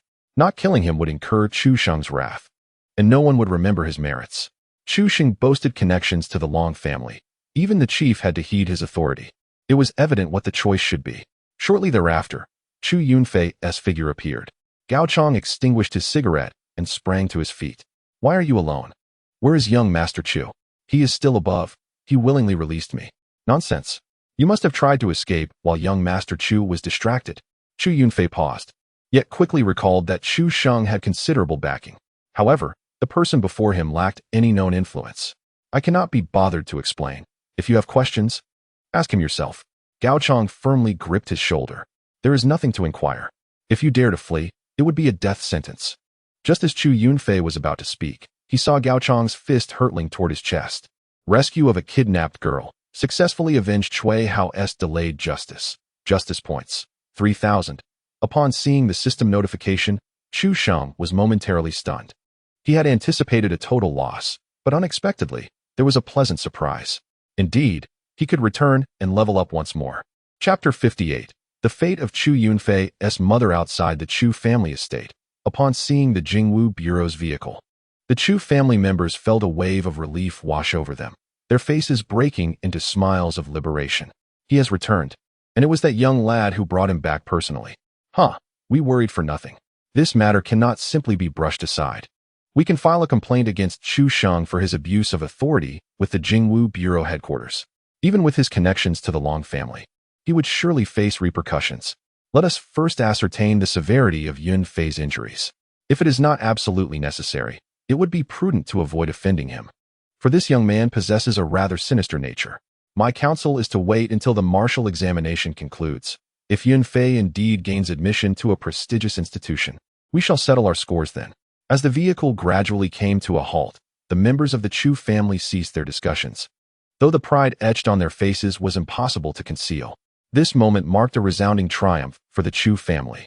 However, upon the doors opening, they were left in stunned silence, for neither the front nor the back seat bore any sign of Chu Yunfei. "Young Master Chu, where is Yunfei?" they inquired. "He is in the car," Chu Sheng replied slowly, with a smile. "Do not jest. Where is he truly?" A sense of foreboding gripped Chu Zhenjiang's heart. Chu Sheng approached the rear of the vehicle, opening the trunk to reveal Chu Yunfei's lifeless body, which he unceremoniously tossed before the astonished crowd. "See, I told you he was in the car. How could I deceive you?" The Chu family erupted in chaos. You have killed Yunfei. I will not let this stand." A middle-aged woman charged forth, aiming to confront Chu Sheng. Before Chu Zhenjiang could intervene, a swift motion ensued. Swoosh. In an instant, the woman was cleaved in two. Crimson droplets burst forth like a torrential downpour, the metallic scent pervading the air. The Chu family members stood frozen, drenched in blood. Their expressions stiffened in disbelief. No one anticipated that Chu Sheng would dare to commit murder in front of so many witnesses. Boldly done. You dare to assault an officer of the Jingwu Bureau. Thankfully, Chu had anticipated this. Otherwise, you would have succeeded. Eliminate a criminal attacking an officer. Justice points 300 wife. Chu Daji bellowed, attempting to advance, only to be restrained by Chu Zhenjiang. Everyone, remain calm. The loss of his grandson and daughter-in-law had left even one who had weathered over 70 years of life trembling with rage. Yet, Chu Zhenjiang understood that Chu Sheng was forcing their hand, eager to provide himself with a justification for further bloodshed. Though he was a first-level practitioner of true essence, he was confident in his ability to defeat Chu Sheng. But then what? Would the Long family show them mercy? Chu Sheng, do not cast aspersions. My daughter-in-law was merely an ordinary person. How could she have attacked a practitioner of the Qi realm? Where's your conscience? Chu Sheng shrugged nonchalantly, adopting a tone of indifference. I know not. She suddenly charged forth, and I thought she was merely a true essence practitioner. I too have my difficulties. If you have grievances, address them to our director. Upon hearing this, Chu Zhenjiang felt as though he might explode with fury.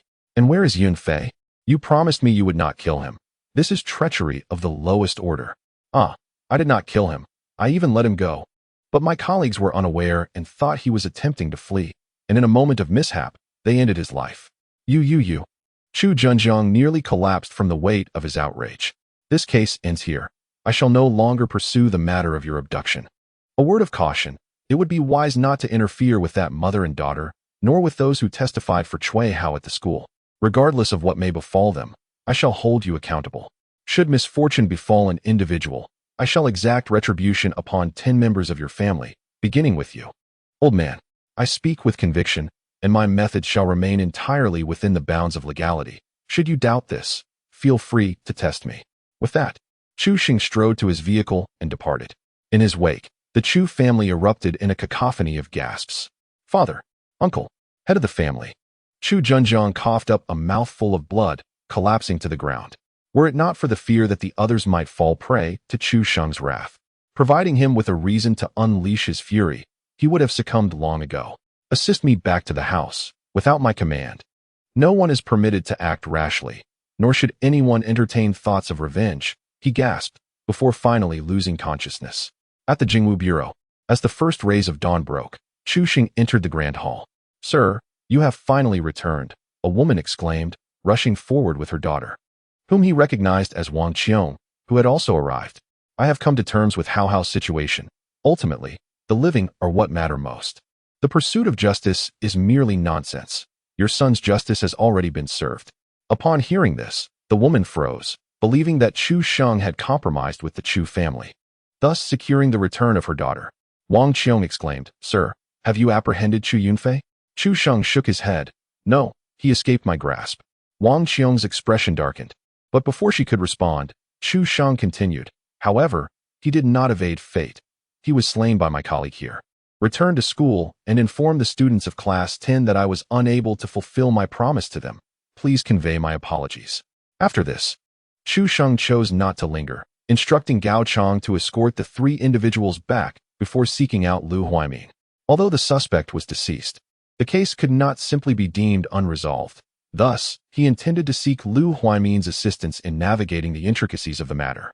During the drive, as he listened to the woman's expressions of gratitude, Gao Chong felt himself blush, prompting him to clarify, "Do not thank me. If gratitude is to be directed anywhere, it should be towards young Master Chu. He is a good man." In the director's office, Lu Huaiming had not rested, awaiting Chu Sheng for an entire night. He was eager to uncover the monumental events that had transpired during Chu Sheng's absence.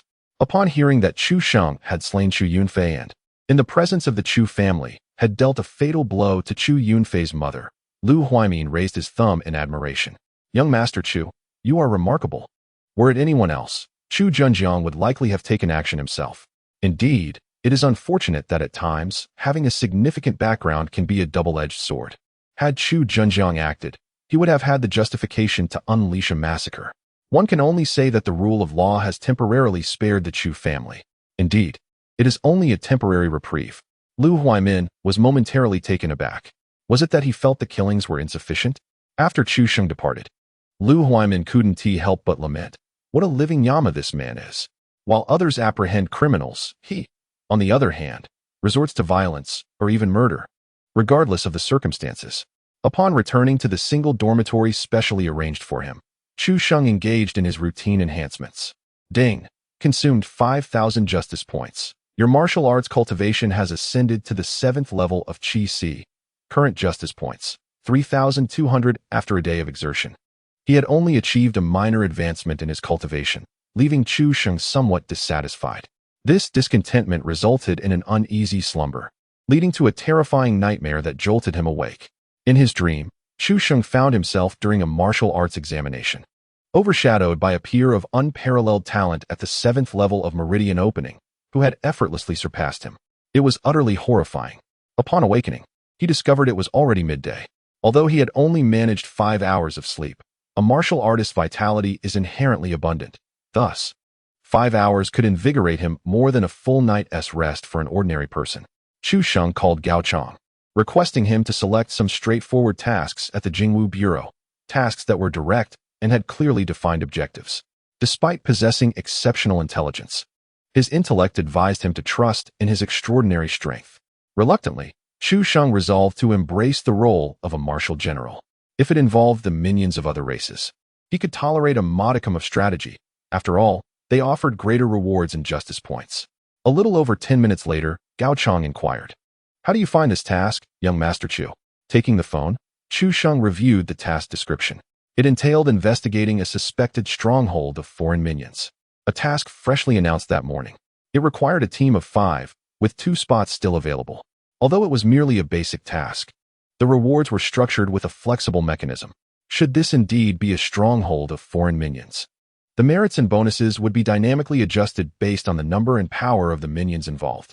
Very well, Chu Sheng nodded, confident in his ability to discern the nature of the minions. Words may deceive, but his fists would not. His extraordinary strength would unveil the truth. As he retrieved his phone and accessed the Jingwu Bureau, he heard Gao Chong exclaim in surprise, "What? Young Master Chu, I was kicked out before even seeing who my teammates were." Kicked out? Chu Sheng was astonished.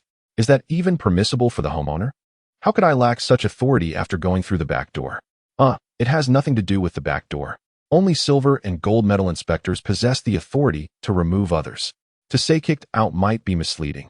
They merely had the prerogative to choose their teammates, considering their own strengths. Following this, Gao Chang continued his analysis. It seems this is indeed a genuine stronghold of foreign minions. Otherwise, they wouldn't regard this task with such disdain. Upon hearing this, Chu Sheng's interest was thoroughly piqued. Heaven knows how many alien kin reside in that stronghold. If there are a dozen or so, then he has struck gold. Upon discovering the mission, Chu Sheng decided to enlist. Meanwhile, outside the Jingwu Bureau, an armored vehicle sat, a privilege reserved for the Silver Patrol. Its obsidian exterior gleamed with a cold, metallic sheen, and its armor was adorned with intricate arrays of runes. The silver emblem of the Jingwu Bureau stood out prominently on both side doors. In a word, it was striking. Seated in the back were two women, engrossed in listening to the man in the driver's seat recount his illustrious exploits. As one of the 5 Silver Patrol members in the Jingwu Bureau, his name was well known throughout the organization, Feng Lu Jian, Gao Yizhou. Hearing a notification ping, Gao Yizhou glanced at his phone. Upon realizing it was a male, without a second thought, he dismissed him. There was a rule in his team. It must consist solely of women. After all, having stumbled upon a 5-person mission, he intended to relish the delightful company of charming companions. Otherwise, what was the purpose of taking on this task? However, just as he removed the individual, he caught sight of the surname, Chu. This made his heart skip a beat. There were only 3 individuals with that surname in the Jingwu Bureau. The odds of encountering one by chance were quite slim, were they not? One of the women in the back inquired, "What coincidence are you talking about? Haven't you gathered enough people yet? Isn't this mission quite appealing? Why is no one signing up?" Gao Yizhou chuckled lightly. "I'm not sure. Perhaps they perceive this task as perilous." On the other side, after being dismissed, Chu Sheng hurried to Lu Huaimin's office. "This is outrageous." After learning the details, Lu Huaimin appeared exasperated. "This was mandated by headquarters. There's little I can do. Perhaps you should speak to Long Liang and see if he can pull some strings to elevate you to Gold Patrol directly. Are you out of your mind? Or am I? Many have likely called headquarters to complain about me these past few days. If they find out I leverage the Long family's influence and confront me, I'll be in deep trouble. Then it seems there's no alternative. I can only inform the dispatch department to call the person who dismissed you. Though it's odd, do we really have such fierce competitors in our bureau?" Soon, Gao Yizhou's phone rang. Upon answering, a cold sweat broke out on his brow. Damn, this is truly unlucky. When Chu Sheng and his companion arrived outside the Jingwu Bureau, Gao Yizhou had already been waiting for quite some time. "Young Master Chu, over here." Chu Sheng cast a cold glance his way. "Now, explain yourself. Why did you dismiss me?" "It was merely a reflex. Otherwise, even with 10 times my courage, I would never dare dismiss you." "Well, your reflexes are indeed quite remarkable." Upon seeing the other 2 teammates, Chu Sheng deduced Gao Yizhou's intentions. He was aiming to form a harem team, was he not? "This vehicle is impressive. Hee, it's provided by the Bureau. If young Master Chu fancies it, you are welcome to ride in my vehicle. However, I find it somewhat cramped." Gao Yizhou looked at the 2 women with a perplexed expression, uncertain which one to urge to leave. "You drive Gao Chang's car. I will ride with Gao Chang in this vehicle." Upon hearing this, Gao Yizhou's countenance instantly fell. "What? Are you unwilling?" No, I am willing." Their destination lay on the outskirts of the city. As they traveled, the expressions of the 2 women in the back seat grew increasingly grim, even choosing to remain silent as a means of expressing their aversion to Chu Sheng. This was due to the fact that as soon as they boarded, Chu Sheng had laid down 3 rules. No saintliness. No saintliness. No saintliness. He could tolerate everything else, but he truly could not endure any displays of saintliness. One of the women was at the 3rd level of the Qi realm, while the other was at the 4th level, placing their strength at the bottom of the group. They were even inferior to him, a newcomer who had joined the Jingwu Bureau less than a week prior. It was one thing to be a lone saint. At most, it would only harm oneself. Yet, when one was a liability and still made light of their companion's safety, it became rather unreasonable. As they approached their target location, wary of alerting any potential threats, they disembarked from the vehicle and chose to proceed on foot. Due to the nature of their mission, they were all dressed in plain clothes. Concurrently, their destination, a small furniture workshop fashioned from color steel, awaited them. The 5 gathered in a huddle, led by a modestly dressed middle-aged woman. "The exchange group will arrive in Shengzi City the day after tomorrow. Remember, we are only allowed to attack the first few vehicles. When the time comes, the exchange group will cover for us under the pretext of a thorough investigation. Once the mission concludes, they will bestow upon us divine blood, and we shall become true members of the Winged Clan." Just as she spoke, a lookout burst in to report. 5 individuals are heading straight towards us. Something feels off. They appear to be from the Jingwu Bureau. Damn it, we've definitely been compromised. The woman shook her head, a glimmer of wisdom flashing in her eyes. Everyone stay calm. If they were certain of our identities, they would not have sent just 5 people. They are merely here to confirm. As long as we do not reveal ourselves, they will not uncover us. I will handle them. You focus on your tasks and do not give anything away. This workshop had been operating for 5 or 6 years, and they routinely conducted shipments, so the risk of exposure was minimal. Thus, the woman was not particularly worried. Soon, Chu Sheng and his group arrived. The woman composed herself and approached with a smile, asking, "Who are you?" "Relocation office." With that, Chu Sheng delivered a sudden kick. Bang! The woman was sent flying half a meter away. Chu Sheng's unanticipated strike left everyone in a state of bewilderment. Punish a 6th-level Qi Si Realm Foreigner S dependent. Justice points. 100. Observing the system notification, Chu Sheng nodded in satisfaction. His abilities remained impressively potent. The woman lay on the ground, her face a mask of astonishment. Had she been discovered? It is impossible. Her confidence is undoubtedly well disguised. Moreover, the others are behaving quite normally, so it is improbable that they would be discovered. In the next moment, a woman behind Chu Sheng spoke up. "How can you strike someone so casually? We cannot yet ascertain if they are indeed of the alien race." Upon hearing this, the woman internally sighed in relief, realizing that she had nearly fallen for a ruse. Chu Sheng's earlier kick was not severe. Even an ordinary person would not suffer much harm. The woman felt almost nothing. But of course, when acting, she had to commit fully. She pretended to curl up on the ground, groaning in agony. "Oh dear, I've been struck. Quickly, report to the Qingfeng Hall." Chu Sheng turned to glance at the woman who had spoken. "Have you forgotten what I said in the carriage?" "I haven't forgotten. But you cannot strike someone at will." Chu Sheng nodded. "I understand. So even if I claim they are of the alien race, you would not believe me, would you?" The woman was about to respond when another woman beside her hastily tugged at her sleeve. "Lu Dai, do not say more." Lu Dai shrugged off her grip. "Why should I not speak? Look at them. How do they resemble beings of the alien race? They are clearly ordinary people. This is sheer violent enforcement." At this moment, several others from the workshop gathered around. Chu Sheng glanced at them and then seized Lu Dai, tossing her aside. Startled, Lu Dai landed safely, and the others from the workshop did not harm her. A stout man kindly supported her and asked, "Little girl, are you all right?" "I'm fine, thank you, uncle." Gazing at the man's earnest face, Lu Dai became even more convinced that Chu Sheng was merely spouting nonsense. How could these people possibly be of the alien race? "Rest assured, we are from the Jingwu Bureau, and I will not let him act recklessly." Gao Yizhou stepped forward, saying, "Young Master Chu, could it be that you have made a mistake? After all, one cannot discern the alien race merely by sight." Chu Sheng, uninterested in their words, directly retrieved the Zhanyu from his storage ring, a cold smile gracing his lips as he approached the woman. At that moment, she had already pulled out her phone, pointing it at Chu Sheng. "What are you doing?" "I am recording this." Before she could finish her sentence, Chu Sheng struck down with his blade. Tragically, she never comprehended how she had been exposed. Even in her final moments, she believed Chu Sheng was deceiving her. "Oh, Chu Sheng, you." Before she could complete her thought, an intense pain surged through her abdomen. In disbelief, she looked down to see a gleaming iron stake protruding from her body. "Exposed. Kill." The stout man yanked out the iron stake and kicked Lu Dai away, then lunged at Chu Sheng and his companions. The sudden turn of events was so swift that the others, aside from Chu Sheng, barely had time to react. Even Gao Yizhou initially harbored some distrust towards Chu Sheng. After all, this situation defies logic. However, he has now completely accepted it. In the future, even if Chu Sheng claims to have traveled through time, he would believe it. "Everyone, stay still, leave this to me," Chu Sheng declared, brandishing his blade. For this was a matter of justice that must not go to waste. The auras emanating from these individuals only reached the 6th level of the Qi Si realm, one rank lower than his own. Thus he could not allow anyone else to interfere. In an instant, Chu Sheng dashed forward, riding the lightning. His blade's energy cascaded like the Milky Way, each strike resonating with the thunderous sound of collapsing mountains. Before long, the ground was strewn with shattered flesh and severed weapons.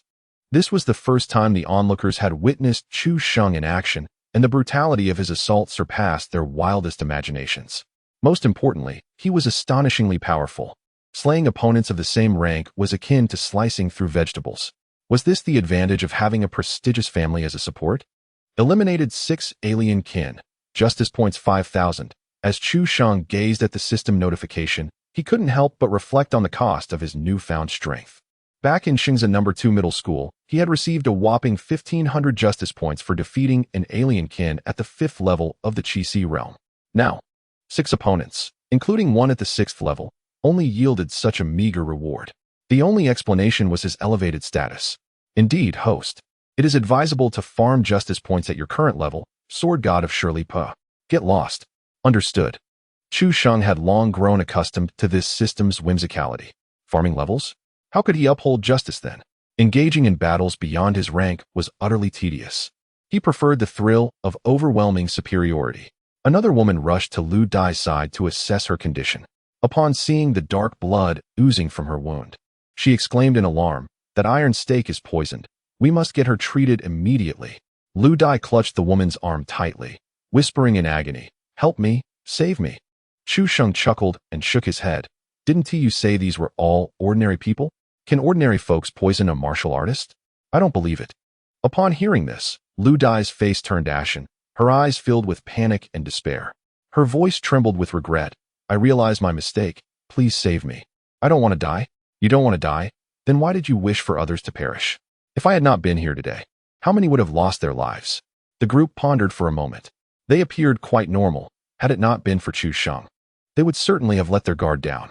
If these individuals harbored murderous intentions, Lu Dai would not be the only one to face death.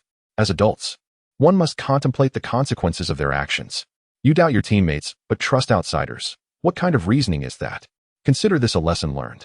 A simple thank you will suffice. "Thank you," Lu Dai managed to utter, forcing out a breath. Demonstrating the perils of naive idealism through real-life examples, I believe that such fundamental errors will never be repeated. All right. You may take the body back first. I will remain here with Gao Chang to search for any additional clues. The task materials indicated that the furniture workshop had been established for several years. Given its prolonged concealment, it is implausible to believe that Chu Shang harbors no ulterior motives. A thorough investigation is imperative. If another group could be apprehended, he would have the prospect of directly ascending to the pinnacle of the Qi realm. Will you continue to ascend? Young Master Chu, were we not in pursuit of clues? There's no rush. I experienced a sudden epiphany during the battle. I may be on the verge of a breakthrough. As he spoke, a cerulean light screen unfurled before Chu Shang. Ding! Consumption of 5,500 justice points. Your martial arts cultivation has risen to the 8th level of the Qi realm. Current justice points, 3,100. The instant the system notification appeared, the air surrounding Chu Shang began to warp dramatically. Spiritual energy surged forth, coalescing like a whale swallowing a torrent. Within his dantian, the Qi, which had remained dormant for the entire morning, suddenly surged with vigor. What was once a gentle stream of true energy transformed into a roaring river, creating tumultuous waves within his meridians.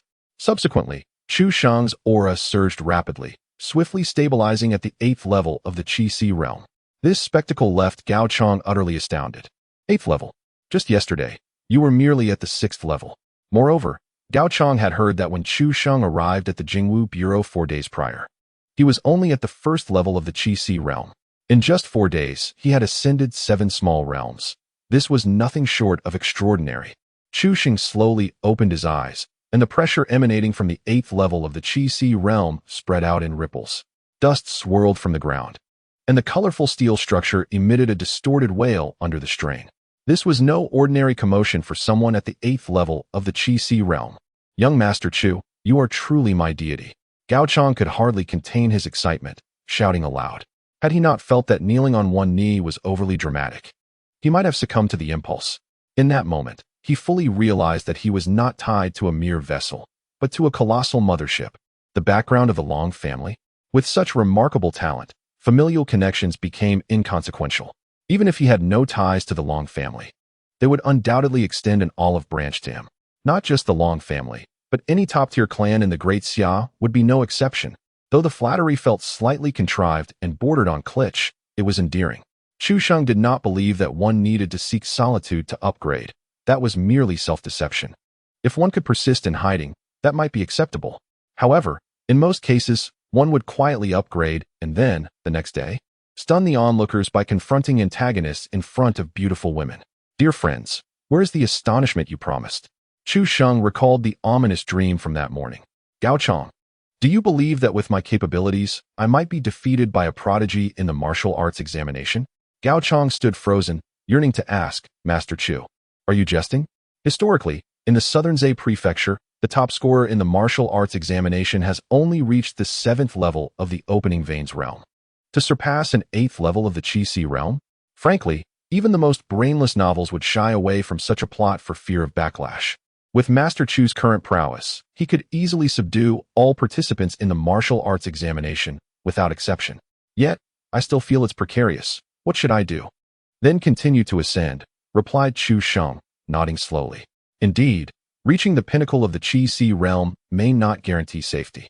It would be best to attain the true essence realm. Chu Sheng harbored a severe phobia of insufficient firepower. One entire realm of uncertainty was unacceptable. Two were imperative. Subsequently, they proceeded to search for clues. Chu Sheng, being an amateur, was at a loss, but Gao Chong, after moving all the machinery aside, swiftly detected something amiss. The ground was devoid of any dust, which was rather peculiar. He then lifted a slab of bluestone, revealing an emblem resembling a crescent moon cradling wings. Master Chu, come quickly to see this emblem. I haven't encountered it before. Gao Chong meticulously recalled the insignias of the foreign tribes antagonistic towards the Great Xia, but none matched. After photographing and sending the images back to the department, the information division soon responded. Upon seeing the emblem of the Wing tribe, Gao Chong was rendered speechless. Master Chu, it seems you may have erred in your judgment. Nonsense. These individuals are all affiliates of the foreign tribes. How could there be an error? True, they are indeed affiliated with foreign tribes, but they belong to the Wing tribe. Fearing that Chu Sheng might not comprehend, he elaborated. I refer to the Wing in Winged. The Wing tribe maintains amicable relations with the Great Xia. Moreover, there have been individuals within the Great Xia who have already integrated their bloodline. These people do not qualify as traitors. Without a moment's hesitation, Chu Sheng retorted, friendly relations, my foot. They are not of our kind. Their intentions must be nefarious. They are not even human. How can one speak of friendship? Furthermore, you assert that they do not qualify as traitors. Yet why the secrecy? Gao Chong too found this perplexing. Should they openly acknowledge their affiliation with the Wing tribe and cooperate with the Jingwu Bureau for investigation, they would undoubtedly be released. Why conceal it, especially to the extent of resorting to violence? Unless they harbored ulterior motives, unable or unwilling to accept scrutiny. At this moment, Gao Chong's mind was overwhelmed. However, upon their return to the Jingwu Bureau, they overheard colleagues discussing the tasks for the day after tomorrow. What task? Gao Chong inquired, stepping closer. Did you not see the notice issued by the director? The Wing tribe's delegation will be passing through Shengzi City the day after tomorrow, resting here for a day. Our Jingwu Bureau must provide protection for them. The Wing tribe? Gao Chong was taken aback, his keen instincts sensing an unsettling discrepancy. Having just uncovered the lair of a Wing clan affiliate, another delegation from the Wing clan arrives? It would be foolish to believe there is no connection between the two. Young Master Chu, I sense something amiss. Of course, I have long proclaimed that those outside my kin harbored divergent intentions.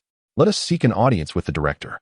In a previous life, Chu Sheng had certainly been exposed to various power struggles. Such a classic scenario would not escape his discernment. A mere confirmation from Lu Huaimin would validate his suspicions. In the director's office, Lu Huaimin spoke gravely. This delegation indeed harbors ulterior motives. They seek to acquire a quota for our Great Xia's Phoenix Secret Realm, but their request has been denied from above. Within the Phoenix Secret Realm resides the 8th-tier beast, the 1,000-feather phoenix, whose molted feathers can significantly enhance the awakening of lower-tier Wing clan bloodlines. However, it is not merely the feathers they covet. The higher-ups fear they may target the 1,000-feather phoenix itself, hence the refusal. Upon hearing their discourse, Lu Huaimin surmised that the Wing clan likely intends to stage an assault within Great Xia to bolster their bargaining power at the negotiation table.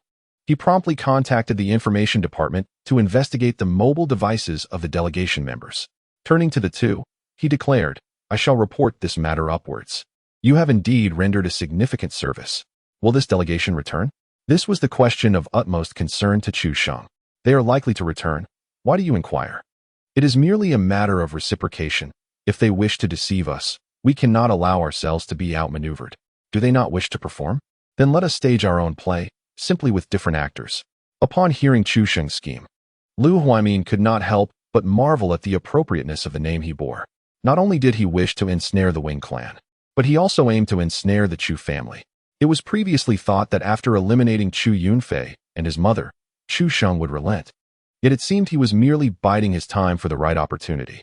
Young Master Chu, this matter bears great significance. I must convey this to the higher authorities.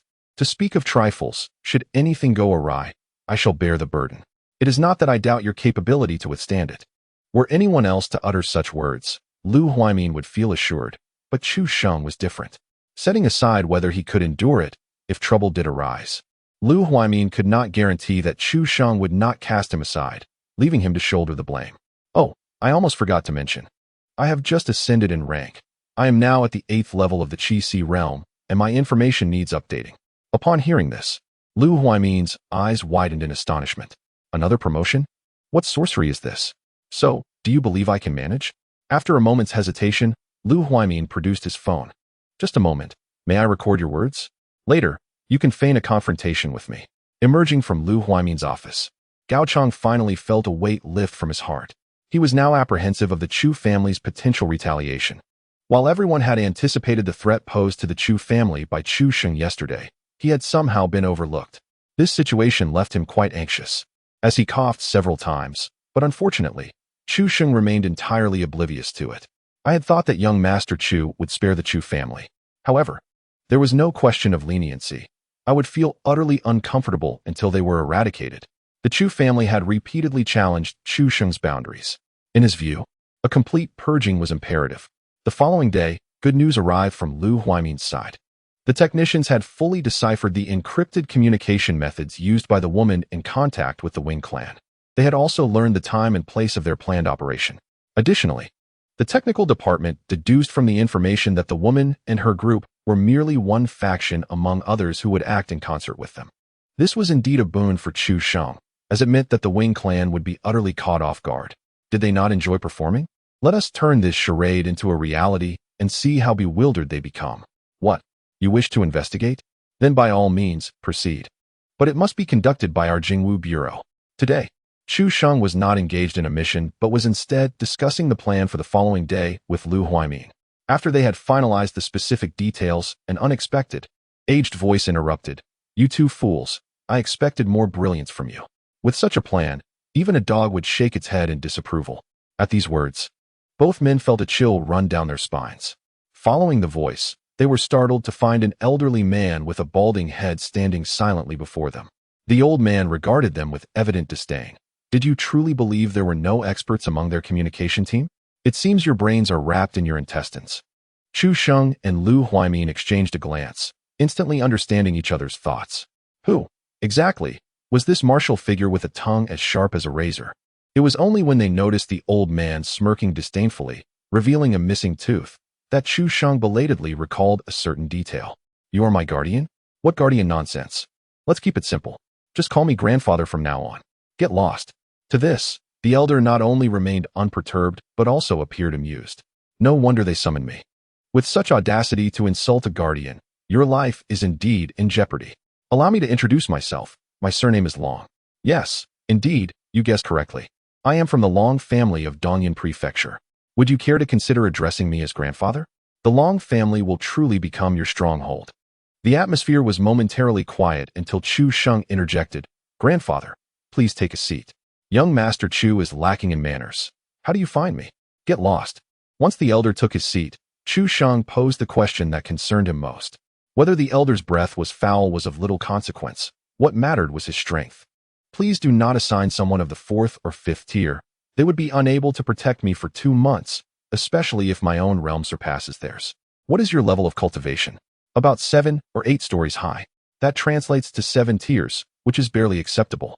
Old Dragon glared with wide eyes, admonishing, youngster, do not boast so boldly. Have you heard of the foremost martial emperor of the Great Xia?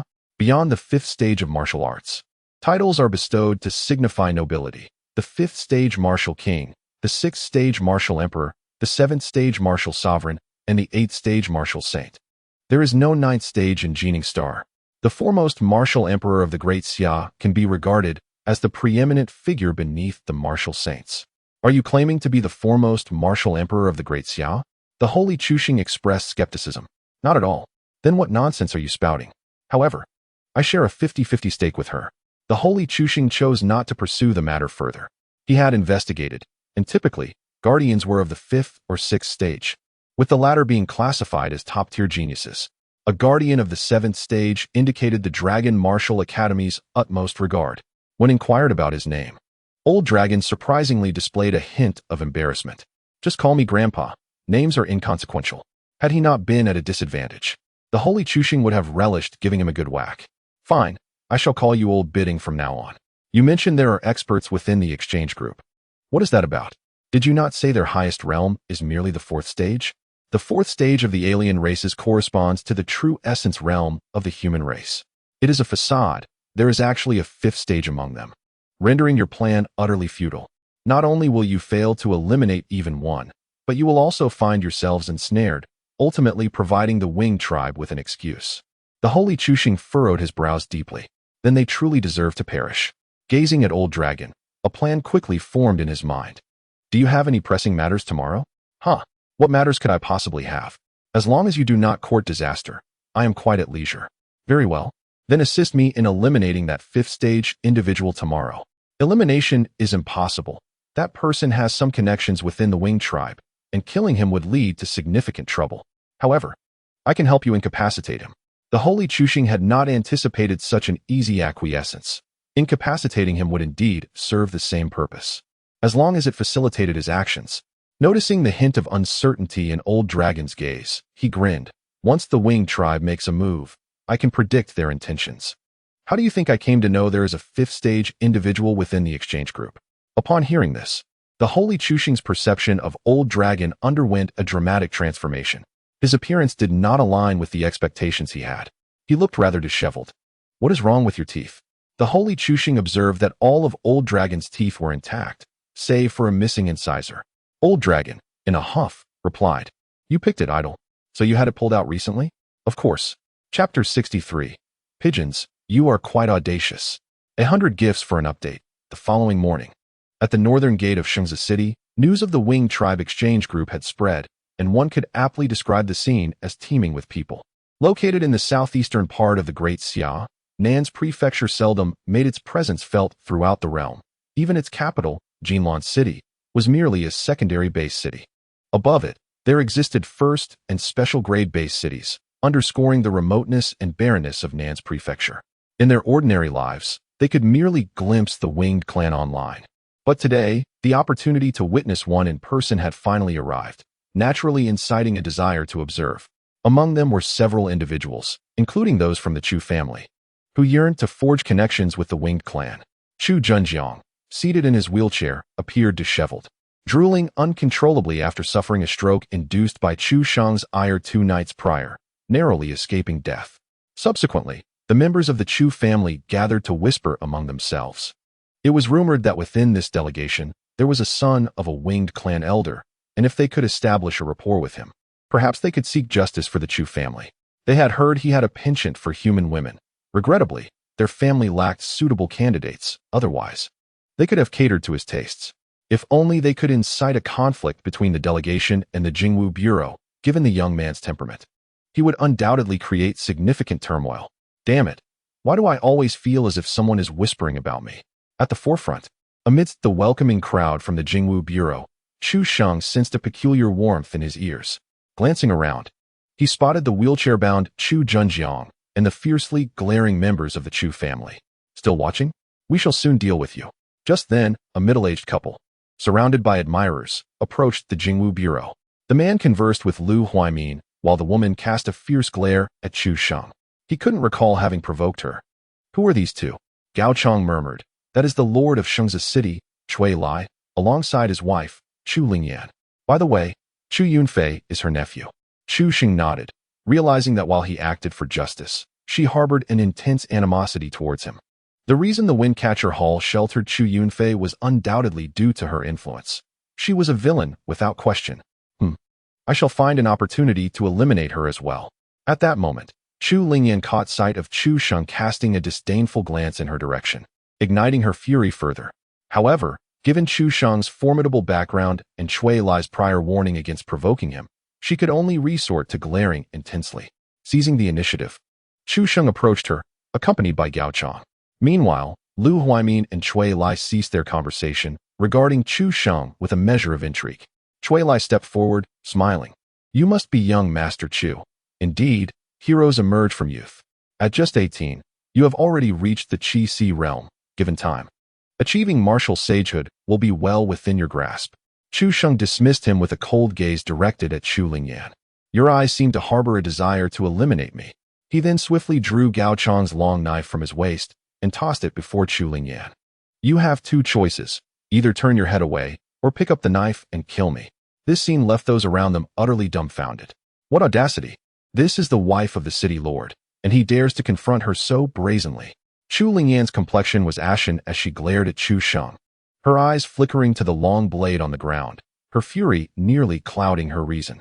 Beside her, Cui Lai wore a similarly grim expression. Young Master Chu has misunderstood. My wife was merely momentarily. Chu Sheng coldly interrupted, then smiled at Chu Lingyan, saying, Indeed, you are not of the same family.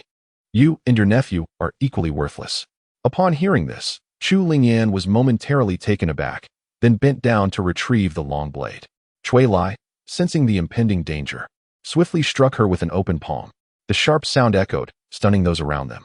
Chu Lingyan was knocked unconscious. Cui Lai summoned guards to escort her home, instructing them to prevent her from re-emerging, saying, We shall discuss any matters upon my return. He then turned to Chu Sheng with a face full of apologies, saying, My sincerest apologies, young Master Chu. My wife has watched over her nephew since he was a child, and I hope you can understand. No worries. I am known for holding no grudges. Chu Sheng waved his hand dismissively and departed with grace. Meanwhile, Lu Huaimin nearly rolled his eyes to the heavens. Ah yes, you bear no grudges. Then may I ask, will the Chu family survive today? This scene did not escape the notice of the Chu family, who were filled with indignation. Though their anger was ultimately impotent, they could do nothing and dared not act. At that moment, a voice gleefully mocked from the side. I say, old Chu, you are rather lackluster, aren't you? You need to stand tall. The Chu family turned to see the voice belonged to members of the Zheng family. Indeed, these were the very people who had once suffered alongside them, having been reprimanded by Chu Sheng. The relationship between the two families had always been fraught, with frequent mutual sabotage. Were it anyone else speaking such words, it might be dismissed, but how dare they? At least we resisted. What of you? Do you not recall who scurried to the Jingwu Bureau like a grandson to accept interrogation just the other day? I still have the video. It was the first time I witnessed the Zheng family patriarch laughing like a fool. Following this bout of derision aimed at the Zheng family, their reaction astonished the Chu clan. The Zheng family members wore expressions of disdain. Zheng Jun, the head of the Zheng family, stroked his long beard and laughed. It is merely a bit of hardship. From this day forth, my Zheng family shall ascend to new heights. Soon, the Zheng family members displayed smiles that hinted at deep secrets. Not long after, a streak of emerald light appeared on the horizon. It has arrived, Lu Huaimin announced. This was the unique mode of transportation of the Winged Clan, the Spirit Wing airship. As the airship hovered above, its gangway descended. The first to emerge was a youth clad in a robe adorned with gold filigree. His appearance was almost indistinguishable from that of the human race. Save for his slightly pointed head, the sole difference was the pair of wings on his back, shimmering with golden light, each feather radiating a lustrous glow akin to liquid gold. The Winged Clan upholds a hierarchy based on bloodlines, with only the pure-blooded aristocracy possessing wings that shimmer with a resplendent golden hue. It was immediately inferred by the onlookers that he was indeed the son of an elder. Observing the envious gazes directed his way, the young man's lips curled into a faint, almost imperceptible smile. Just as he had anticipated, the more provincial the human folk, the more abject their humility, even in their attempts to gaze upward. However, the woman from the south exhibited a commendable demeanor, exuding an air of refinement. Following him was a strikingly beautiful maiden, devoid of wings, for she belonged to the human race. She appeared somewhat familiar. Lo and behold, It was Zheng Xuerong of the Zheng family. Was she not affiliated with the Moon Fragrance sect? How did she come to be with the Winged Clan? Amidst the murmurs, Zheng Xuerong stepped forward, entwining her arm with that of the golden-winged youth, her face aglow with pride. The crowd's eyes widened in astonishment. It dawned upon them why the Zheng family members appeared to be harboring such a momentous celebration today. They had managed to secure a connection with the exalted Winged Clan. How fortuitous. Gao Chong, overhearing Chu Sheng muttering softly beside him, inquired, "What did you say, young Master Chu?" "I remarked upon a fine specimen of a female dog." Chu Sheng's voice, though not loud, was sufficiently clear for all to hear. Consequently, a hush fell over the assembly. You truly are audacious, they thought. Chapter 64. The 3-Year Pact Father. Descending the gangway, Zheng Xuerong eagerly greeted Zheng Jun, her arms gesturing animatedly, her face brimming with pride. Yet, the expressions of the Zheng family members were starkly different from what she had envisioned. Rather than sharing in her joy, they bore looks of palpable embarrassment. Even the surrounding onlookers regarded her not with envy, but with barely suppressed laughter. What could possibly be amusing? Were they all daft? Should they not be envious of her? Zheng Xuerong was utterly perplexed. After all, she was now the girlfriend of the Winged Clan elder's son, a position of great esteem. How dared they mock her? As the entire delegation of the Winged Clan had disembarked, a sudden spark of inspiration struck Chu Daji. "Chu Sheng, if you have the audacity, repeat what you just said in their presence." In an instant, all eyes were upon Chu Sheng, including those of the Winged Clan's envoy. With a scoff, Chu Sheng's gaze was filled with disdain. "I said, what a fine specimen of a female dog." As the words left his lips, Zheng Xuerong was momentarily baffled. But as the gazes of the crowd shifted to her, realization dawned upon her. Chu Sheng was disparaging her. "What did you say? How dare you insult me? At least you possess some self-awareness. I will indeed insult you. Go report me to the Jingwu Bureau." Before the Winged Clan delegation could respond, the accompanying federal officials wore expressions of discontent. "Lu Huaiming, is this how you discipline your subordinates? How dare you offend the exchange delegation? Silence him." Lu Huaiming repeatedly waved his hands, asserting his authority, yet the official nearly succumbed to fury upon hearing his words. Beside Zheng Xuerong, a young member of the Wing Clan remarked with amusement, "It seems I detect a veiled insult in your words." Chu Sheng shook his head, offering a polite clarification. "Not at all. I am openly rebuking you. You are akin to a mere cur." The youth, rather than becoming incensed, responded with a calm demeanor. "Do you know my identity?" As he spoke, 2 clusters of gilded wings unfurled like molten gold, radiating a brilliant glow. Chu Sheng smirked slightly, dismissing the display. "Do not flaunt your lineage here. In our realm, only dogs pride themselves on their bloodlines. You strike me as a dog boasting of its coat." An immediate silence enveloped the gathering, with all present astonished by Chu Sheng's audacity. His words were a direct affront to the Wing Clan. The young man's expression shifted, realizing that while lies may cause no harm, the truth is a sharp blade. Previously, he had assumed Chu Sheng was merely envious. But now he understood that Chu Sheng genuinely held his clan in contempt. "What did you say?" Enraged, the youth prepared to retaliate, only to be halted by a voice from behind. Yu Yo, a Wing Clan woman and the nominal leader of the delegation, as well as the young man's aunt. "Yu Feng, do not act rashly. The personnel from the Jingwu Bureau are at least of the 3rd tier, and you are no match for him." Yu Yo then stepped forward, stating, "Is this how you treat your guests in Xingzi City? It appears our decision to rest here for a day was ill-advised." Before the city lord, Chui Lai, could respond, Chu Sheng dismissively rolled his eyes. "Stay if you wish. If not, feel free to leave." Believing the performance had yet to begin, Chu Sheng doubted they would depart so readily. Yu Yo paused, momentarily taken aback, but recalling prior instructions, she regained her composure and chose to disregard Chu Sheng. He may be arrogant now, but soon enough, the Jingwu Bureau shall have their reckoning. When the delegation is attacked, they will undoubtedly bear the blame. I shall ensure this arrogant youth weeps for his folly. As the situation appeared to calm, Chui Lai approached warmly, welcoming them.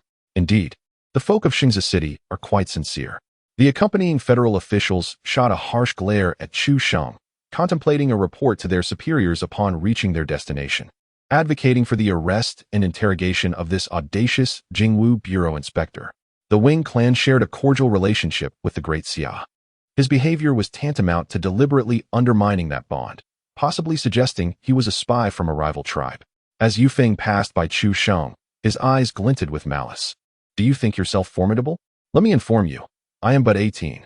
In less than 3 years, I shall return, and I hope you will not cower then.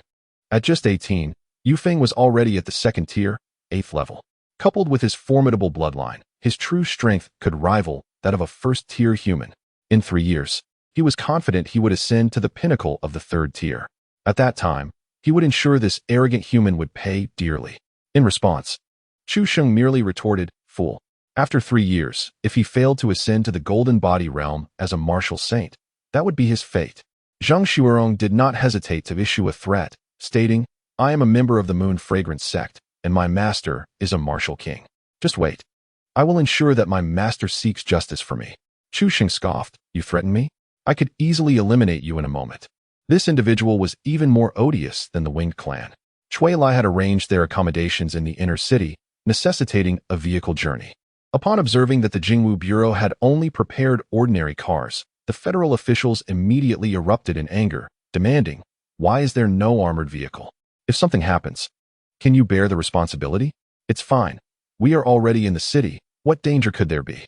Yu Yao waved her hand dismissively at the officials. Frankly, this arrangement was preferable. If they had an armored vehicle, it would be impossible to seize the opportunity should those individuals not even come into contact with them. This would hinder their leverage in negotiations. During the escort, Yu Yao and Yu Feng occupied a vehicle towards the rear, while Zhang Xuerong was assigned to another car due to matters requiring discussion. "Aunt, are we truly going to bestow them with divine blood?" Yu Feng, aware of the feigned ambush plan, felt a wave of discomfort at the thought of granting humans divine blood. He could accept the human race receiving the ordinary bloodline of the Winged Clan and inheriting some of their abilities. But he could not tolerate the idea of lowly humans becoming true members of the Winged Clan. A smirk played at the corners of Yu Yao's lips. Of course not. Divine blood is far too precious to be given to such worthless beings. The only reason for that statement is to ensure their unwavering assistance in our endeavors. Upon hearing this, Yu Feng felt a tremendous sense of relief. Haha, the human race is indeed foolish. My aunt's promise to spare them is merely a ruse, isn't it? Naturally, only the dead maintain silence. For a mere handful of benefits, they would betray their own kind, making them utterly untrustworthy. Before long, the convoy was about to exit the outer city, precisely at the predetermined ambush site. Yu Yao had already instructed that only the individuals in the front few vehicles were to be eliminated. They were merely fodder of the Winged Clan, albeit with a certain status. Prepare yourselves. The grand performance is about to commence. No sooner had Yu Yao finished speaking than a tremendous explosion reverberated, the earth shuddering, and a fireball erupted in the distance. Explosives? Yu Yao was instantly taken aback. This was not part of her plan. Moreover, the magnitude of the explosion indicated military-grade explosives. Where did they acquire such materials? Chapter 65. I cannot understand. I am a martial general. This seems to be somewhat amiss. Does it not? Upon witnessing the soaring flames, the other ambushed members of the Winged Clan were equally bewildered. The plan did not include explosives. Not only were the front vehicles obliterated, but half of the entire convoy was thrown into disarray. They did not even need to execute any ambush. By this alone, the Winged Clan could already claim justification. Shall we take action? Obviously, if we do not act, what will become of the divine blood? This is truly excessive. This is not a competitive relationship, yet such grandiose measures are taken. The leader of this group seems to believe that it is merely a scheme by a faction of women to undermine them. Attack. Focus on eliminating the occupants of the first 2 vehicles. If possible, take out a few members of the Jingwu Bureau as well. Most of these individuals have committed offenses and harbor a profound hatred for the Jingwu Bureau, particularly the leader, Yin Ping, who believes that merely coercing a few women has unjustly placed him on the wanted list. Is this reasonable? He is a practitioner at the Sea of Qi realm. While those women are merely ordinary individuals, it should be said that they were reaching beyond their grasp. However, as this group made their appearance, before they could charge towards the convoy, a colossal dragon, crackling with countless bolts of lightning, roared towards them. Yin Ping, endowed with the talent of an eagle-eyed vision, was astonished to see a young boy standing atop the dragon's head. With a thunderous crash, the lightning dragon plummeted to the ground, unleashing a terrifying shockwave that sent everyone flying. Fragments of rock, entwined with electric sparks, fell like a torrential downpour.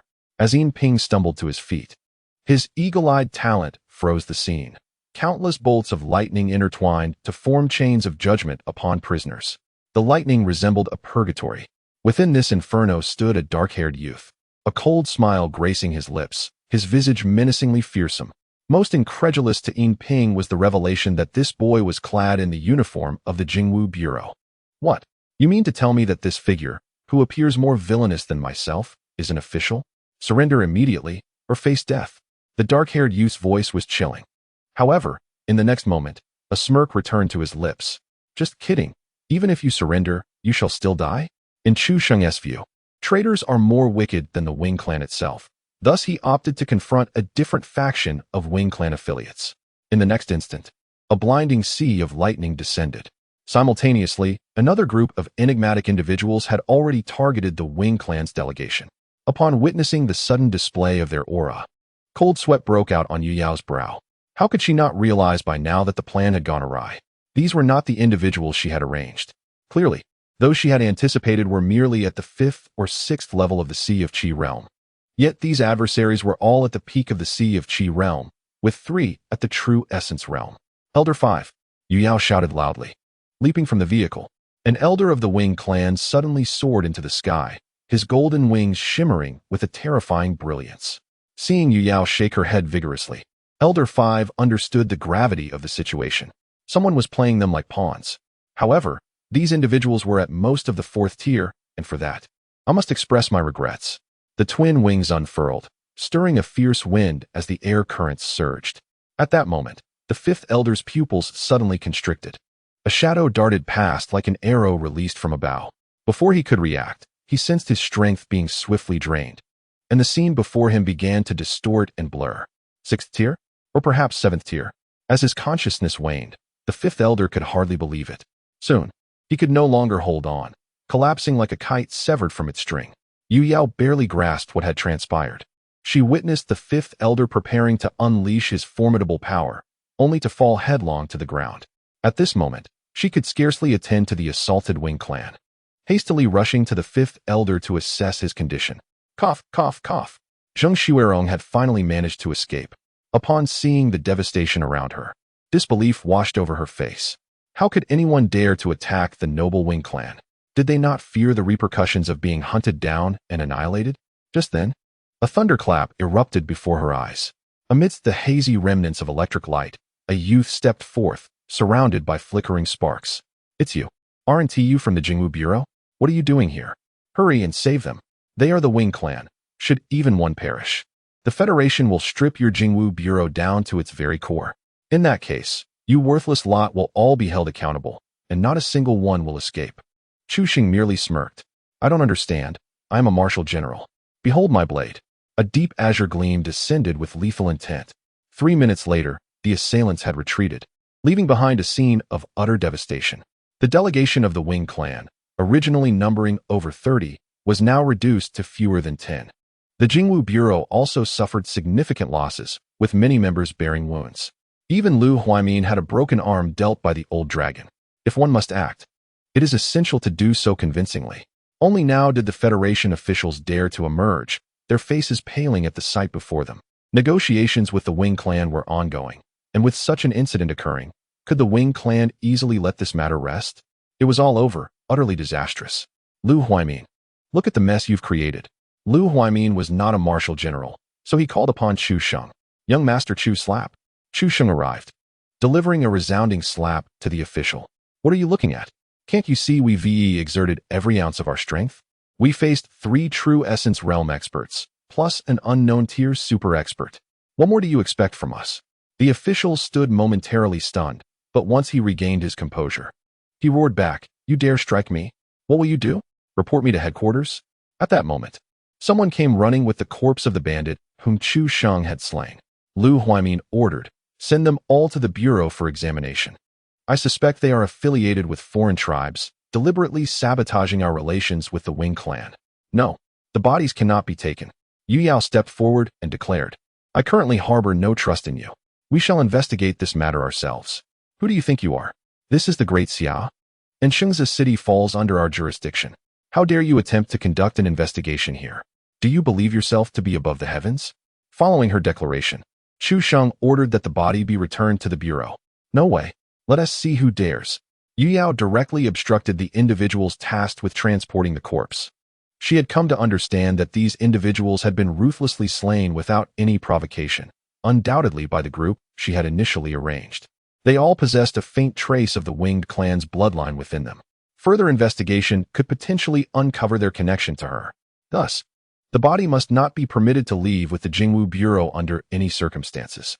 Considering you are not human, I shall enlighten you on the law. This constitutes obstruction of justice, an illegal act. Yu Yao remained steadfast in her position. This is the law of your great Xia, and I am of the Winged clan. Before she could finish her statement, Chu Sheng swiftly struck with his blade. Even if you are a mower, it is of no consequence. Chapter 66. I shall send you down to inquire. As Chu Sheng unleashed his strike, the air erupted with a deafening roar. The indigo-hued light, crackling with lightning, caused Yu Yao, who had already ascended to the pinnacle of the 4th tier, to pale in shock. This blow undoubtedly exceeded the limits of the 3rd tier. Even an ordinary 4th tier individual might not withstand it. In an instant, the air around Yu Yao trembled violently, and countless pale blue wind lines converged from all directions, forming a translucent windshield. The moment the azure light made contact with the wind shield, an explosive sound reverberated as if thunder had struck, and the terrifying air currents swept through like a raging tempest. When the onlookers regained their senses, they were horrified to see spiderweb-like cracks spreading across the surface of Yu Yao's windshield. What kind of thick membrane is this? Break it for me. The robust, true energy surged uncontrollably into the blade. The azure light suddenly swelled. As Chu Sheng exerted all his strength downward, the windshield could no longer withstand the pressure, emitting a crisp sound as it shattered. The pale blue spiritual energy erupted like a burst bubble, scattering into myriad luminous fragments that vanished into the air. Yu Yao let out a muffled groan, stumbling back 2 steps, her pale face a mask of astonishment. How could the wind's protection, which effortlessly withstood a full-force strike from an opponent of the same realm, be shattered by a mere 3rd-tier human? Was this some sort of jest? This was her innate bloodline talent. In the distance, a federal official who witnessed the entire scene screamed in despair. Have they all gone mad? What on earth are you doing? This young man dares to strike even the leader of the exchange group. This cannot merely be described as audacious. He is an outright lunatic. This exchange has been utterly ruined, and he is finished. Nearby, Lu Huaimin looked at him with pity. What mattered was not his actions, but his identity, for he was backed by the Long family of Dongyan Prefecture. Upon hearing this, the federal official was momentarily stunned. The Long family of Dongyan Prefecture? Is it not the case that the representatives of Great Xia at the negotiation table are from the Long family? So, what does this imply? Was this commotion deliberately orchestrated by them? Although he found it somewhat perplexing, he understood that since it was arranged by the Long family, it bore no relation to him. Director Lu, you should have mentioned it sooner. You startled me. He recalled that this young gentleman's surname was Chu, correct? Young Master Chu, you truly embody the fervent spirit of our great Xia. To speak candidly, I am quite exasperated with these Winged clan individuals, who seem to regard others with disdain. What if they possess an additional pair of wings? It changes nothing. They cannot compare to even a single hair of young Master Chu's. As he spoke, Lu Huaimin's gaze towards him shifted noticeably. Ah, a kindred spirit. May I inquire as to your esteemed name and position? I am of the humble surname Duo Long, deputy envoy of the reception hall. Following this, Duo Long's eyes sparkled as he regarded Lu Huaimin. Director Lu, since we are so fortunate to have crossed paths, why not forge a bond as sworn brothers today? You may take the role of elder brother, and I shall be the younger sibling. Nay, Duo brother. As the envoy, you are far more distinguished. It is only fitting that you assume the role of elder brother. Such words cannot stand. Your connection to young Master Chu is far closer. Observing Yu Yao's expression of sheer astonishment, Chu Xing chuckled, then instructed the personnel of the Jingwu Bureau to return the body to their headquarters. Yu Yao stood frozen, her complexion shifting dramatically, ultimately settling her gaze upon Duo Long in the distance. Although she was uncertain why his earlier exclamation had yielded no further action, her encounters over the past few days suggested he was rather pliable. Perhaps having him intervene would prove advantageous. Excuse me, is this how you Great Xia entertain your guests? My trust in you is rapidly diminishing. Should we not be permitted to investigate this matter? I fear I shall have no choice but to terminate this exchange immediately. Duo Long curled his lip and sauntered forward leisurely. Are you addressing me? Yu Yao's eyes widened in disbelief. What tone was this? He had not spoken like this before. Let me make it clear. We are in Great Xia, where our laws reign supreme. Young Master Chu's assertions hold no fault. If you wish to conduct an investigation, do so in your winged clan's territory. As for ending exchanges, do as you please. This envoy shall not be at your service. Upon finishing, Duo Long shot a wink at Chu Sheng, a look of self-satisfaction adorning his face.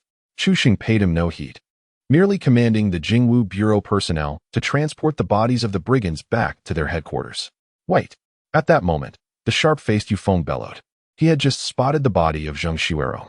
I ask you, how did Xuerong perish? An individual from the winged clan immediately retorted, I witnessed it. This scoundrel was the one who killed her. I suspect there is a conspiracy afoot. You must not be allowed to investigate. Soon after, the remaining members of the winged clan echoed his sentiments. I saw it too. They were indeed speaking the truth, for when Chu Sheng had slain Zheng Xuerong, he had done so without any witnesses. The individuals from the Jingwu Bureau found it impossible to assist him in refuting the claims, for numerous witnesses had observed the scene of Chu Sheng slaying Zheng Xuerong.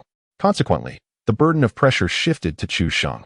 She had openly confessed to alerting the bandits and had resisted arrest, leaving me with no choice but to execute her on the spot. I refused to believe it. Yufeng exclaimed passionately, Shall I send you down to inquire? The threat hung heavily in the air, stark and undeniable.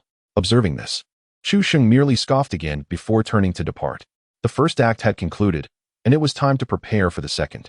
Chu family, are you ready? Father. I am prepared. That night, in the Chu family's conference hall, Chu Daji nodded solemnly. Due to Chu Zhenjiang suffering a stroke, he could no longer manage the family affairs. Thus the position of head of the family was passed to Chu Daji. Although he may not be the brightest, he was the only legitimate son of Chu Zhenjiang, and the lineage's continuation was paramount. Moreover, Chu Zhenjiang was not deceased. Even if the family members harbored a multitude of reservations, they dared not act against his wishes. Subsequently, Chu Zhenjiang removed the jade ring symbolizing the patriarch's authority from his finger and solemnly handed it to Chu Daji. Once seated at the head of the conference hall, Chu Daji underwent a profound transformation in demeanor. He even felt an increase in his own intellect. Matters that once eluded him now appeared remarkably clear. This ambush against our delegation could very well be our opportunity for revenge. Upon hearing these words, the members of the Chu family, including the wheelchair-bound Chu Zhenjiang, widened their eyes in disbelief. I have heard that the Wing clan wishes to investigate this incident, yet they were denied by the Jingwu Bureau. Furthermore, the Wing clan suffered significant losses in this attack, while the Jingwu Bureau sustained only minor injuries. Perhaps this assault was orchestrated by the Jingwu Bureau. Noticing the expressions of disbelief surrounding him, Chu Daji continued. There is one more detail that I wonder if you have noticed. The two Jin Sun from the Jingwu Bureau were absent during the reception. With such a critical matter at hand, I refuse to believe they were engaged in other tasks. They might very well be the assailants. His words struck the air like a hammer, resonating powerfully and causing the ears of the Chu family members to reverberate. Not only they, but even the members of the Jingwu Bureau who had surrounded the Chu family conference hall were taken aback. Chu Sheng's foot, poised to kick open the door, hesitated in midair. She had not anticipated such formidable individuals within the Chu family. Chapter 67. Hajiang, you are quite brave. Witnessing the astonished expressions of the Chu family, Chu Daji felt an immense sense of satisfaction. It was said that his name was poorly chosen, but in truth, it was perfectly fitting. Great wisdom disguised as foolishness. He merely concealed his talents. And now, with a decisive revelation, he had compelled everyone to regard him with newfound respect. Even the crooked-eyed Chu Zhenjiang felt a flicker of pride swell within him. His son has finally grown up. Under his leadership, the Chu family is destined to soar to greater heights, is it not? With my words concluded, I ask for opinions. Who is in favor, and who is against? As the last syllable lingered in the air, the members of the Chu family exchanged glances, poised to voice their agreement in unison. Yet, a sudden declaration pierced through the atmosphere. I oppose. In an instant, the door to the council chamber was kicked open with a resounding thud, ushering in a fierce gust of wind. The night was moonless, and the sky was shrouded in dark clouds. Chu Sheng strode into the chamber, his piercing gaze slicing through the crowd like a blade. The air within the room seemed to freeze, sending a chill down the spines of the Chu family members. He moved deliberately to the center of the chamber, drawing forth the Zhan Yu sword and standing resolutely. How dare you fabricate conflicts and deliberately incite strife between my great Xia and the Winged clan? Do you comprehend the gravity of such treasonous acts? As his words resonated, the members of the Chu family felt their hearts nearly cease, with some faint-hearted individuals collapsing to the ground in terror. The very notion of such accusations sent a shiver down their spines. Chu Daji rose in indignation, exclaiming, "Do not unjustly label us. What I stated earlier was merely conjecture. What? Have we lost the very right to free speech? It is said that a man matures in an instant, and as Chu Daji grasped the ring, he instantly bore the demeanor of a family head. Chu Sheng stroked his chin and coldly retorted, "I'm afraid you truly do not." At that moment, Gao Chong barged in, arms laden with a pile of clothing. "Young Master Chu, these were found among the belongings of those ambushed this morning," he announced, spreading one of the garments open and pointing to a handprint upon it. This was left by the director. Soon, another individual rushed in, exclaiming, "Young Master Chu, we discovered military-grade explosives in their residence." The members of the Chu family were struck dumb, as if struck by lightning, standing frozen in place. Not granting them an ounce of opportunity for rebuttal, Chu Sheng's aura brimmed with menace, his hand gripping the Zhan Yu's hilt like a vice.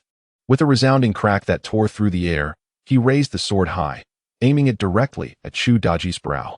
"Now, everyone, get down on the ground. Otherwise, I shall consider you resisting arrest and will execute you on the spot. I will only count once." 1. As his words fell, purple lightning flickered around Chu Sheng. Before anyone could register his movement, he appeared before Chu Daji with the ferocity of a tempest. The Zhan Yu, accompanied by a sharp whistle, descended with thunderous force. In an instant, Chu Daji's body erupted, his innards and shattered flesh soaring amidst a rain of blood. The council chamber erupted into a cacophony of screams. "Get down, quick! Get down!" Fortunately, the Chu family still had some wise individuals who recognized that failing to comply would lead them to a fate akin to Chu Daji's. Within moments, everyone obediently prostrated themselves on the ground. However, one stalwart individual remained defiant. Chu Xing slowly approached Chu Zhenjiang, who was seated in a wheelchair. "Ha Qijiang, you exhibit remarkable bravery, even in your current state, daring to resist arrest. I commend your courage." Despite his efforts, Chu Zhenjiang flailed helplessly in his wheelchair, his arms lacking the strength to propel him forward. He genuinely wished to collapse onto the ground. In the next moment, Chu Sheng cleaved both him and the wheelchair in half. Observing the trembling crowd on the ground, Chu Sheng coldly commanded, "Those above the Qi Si realm, stand up." Quickly, 5 individuals rose, fearfully gazing at Chu Sheng. "How bold! Have you forgotten my words? Anyone who does not lie down will be treated as resisting arrest." The 5, who had just stood, were taken aback. Eliminate 7 heinous criminals. Eradicate the malignant Chu family, restoring clarity to Shengzi City.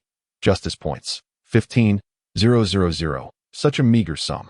It seemed the Chu family was not as formidable as they appeared. Fortunately, Chu Sheng was not greedy, and with the justice points garnered from slaying the Winged clan's minions during the day, he had enough to breach the threshold of the 4th-tier True Essence realm. What more could he desire? The commotion quickly reverberated throughout Shengzi City. All the noble families tossed and turned, unable to find peace. The old and new family heads, along with anyone of slight power within the clan, had been slain, while the remaining members were arrested under charges of colluding with foreign races and treason. The Chu family was utterly finished. Previously, the Zheng family had been deliberating on confronting Chu Sheng regarding the death of Zheng Shirong, but now, even with 10 times their courage, they would not dare. The suggestion that the Chu family was involved in the daytime assault on the Winged clan's delegation was met with disbelief. Everyone understood that this was merely Chu Sheng's deliberate act of revenge. Would anyone still dare to provoke such a vengeful individual? That would be akin to inviting disaster upon their own family. Not long after the capture of the Chu family members and their return to the Jingwu Bureau, the city lord, Cui Lai, arrived with Chu Lingyan and a host of loyal guards, confronting the bureau personnel. Although wary of Chu Sheng's background, Cui Lai could no longer remain an observer now that the Chu family had been so brutally treated. Otherwise, he would struggle to maintain his authority, as he would be openly ridiculed on the streets. Upon seeing the evidence obtained from the Chu family by the Jingwu Bureau, Cui Lai immediately sensed something amiss. which reassured him that the Chu family was not beyond salvation. However, he refrained from making a scene and humbly addressed, "Young Master Chu, I believe there may be a misunderstanding. The Chu family has wronged you in the past, but you have also unleashed a torrent of violence. Why not release the others?" He wished to avoid a direct confrontation with Chu Sheng, hoping merely to rescue the Chu family members and settle the matter quietly. Chu Sheng snorted disdainfully, his expression one of scorn. In Cui Lai's eyes, was Chu merely a person who held grudges? No, they had committed crimes. Chu Sheng was simply enforcing the law.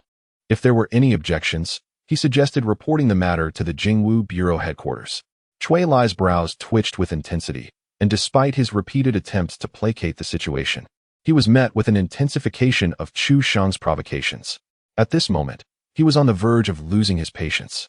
Does young Master Chu understand that the regulation of military-grade explosives is exceedingly stringent, and they are meticulously numbered? Should the authorities wish to investigate, it would be effortless to trace the origins of these explosives.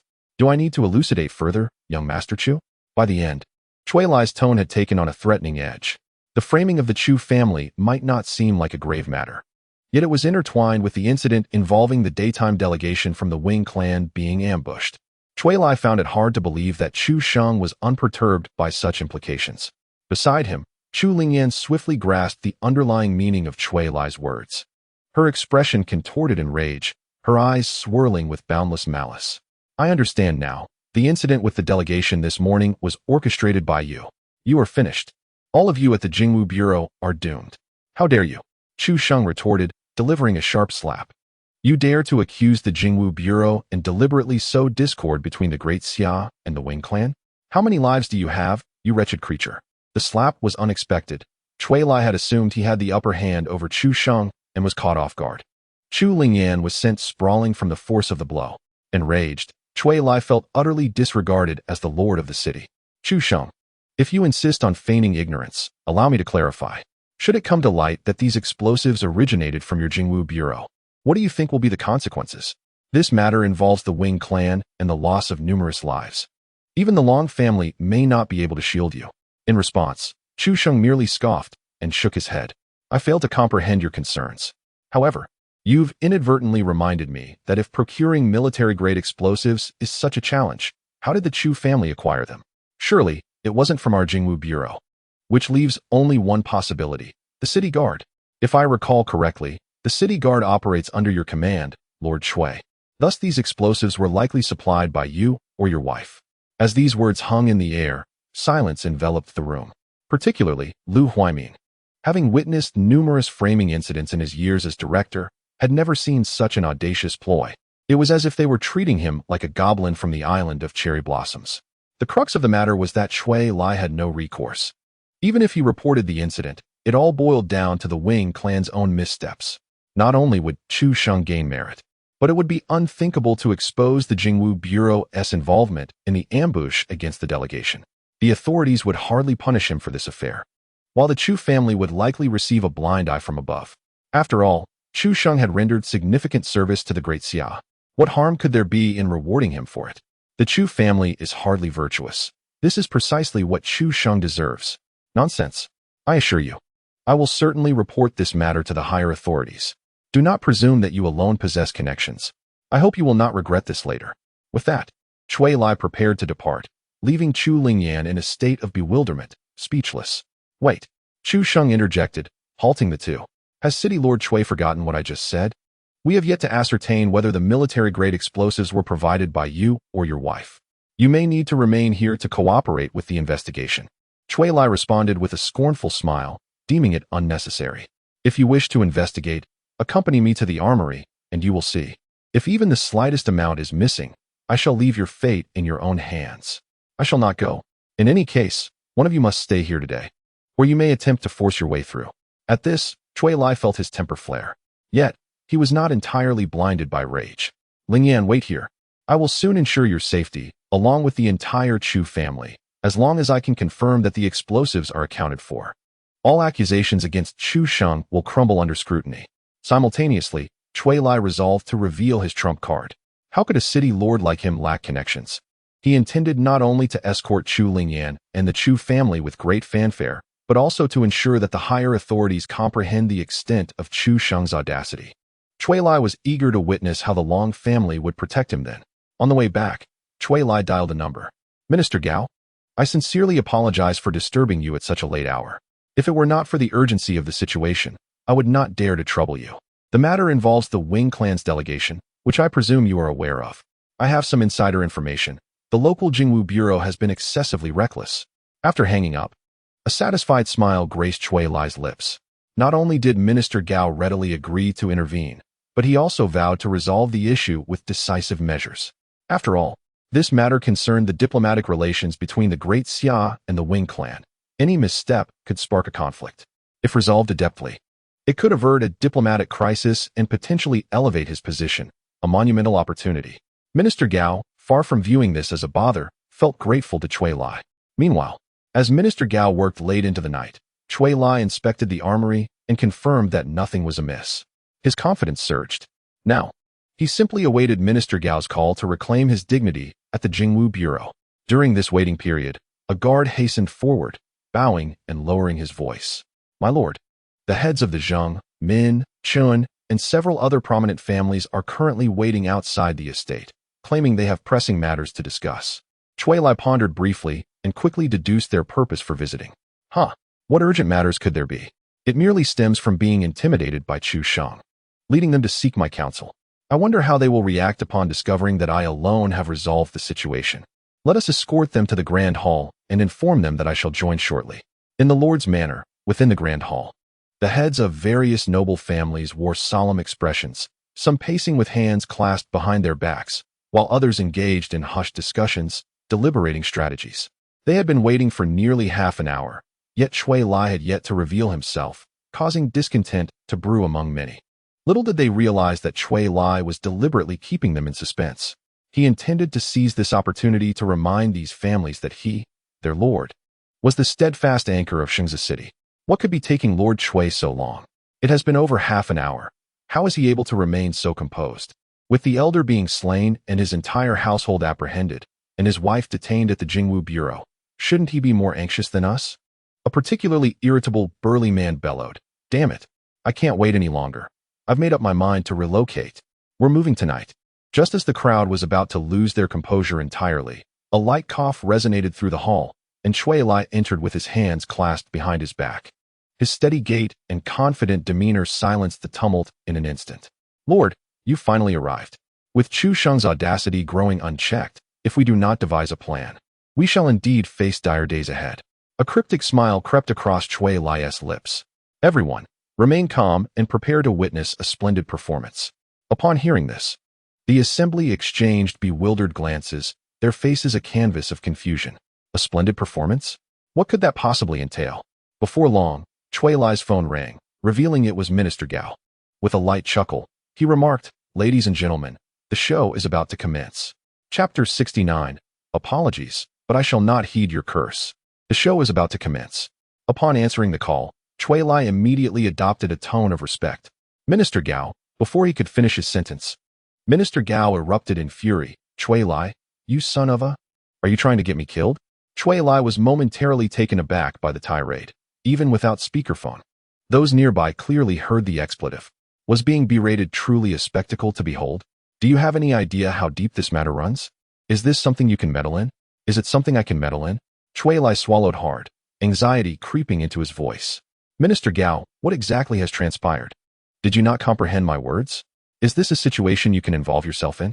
And you dare inquire about what has happened? Minister Gao's voice grew increasingly cold and firm. I warn you, do not make baseless assumptions. This incident was orchestrated by the Chu family. The military-grade explosives were taken from your armory, and it has nothing to do with the Jingwu Bureau. As for who took them, that is not my concern. In any case, you must ensure that person surrenders to the Jingwu Bureau immediately. The incident involving the exchange group must be resolved tonight. Upon hearing those words, Cui Lai's hand trembled slightly as he held his phone. Minister Gao, what has become of young Master Chu? Minister Gao, filled with indignation, retorted, What has happened to young Master Chu? During the day, he single-handedly vanquished 6 bandits, and by nightfall, he followed the trail to their lair, personally eliminating another group of criminals and apprehending the rest. In just one day, he uncovered the truth behind the attack on the Wing clan's delegation. He is a hero of our great Xia. Even the high-ranking officials of the Wing clan sing his praises. Who are you to criticize him? Cui Lai fell into a prolonged silence. It was not until he despondently hung up the phone that those around him spoke. My lord, what grand spectacle are you referring to? Are we to confront young Master Chu? We must witness this for ourselves. I knew the Lord would have a plan. Please enlighten us on our next course of action. Casting a glance at the eager crowd, Cui Lai shook his head in utter despair. He had begun to comprehend the situation. Although the attack on the delegation was perpetrated by the Jingwu Bureau, Great Xia could never acknowledge it. Instead, they needed a scapegoat. As fate would have it, the Chu family was that unfortunate scapegoat, and he, as the lord of the city, would have to dutifully clean up after the Jingwu Bureau. What baffled him further was that the Wing clan had not capitalized on this incident. Instead, they seemed to have reached an unspoken consensus with Great Xia to hastily bury the matter. Was young Master Chu's influence truly so vast? What were they thinking? Before long, Cui Lai returned to the Jingwu Bureau. At that moment, Chu Lingyan was still undergoing interrogation, but she remained resolute, adamantly denying that she had handed military explosives to the Chu family. Upon seeing Cui Lai enter the interrogation room, she immediately complained. Why did it take you so long to visit an armory? If you delay any further, they will resort to torture. Please tell them where the explosives came from. Cui Lai swallowed hard, a flicker of determination crossing his eyes. They were lost from the armory. I spoke to the guard, who informed me that you visited the armory 2 days ago, leaving with a package. Lingyan, I trust you deeply. Why would you do such a thing? Do you not realize that this could cost me my life? At these words, Chu Lingyan stood frozen, her face reflecting a mixture of disbelief and panic. What are you saying? What do you mean? Young Master Chu then slowly entered the interrogation room, a light smile gracing his lips. Lord Cui, thanks to your righteous stance against your own kin, we may avoid a lengthy investigation into this matter. Given your ignorance of her actions, we shall no longer pursue this investigation against you. Thank you, young Master Chu. I shall take my leave, Cui Lai said, turning to exit the interrogation room. Each step felt burdened, as if an invisible weight pressed down upon his back. Cui Lai, Cui Lai. Chu Lingyan's desperate cries did not linger for long. Chu Sheng expelled all the interrogators from the room, subsequently closing the door, leaving only the two of them behind. Sitting in the interrogator's chair, he observed Chu Lingyan, whose eyes glinted with a ferocity that seemed ready to devour. Chu Sheng merely smiled faintly. Do you harbor deep resentment towards me? It is you. Chu Lingyan, despite her usual dullness, finally grasped the situation. It was all orchestrated by Chu Sheng. You beast. What have we, the Chu family, done to incur your wrath, leading you to seek our ruin? Chu Sheng slowly shook his head, a silent laugh escaping his lips. You overestimate your family. You have not even earned the right to offend me. Truth be told, I merely returned to you the very methods you imposed upon others. This is called retribution. Chu Lingyan was taken aback. Are you referring to that useless person who was killed by Yin Fei? He was merely an ordinary man. How could he possibly compare to our Chu family? Isn't it a curious coincidence? To me, your Chu family is merely ordinary as well. But he was just one person. You have brought our entire family to ruin. He was but one individual. Yet have you considered that without him, their family would also collapse? Although Chu Yunfei is dead, the harm inflicted upon the woman and her family persists, does it not? No, in Chu Sheng's eyes, that woman would never escape her fate. What have you done to Cui Lai? Why has he become like this? Chu Sheng shook his head. Nothing much. I didn't even lift a finger. He simply came to me on his own accord. Quite simple, wouldn't you agree? Much easier than the pressure you once exerted on the wind-catching hall. Can you now comprehend the despair they faced at that time? You are a demon. Chu Lingyan's voice seemed to emanate from the depths of hell, each syllable laced with a curse. You have a keen eye for people. Many outside claim I am a good person. In truth, that is merely their naive perception. Chu Sheng rose slowly. I am perplexed as to how they harbor such a grand misunderstanding of me. From the beginning, I never considered myself a good person. What absolute justice is there? The justice I believe in is simply justice. Even with such blatant double standards, there are still those who label me a good person. I can do nothing about it. Do you know why I am sharing all this with you? Do you wish to kill me? This is an interrogation room, filled with surveillance. I had someone turn it off long ago. I curse you. Before Chu Lingyan could finish her sentence, Chu Sheng forcefully pressed her head down and slammed it against the wall. I have a slight superstition. You are wearing red, so? I'm afraid I shall disregard your curse. Chapter 70. Are there geniuses in Jingwu Bureau? The Wing Clan stronghold. Yu Feng was filled with confusion. This is clearly the work of the Jingwu Bureau. Why should we let this slide? They must pay with their lives. Yu Yao sighed deeply, expressing her helplessness. Do you think I desire otherwise? However, the Jingwu Bureau dares to act in such a manner, undoubtedly under the directive of the Federation. This indicates that he has already grasped the evidence we intended to orchestrate, and should the Xia dynasty exploit this matter, we would find ourselves in a precarious position. How infuriating! The veins on Yu Feng's forehead throbbed, his fists clenched tightly, producing a crackling sound.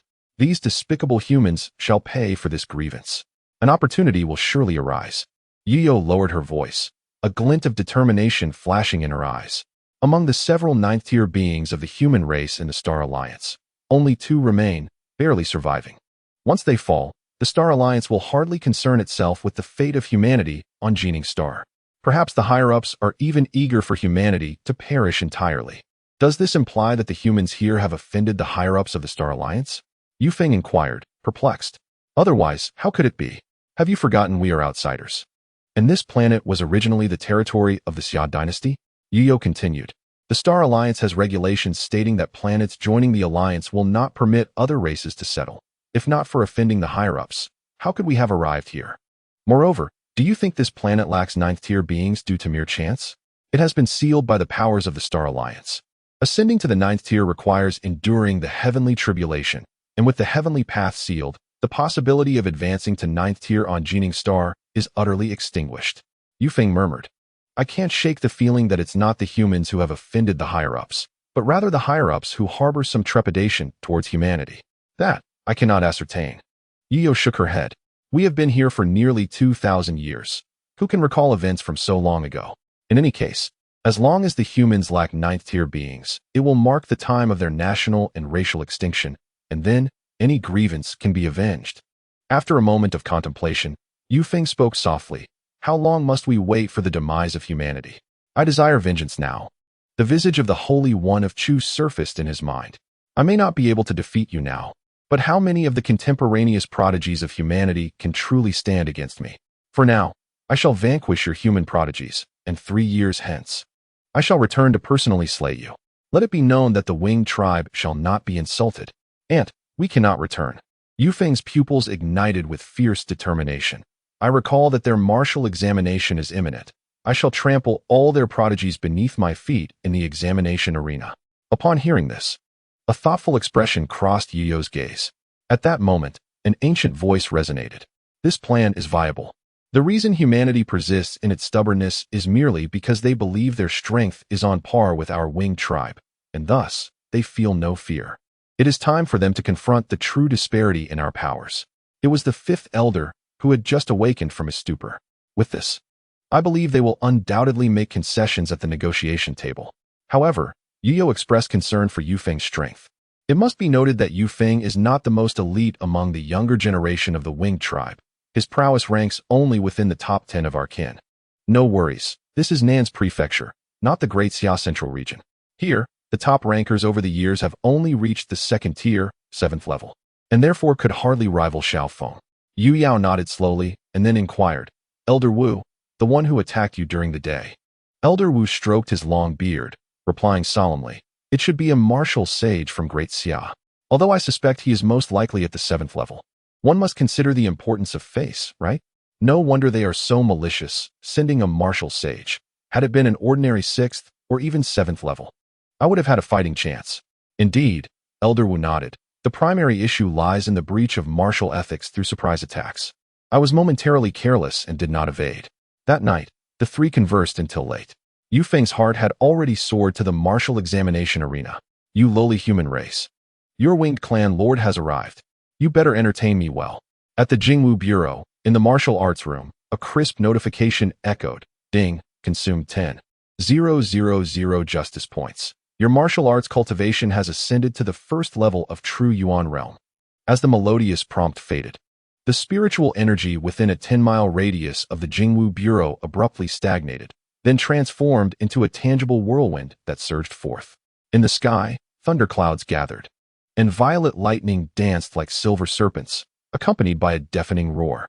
The qi within Chu Sheng's dantian suddenly awakened, morphing into a violet vortex that spun wildly, erupting with bursts of thunder. Chu Sheng's momentum began to rise rapidly. The true Yuan realm signifies a further compression and refinement of the qi within the dantian, condensing it into true Yuan. Compared to the qi realm, the qualitative transformation of this realm is akin to the difference between heaven and earth. A warrior at the qi realm merely stores spiritual energy roughly within the qi, much like a babbling brook, rendering their martial techniques limited in potency. In contrast, true Yuan resembles a vast, magnificent ocean. Even a casual flick of energy far surpasses that of a peak qi realm warrior by several folds. Moreover, qi realm warriors absorb spiritual energy slowly and lack endurance, while those in the true Yuan realm, with their refined true Yuan as a foundation, possess recovery speeds and stamina that far exceed their predecessors, rendering the disparity as vast as clouds and mud. As they observed the unusual phenomenon in the sky and felt the changes in the surrounding spiritual energy, the copper patrols of the Jingwu Bureau wore expressions of envy. Someone has ascended to the true Yuan realm. It must be Lin Hongzhao. No wonder we haven't seen her lately. She was in seclusion. Fool, what seclusion? She was heavily injured by young Master Chu and is still recuperating. That must be Zhou Li. He has been at the peak of the qi realm for a full 5 years, making him the most likely candidate. Ridiculous. Are you deliberately mocking someone? Where are your eyes? Do you need to check who I am? Everyone, can we converse civilly? Are we acquainted? Who are you? I am Zhou Li. Why is there such a commotion? Old Dragon also felt perplexed. In his youth, he was considered extraordinarily talented. Yet the disturbance caused by this individual far surpassed his own ascension to the true Yuan realm. Could it be that there exists another genius within the Jingwu Bureau? Surely not. In such a diminutive place, having one hidden dragon is already quite sufficient. Must there be another phoenix to emerge? Soon. He joined the crowd gathered at the entrance of a martial arts room, where the spiritual energy converged. May I inquire which prodigy is advancing inside? What is their esteemed name? Just as the old man Long was speaking, the heavy alloy door creaked open, releasing a surge of concentrated spiritual energy that rushed outward like a tidal wave. A youth with ink-black hair strode forth, exuding unrestrained confidence. Are we strangers now? From now on, you may address me as grandfather. Chapter 71. Chu Sheng is unfamiliar with the law the following day at the Jingwu Bureau. A martial arts examination? Are you jesting with me? Please, take a look in the mirror. Does your appearance not bring enough joy? The old man Long wore a pained expression, believing himself to be a legitimate martial general, only to find himself seeming as novice as a fledgling before Chu Sheng. His eloquence is remarkable. What need is there for an examination at the true element realm? Is it truly necessary for you to feign such arrogance? No sooner had he spoken than the old man Long's phone rang. Upon hearing the voice on the other end, his face flushed with indignation. It seems that indeed, he must maintain this facade. The Wing clan has requested a quota from us, claiming they wish to experience our great Xia martial arts examination. That little pup, at the second tier, 8th level, has no rival in Nan Zhezhou aside from you. Chu Sheng raised an eyebrow. To participate in our great Xia's martial arts examination? What is his intention? To flaunt his prowess, of course. The Wing clan as prodigy overshadowing all talents of great Xia in a single state is quite the headline for them. Ah, this lad truly seeks his demise. The old man Long nodded in agreement. Let him be dispatched. The circumstances yesterday did not permit a kill, but the martial arts examination is different. Casualties are inevitable. Since you have just ascended to the true element realm, it would be understandable if, in your eagerness, you miscalculated your strength and inadvertently caused his demise. With only 4 days remaining until the examination, the martial arts assessment in Nan Zhezhou is divided into 2 venues based on strength. Candidates below the opening vein realm will compete in a standard venue within their respective cities, while those above the opening vein realm will contend in the elite venue in the state capital, Jinlan City. The thought of competing with the geniuses of the same state ignited a fervor within Chu Sheng. The day to test the fruits of his arduous training was approaching. Lu Huaimin felt a shiver run down his spine upon hearing Chu Sheng's reason for requesting leave, empathizing with the anxiety of the candidates. In his own time, he had only reached the 5th level of the opening vein realm during the examination, feeling utterly despondent when faced with someone at the 6th level. Now, encountering an ancient being of the true element realm who surpassed them by 2 major realms. It would be maddening. Jinlan City is the only place in Nanzhou with an airport, and since Chu Sheng needed to return to Bayan City to collect his examination permit, traveling by car became the sole option. Thus, he also arranged a few days of leave for Gao Chong, and additionally borrowed an armored vehicle. Ever since experiencing the ride in Gao Yizhou's vehicle, Chu Sheng had been unable to shake the allure of it, both comfortable and ostentatious.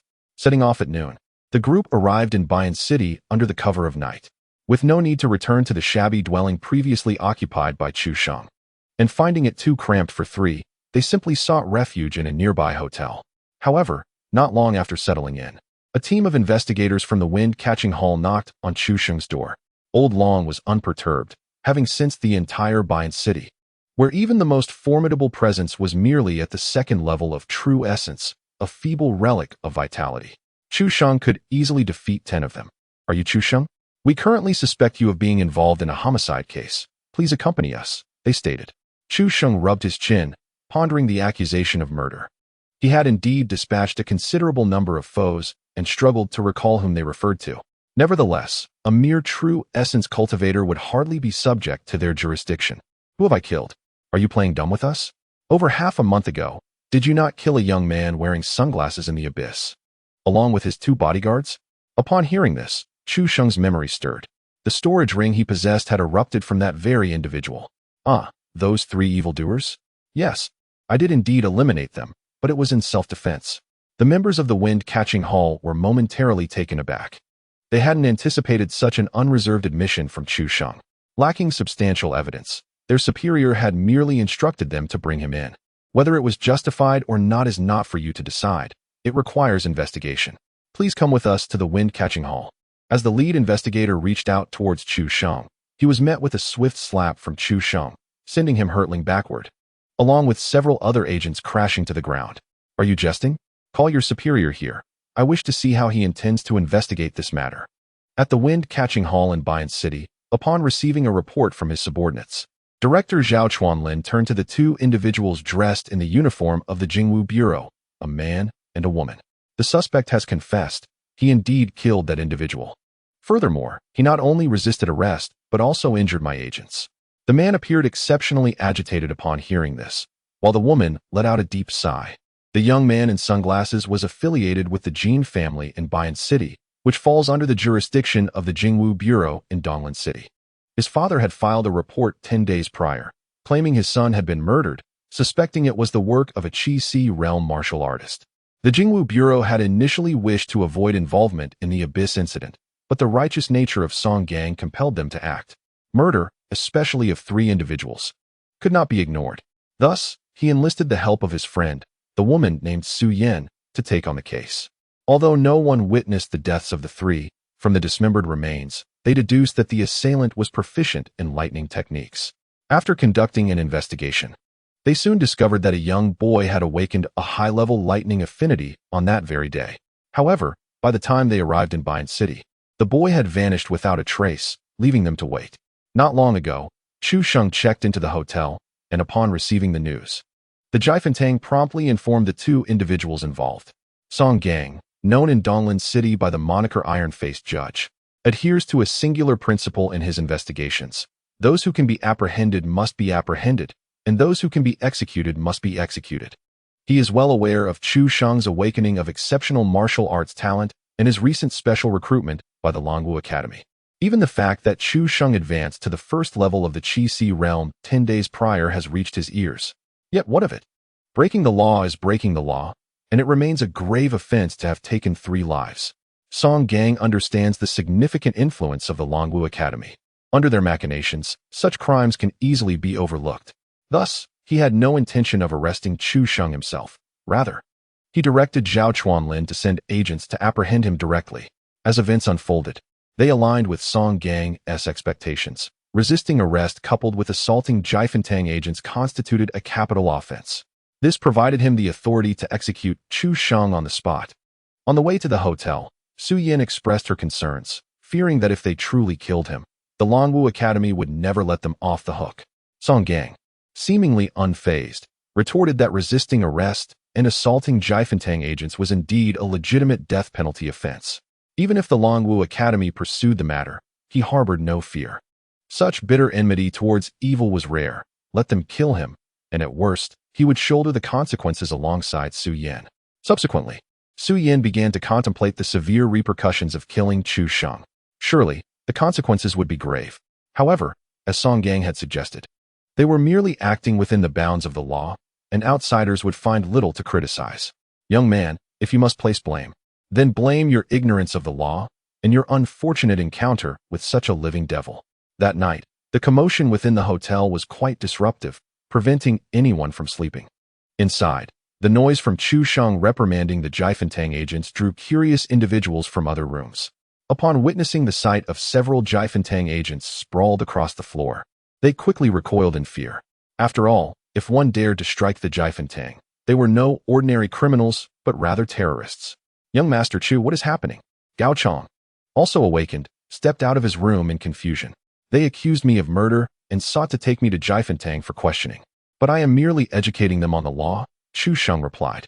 At this juncture, the Jiefentang agents were already aware of Chu Sheng's true prowess. He was in the true essence realm. The team leader was merely at the peak of the meridian opening realm, and their director, Zhao Chuanlen, was no more than at the third level of the Qi Si realm. They could hardly comprehend the audacity they had displayed moments earlier. Gao Chong surveyed the agents with an expression akin to that of a bemused observer. Young Master Chu, please, take your rest. I shall handle this. Very well. When their director arrives, make sure to give him a few resounding slaps. What nonsense is this? I finally return, and they come to ruin my mood. With that, Chu Sheng turned and strode back to his room. Merely trifling matters, devoid of any righteous gains to be harvested. Chu Sheng found it beneath him to squander time on them.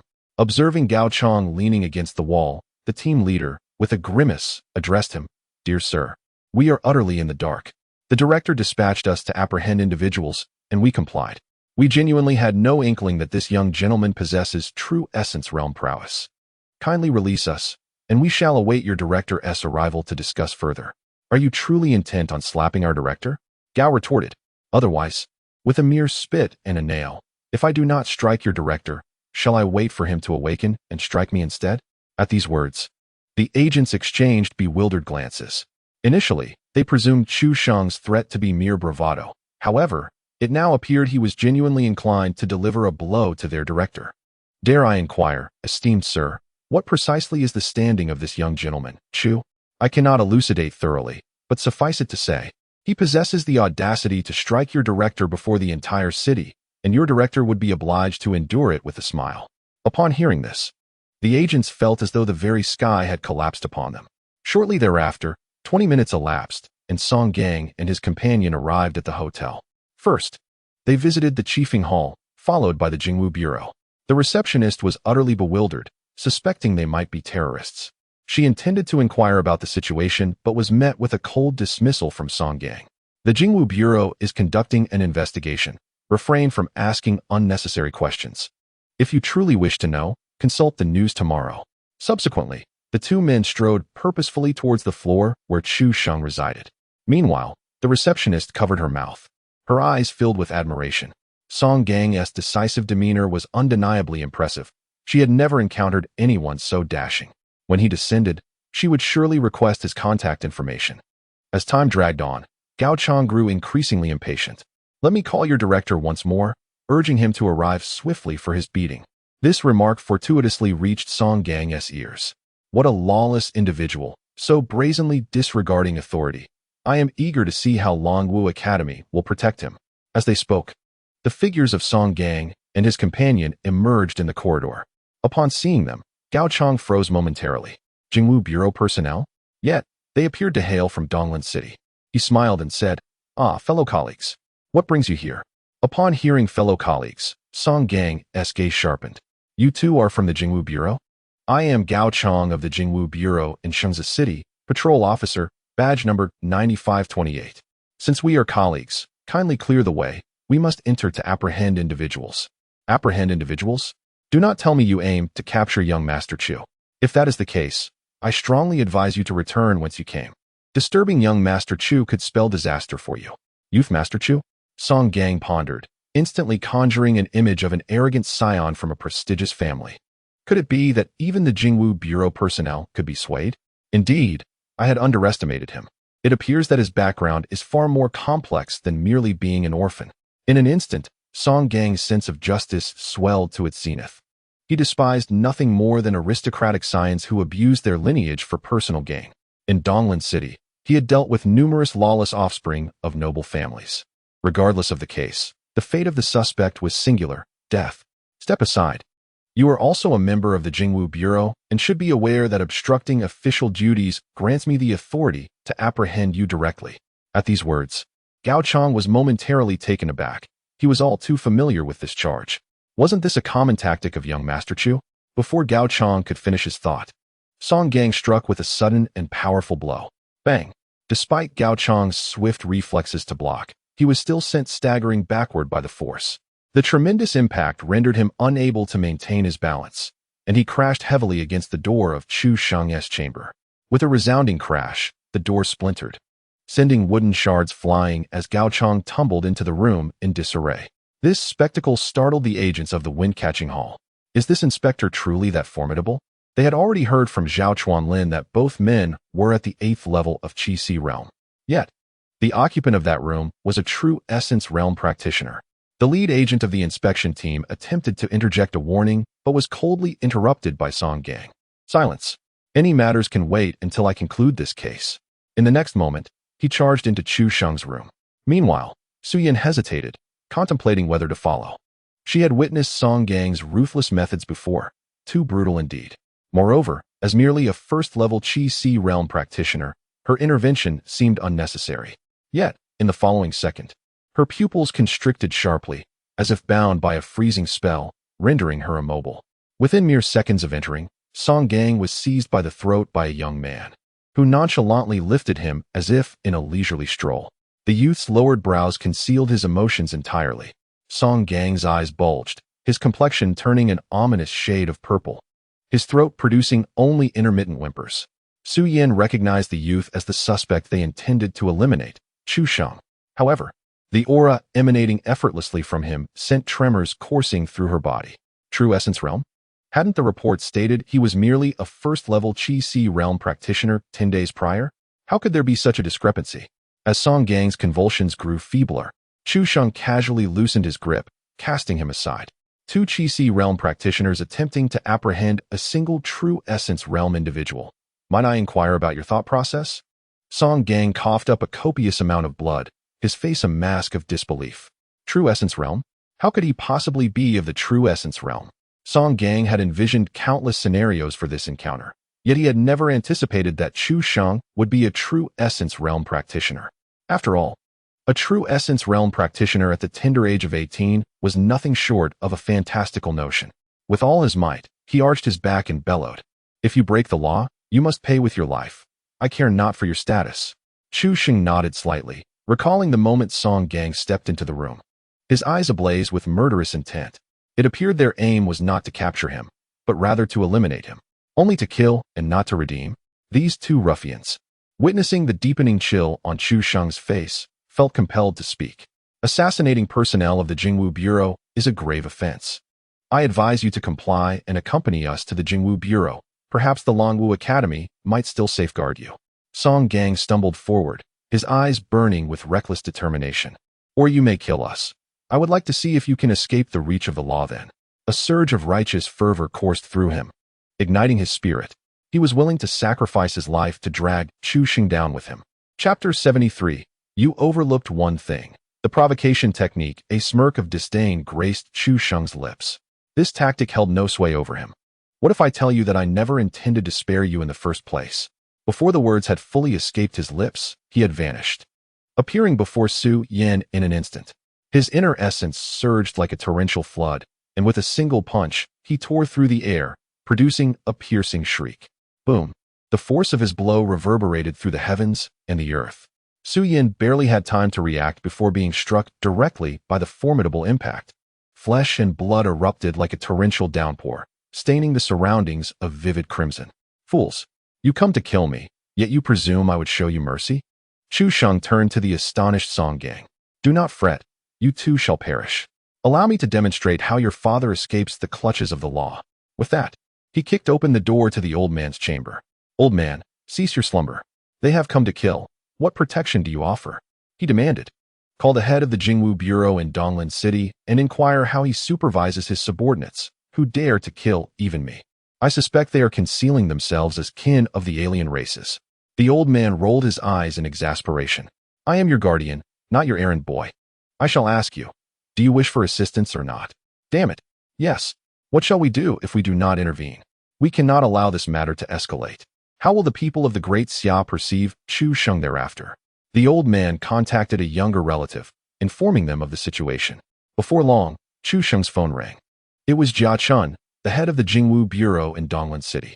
Young Master Chu, I sincerely apologize. I was completely unaware of this case. Had I known it involved you, I would never have allowed it to proceed. What is the point of discussing this now? I wish to know your plans. I will summon them back immediately, and when time permits, I shall come to personally apologize to you. How does that sound? Chu Sheng scoffed. Return them? They have come to kill me, and you still wish to protect them? Furthermore, it is possible that the intermediary did not convey the matter clearly. I have already dealt with one of them. At that moment, Jia Chun was instantly drenched in cold sweat. Young Master Chu has misunderstood. How could I protect such villains? May I inquire how young Master Chu intends to proceed? I suspect that the two of them are affiliated with a foreign tribe. Therefore, you should assist me in substantiating the evidence and subsequently issue a warrant for their capture. Jia Chun was momentarily taken aback, and upon hearing young Master Chu's him, he hastily replied, "And no problem, I will arrange it right away." Merely 3 minutes later, the Jingwu Bureau in Donglin City issued an arrest warrant for Song Gang and Su Yan, charging them with colluding with foreign tribes and treason. Ding! Song Gang's phone rang. Upon seeing the arrest warrant from the Jingwu Bureau, he was utterly stunned. Young Master Chu chuckled softly. Have you witnessed how your dear father evades the clutches of the law? Why you? After stammering the word you 3 times, Song Gang coughed up a mouthful of blood. Shortly thereafter, he erupted into a frenzied laugh, both chilling and despairing. Great Xia, ha ha ha, this is Great Xia. I should have seen it sooner. Justice is nothing before power. It is precisely because of people like you that Great Xia has descended into this state. Even without the myriad tribes, Great Xia would still face annihilation. What nonsense are you babbling? Young Master Chu kicked him to the ground and then stepped onto his head. Have you forgotten that you came to kill me? What justice are you speaking of? I am already ample in double standards, yet you surpass me. Do you truly believe that your notion of justice is the only one that matters? Had you merely inquired about the situation before proceeding with your case, you could have preserved your life. You act like a tragic figure, you foolish fool. I was merely acting in self-defense.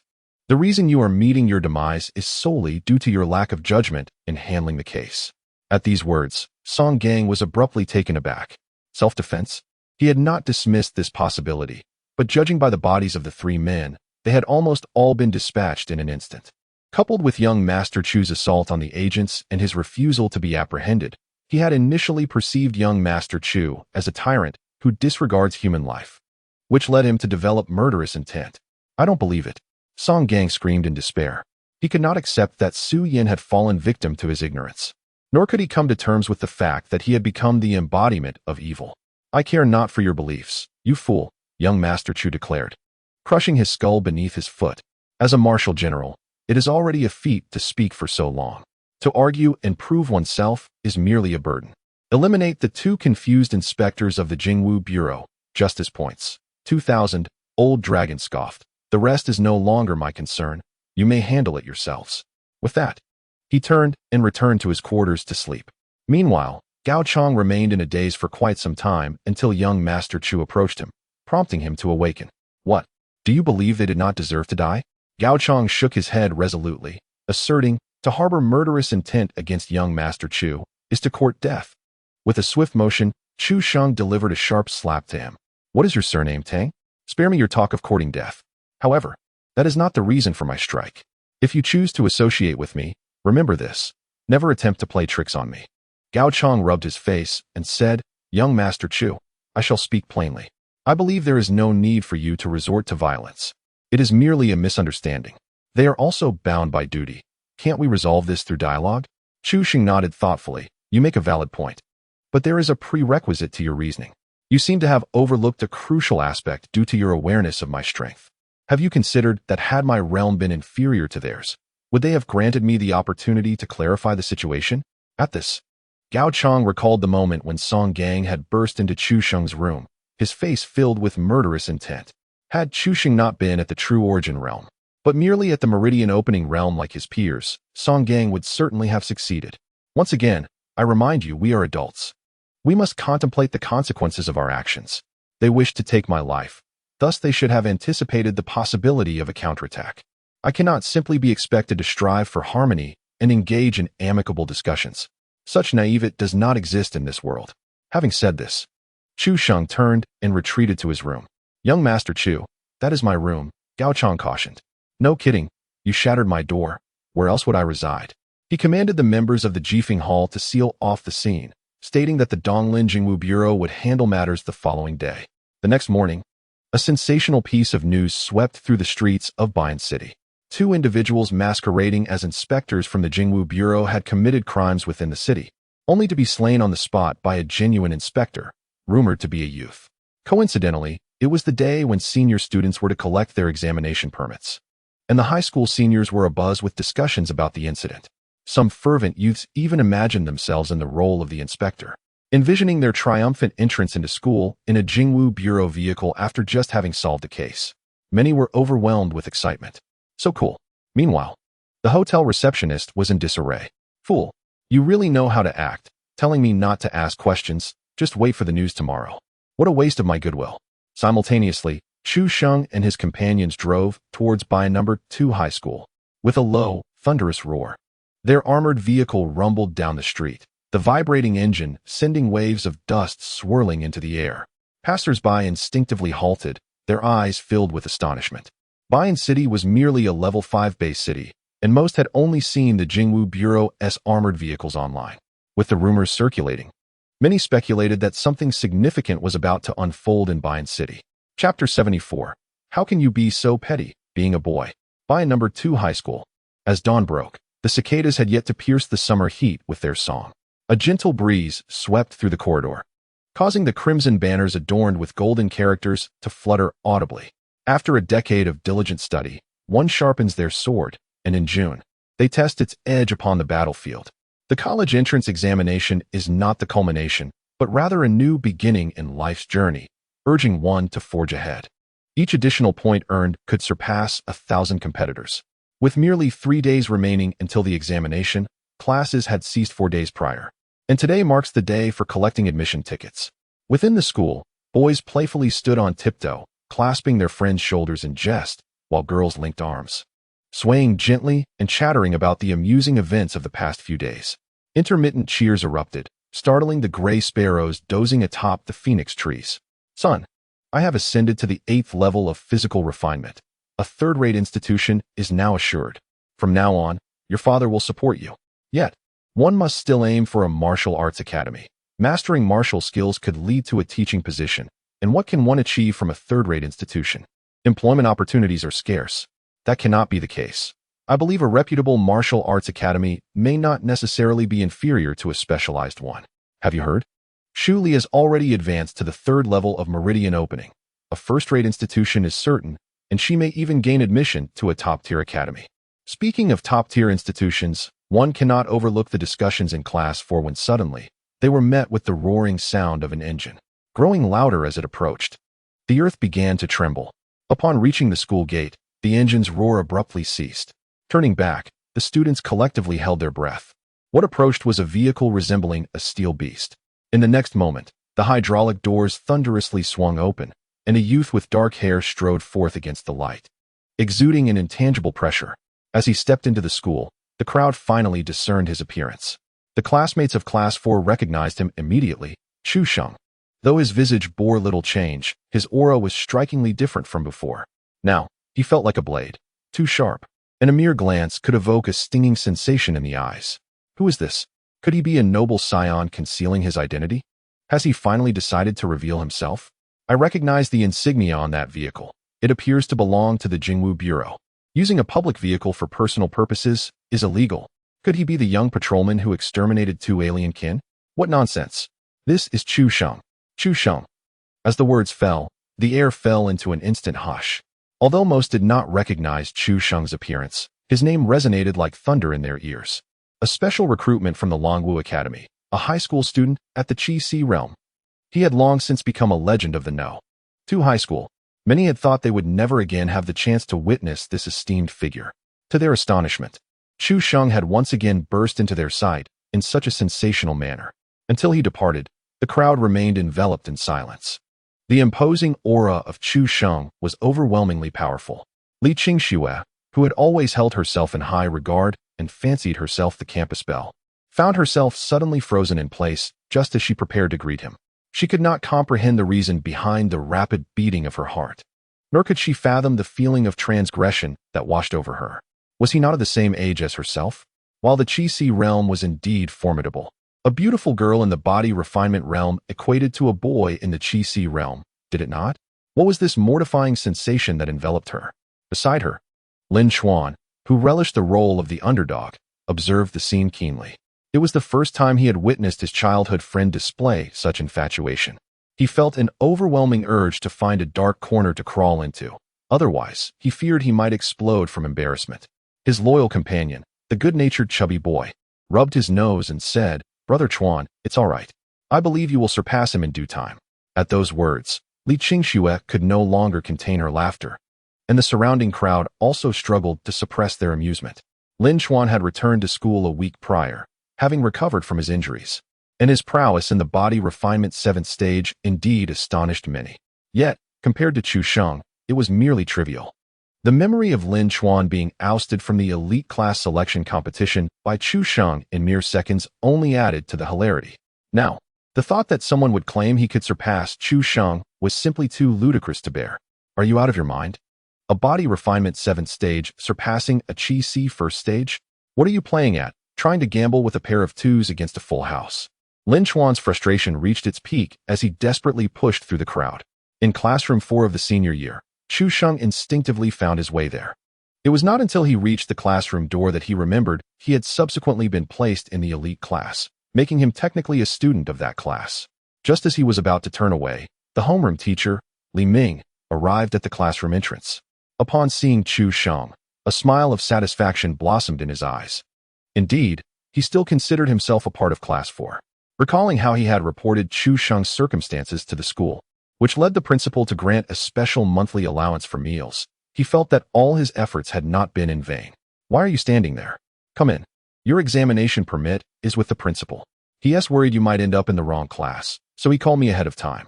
I'll speak to him shortly to have your permit brought over." "All right," Chu Sheng replied with a slow nod, then made his way to his original seat. Though only a month had passed since he last occupied that spot, his mental state had transformed dramatically. The same was true for the rest of Class 4. Previously, his deskmate, Ding Lan, had enjoyed a decent rapport with him, often exchanging playful banter. However, now, as soon as Chu Sheng sat down, Ding Lan felt an overwhelming pressure wash over him. Forget about greeting Chu Sheng. He lacked even the courage to meet his gaze. It feels as though he and Chu Sheng belong to entirely different worlds. Not far away, Lu Cha has been fixated on this scene. She perceives that it is imperative to mend her relationship with Chu Sheng. Finally, mustering her courage, she approaches Chu Sheng's table with a radiant smile and playfully inquires, "Chu Sheng, long time no see. Where have you been striking it rich lately?" "Stay away, you ugly fool," Chu Sheng retorts. Lu Cha realizes that Chu Sheng still harbors resentment over the incident where she falsely accused him of stealing class funds. "Oh, for someone who claims to be a boy, you're rather petty. I didn't even complain when you slapped me back then. We're about to graduate. Can't we let bygones be bygones?" Chu Sheng glances at her. She has said all that she could, and as a martial general, what else can he do? It's truly puzzling. Chapter 75, Journey to Jinlan City. Chu Sheng responds with a swift slap. The sound reverberates through the classroom like a thunderclap. Lu Cha is sent flying across half the room, ultimately crashing into the trash bin at the back. "Petty? You wronged me and expect my magnanimity? You committed a fault and think it can simply be brushed aside? What? Do you think you're above reproach?" Through actual actions, a vivid lesson in life philosophy is imparted to the students of Class 4. Justice points. 500. This spectacle leaves the entire class in stunned silence. Ahem. Li Ming clears his throat. If it were anyone else, he would have said a few words, but this is Chu Sheng. What could he possibly say? Moreover, Li Ming has heard of the false accusations against Chu Sheng and believes he has a valid point. Why should the one who erred demand generosity from others? Must the honest be subjected to bullying? All right, everyone, return to your seats. We will now begin distributing the exam permits. When half of them have been handed out, Wu Qingshan specifically brings Chu Sheng's permit over. Considering Chu Sheng's prowess at the first level of the Qi Si realm, securing the top position in Nan's prefecture seems assured. And a smile remains plastered on Wu Qingshan's face. The others gaze at him with envy. Setting aside everything else, merely qualifying for the elite examination guarantees a place in a second-tier institution. Among the 5 students, aside from Chu Sheng, who registered for the martial examination, only one harbors dreams of entering a third-tier martial arts academy. The remaining 4 merely aspire to gain admission to a martial specialized college, the latter primarily focusing on martial techniques, with graduates often becoming martial arts instructors in secondary schools. As Wu Qingshan hands the exam permit to Chu Sheng, he senses something amiss about Chu Sheng's aura. He cannot discern its depth. Qi Si realm, second level? No. Chu Sheng shakes his head. Wu Qingshan's expression remains unchanged. This was within his expectations. The Qi Si realm differs from the body refinement realm. Refining true energy is a gradual endeavor. No matter how high one's talent or how abundant one's resources, it typically takes months to advance even a single level. 10 days would indeed be an unreasonable expectation. Even a genius like Chu Sheng cannot achieve such feats. Well, reaching the first level of the Qi Si realm is sufficient. After all, the position of the top scholar belongs to you alone. What are you rambling about? I am currently in the true essence realm. As these words fell, an eerie silence enveloped the scene. Haha, Wu Qingshan chuckled awkwardly a couple of times, intending to remark, "Little Chu, you truly possess a knack for humor." Suddenly, a terrifying pressure descended upon him like an overwhelming tide. In an instant, Wu Qingshan felt his legs give way, nearly collapsing to the ground. Though the others in Class 4 did not perceive this terrifying pressure, they could still sense the abrupt shift in Chu Sheng's aura. Yet, disbelief lingered in their minds. An 18-year-old in the Qi Si realm, they could barely accept that. But stepping into the true essence realm at 18, if this news were to spread, it would leave everyone utterly astounded. It would be akin to someone claiming that an 8-year-old had earned a doctorate in medicine and had performed surgeries for 2 years. Who would dare believe it? Wu Qingshan's throat felt as though it were gripped by an invisible hand, producing only a dry, strained sound. The true essence realm. This was indeed the genuine, true essence realm. In just 10 days, he had ascended an entire major realm. Furthermore, recalling that when Chu Sheng participated in the elite class selection, he was merely at the 9th level of the body refinement realm. In less than a month, he had risen 3 major realms. At that moment, Gao Chang arrived with 2 others. Wu Qingshan was utterly stunned upon seeing the middle-aged man with a goatee on his left. It was Jia Chun, the director of the Jingwu Bureau in Donglin City. Young Master Chu, Director Jia from Donglin City has come to personally thank you for eliminating the foreign spies within the Jingwu Bureau, Gao Chang announced. Jia Chun now wore a sycophantic smile. Before he could speak, Chu Sheng nonchalantly waved his hand. You may wait outside for a moment. The members of Class 4 were once again left in shock. What was happening? The director of the Jingwu Bureau in Donglin City had come in person to express gratitude, and he mentioned the elimination of 2 foreign spies? So, last night's incident was indeed orchestrated by him. He was the young inspector. As they looked again at Chu Sheng, the boy's eyes were filled with a deep envy, yearning to take his place. This unassuming display of prowess was simply too striking. Meanwhile, the girl's thoughts were more complex. Observing the expressions of the female classmates, Li Ming shook his head helplessly. It was evident that encountering someone as remarkable as Chu Sheng in their youth could set an impossibly high standard for future partners. If the girls in the class began to measure all suitors against someone like Chu Sheng, they would likely remain single for eternity. Suddenly, Li Ming noticed that Meng Tai's expression towards Chu Sheng seemed somewhat off. It appeared he was appealing to both genders. After distributing the examination permits, Chu Sheng turned his gaze towards Li Ming at the podium. Is there anything else aside from the examination permit? Ordinarily, today, in addition to issuing examination permits, the class teacher would also emphasize the important considerations for the upcoming test. However, for a student of the true essence realm, such considerations are rendered superfluous. The essence lies in a carefree attitude. That aside, if you have matters to attend to, feel free to go about your business. As Chu Sheng approached the classroom door, Li Ming suddenly recalled something. Right. We're taking graduation photos on the 15th. Will you be available then? Before Chu Xing could respond, Wu Qingshan interjected. You may specify a convenient time. The school will readily accommodate your schedule to ensure the photo shoot is set for your most suitable moment. Let us go with the 15th. I should have no significant engagements. With that, Chu Xing turned and strode away. At that moment, the sunlight was just right. The young man seemed to walk towards the sun, stepping upon the scattered fragments of light, until he vanished around the interplay of light and shadow at the corner. The crowd reluctantly withdrew their gazes. It was only then that they realized they had witnessed the rise of a legend. Perhaps they would never cross paths with Chu Xing again, but he would undoubtedly become a topic of conversation during their leisure hours. Oh, you think you're impressive? Can you be more impressive than Chu Xing? I'm his classmate. We were quite close during school. Son, when making friends, you should learn from your father. Have you heard of Chu Xing? P.S. My brother. Please, how could a woman protected by a lion ever be attracted to a wild dog? You don't even compare to a strand of Chu Xing's hair. There's no need for gratitude. This is merely part of my responsibilities. Jia Chun was somewhat taken aback. After their phone conversation the previous day, he had expected Chu Xing to be rather unapproachable. He never anticipated he would be so affable. If young Master Chu ever requires my assistance, please feel free to command me. With that, Jia Chun prepared to take his leave. However, to his surprise, Chu Xing spoke up. Wait, don't wait until next time. I have a need for your assistance right now. Bayan City falls under your jurisdiction. And there is a family by the surname Sun. I wonder if you have heard of them? Might I inquire if young Master Chu is referring to the Sun family of Sun Jianting? Yes, Chu Xing nodded. I have heard that the Sun family has committed numerous offenses. Surely Director Jia possesses evidence of their crimes? Jia Chun pondered, do we? However, since Chu Xing inquired, there must certainly be. Yes, young Master Chu, we do have evidence, but I'm uncertain which aspect of their criminal activities you are referring to. The collusion with foreign tribes. I shall return now to prepare.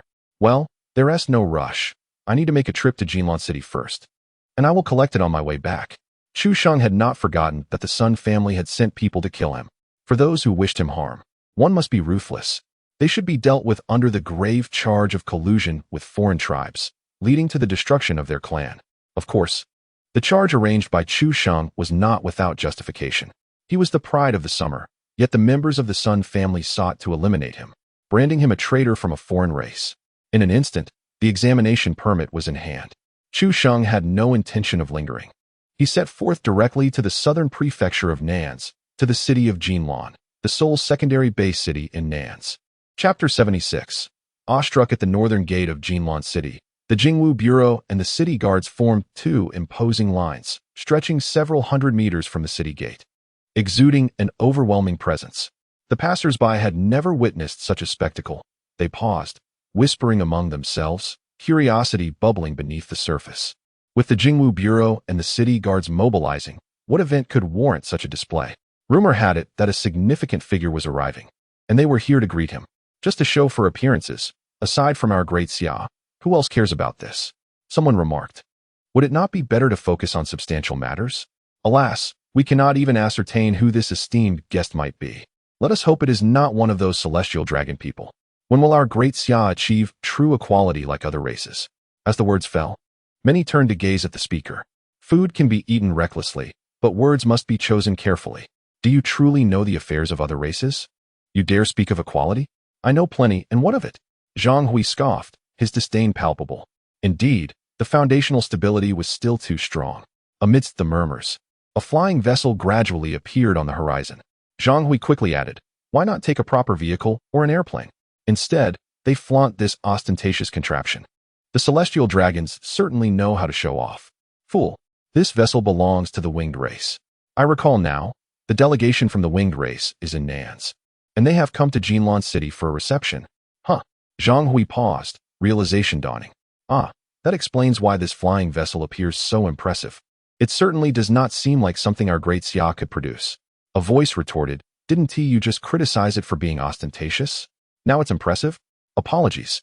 I didn't see it clearly earlier. Can our great Xia truly create such a vessel? Fool. Half of the components of this vessel are made by our great Xia. If they are so remarkable, why do they still require our parts? Zhang Hui stood dumbfounded, as he realized he had fallen into his usual rhetoric. He genuinely didn't know how to counter that argument. And you mentioned equality among foreign races? But did you know that the winged race values bloodlines? They have their own aristocracy. Zhang Hui was once again left bewildered. He was unaware of this aspect. Just as he awkwardly contemplated slipping away, the flying vessel lowered its gangway, and a youth with golden wings, sharp features, and an air of undeniable strength stepped forth, exuding the potent aura of an 8th-tier powerhouse. Wow, incredible. No wonder the winged race emphasizes lineage. Did you see that? Now that is true genius. What is wrong with having privileges if one possesses strength? The crowd could no longer contain themselves, surging forward to confront Zhang Hui. In a fit of rage, one might exclaim, "You despicable wretch! How low can you stoop? I demand to know your worthlessness." Just as tensions escalated, the personnel from the Jingwu Bureau rushed to intervene, bewildered by the sudden outbreak of conflict. Upon the arrival of the Wing Clan delegation, Qi Zhinshan, the director of the Jingwu Bureau in Jinlan City, and the city lord, Ji Zhixiao, hurried forward to greet them. The members of the Wing Clan, witnessing this display, could not help but feel a sense of validation. As a delegation, they were entitled to such courtesies. The people from Shengzi City, in contrast, exhibited a shocking lack of decorum, particularly a youth named Chu Sheng, who behaved more like a bandit leader. No, that is an understatement. He was even more despicable than a mere brigand. Yu Feng wore a cold smirk. Would a mere smile suffice? He intended to unleash the frustration he had endured in Shengzi City. On the journey, escorting the Wing Clan delegation back to the inner city, a series of thunderous explosions erupted from both sides of the road, sending the Wing Clan members into a state of panic. In the foremost carriage, Qi Zhinshan, upon viewing the surveillance, burst into uproarious laughter, exclaiming, "How delightful! These fools were nearly frightened to death by fireworks." Ji Zhixiao pointed at one of the monitors, saying, "Look, look, that young man is completely flabbergasted." The footage revealed Yu Feng, his wings unfurled at the sound of the explosions, his face a mask of shock and fear. What a bunch of simpletons. Did they truly believe we were intimidated by them? If not for the purpose of playing with them, I would not have bothered to greet them personally. Ji Zhixiao continued. He must have thought he could trample over the pride of our southern Zhe province. Oblivious to the expression he will wear upon encountering young Master Chu during the examination. The fact that Chu Sheng was to participate in the martial examination was a closely guarded secret, known only to the two of them in all of Jinlan City. Qi Zhinshan stroked his chin thoughtfully, stating, "We might very well need to prepare a display for young Master Chu." The two then erupted into laughter once more. Young Master Chu is expected to arrive tomorrow morning. Shall we organize another welcoming event? Ji Zhixiao questioned. That would be inappropriate. Considering he is merely a copper patrolman of the Jingwu Bureau, would it not belittle our stature to personally welcome him? Qi Zhinshan nodded in agreement. Indeed, I share your sentiments. What would people think if they learned that the esteemed director of the Jingwu Bureau was sent to greet a mere copper patrolman? It would be the subject of mockery.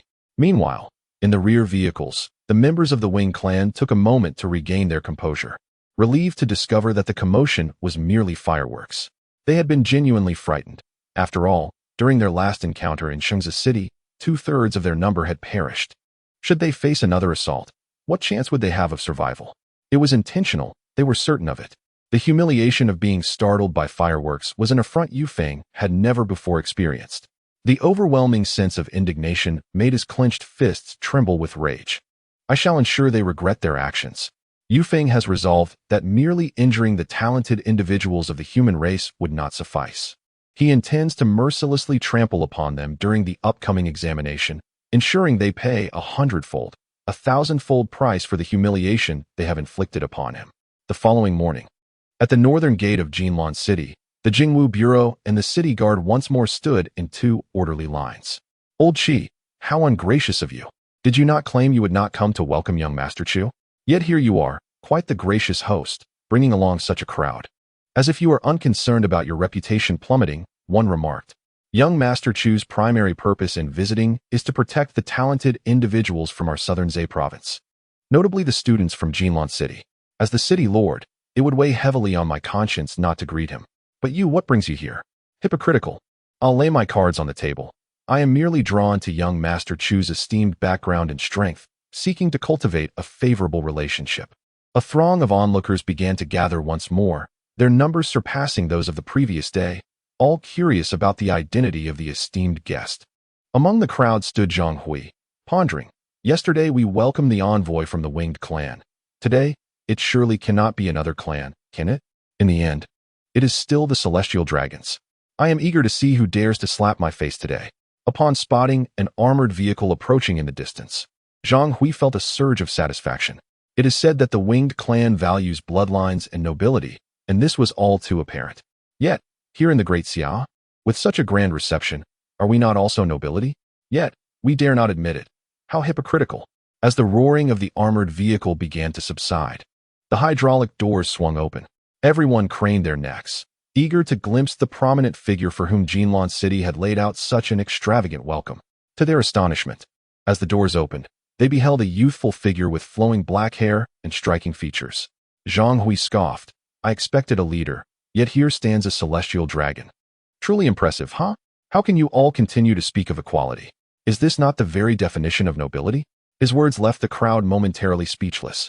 The mobilization of so many individuals and the expenditure of public resources to welcome merely a youth seemed rather excessive. Qi Jinshan and Ji Zhixiao were the first to approach. Unlike the previous day, their intentions this time were sincere. Young Master Chu, you have traveled a long way. Young Master Chu had already anticipated the welcoming ceremony that Jinlan City had prepared for him, yet the scale of the event genuinely took him by surprise. Is this what privilege feels like? One cannot deny that it is rather delightful. The only aspect that piqued his concern was the apparent commotion amongst the crowd. Zhang Hui, visibly excited, was engaged in discussions about the previous day's events concerning the Winged Clan, questioning why such an extravagant display was acceptable for them, yet not for the human race. Is this even comparable? Did you not witness the prowess of that young member of the Winged Clan yesterday? Achieving the 8th stage in the future seems inevitable. Shouldn't we respect the strong? And what about him? What strength does he possess? He merely has a favorable father. If he has the capability, let him challenge that young Wing Clan member. I dare you to ask him if he would. If he dares, then I. Sure. Just then, Zhang Hui sensed something amiss, for the surroundings had inexplicably fallen silent. Everyone was staring in the direction behind him, their faces painted with schadenfreude. Turning around, Zhang Hui nearly experienced cardiac arrest. The young man who had disembarked from the armored vehicle was now standing right behind him. Chu Sheng grinned widely, revealing his pearly white teeth. You enjoy consuming excrement, do you?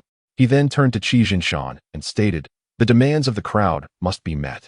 Take him back to the Jingwu Bureau and feed him excrement, freshly produced. What? Zhang Hui exclaimed, momentarily stunned, and hastily defended himself. My lord, I was merely joking. Chu Sheng sent him flying with a single slap. A joke? Why do you have to jest with me? Zhang Hui tumbled across the ground, his body nearly falling apart. After a strenuous effort to rise, he argued, even if it wasn't a joke, I had conditions. He is of similar age and is at the 2nd stage, 8th level. Chu Sheng let out a cold laugh, his aura fully unleashed. The oppressive force exclusive to a 4th stage true essence realm expert surged forth with ferocity. In an instant, everyone was frozen in place, including Qi Jinshan and Ji Zhixiao. In their records, Chu Sheng was still noted as a 6th level in the Qi realm. The shock of this revelation was already overwhelming. And now he had unexpectedly ascended to the true essence realm. He is at the 2nd stage. I am at the 4th. Shall I cower before his brilliance? Zhang Hui instantly wilted, resembling a frostbitten eggplant. He could hardly believe that there existed a human genius even more formidable than the Wing Clan. His worldview was teetering on the brink of collapse. Why not be a decent person instead of a dog for an alien race? If dogs relish excrement, and you too share that taste, then I shall ensure you indulge thoroughly. Take him back to the Jingwu Bureau and feed him 10 pounds daily for a month. If he is still alive after that month, we shall release him. Upon hearing this, Zhang Hui was immediately terrified and began to cry out for help. He had previously attempted to attract attention and had ended up in the hospital after just 2 bites. A month was unthinkable. He could hardly endure a single day. The onlookers who initially deemed Chu Sheng's actions excessively domineering found no grounds for dissent upon discovering his status in the true essence realm. What of a young man at such a level? If he is a bit overbearing, who could fault him? They detested those who relied solely on their background without true capability, but this prodigy, if he lacked certain privileges, would not be accepted. Ultimately, this was what Chu Sheng rightfully deserved, as was Zhang Hui. Chu Sheng's arrival did not incite excessive discussion among the crowd. The predominant topic of conversation among the citizens of Jinlan City remained the fact that a young member of the Wing clan was preparing to take the college entrance examination. This marks the first time that a foreign race has participated in the Great Xia's college entrance examination, and this individual happens to be of the second rank and 8th level. However, shortly thereafter, another piece of news emerged. The so-called foremost among the 4 prodigies of Nanja Prefecture, Li Yifei, who was at the 7th level of the Opening Veins realm, announced his intention to participate in this year's martial arts examination. It is noteworthy that he had already been specially recruited by the Capital Martial Academy a month prior, rendering his participation in this examination inconsequential. The internet is abuzz with praise for him, suggesting that he fights for the honor of Nanja Prefecture. Amidst the myriad discussions, a photograph suddenly ignited a fervor among the populace of Nanja Prefecture. In the image, a young woman intimately linked her arm with that of a youth from the Winged clan, with the backdrop depicting the pre-examination checks. Su Yanqing? I recall her being Li Yifei's girlfriend. Has she cheated? How absurd. The Winged clan has only just arrived, and she has already attached herself. I am truly appalled. Poor Li Yifei. It's no wonder he wishes to partake in the martial arts examination. He must be eager to confront Su Yanqing, that wretched woman. It's rather ludicrous. They are merely boyfriend and girlfriend, not married.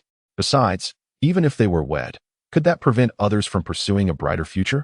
Not far away. At the presidential suite of the Jinlan Hotel on National Highway 206, a young couple was engrossed in their phones, occasionally emitting derisive chuckles. After a while, the young man turned off his phone, rose to rub his nose, and with a wry smile, remarked, "It truly validates a saying. A small temple often harbors great mischief, and shallow waters yield many turtles." A genius at the first level of the Qi realm, a Winged clan examinee, and now we have concocted such a melodramatic scenario. Nanja Prefecture certainly knows how to stir the pot. The young woman, brimming with enthusiasm, shook her phone and playfully admonished, "So what? I simply love to indulge in gossip. You must wait until I've finished before taking action tomorrow." The young man, displaying a resigned expression, offered his characteristic wry smile. "I truly cannot do anything about you. I can temporarily disregard their affairs, but should I encounter that Qi realm genius, you cannot expect me to remain idle, can you? I have always detested pretentious individuals. At the first level of the Qi realm, he is practically soaring in his arrogance. If I do not teach him a lesson, my hands will be itching." The young woman lightly tapped her chin and cautioned, "You better restrain yourself. If you incapacitate him, in the end, your family will have to clean up your mess." He responded, "Do you not know my character? As long as he does not flaunt his arrogance in front of me, I will merely impose a slight reprimand." She inquired, "And if he does act pretentiously?" He replied, "Then he shall be sent soaring. One cannot indulge in such arrogance." Chapter 78. Assistance is possible, but it comes at a price in the Great Xia. Participating in a college entrance examination across regions is no simple feat naturally. The backgrounds of the sibling pair are anything but ordinary. In the central region, New Capital City, resides the Zhong family. Zhong Xian and Zhong Rui are siblings. While the name Zhong may not resonate widely, their martial arts academy is renowned throughout the Great Xia, a fact known far and wide. Their lineage has endured for thousands of years without interruption, having established their sect long before the founding of the Federation. In the realm of the Great Xia, the prominent families and clans hold a profound reverence for the esteemed Jidao Martial Academy, a sentiment shared even by the illustrious and powerful Long family, who dare not exhibit the slightest hint of disdain. When the reasons for such respect are discussed among the various clans, opinions abound. Some attribute it to the Academy's millennium-old heritage, steeped in depth and tradition, while others assert that it is due to the existence of unparalleled historical figures among their ancestors.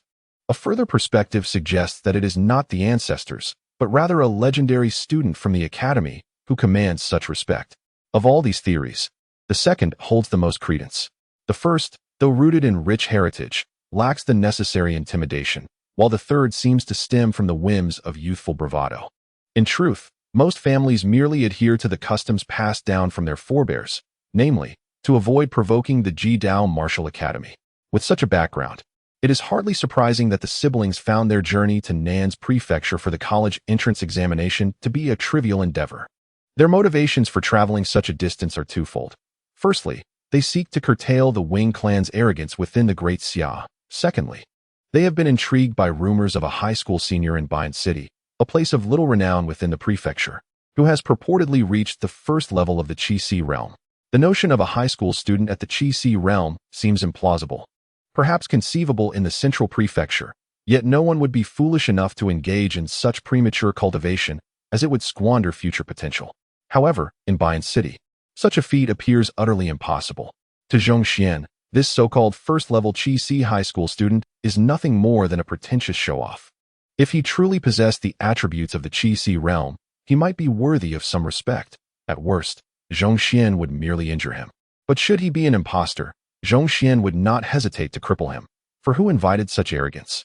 Though he himself is merely at the 8th level of the opening veins realm, with 4 celestial-grade martial arts techniques at his disposal, coupled with an exceptional foundation that far exceeds the ordinary, Zhong Xian's true strength is sufficient to rival that of a seasoned practitioner at the first level of the Qixi realm.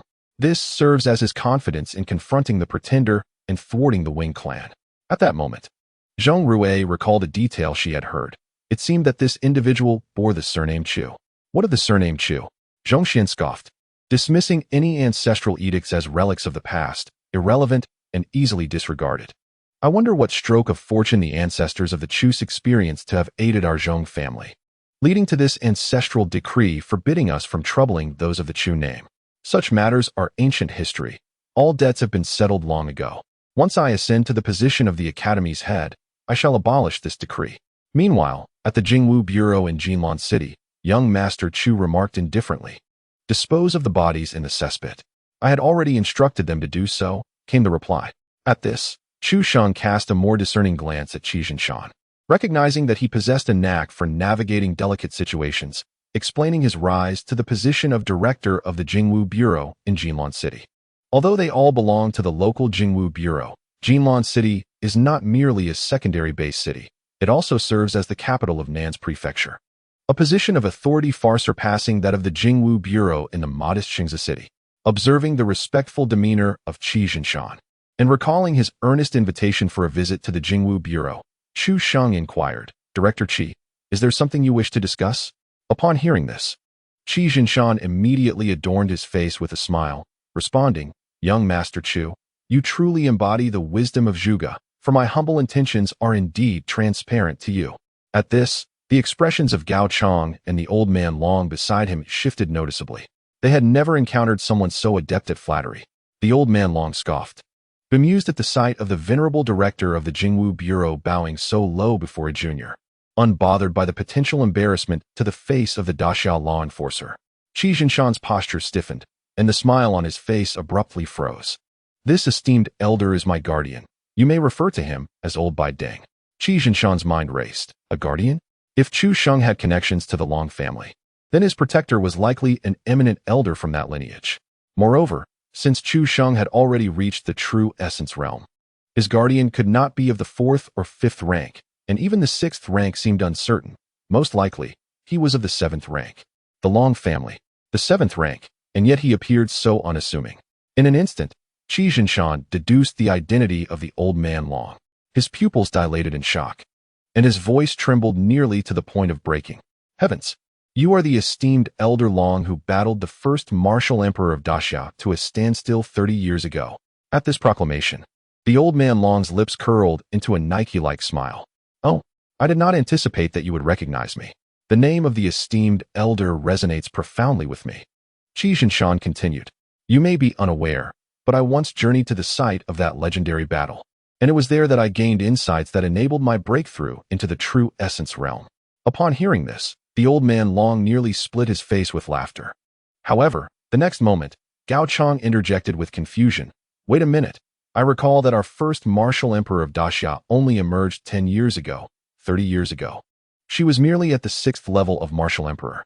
At this point, Chu Sheng also realized, "Old Bai Deng, you claim to have reached the pinnacle of martial emperor over 30 years ago. Does that mean you surpassed her by 3 minor realms, only to draw with her? Is this what you refer to as a 50-50 chance? Were you a time traveler? If you had approached her 30 years earlier, would not the first martial emperor have been considered your defeated foe?" The old man Long responded nonchalantly, "Why wouldn't it count? Just ask whether I fought her to a draw." Chu Sheng dismissed any further engagement with his thoughts, observing that Old Bai Deng showed no regard for his own dignity. At this juncture, Qi Jinshan continued.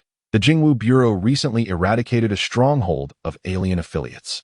Based on the remnants left behind, we suspect they may have infiltrated the ranks of the examiners for the martial examination.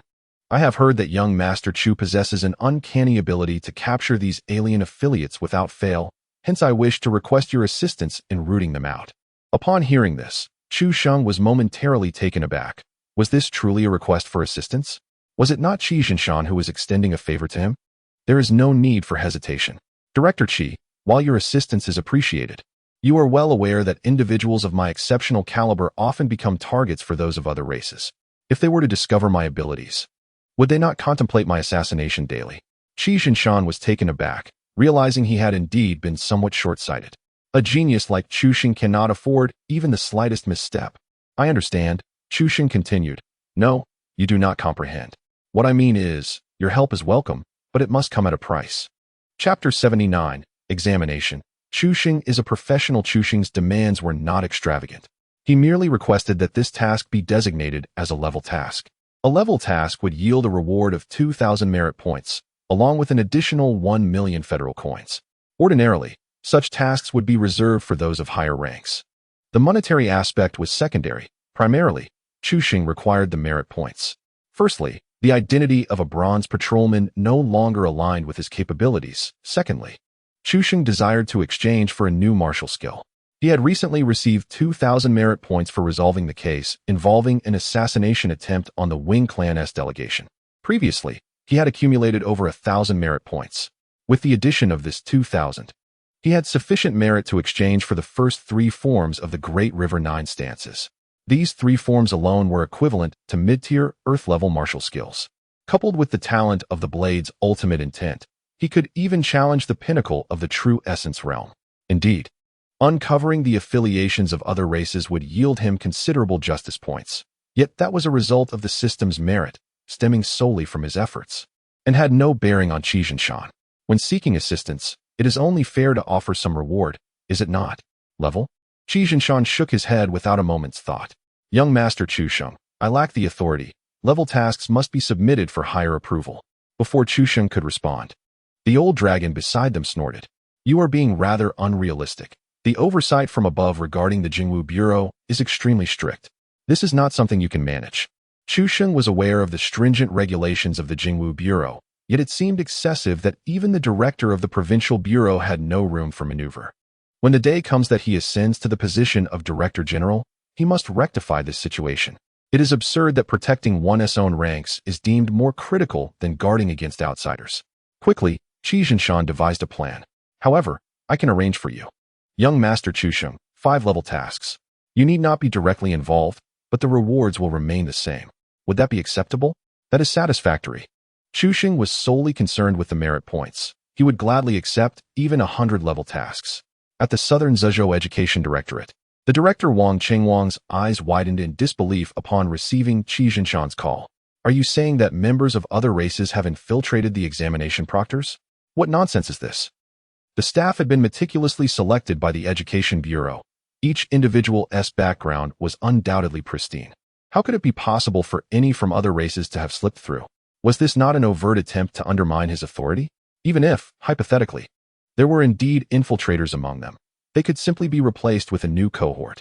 You insist on bringing this matter to light. If it is ultimately uncovered, the Director of Education will undoubtedly be held accountable. Director Qi, the college entrance examination is the day after tomorrow. With only 1 day remaining, can you ascertain the truth? If this delays the examination, can you bear the responsibility? At that moment, Qi Jinshan let out a sigh. If you cannot comprehend, it would be best for young Master Chu to explain it to you. Upon hearing this, Wang Qingguang was momentarily taken aback. Young Master Chu? He recalled that Qi Jinshan, along with Ji Zhixiao, had gone outside the city to meet someone earlier that morning. Although he was unaware of the identity of the individual being met, it was likely this mysterious young Master Chu. Meanwhile, Chu Sheng had not answered the call. What do you want me to say? He did not wish for an investigation, as that would merely serve to protect those foreign relatives. Why not simply apprehend him? Indeed, I shall proceed to detain him now. Wang Qingguang was startled by this unconventional line of thought. Ahem. Wang Qingguang hurriedly cleared his throat. Director Qi, who is this young Master Chu? I have not heard of any young man by that surname in our Nanzazoo. Over there, Qi Jinshan turned to Chu Sheng and said, Young Master Chu. Director Wang claims he does not know you. Perhaps he feels slighted that you have not paid him a visit since arriving in Jinlan City. Oh, then tell him that I shall visit his residence shortly. How many family members does he have? I wish to prepare some appropriate gifts for them. Upon hearing Chu Sheng's teasing tone, Wang Qingguang was thoroughly flustered.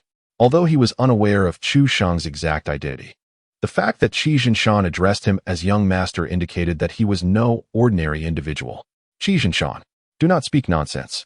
Do you not wish to investigate? I will have them head to the Jingwu Bureau right away. Do not interfere. Had we acted sooner, this would have been resolved. Hurry, young Master Chu's time is precious, and we cannot afford to waste it.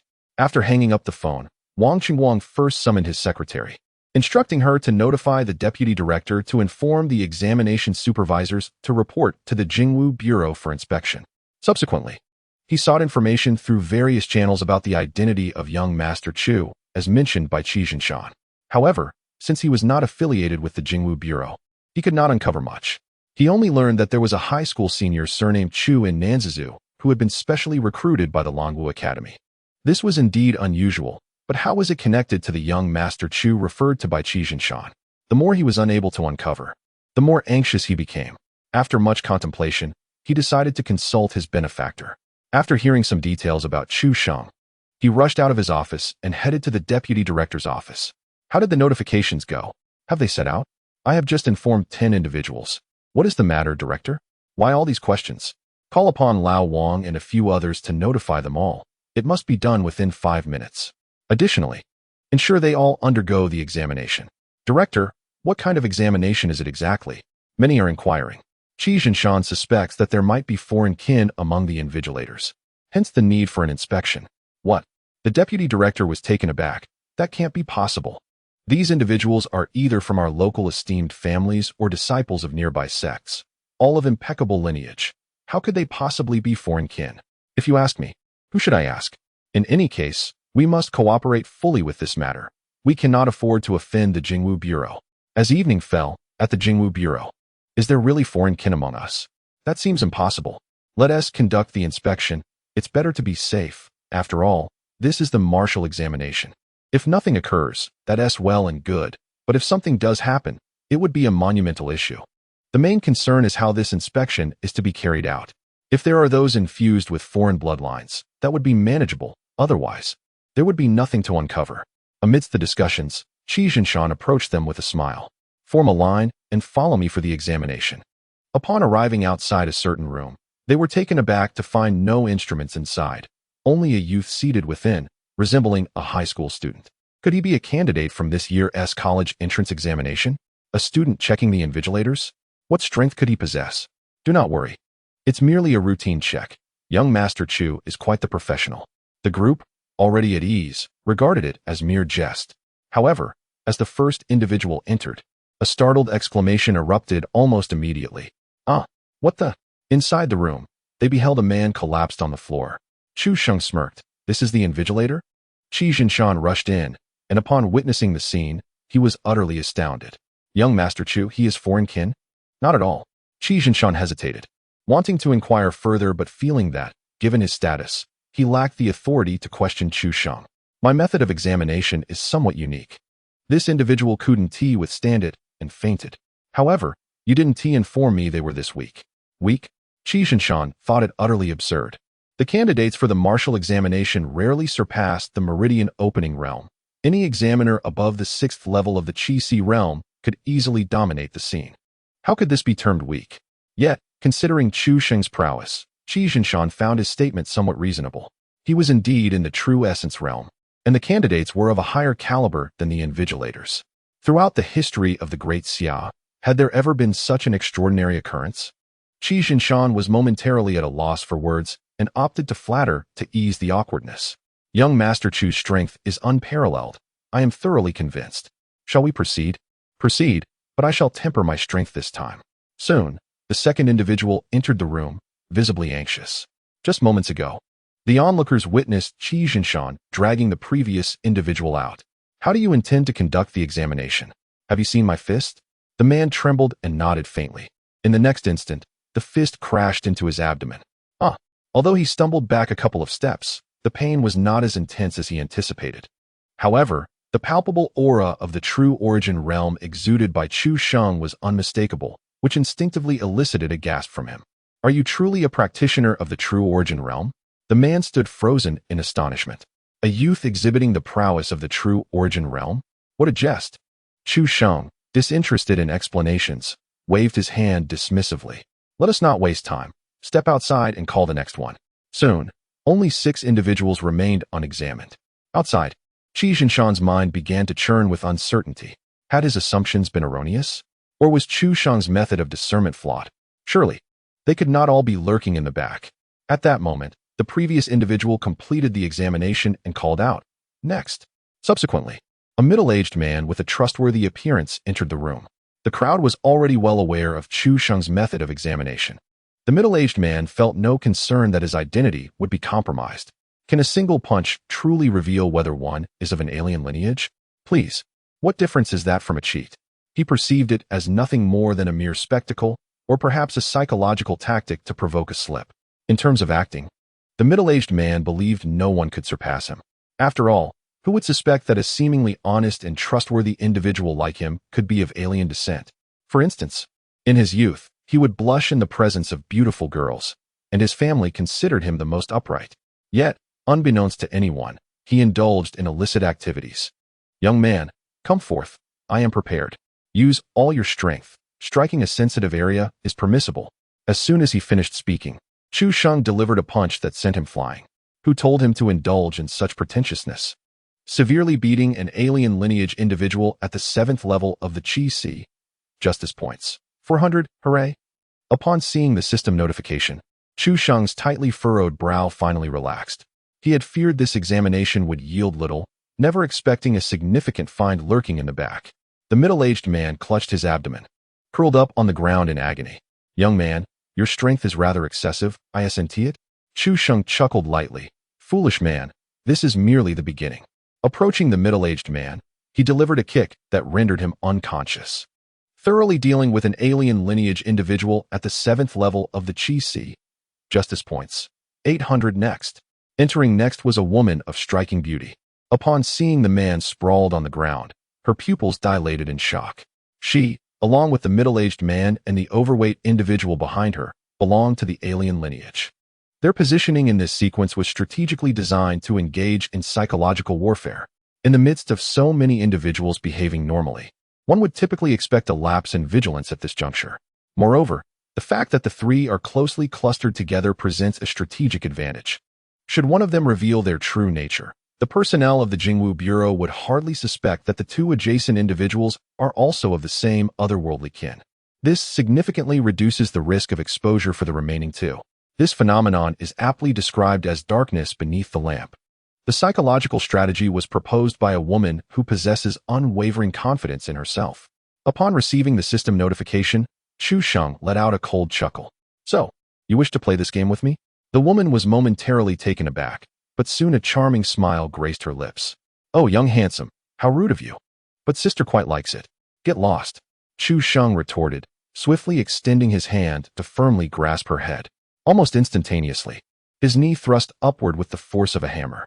The impact resonated with a thud as blood and shattered teeth erupted forth, propelling the woman into the air like a kite severed from its string. After colliding with the ceiling, she fell heavily to the ground, her eyes rolling back and foam escaping her lips, having lost consciousness entirely. How dare a scoundrel speak of manners with me? Severely injuring an otherworldly kin at the 7th level of Qi Si awarded him another 1,000 points of justice. Thinking you can hide in the dark? Do you not realize I am an exceptional player? Even if 10 scoundrels were to unite, none would escape unscathed. As the next individual entered the room, before he could utter a word, Chu Sheng delivered a swift kick. As anticipated, this one too was of otherworldly kin, granting him yet another 1,000 points of justice. However, he was somewhat disheartened to discover that the remaining 3 were merely ordinary individuals. Chu Gongzi, are you certain these 3 are all of otherworldly kin? Absolutely. I, Chu. Never wrongfully accuse anyone. Qi Jinshan felt a surge of joy. Reporting this matter would undoubtedly be a significant achievement. Director Qi, I appreciate your assistance with this task. Rest assured, Chu Gongzi, I have arranged everything. The 2,000 merit points have been issued, and 1 million federal coins have been transferred to your account. Chu Sheng took out his phone and accessed the Jingwu Bureau, satisfied to see over 5,000 merit points. Following this, he submitted an application for the exchange of the 9 forms of the Great River. As a supreme-grade celestial secret technique, the Jingwu Bureau in ordinary locales does not retain such texts. Even with an application, one must patiently await the dispatch of a representative from the provincial Jingwu Bureau to deliver it, which typically takes about a week. However, Qi Shinshan was adept at handling such matters. In less than 5 minutes, he procured the first 3 forms of the 9 forms of the Great River from the Technique Repository. Having long heard of the Gongzi's unparalleled swordsmanship, Qi Shinshan believed that with this martial skill, Chu Sheng would undoubtedly earn the title of a master swordsman in the future. Is there any need for the future? Chu Sheng chuckled lightly. Take me to your martial arts chamber. I wish to verify the intricacies of this technique. Chapter 81. Overlooking the brilliance of Chu Sheng upon hearing the news, the old man long hurried to the martial arts chamber. When he noticed Chu Sheng casting an unusual glance in his direction, the old man boldly proclaimed, I have heard that you have mastered a breathing technique in merely a few days. I wish to ascertain the veracity of this claim. Just as he acquired the martial arts scroll, he was eager to test its intricacies. Were it anyone else, Long would have swiftly dismissed them. It is widely recognized that delving into a martial technique requires at least half a month's dedicated study before one dares to practice it officially. To initiate practice so early, was that not mere boasting? Old Deng, you should pay close attention, he continued. Before Chu Sheng, a blue light curtain unfurled. Ding. Consumption, 5,000 justice points. Your Great River 9 techniques, first 3 forms, have been perfected. Current justice points, 1,200. The host's diligent training has moved the heavens, allowing a wisp of purple energy to enter the body. Henceforth, when employing the Great River 9 techniques, the consumption of true energy is halved, and power is increased by 30%. Upon receiving the system notification, Chu Sheng immediately furrowed his brow. 5,000 was no trifling sum. Without the aid of any alien kin, it would take him 2 days to amass such points. Moreover, the extreme intent of the blade had already saved him 70 justice points in expenses. This system seemed rather demanding. As for the final reward, it was entirely overlooked by Chu Sheng. It was the fruit of his arduous efforts, largely independent of the system's influence. Is the host dissatisfied with this enhancement? The option to refund justice points is now available, allowing for the reset of the Great River 9 technique's proficiency, returning 80 justice points. Has it gone awry again? No. Clenching the blade, Chu Sheng's gaze fixed upon the testing dummy ahead. Constructed from 4th-tier alloy, its surface was inscribed with numerous advanced defensive runes, capable of withstanding a full-force strike from a peak true essence realm expert without faltering. As the moment to witness the fruits of his intense cultivation arrived, Chu Sheng felt a surge of fervor within. Taking a deep breath, the robust true essence in his dantian erupted like a volcano. First form, waves rising to the cloud summit. The blade cleaved through the air, a torrent of energy coalescing into a tangible wave, lifting the alloy bricks from the ground in an instant. The overhead explosion-proof lights shattered in succession, debris cascading like a torrential downpour. In the blink of an eye, the shockwave collided with the dummy, unleashing a deafening roar. The defensive runes on the dummy's chest disintegrated instantaneously, and its alloy armor twisted grotesquely under the overwhelming force. Ultimately, with a resounding crash, the entire dummy was obliterated into countless fragments. The wreckage embedded itself into the wall like cannonballs, with shattered alloy components piercing through the martial arts chamber's walls, leaving deep indentations in the outer protective layer. Behind him, the old man Long's eyes widened in disbelief, his throat convulsing violently. Was this truly the Great River 9 techniques? And this was merely the first form of the initial 3. By calculation, it belonged to the mid-tier of the Earth Grade. Yet, such terrifying destructive power, let alone the mid-tier of the Earth Grade, was something even the upper tier of the Heaven Grade could scarcely achieve. Most notably, the technique executed by Chu Sheng exuded an air of completeness. In other words, he achieved perfection with just a glance? What kind of genius is he? Is his mind a supercomputer?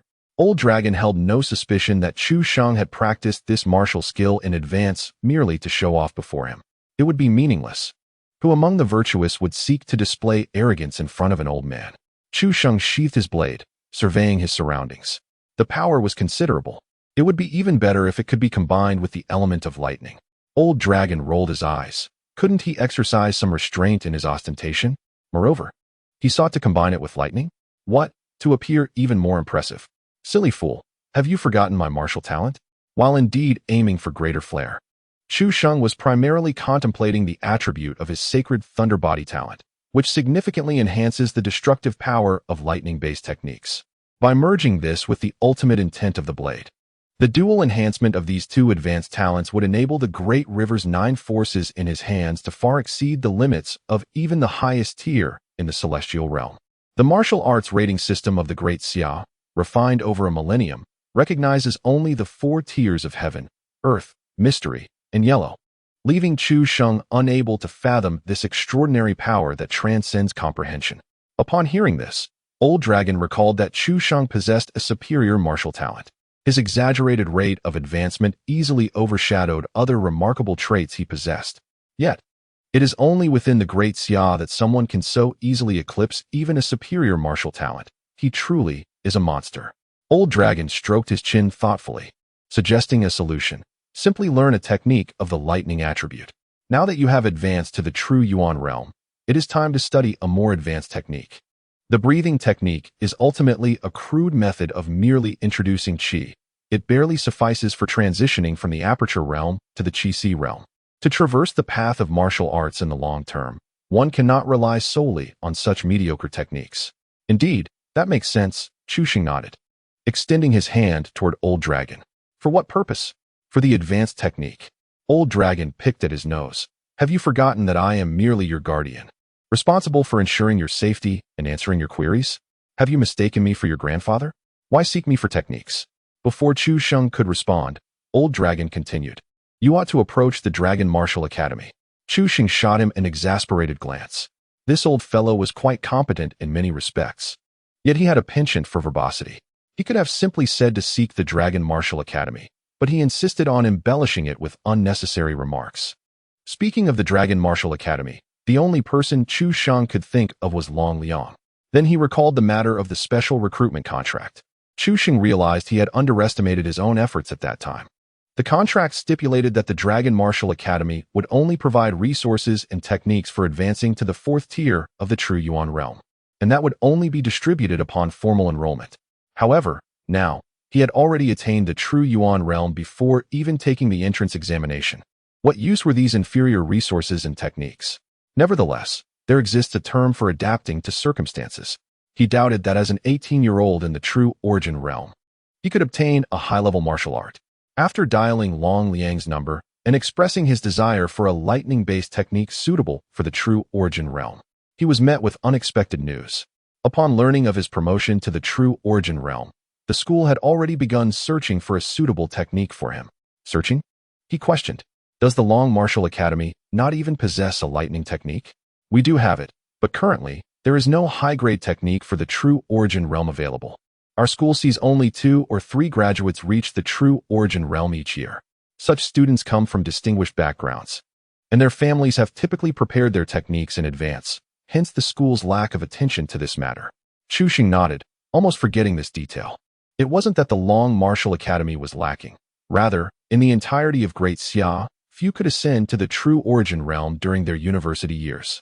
These individuals were invariably from top-tier or even elite families, attending university primarily for additional resources, as they were not in need of techniques.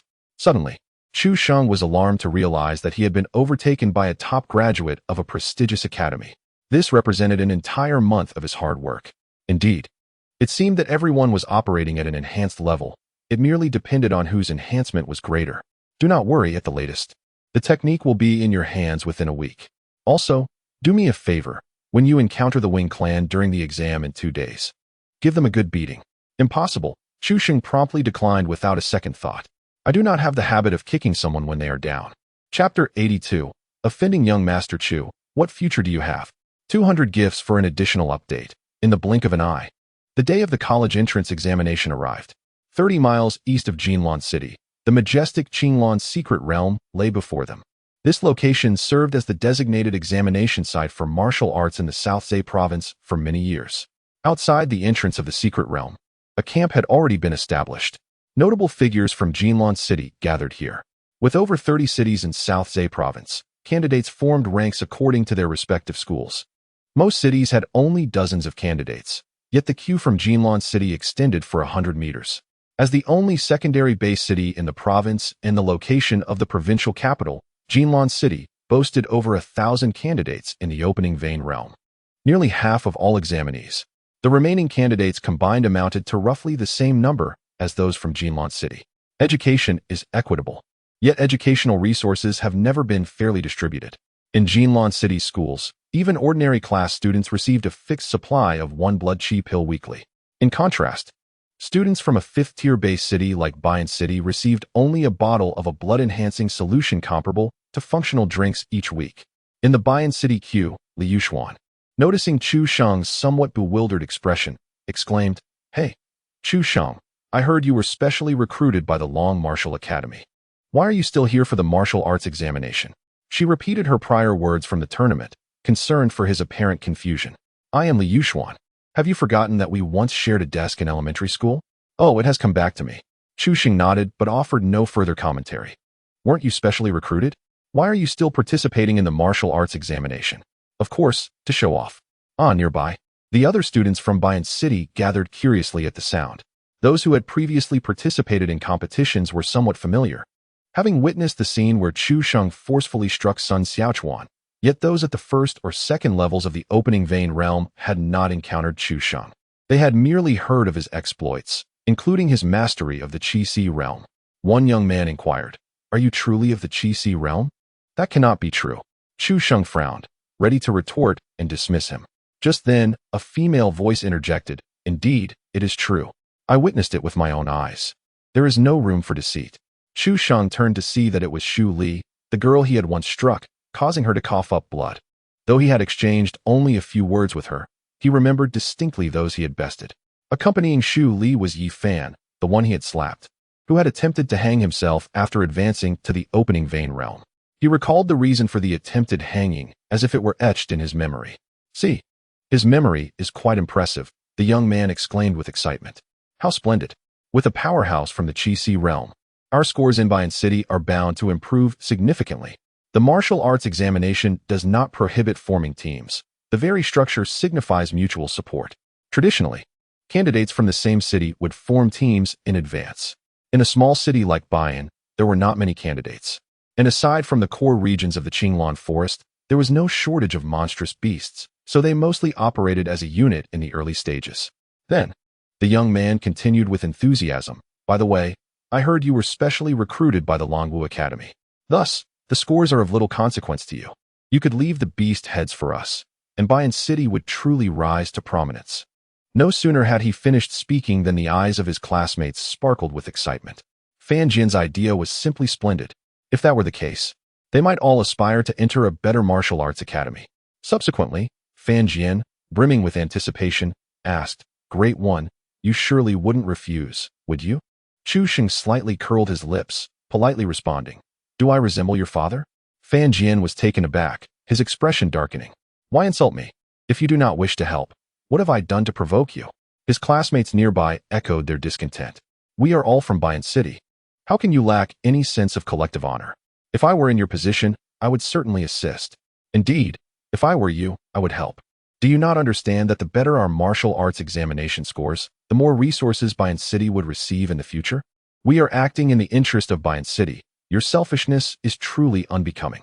Even if you were to take a step back, even if you are unwilling to assist, it is utterly unacceptable to insult others. What has Fan Jian done to provoke you?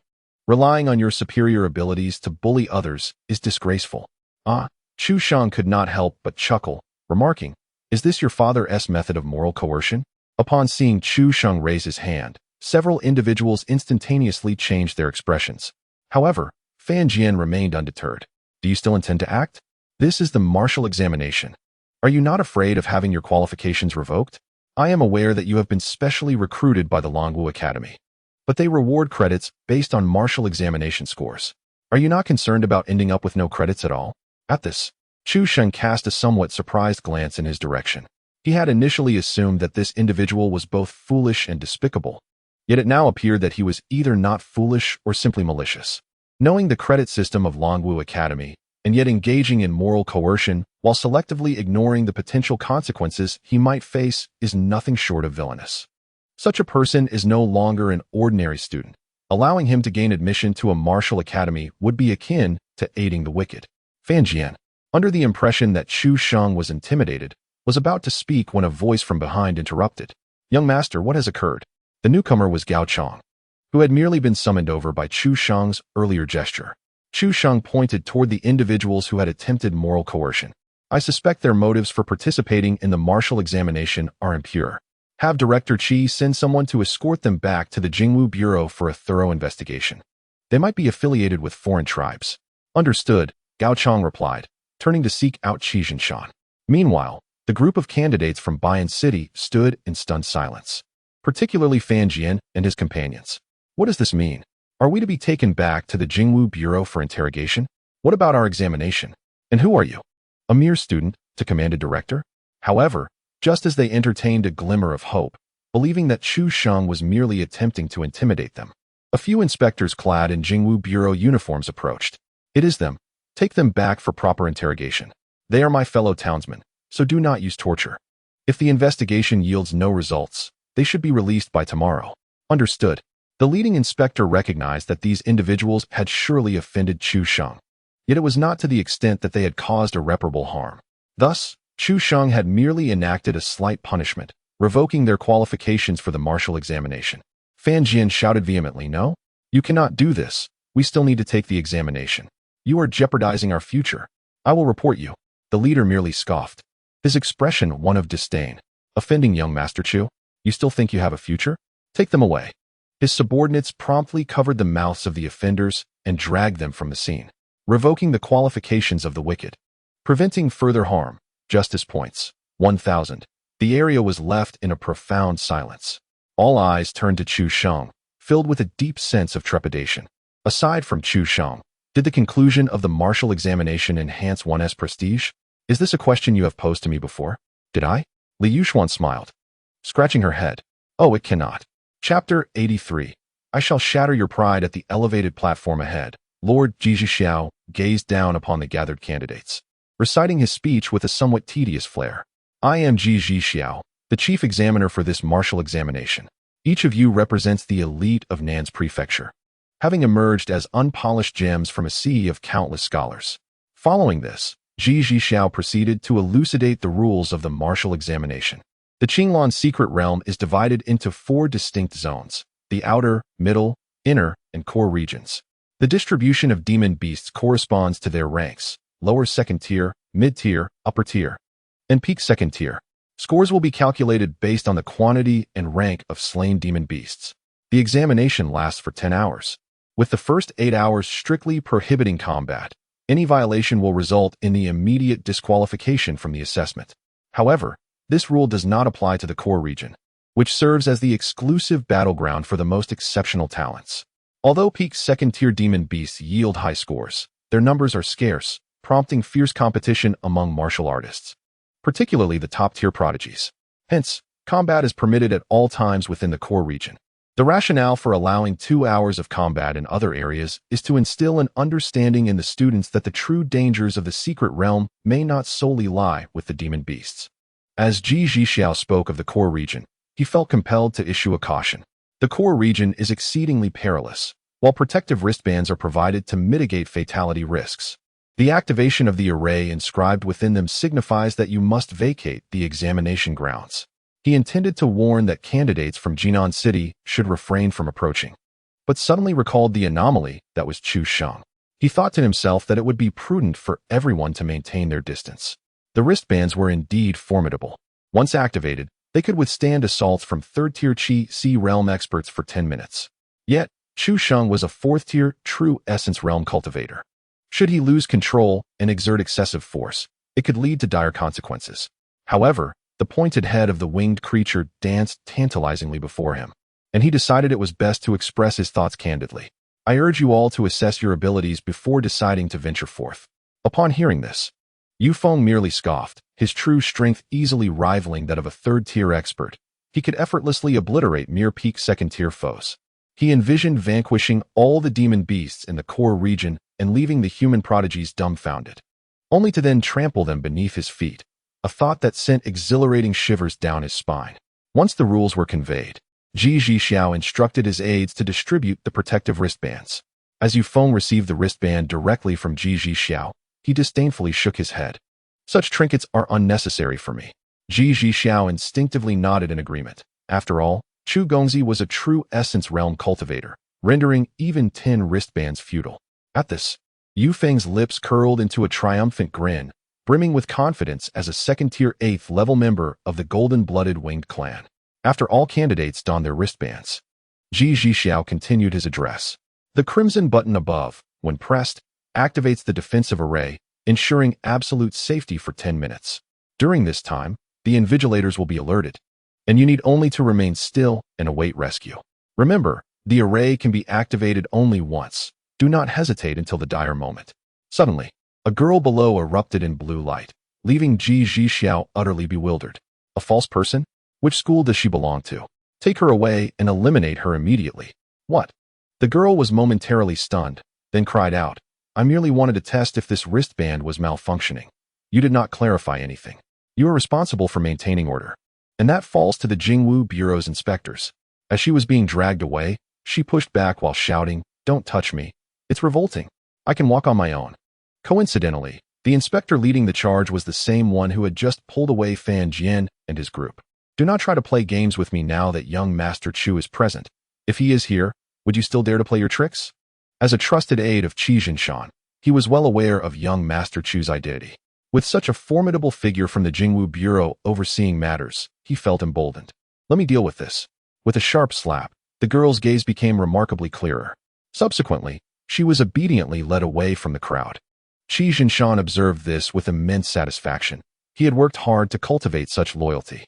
Indeed, having a powerful ally offers great comfort, even influencing the behavior of his subordinates positively.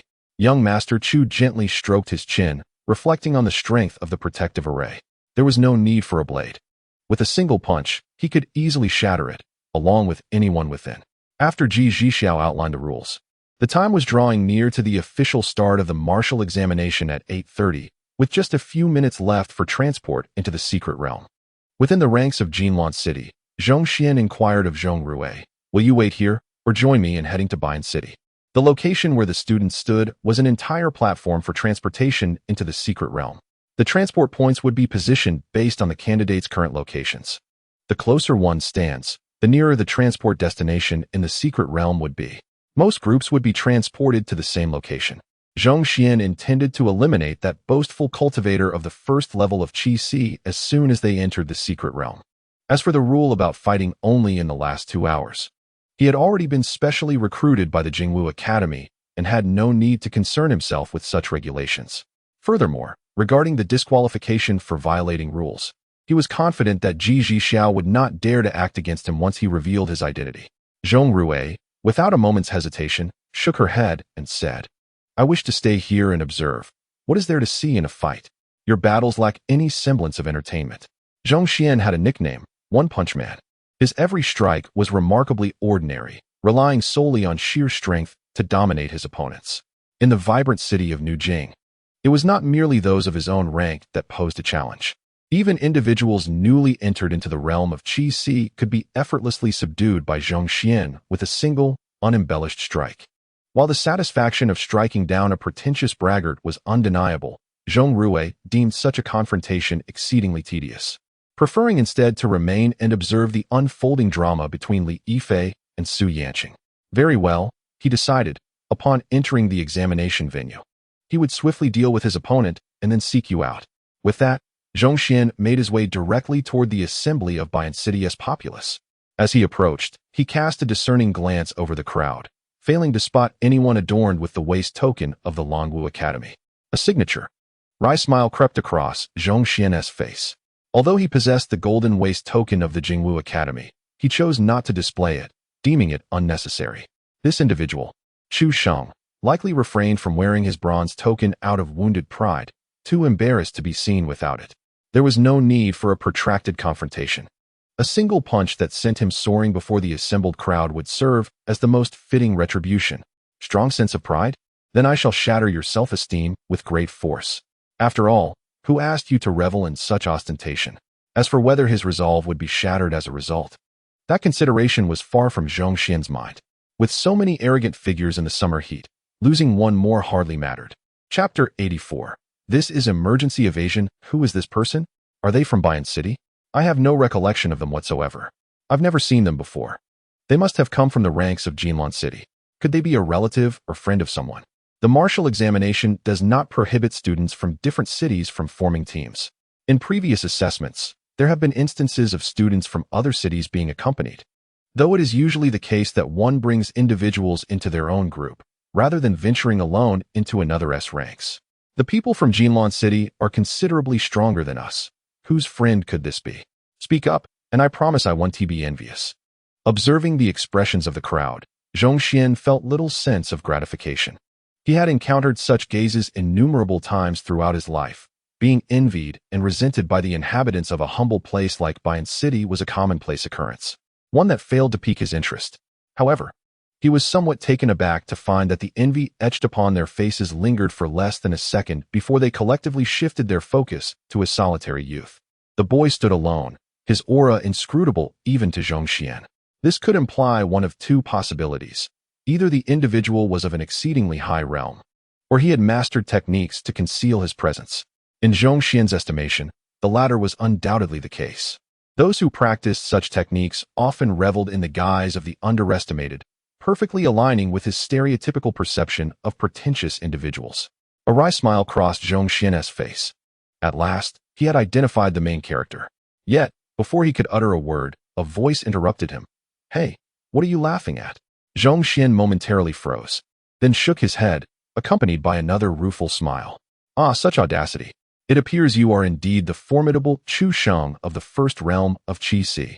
Zhong Xian, taken aback by Chu Sheng's penchant for boasting, was further astonished by the sheer ignorance of his own strength, brazenly daring to provoke. Well, not only must I make him soar, but it is imperative that I incapacitate him. However, prior to that, a blow to his pride would suffice. I have heard that you were specially recruited by the Longwu Academy. Why do I not see your waist token? Observing Chu Sheng's silence as he approached with unwavering intent, Zhong Xian shook his head and managed a wry smile. Allow me to offer you a piece of advice. It would be prudent to keep your distance from me, for I fear I may be compelled to act. As his words fell, the entire teleportation venue shimmered with a radiant white light, heralding the onset of the transfer. Simultaneously, Zhong Xian's bemused smile froze upon his visage, his eyes nearly bursting from their sockets. Surrounding Chu Sheng, azure true essence coiled like a torrent, an overwhelming pressure surging forth. True essence realm. How could this be? No. This is a martial examination. You cannot simply prattle outside the arena. If you cannot comprehend, perhaps you should converse with my fist instead. In an instant, Chu Sheng unleashed a punch. Concurrently, the teleportation array erupted in brilliance. The students from Bayan City, upon entering the secret realm, were struck as if by lightning. Frozen in place, their pupils reflecting a scene of suffocating horror. Zhong Xian lay contorted in a pool of blood, not a single bone unbroken. His limbs were either bent at impossible angles or pierced through flesh, his torso limp and lifeless. Though he had not perished, he was undoubtedly rendered incapacitated, preventing the criminal actions of a villain. Justice points. 500. The crowd once again marveled at Chu Sheng's audacity, which had reached an unprecedented level of recklessness. Li Yuxuan stepped forward, concern etched upon her features. Chu Sheng, have you forgotten the rules of the martial examination as stated by City Lord Ji? There are still 2 hours remaining, and this is not the core area. You risk having your examination qualification revoked. Chu Sheng wiped the blood from his fist and scoffed. You mentioned the rules of the martial examination. I struck him before the examination had officially commenced. At this, the gathered spectators gasped in unison, perplexed by the peculiar logic that seemed to reside within Chu Sheng's mind. Was it truly rational to claim that since the martial examination had not yet begun, one need not adhere to its rules? Yet, it seemed he had not committed any egregious act. Considering they were all compatriots, Chu Sheng resolved to enlighten them, lest they remain ignorant of the law in the future. You are correct. However, what do you believe his intentions were in approaching me? Was it to forge a friendship?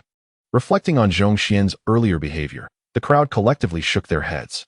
It is evident that he is deliberately seeking trouble. I would call this an act of urgent self-defense. Li Yuxuan's face was filled with an insatiable thirst for knowledge. Urgent self-defense? Really? I am not well read, so please do not deceive me. Indeed, taking the initiative to thwart a villain's actions before they can strike is precisely what urgent self-defense entails. You may as well learn from it.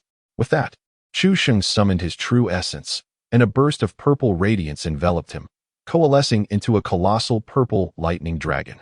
Under the astonished gazes of the onlookers, Chu Sheng forcefully stepped down, merging with the dragon and transforming into a streak of light that surged forth with the might of thunder. Like a purple torrent that rent the heavens, he vanished from sight in the blink of an eye.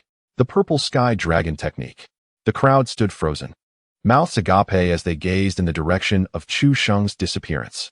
After an indeterminate time of silence, someone finally broke the stillness. Is this even human?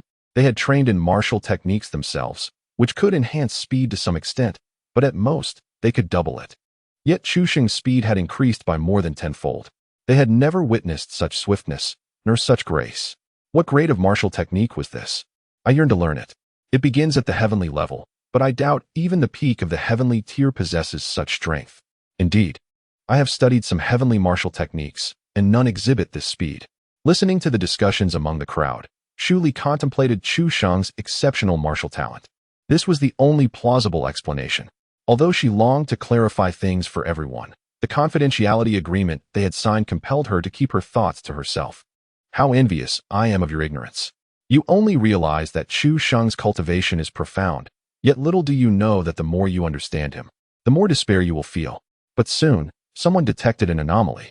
The teleportation points for the martial examinations in Nan's prefecture were always consistent. The crowd had memorized the locations of the teleportation points in each city to avoid the candidates from Jinlan City.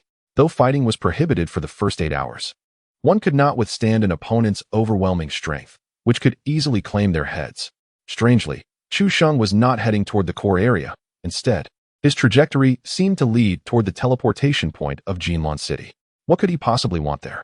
Could it be that he seeks to witness the spectacle? I have heard that Li Yifei seems to be a sycophant, and his participation in the martial examination is merely to seek reconciliation. Enough with the chatter. This is an examination. Do you think you are Chu Sheng? Chapter 85. The Understanding Winged Clan. Outside the secret realm, the moment Chu Sheng made his move, the teleportation array had already activated. Under the veil of white light, the crowd was unaware of what transpired. However, Ji Xiao had been closely observing him and indeed caught sight of that fleeting blue glow. This is utterly insane. Not only did he act in the non-core area of the secret realm, but he even struck before entering it. Throughout the years, it has never occurred that someone, upon entering the secret realm, would brazenly resort to violence, relying solely on their special recruitment status. However, to perpetrate such an act outside the realm is indeed unprecedented. This demonstrates a blatant disregard for the examination rules, as well as a lack of respect for the chief examiner. After dispatching personnel to extract Zhong Xian from the secret realm, the crowd erupted into a cacophony of voices. Who possesses such audacity to inflict harm immediately upon entry? Are they not fearful of being stripped of their examination qualifications? What intrigues me further is the existence of protective wristbands. How could he sustain such injuries? Perhaps he was overconfident, or perhaps he was unwilling to relinquish his aspirations for the martial examination so easily, thus neglecting to activate the wristband. Amidst the murmurs, Wang Qingwang's face had already drained of all color. The martial examination identities of the Zhong siblings had been arranged by him, and he was acutely aware of their backgrounds. This is utterly disastrous. Ji Xiao raised his hand to interrupt the ongoing discussions. Please remain calm, everyone. Once the martial examination concludes, I shall personally investigate this matter. If it is indeed a deliberate act of violence, I will ensure that the perpetrator faces severe consequences. Wang Qingwang hastily interjected, Lord Ji. We cannot wait until the martial examination is over. We must investigate immediately. He is the young master of the extreme Dao martial arts school. Upon hearing this, the expressions of those present shifted dramatically. The name of the extreme Dao martial arts school carries an intimidating weight. Ji Xiao's countenance darkened considerably. The young master of the extreme Dao martial arts school? How could he possibly be here in our South Suzhou for the martial examination? This arrangement comes from above. and I dare not inquire further. Why did you not inform me of such a crucial matter beforehand? On one side stands Chu Sheng, connected to the Long family, while on the other looms the young master of the extreme Dao martial arts school, although he holds the esteemed title of City Lord. Neither of these formidable entities is one he can afford to provoke. Young Master Zhong himself has insisted on maintaining a low profile, claiming he is merely here to attend to a few minor matters. Lord Ji, you must act swiftly. First, revoke the examination qualifications of the assailant. Then hand him over to the Wind Capture Hall for stringent handling. Otherwise, if the Extreme Dao Martial Arts School pursues this matter, we shall find ourselves in considerable trouble. In his moment of indecision, just as Ji Zhixiao contemplated his next steps, an aged voice suddenly emerged. What a trivial matter this is. A mere injury. And yet you wish to revoke someone's examination qualifications? That seems rather excessive, does it not? The crowd turned to see that the speaker was, in fact, an elder from the Wing clan's delegation. Accompanying him, Yu Yao chimed in. I recall a saying from your great Xia. The examination hall is akin to a battlefield.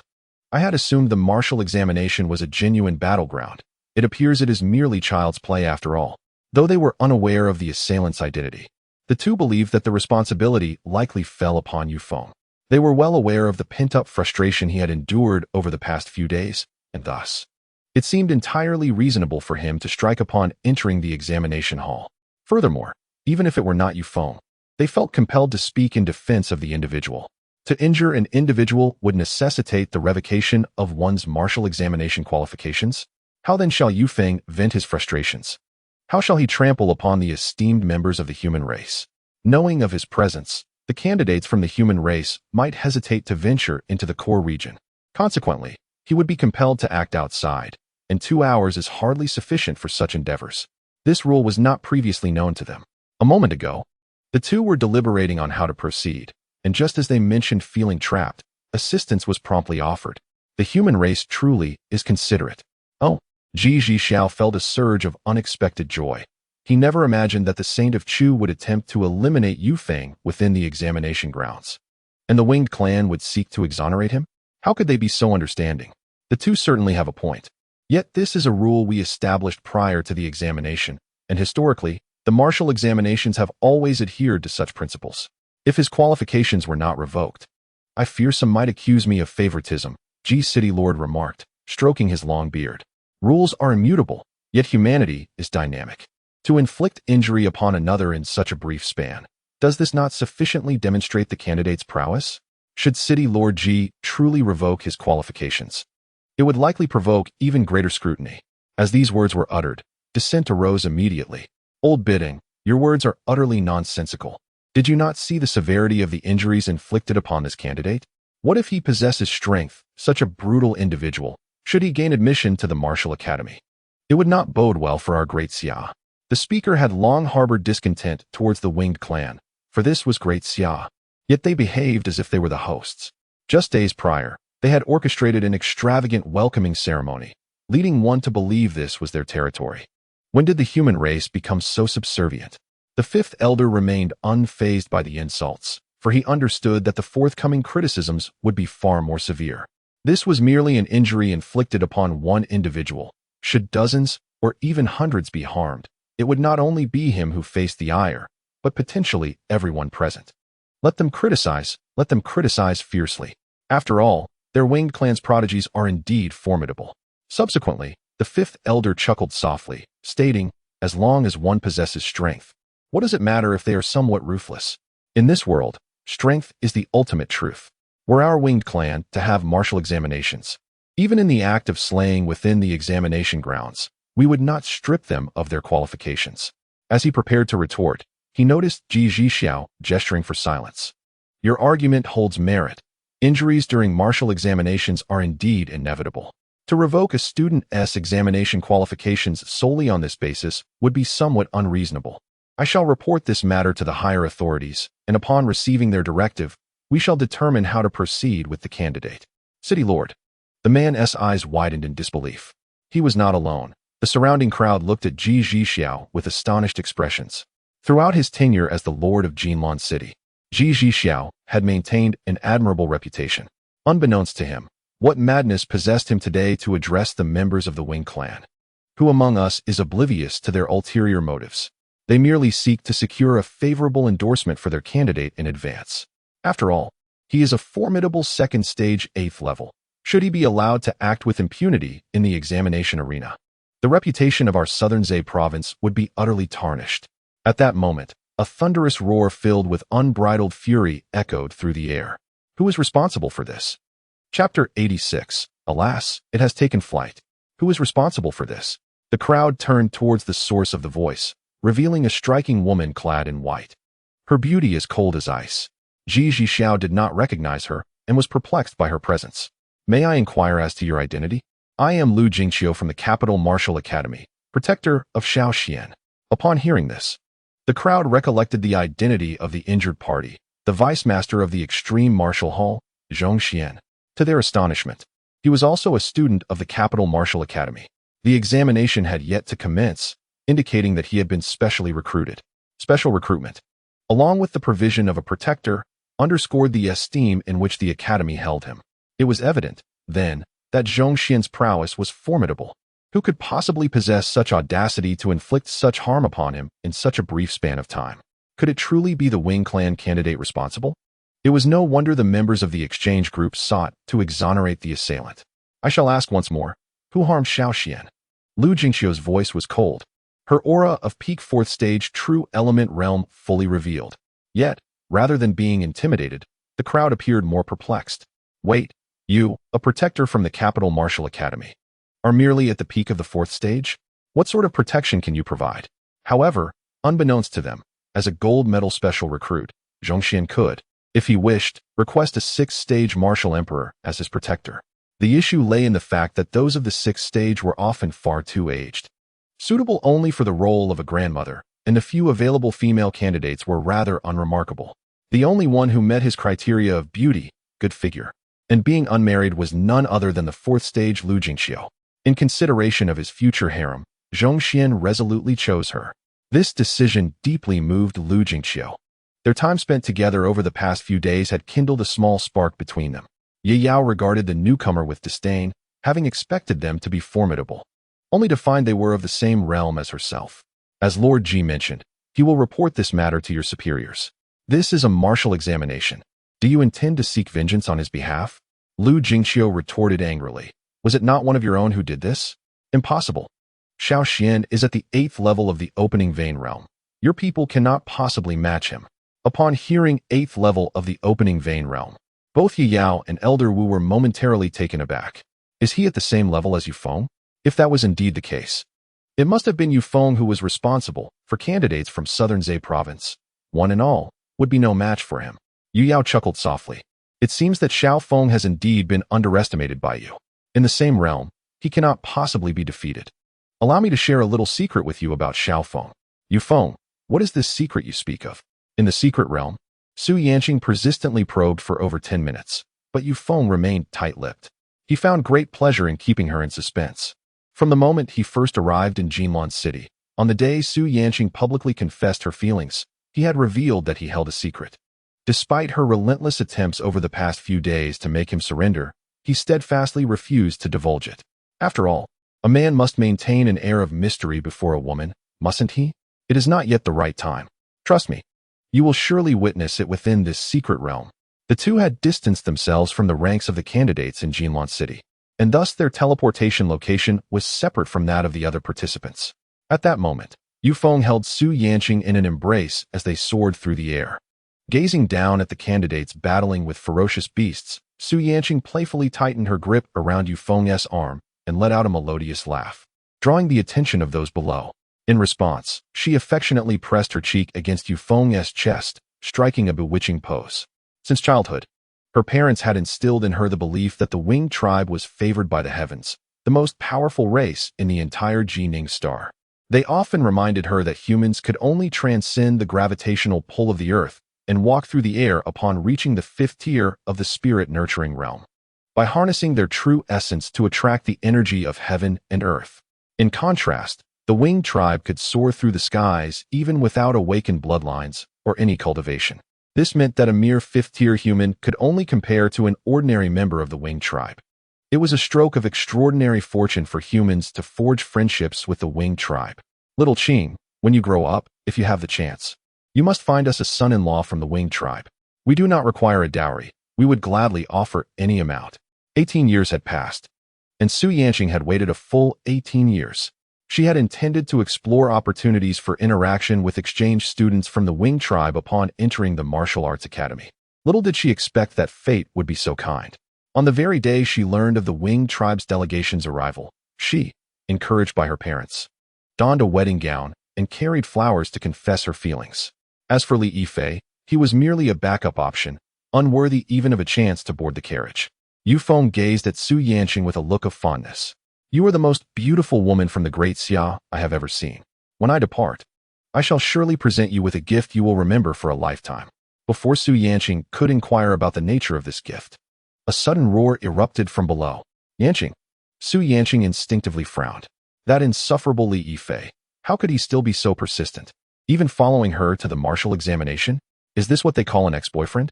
Su Yanqing shook her head, asserting that they were merely ordinary friends. He had pursued her, but she had not acquiesced. I have heard he was the foremost genius of Nanja Prefecture? She mused. Once, yes, but now there is only one genius in Nanja, and that is you, Su Yanqing declared with tender affection. Haha, go on, I shall handle him. Rest assured, he shall never dare to approach you again. Subsequently, the two gently descended to the ground. Li Yifei's expression was one of bitter resentment. Yanqing, you must provide me with an explanation. What have I done wrong? Is it that if I defeat this Wing clan, you will return to my side? Su Yanqing scoffed softly, about to speak, when she noticed a girl behind her, considerably more beautiful, enjoying some sunflower seeds. Beside her, Yu Feng's eyes widened in surprise. He had not anticipated encountering such a stunning girl here. Hello, beautiful lady. May I inquire your name? He asked. Huh, me? Zhong Rui replied, bewildered, pointing to herself. I'm merely a bystander enjoying the spectacle. Please continue. Su Yanqing, no longer able to pay attention to Li Yifei, regarded Zhong Rui with a wary gaze. Beautiful lady, do you have a boyfriend? Yu Feng inquired once more. Zhong Rui was taken aback. She merely wished to enjoy her snack without being pestered. Just then, she noticed a young man clad in black emerging from the dense forest nearby. He was quite handsome, yet there was a menacing aura about him that suggested he was not a person of good character. Moreover, his clothing was somewhat soiled, stained with what appeared to be the blood of some demonic beast. Well, I'm not genuinely looking for a boyfriend, just a shield, she mused. Then hurried towards the young man in black, linking her arm with his. Behold, this is my boyfriend. I truly am just a spectator, please carry on. However, the next moment, she observed Yu Feng, who had previously appeared composed, suddenly paling, his expression morphing into one of sheer terror. Before Zhong Rui could comprehend the unfolding situation, her entire field of vision was consumed by the vast sky. Oh no, I'm flying. Chapter 87.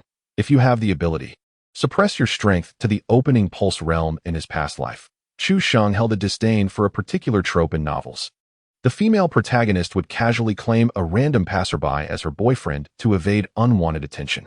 Ironically, this passerby often turned out to be the male lead, who enjoyed playing the fool. In his view, this female lead was both shameless and malicious.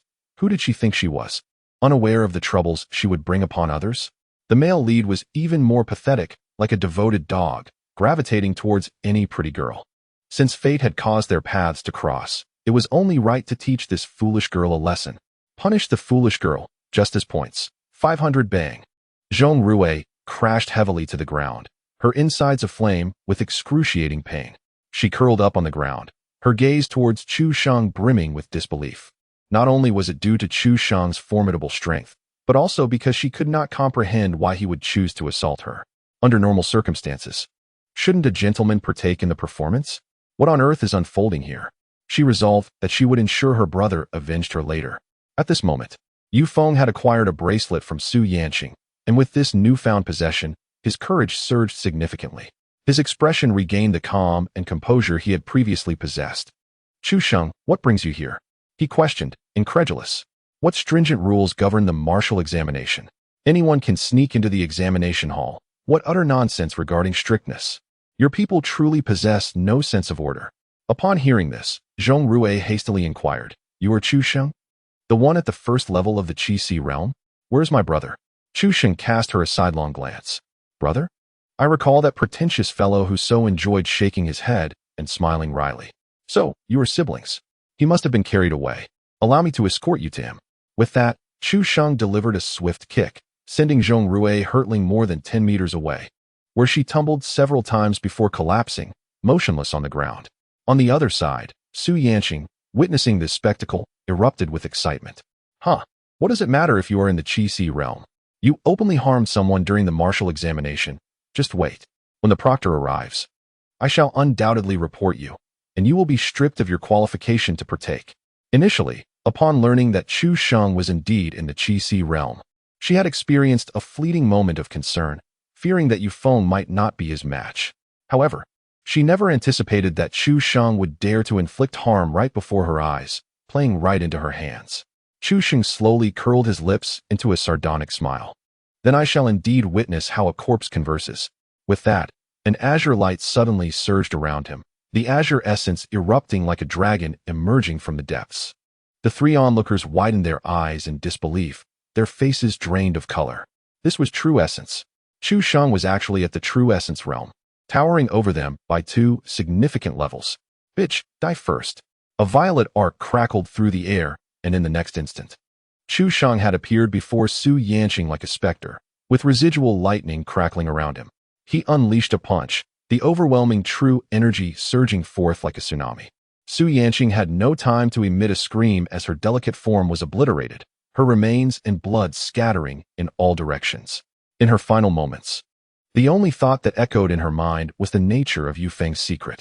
Yu Feng, utterly horrified, attempted to flee, but Chu Sheng seized his calf and forcefully hurled him to the ground. The earth shattered instantly, clouds of dust and debris erupting into the air. Yu Feng's internal organs were displaced, and a significant number of his bones fractured. You wish to play with a 3-year pact? 30 years in the East. 30 years in the West?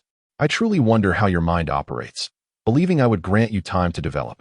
The Holy One of Chu sought to eliminate him, not merely due to his foreign lineage, but primarily because Yu Feng had previously declared his intention to seek vengeance after 3 years.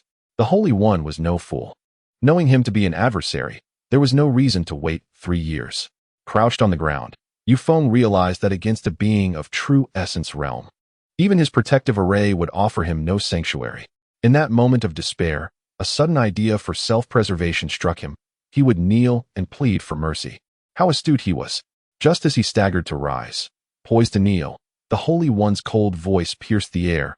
Even if you beg, I shall not spare you. Yu Feng froze, his face marred by despair. Why? Do you not humans have a saying that one should spare those who are deserving of mercy? Fool, do you consider yourself human? You are of a foreign race. Why should I show you mercy? In utter hopelessness, Yu Feng activated his protective array. But the moment the blue array emerged, the Holy One's foot crushed it to oblivion. Have you pondered the consequences of my demise? Such matters are not for a mere martial general to contemplate. Before Yu Feng could utter another threat, the Holy One obliterated his head with a single step. Blood splattered across the ground, a foul stench permeating the air.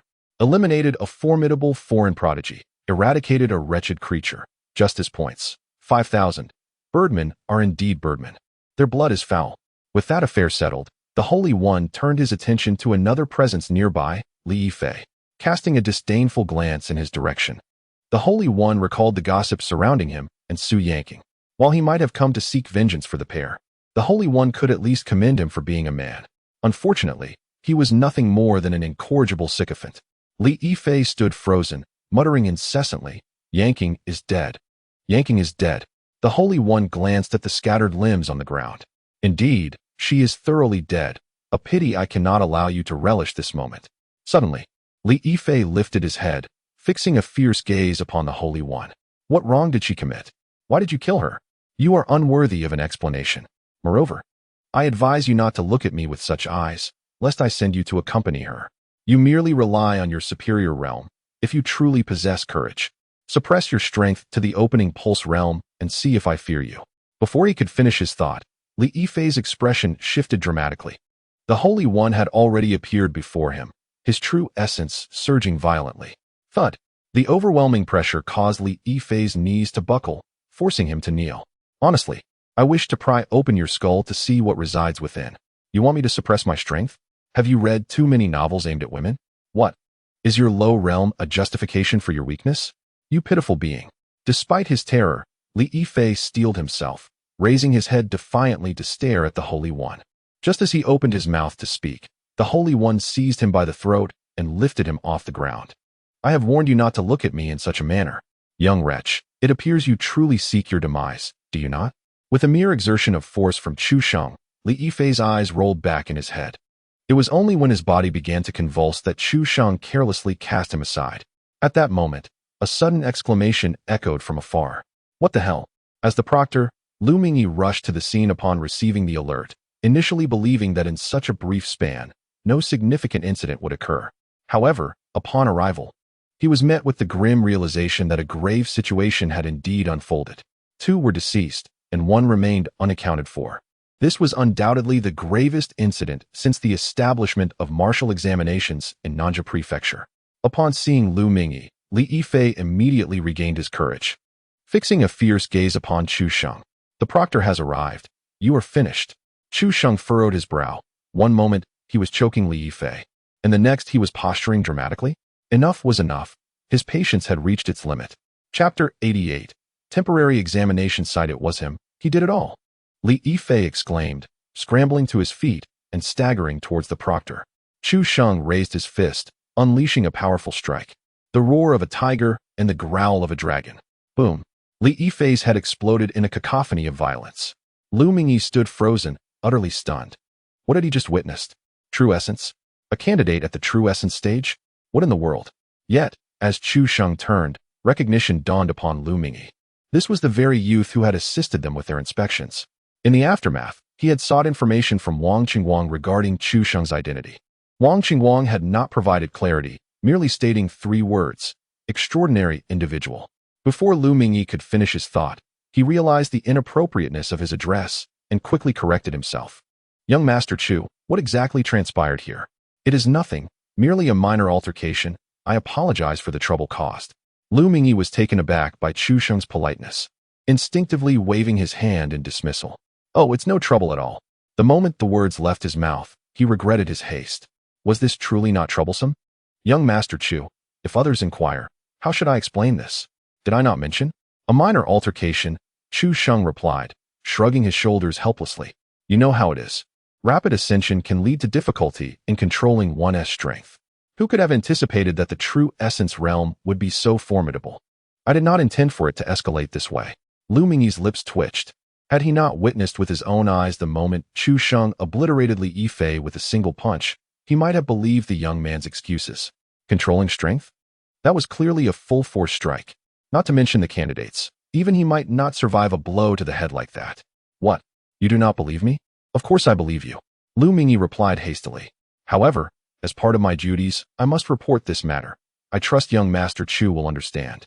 I can comprehend the situation at hand. It transpired that I witnessed a man, akin to a bird, strike Li Yifei's head with such force that it was obliterated. This was, of course, intolerable to me. Beside me, Lu Mingyi was so astounded that his eyes widened in disbelief. Outside the examination hall, upon receiving Lu Mingyi's report, Ji Zhixiao's eyes nearly bulged out of their sockets. He had initially presumed that Chu Sheng's target was solely Yu Feng, yet now, there were 3 lives extinguished, alongside 1 gravely injured individual. Chu Sheng had truly transformed the examination venue into a battlefield. This situation necessitated not only silencing the Wing clan, but also the entire Nanzai prefecture. While I may lack proficiency in damage control, I am acquainted with someone who is. Old Qi, come here. I have good news for you. Qi Zhinshan, unsuspecting, replied with a chuckle. Heh, what is the matter? You seem rather elated. Yu Feng is dead. Oh, Qi Zhinshan gasped in astonishment. Has young Master Chu acted with such swiftness? Indeed. But that is not the crux of the matter. The critical point is that 2 examinees have also perished, and 1 is severely injured. Qi Zhinshan instantly exclaimed in shock. Goodness. Hold on. We must devise a plan swiftly. If this escalates, young Master Chu may find himself in peril. Although Chu Sheng's troubles were of no concern to them, Ji Zhixiao, as the chief examiner, would ultimately be responsible for addressing the issue. How could he dare to confront Chu Sheng? Do not fret. Let me ponder, Qi Zhinshan mused for a moment, soon formulating a strategy. Upon hearing his plan, Ji Zhixiao's eyes sparkled with admiration. You truly excel at damage control. Who else could possibly be promoted if not you? Shortly thereafter, Lu Mingyi emerged, carrying the gravely injured Zhong Rui. Witnessing yet another individual harmed, the onlookers could no longer remain composed. They even began to suspect a malfunction in the wristbands. Ji Zhixiao approached Zhong Rui and inspected her wristband. After pressing a button, the protective enchantment was instantly activated. He shook his head. No? It appears that she cherished her qualifications for this martial examination too greatly, hence she hesitated to activate it. In the midst of this, he noticed that Wang Qingwang's expression was rather peculiar. Old Wang, pray tell, is this girl also from the Extreme Tao Martial Arts Academy? Wang Qingwang, on the verge of tears, could only nod stiffly in response. Well then, regardless, with Zhong Xian preceding us, Ji Zhixiao felt entirely unencumbered, whether one more or one less. It hardly made a difference. Fortunately, she was merely injured, her life was spared, and their plight could not eclipse that of the two deceased. One must learn to be content. However, the fact that both severely injured individuals hailed from the Extreme Tao Martial Arts Academy compelled Ji Zhixiao to ponder further. Could it be that the identities of the deceased were not so trivial? Ji Zhixiao reassured himself internally, scaring himself with thoughts of whether young Master Chu might truly be the terminator of prodigies. Mayor Ji, have the directives from above arrived? With less than 2 hours remaining, and individuals injured, should we not revoke their examination qualifications? They have arrived. Ji Zhixiao nodded, then spoke solemnly. The authorities have declared that this year, our southern Zhezhou will serve as a temporary pilot site. Throughout the entire martial examination period, candidates are permitted to engage in combat, and injuring fellow examinees will not result in disqualification. Upon hearing this, the crowd directed their collective gaze toward the Wing Clan exchange group. It is evident that this arrangement, occurring neither too early nor too late, coincides precisely with the Wing Clan members' participation, making southern Zhezhou a test ground. Everyone is aware that the Wing Clan must be manipulating the situation. The members of the Wing Clan exchange group appeared to relish the fiery glares directed at them. They thrived in the discomfort of others, enjoying the notion that while they were detested, they could not be eliminated. Undoubtedly, the Wing Clan had exerted considerable effort to facilitate this pilot initiative. Otherwise, how could such a swift notification have been issued? Now, everything is in place, awaiting only the triumphant news from Yu Feng in the examination hall. Yu Yao sauntered over to Ji Zhixiao, swaying her hips. Lord Ji, your human race is remarkably open-minded. In my opinion, this should have been established much earlier, though it is not too late now. With merely 20 minutes until the martial examination commenced and over 9 hours remaining, Yu Yao could hardly fathom how many candidates Yu Feng would eliminate. 100? 200? Or perhaps even more. If so, the reputation of the Wing Clan would resonate throughout southern Zhezhou. One could even envision a scene akin to silencing a crying child. Upon hearing her words, the crowd's indignation surged anew, with some individuals clenching their fists in fury. Observing this, Yu Yao couldn't suppress a smirk. This was merely the beginning. Soon, you will find yourselves even more agitated. She continued. However, the candidates are likely unaware of this notification. I believe it is essential for the examiners to inform them, lest we squander the good intentions from above. I shall arrange for someone to notify them. Ji Zhixiao strove to suppress a laugh. Yu Feng is already ice cold. You will soon find yourself weeping with no tears to shed. Chapter 89. Discipline is unnecessary naturally. The notification would never be delivered. Ji Zhixiao merely dispatched someone to feign the process. If fighting were truly permitted, chaos would ensue. Who would have the time to slay beasts? The scores of students throughout southern Zhezhou would be adversely affected. A little over 10 minutes later, a prearranged individual rushed out from the secret realm. After hearing his report, Ji Zhixiao sprang to his feet, exclaiming, "What did you say? Someone is dead?" The crowd's expressions shifted dramatically. Lord Ji, was it a beast or another candidate who did this? I said this was a ridiculous pilot program, allowing combat. Now look what has transpired, resulting in a fatality. It's all the fault of that bird clan. How fortunate it would have been if it were one of their own who perished. Ji Zhixiao waved away the reporter and immediately cast a furious glare at the Wing Clan exchange group. This is the work of your people. Upon hearing this, the fifth elder's expression slightly altered, but he quickly regained his composure. This is impossible. Every candidate possesses a protective bracelet. Xiaofeng, being at the second tier, could not possibly breach the defense array. How could he commit murder? The victim's bracelet had not even been activated. The fifth elder scoffed, declaring, "Isn't that the crux of the matter? If he did not activate his bracelet, can Xiao Feng be blamed for that?" The members of the Wing clan nodded in agreement. They recognized that conflict was inevitable, and casualties were a natural consequence. If the victim chose not to activate his bracelet, that was his own decision. The only one to blame was Xiao Feng for his formidable strength. Frankly, the fault lies with the victim for being so foolish. Xiao Feng's prowess is well regarded among our Wing clan. Upon encountering an adversary, one should instinctively activate their bracelet. "Please accept your condolences," Ji Xiao said coldly. "Murder during the martial examination constitutes a crime." The fifth elder chuckled softly. "A crime? What sort of crime is that? In the heat of battle, accidental fatalities are entirely expected. What do you mean by that?" "Nothing in particular, merely expressing my belief that this rule is unreasonable. Since we have already established a trial, why not amend this regulation as well?" The fifth elder continued, "Weapons are merciless, and life and death are fated. Given that this is a martial examination, it is only natural for someone to accidentally kill another in the fray. Furthermore, there are protective bracelets. If one truly cannot withstand the challenge, they may simply withdraw from the examination. Ultimately, the death of this candidate is solely their own fault, unrelated to others." Such eloquent rhetoric. However, if the deceased were Yu Feng, I doubt you would refrain from pursuing the matter. The fifth elder nearly burst into laughter. "Yu Feng, a distinguished second-tier eightfold. Who could possibly kill him? Who would dare?" "You are mistaken. In our view, fatalities in martial examinations are entirely commonplace, irrespective of the identity of the deceased. How could we possibly pursue the matter?" "I don't care whether you pursue it or not. As the chief examiner, I must adhere to the rules." At that moment, a clear, melodious laughter resonated. Yu Yao, exuding confidence, approached slowly. "Lord Ji, such an imposing authority you wield. You speak of rules. Yet what will you do if they are altered?" Upon learning of Yu Feng's alleged crime, she anticipated that Ji Xiao might leverage this incident, prompting her to promptly report the situation. She urged the senior officials engaged in discussions with the Great Xia to swiftly devise a plan to protect Yu Feng. They had just concluded their conversation when the officials informed her that the matter had been resolved. Just then, Ji Xiao's phone rang. Yu Yao smirked. "Mayor Ji, do answer. Just remember to adhere to the rules." Upon answering, Ji Xiao's countenance visibly darkened. Beside him, Qi Zhinshan remarked, "This fellow is a natural performer." After the call ended, the people of Jinlan City eagerly inquired about what had transpired. Ji Xiao sighed deeply. "The rules of the martial examination have changed. Weapons are merciless, and murder is not a crime."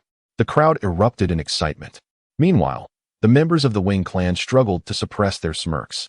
In a place like Zhongzhou, it might be manageable, but in Nan's prefecture, they could manipulate matters as they pleased.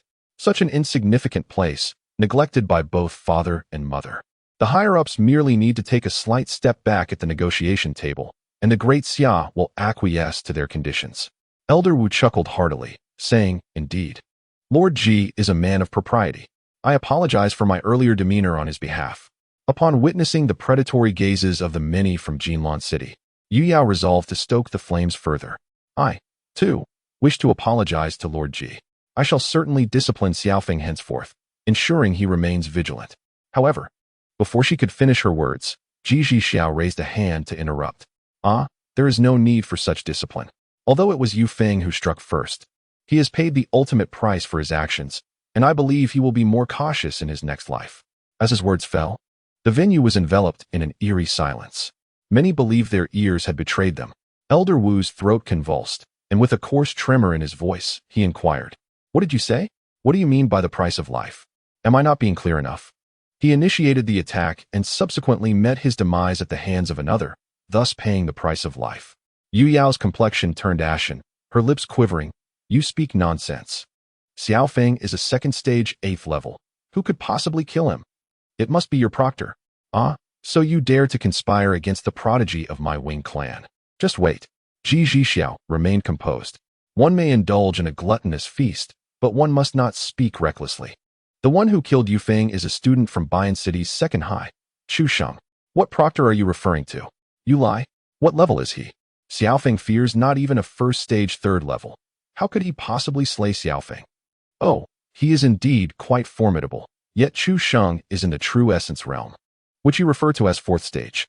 Once again, The hall fell into a deathly silence. The people of Jinlan City appeared even more incredulous than the Wing clan. Fourth stage? A student? What kind of international joke is this? If such a genius truly existed, how could he have remained obscure?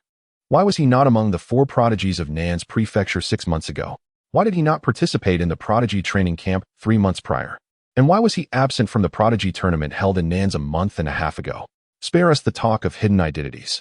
If he desired to conceal himself, he wouldn't have participated in this martial examination, let alone brazenly eliminate a Wing clan examinee.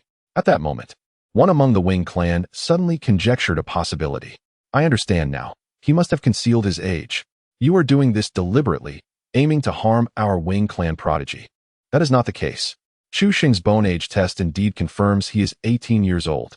If you do not believe it, you may have him retested once the martial examination concludes. Yu Yao's expression suddenly froze. Wait, why does that name sound so familiar? Chu Sheng was instrumental in apprehending the bandits who attacked your exchange group in Shingzi City. Have you truly forgotten such a considerable favor? At this revelation, the image of the dark-haired youth resurfaced in the minds of the Wing clan's exchange group. Only at this moment did they truly comprehend that they had been duped. Ji Zhixiao's earlier antics were merely a prelude to the matter concerning Chu Sheng's demise of Yufeng. Yet now, the rules had been altered, and it was they who had compelled the Daxiao side to make these changes. To revisit this matter would only serve to render them more akin to a troupe of jesters. It was at this juncture that 2 proctors emerged from the secret realm, dragging along 2 lifeless bodies. To be precise, it was 2 bodies and a small portion more. Su Yanqing had been obliterated, leaving only mangled limbs behind. The onlookers from Jinlan City, while perplexed by the extra arms and legs in their possession, paid little heed to it. Yufeng lay lifeless, his once sharp head utterly crushed. Ha ha ha, how delightful, how exhilarating. Chu Sheng is formidable.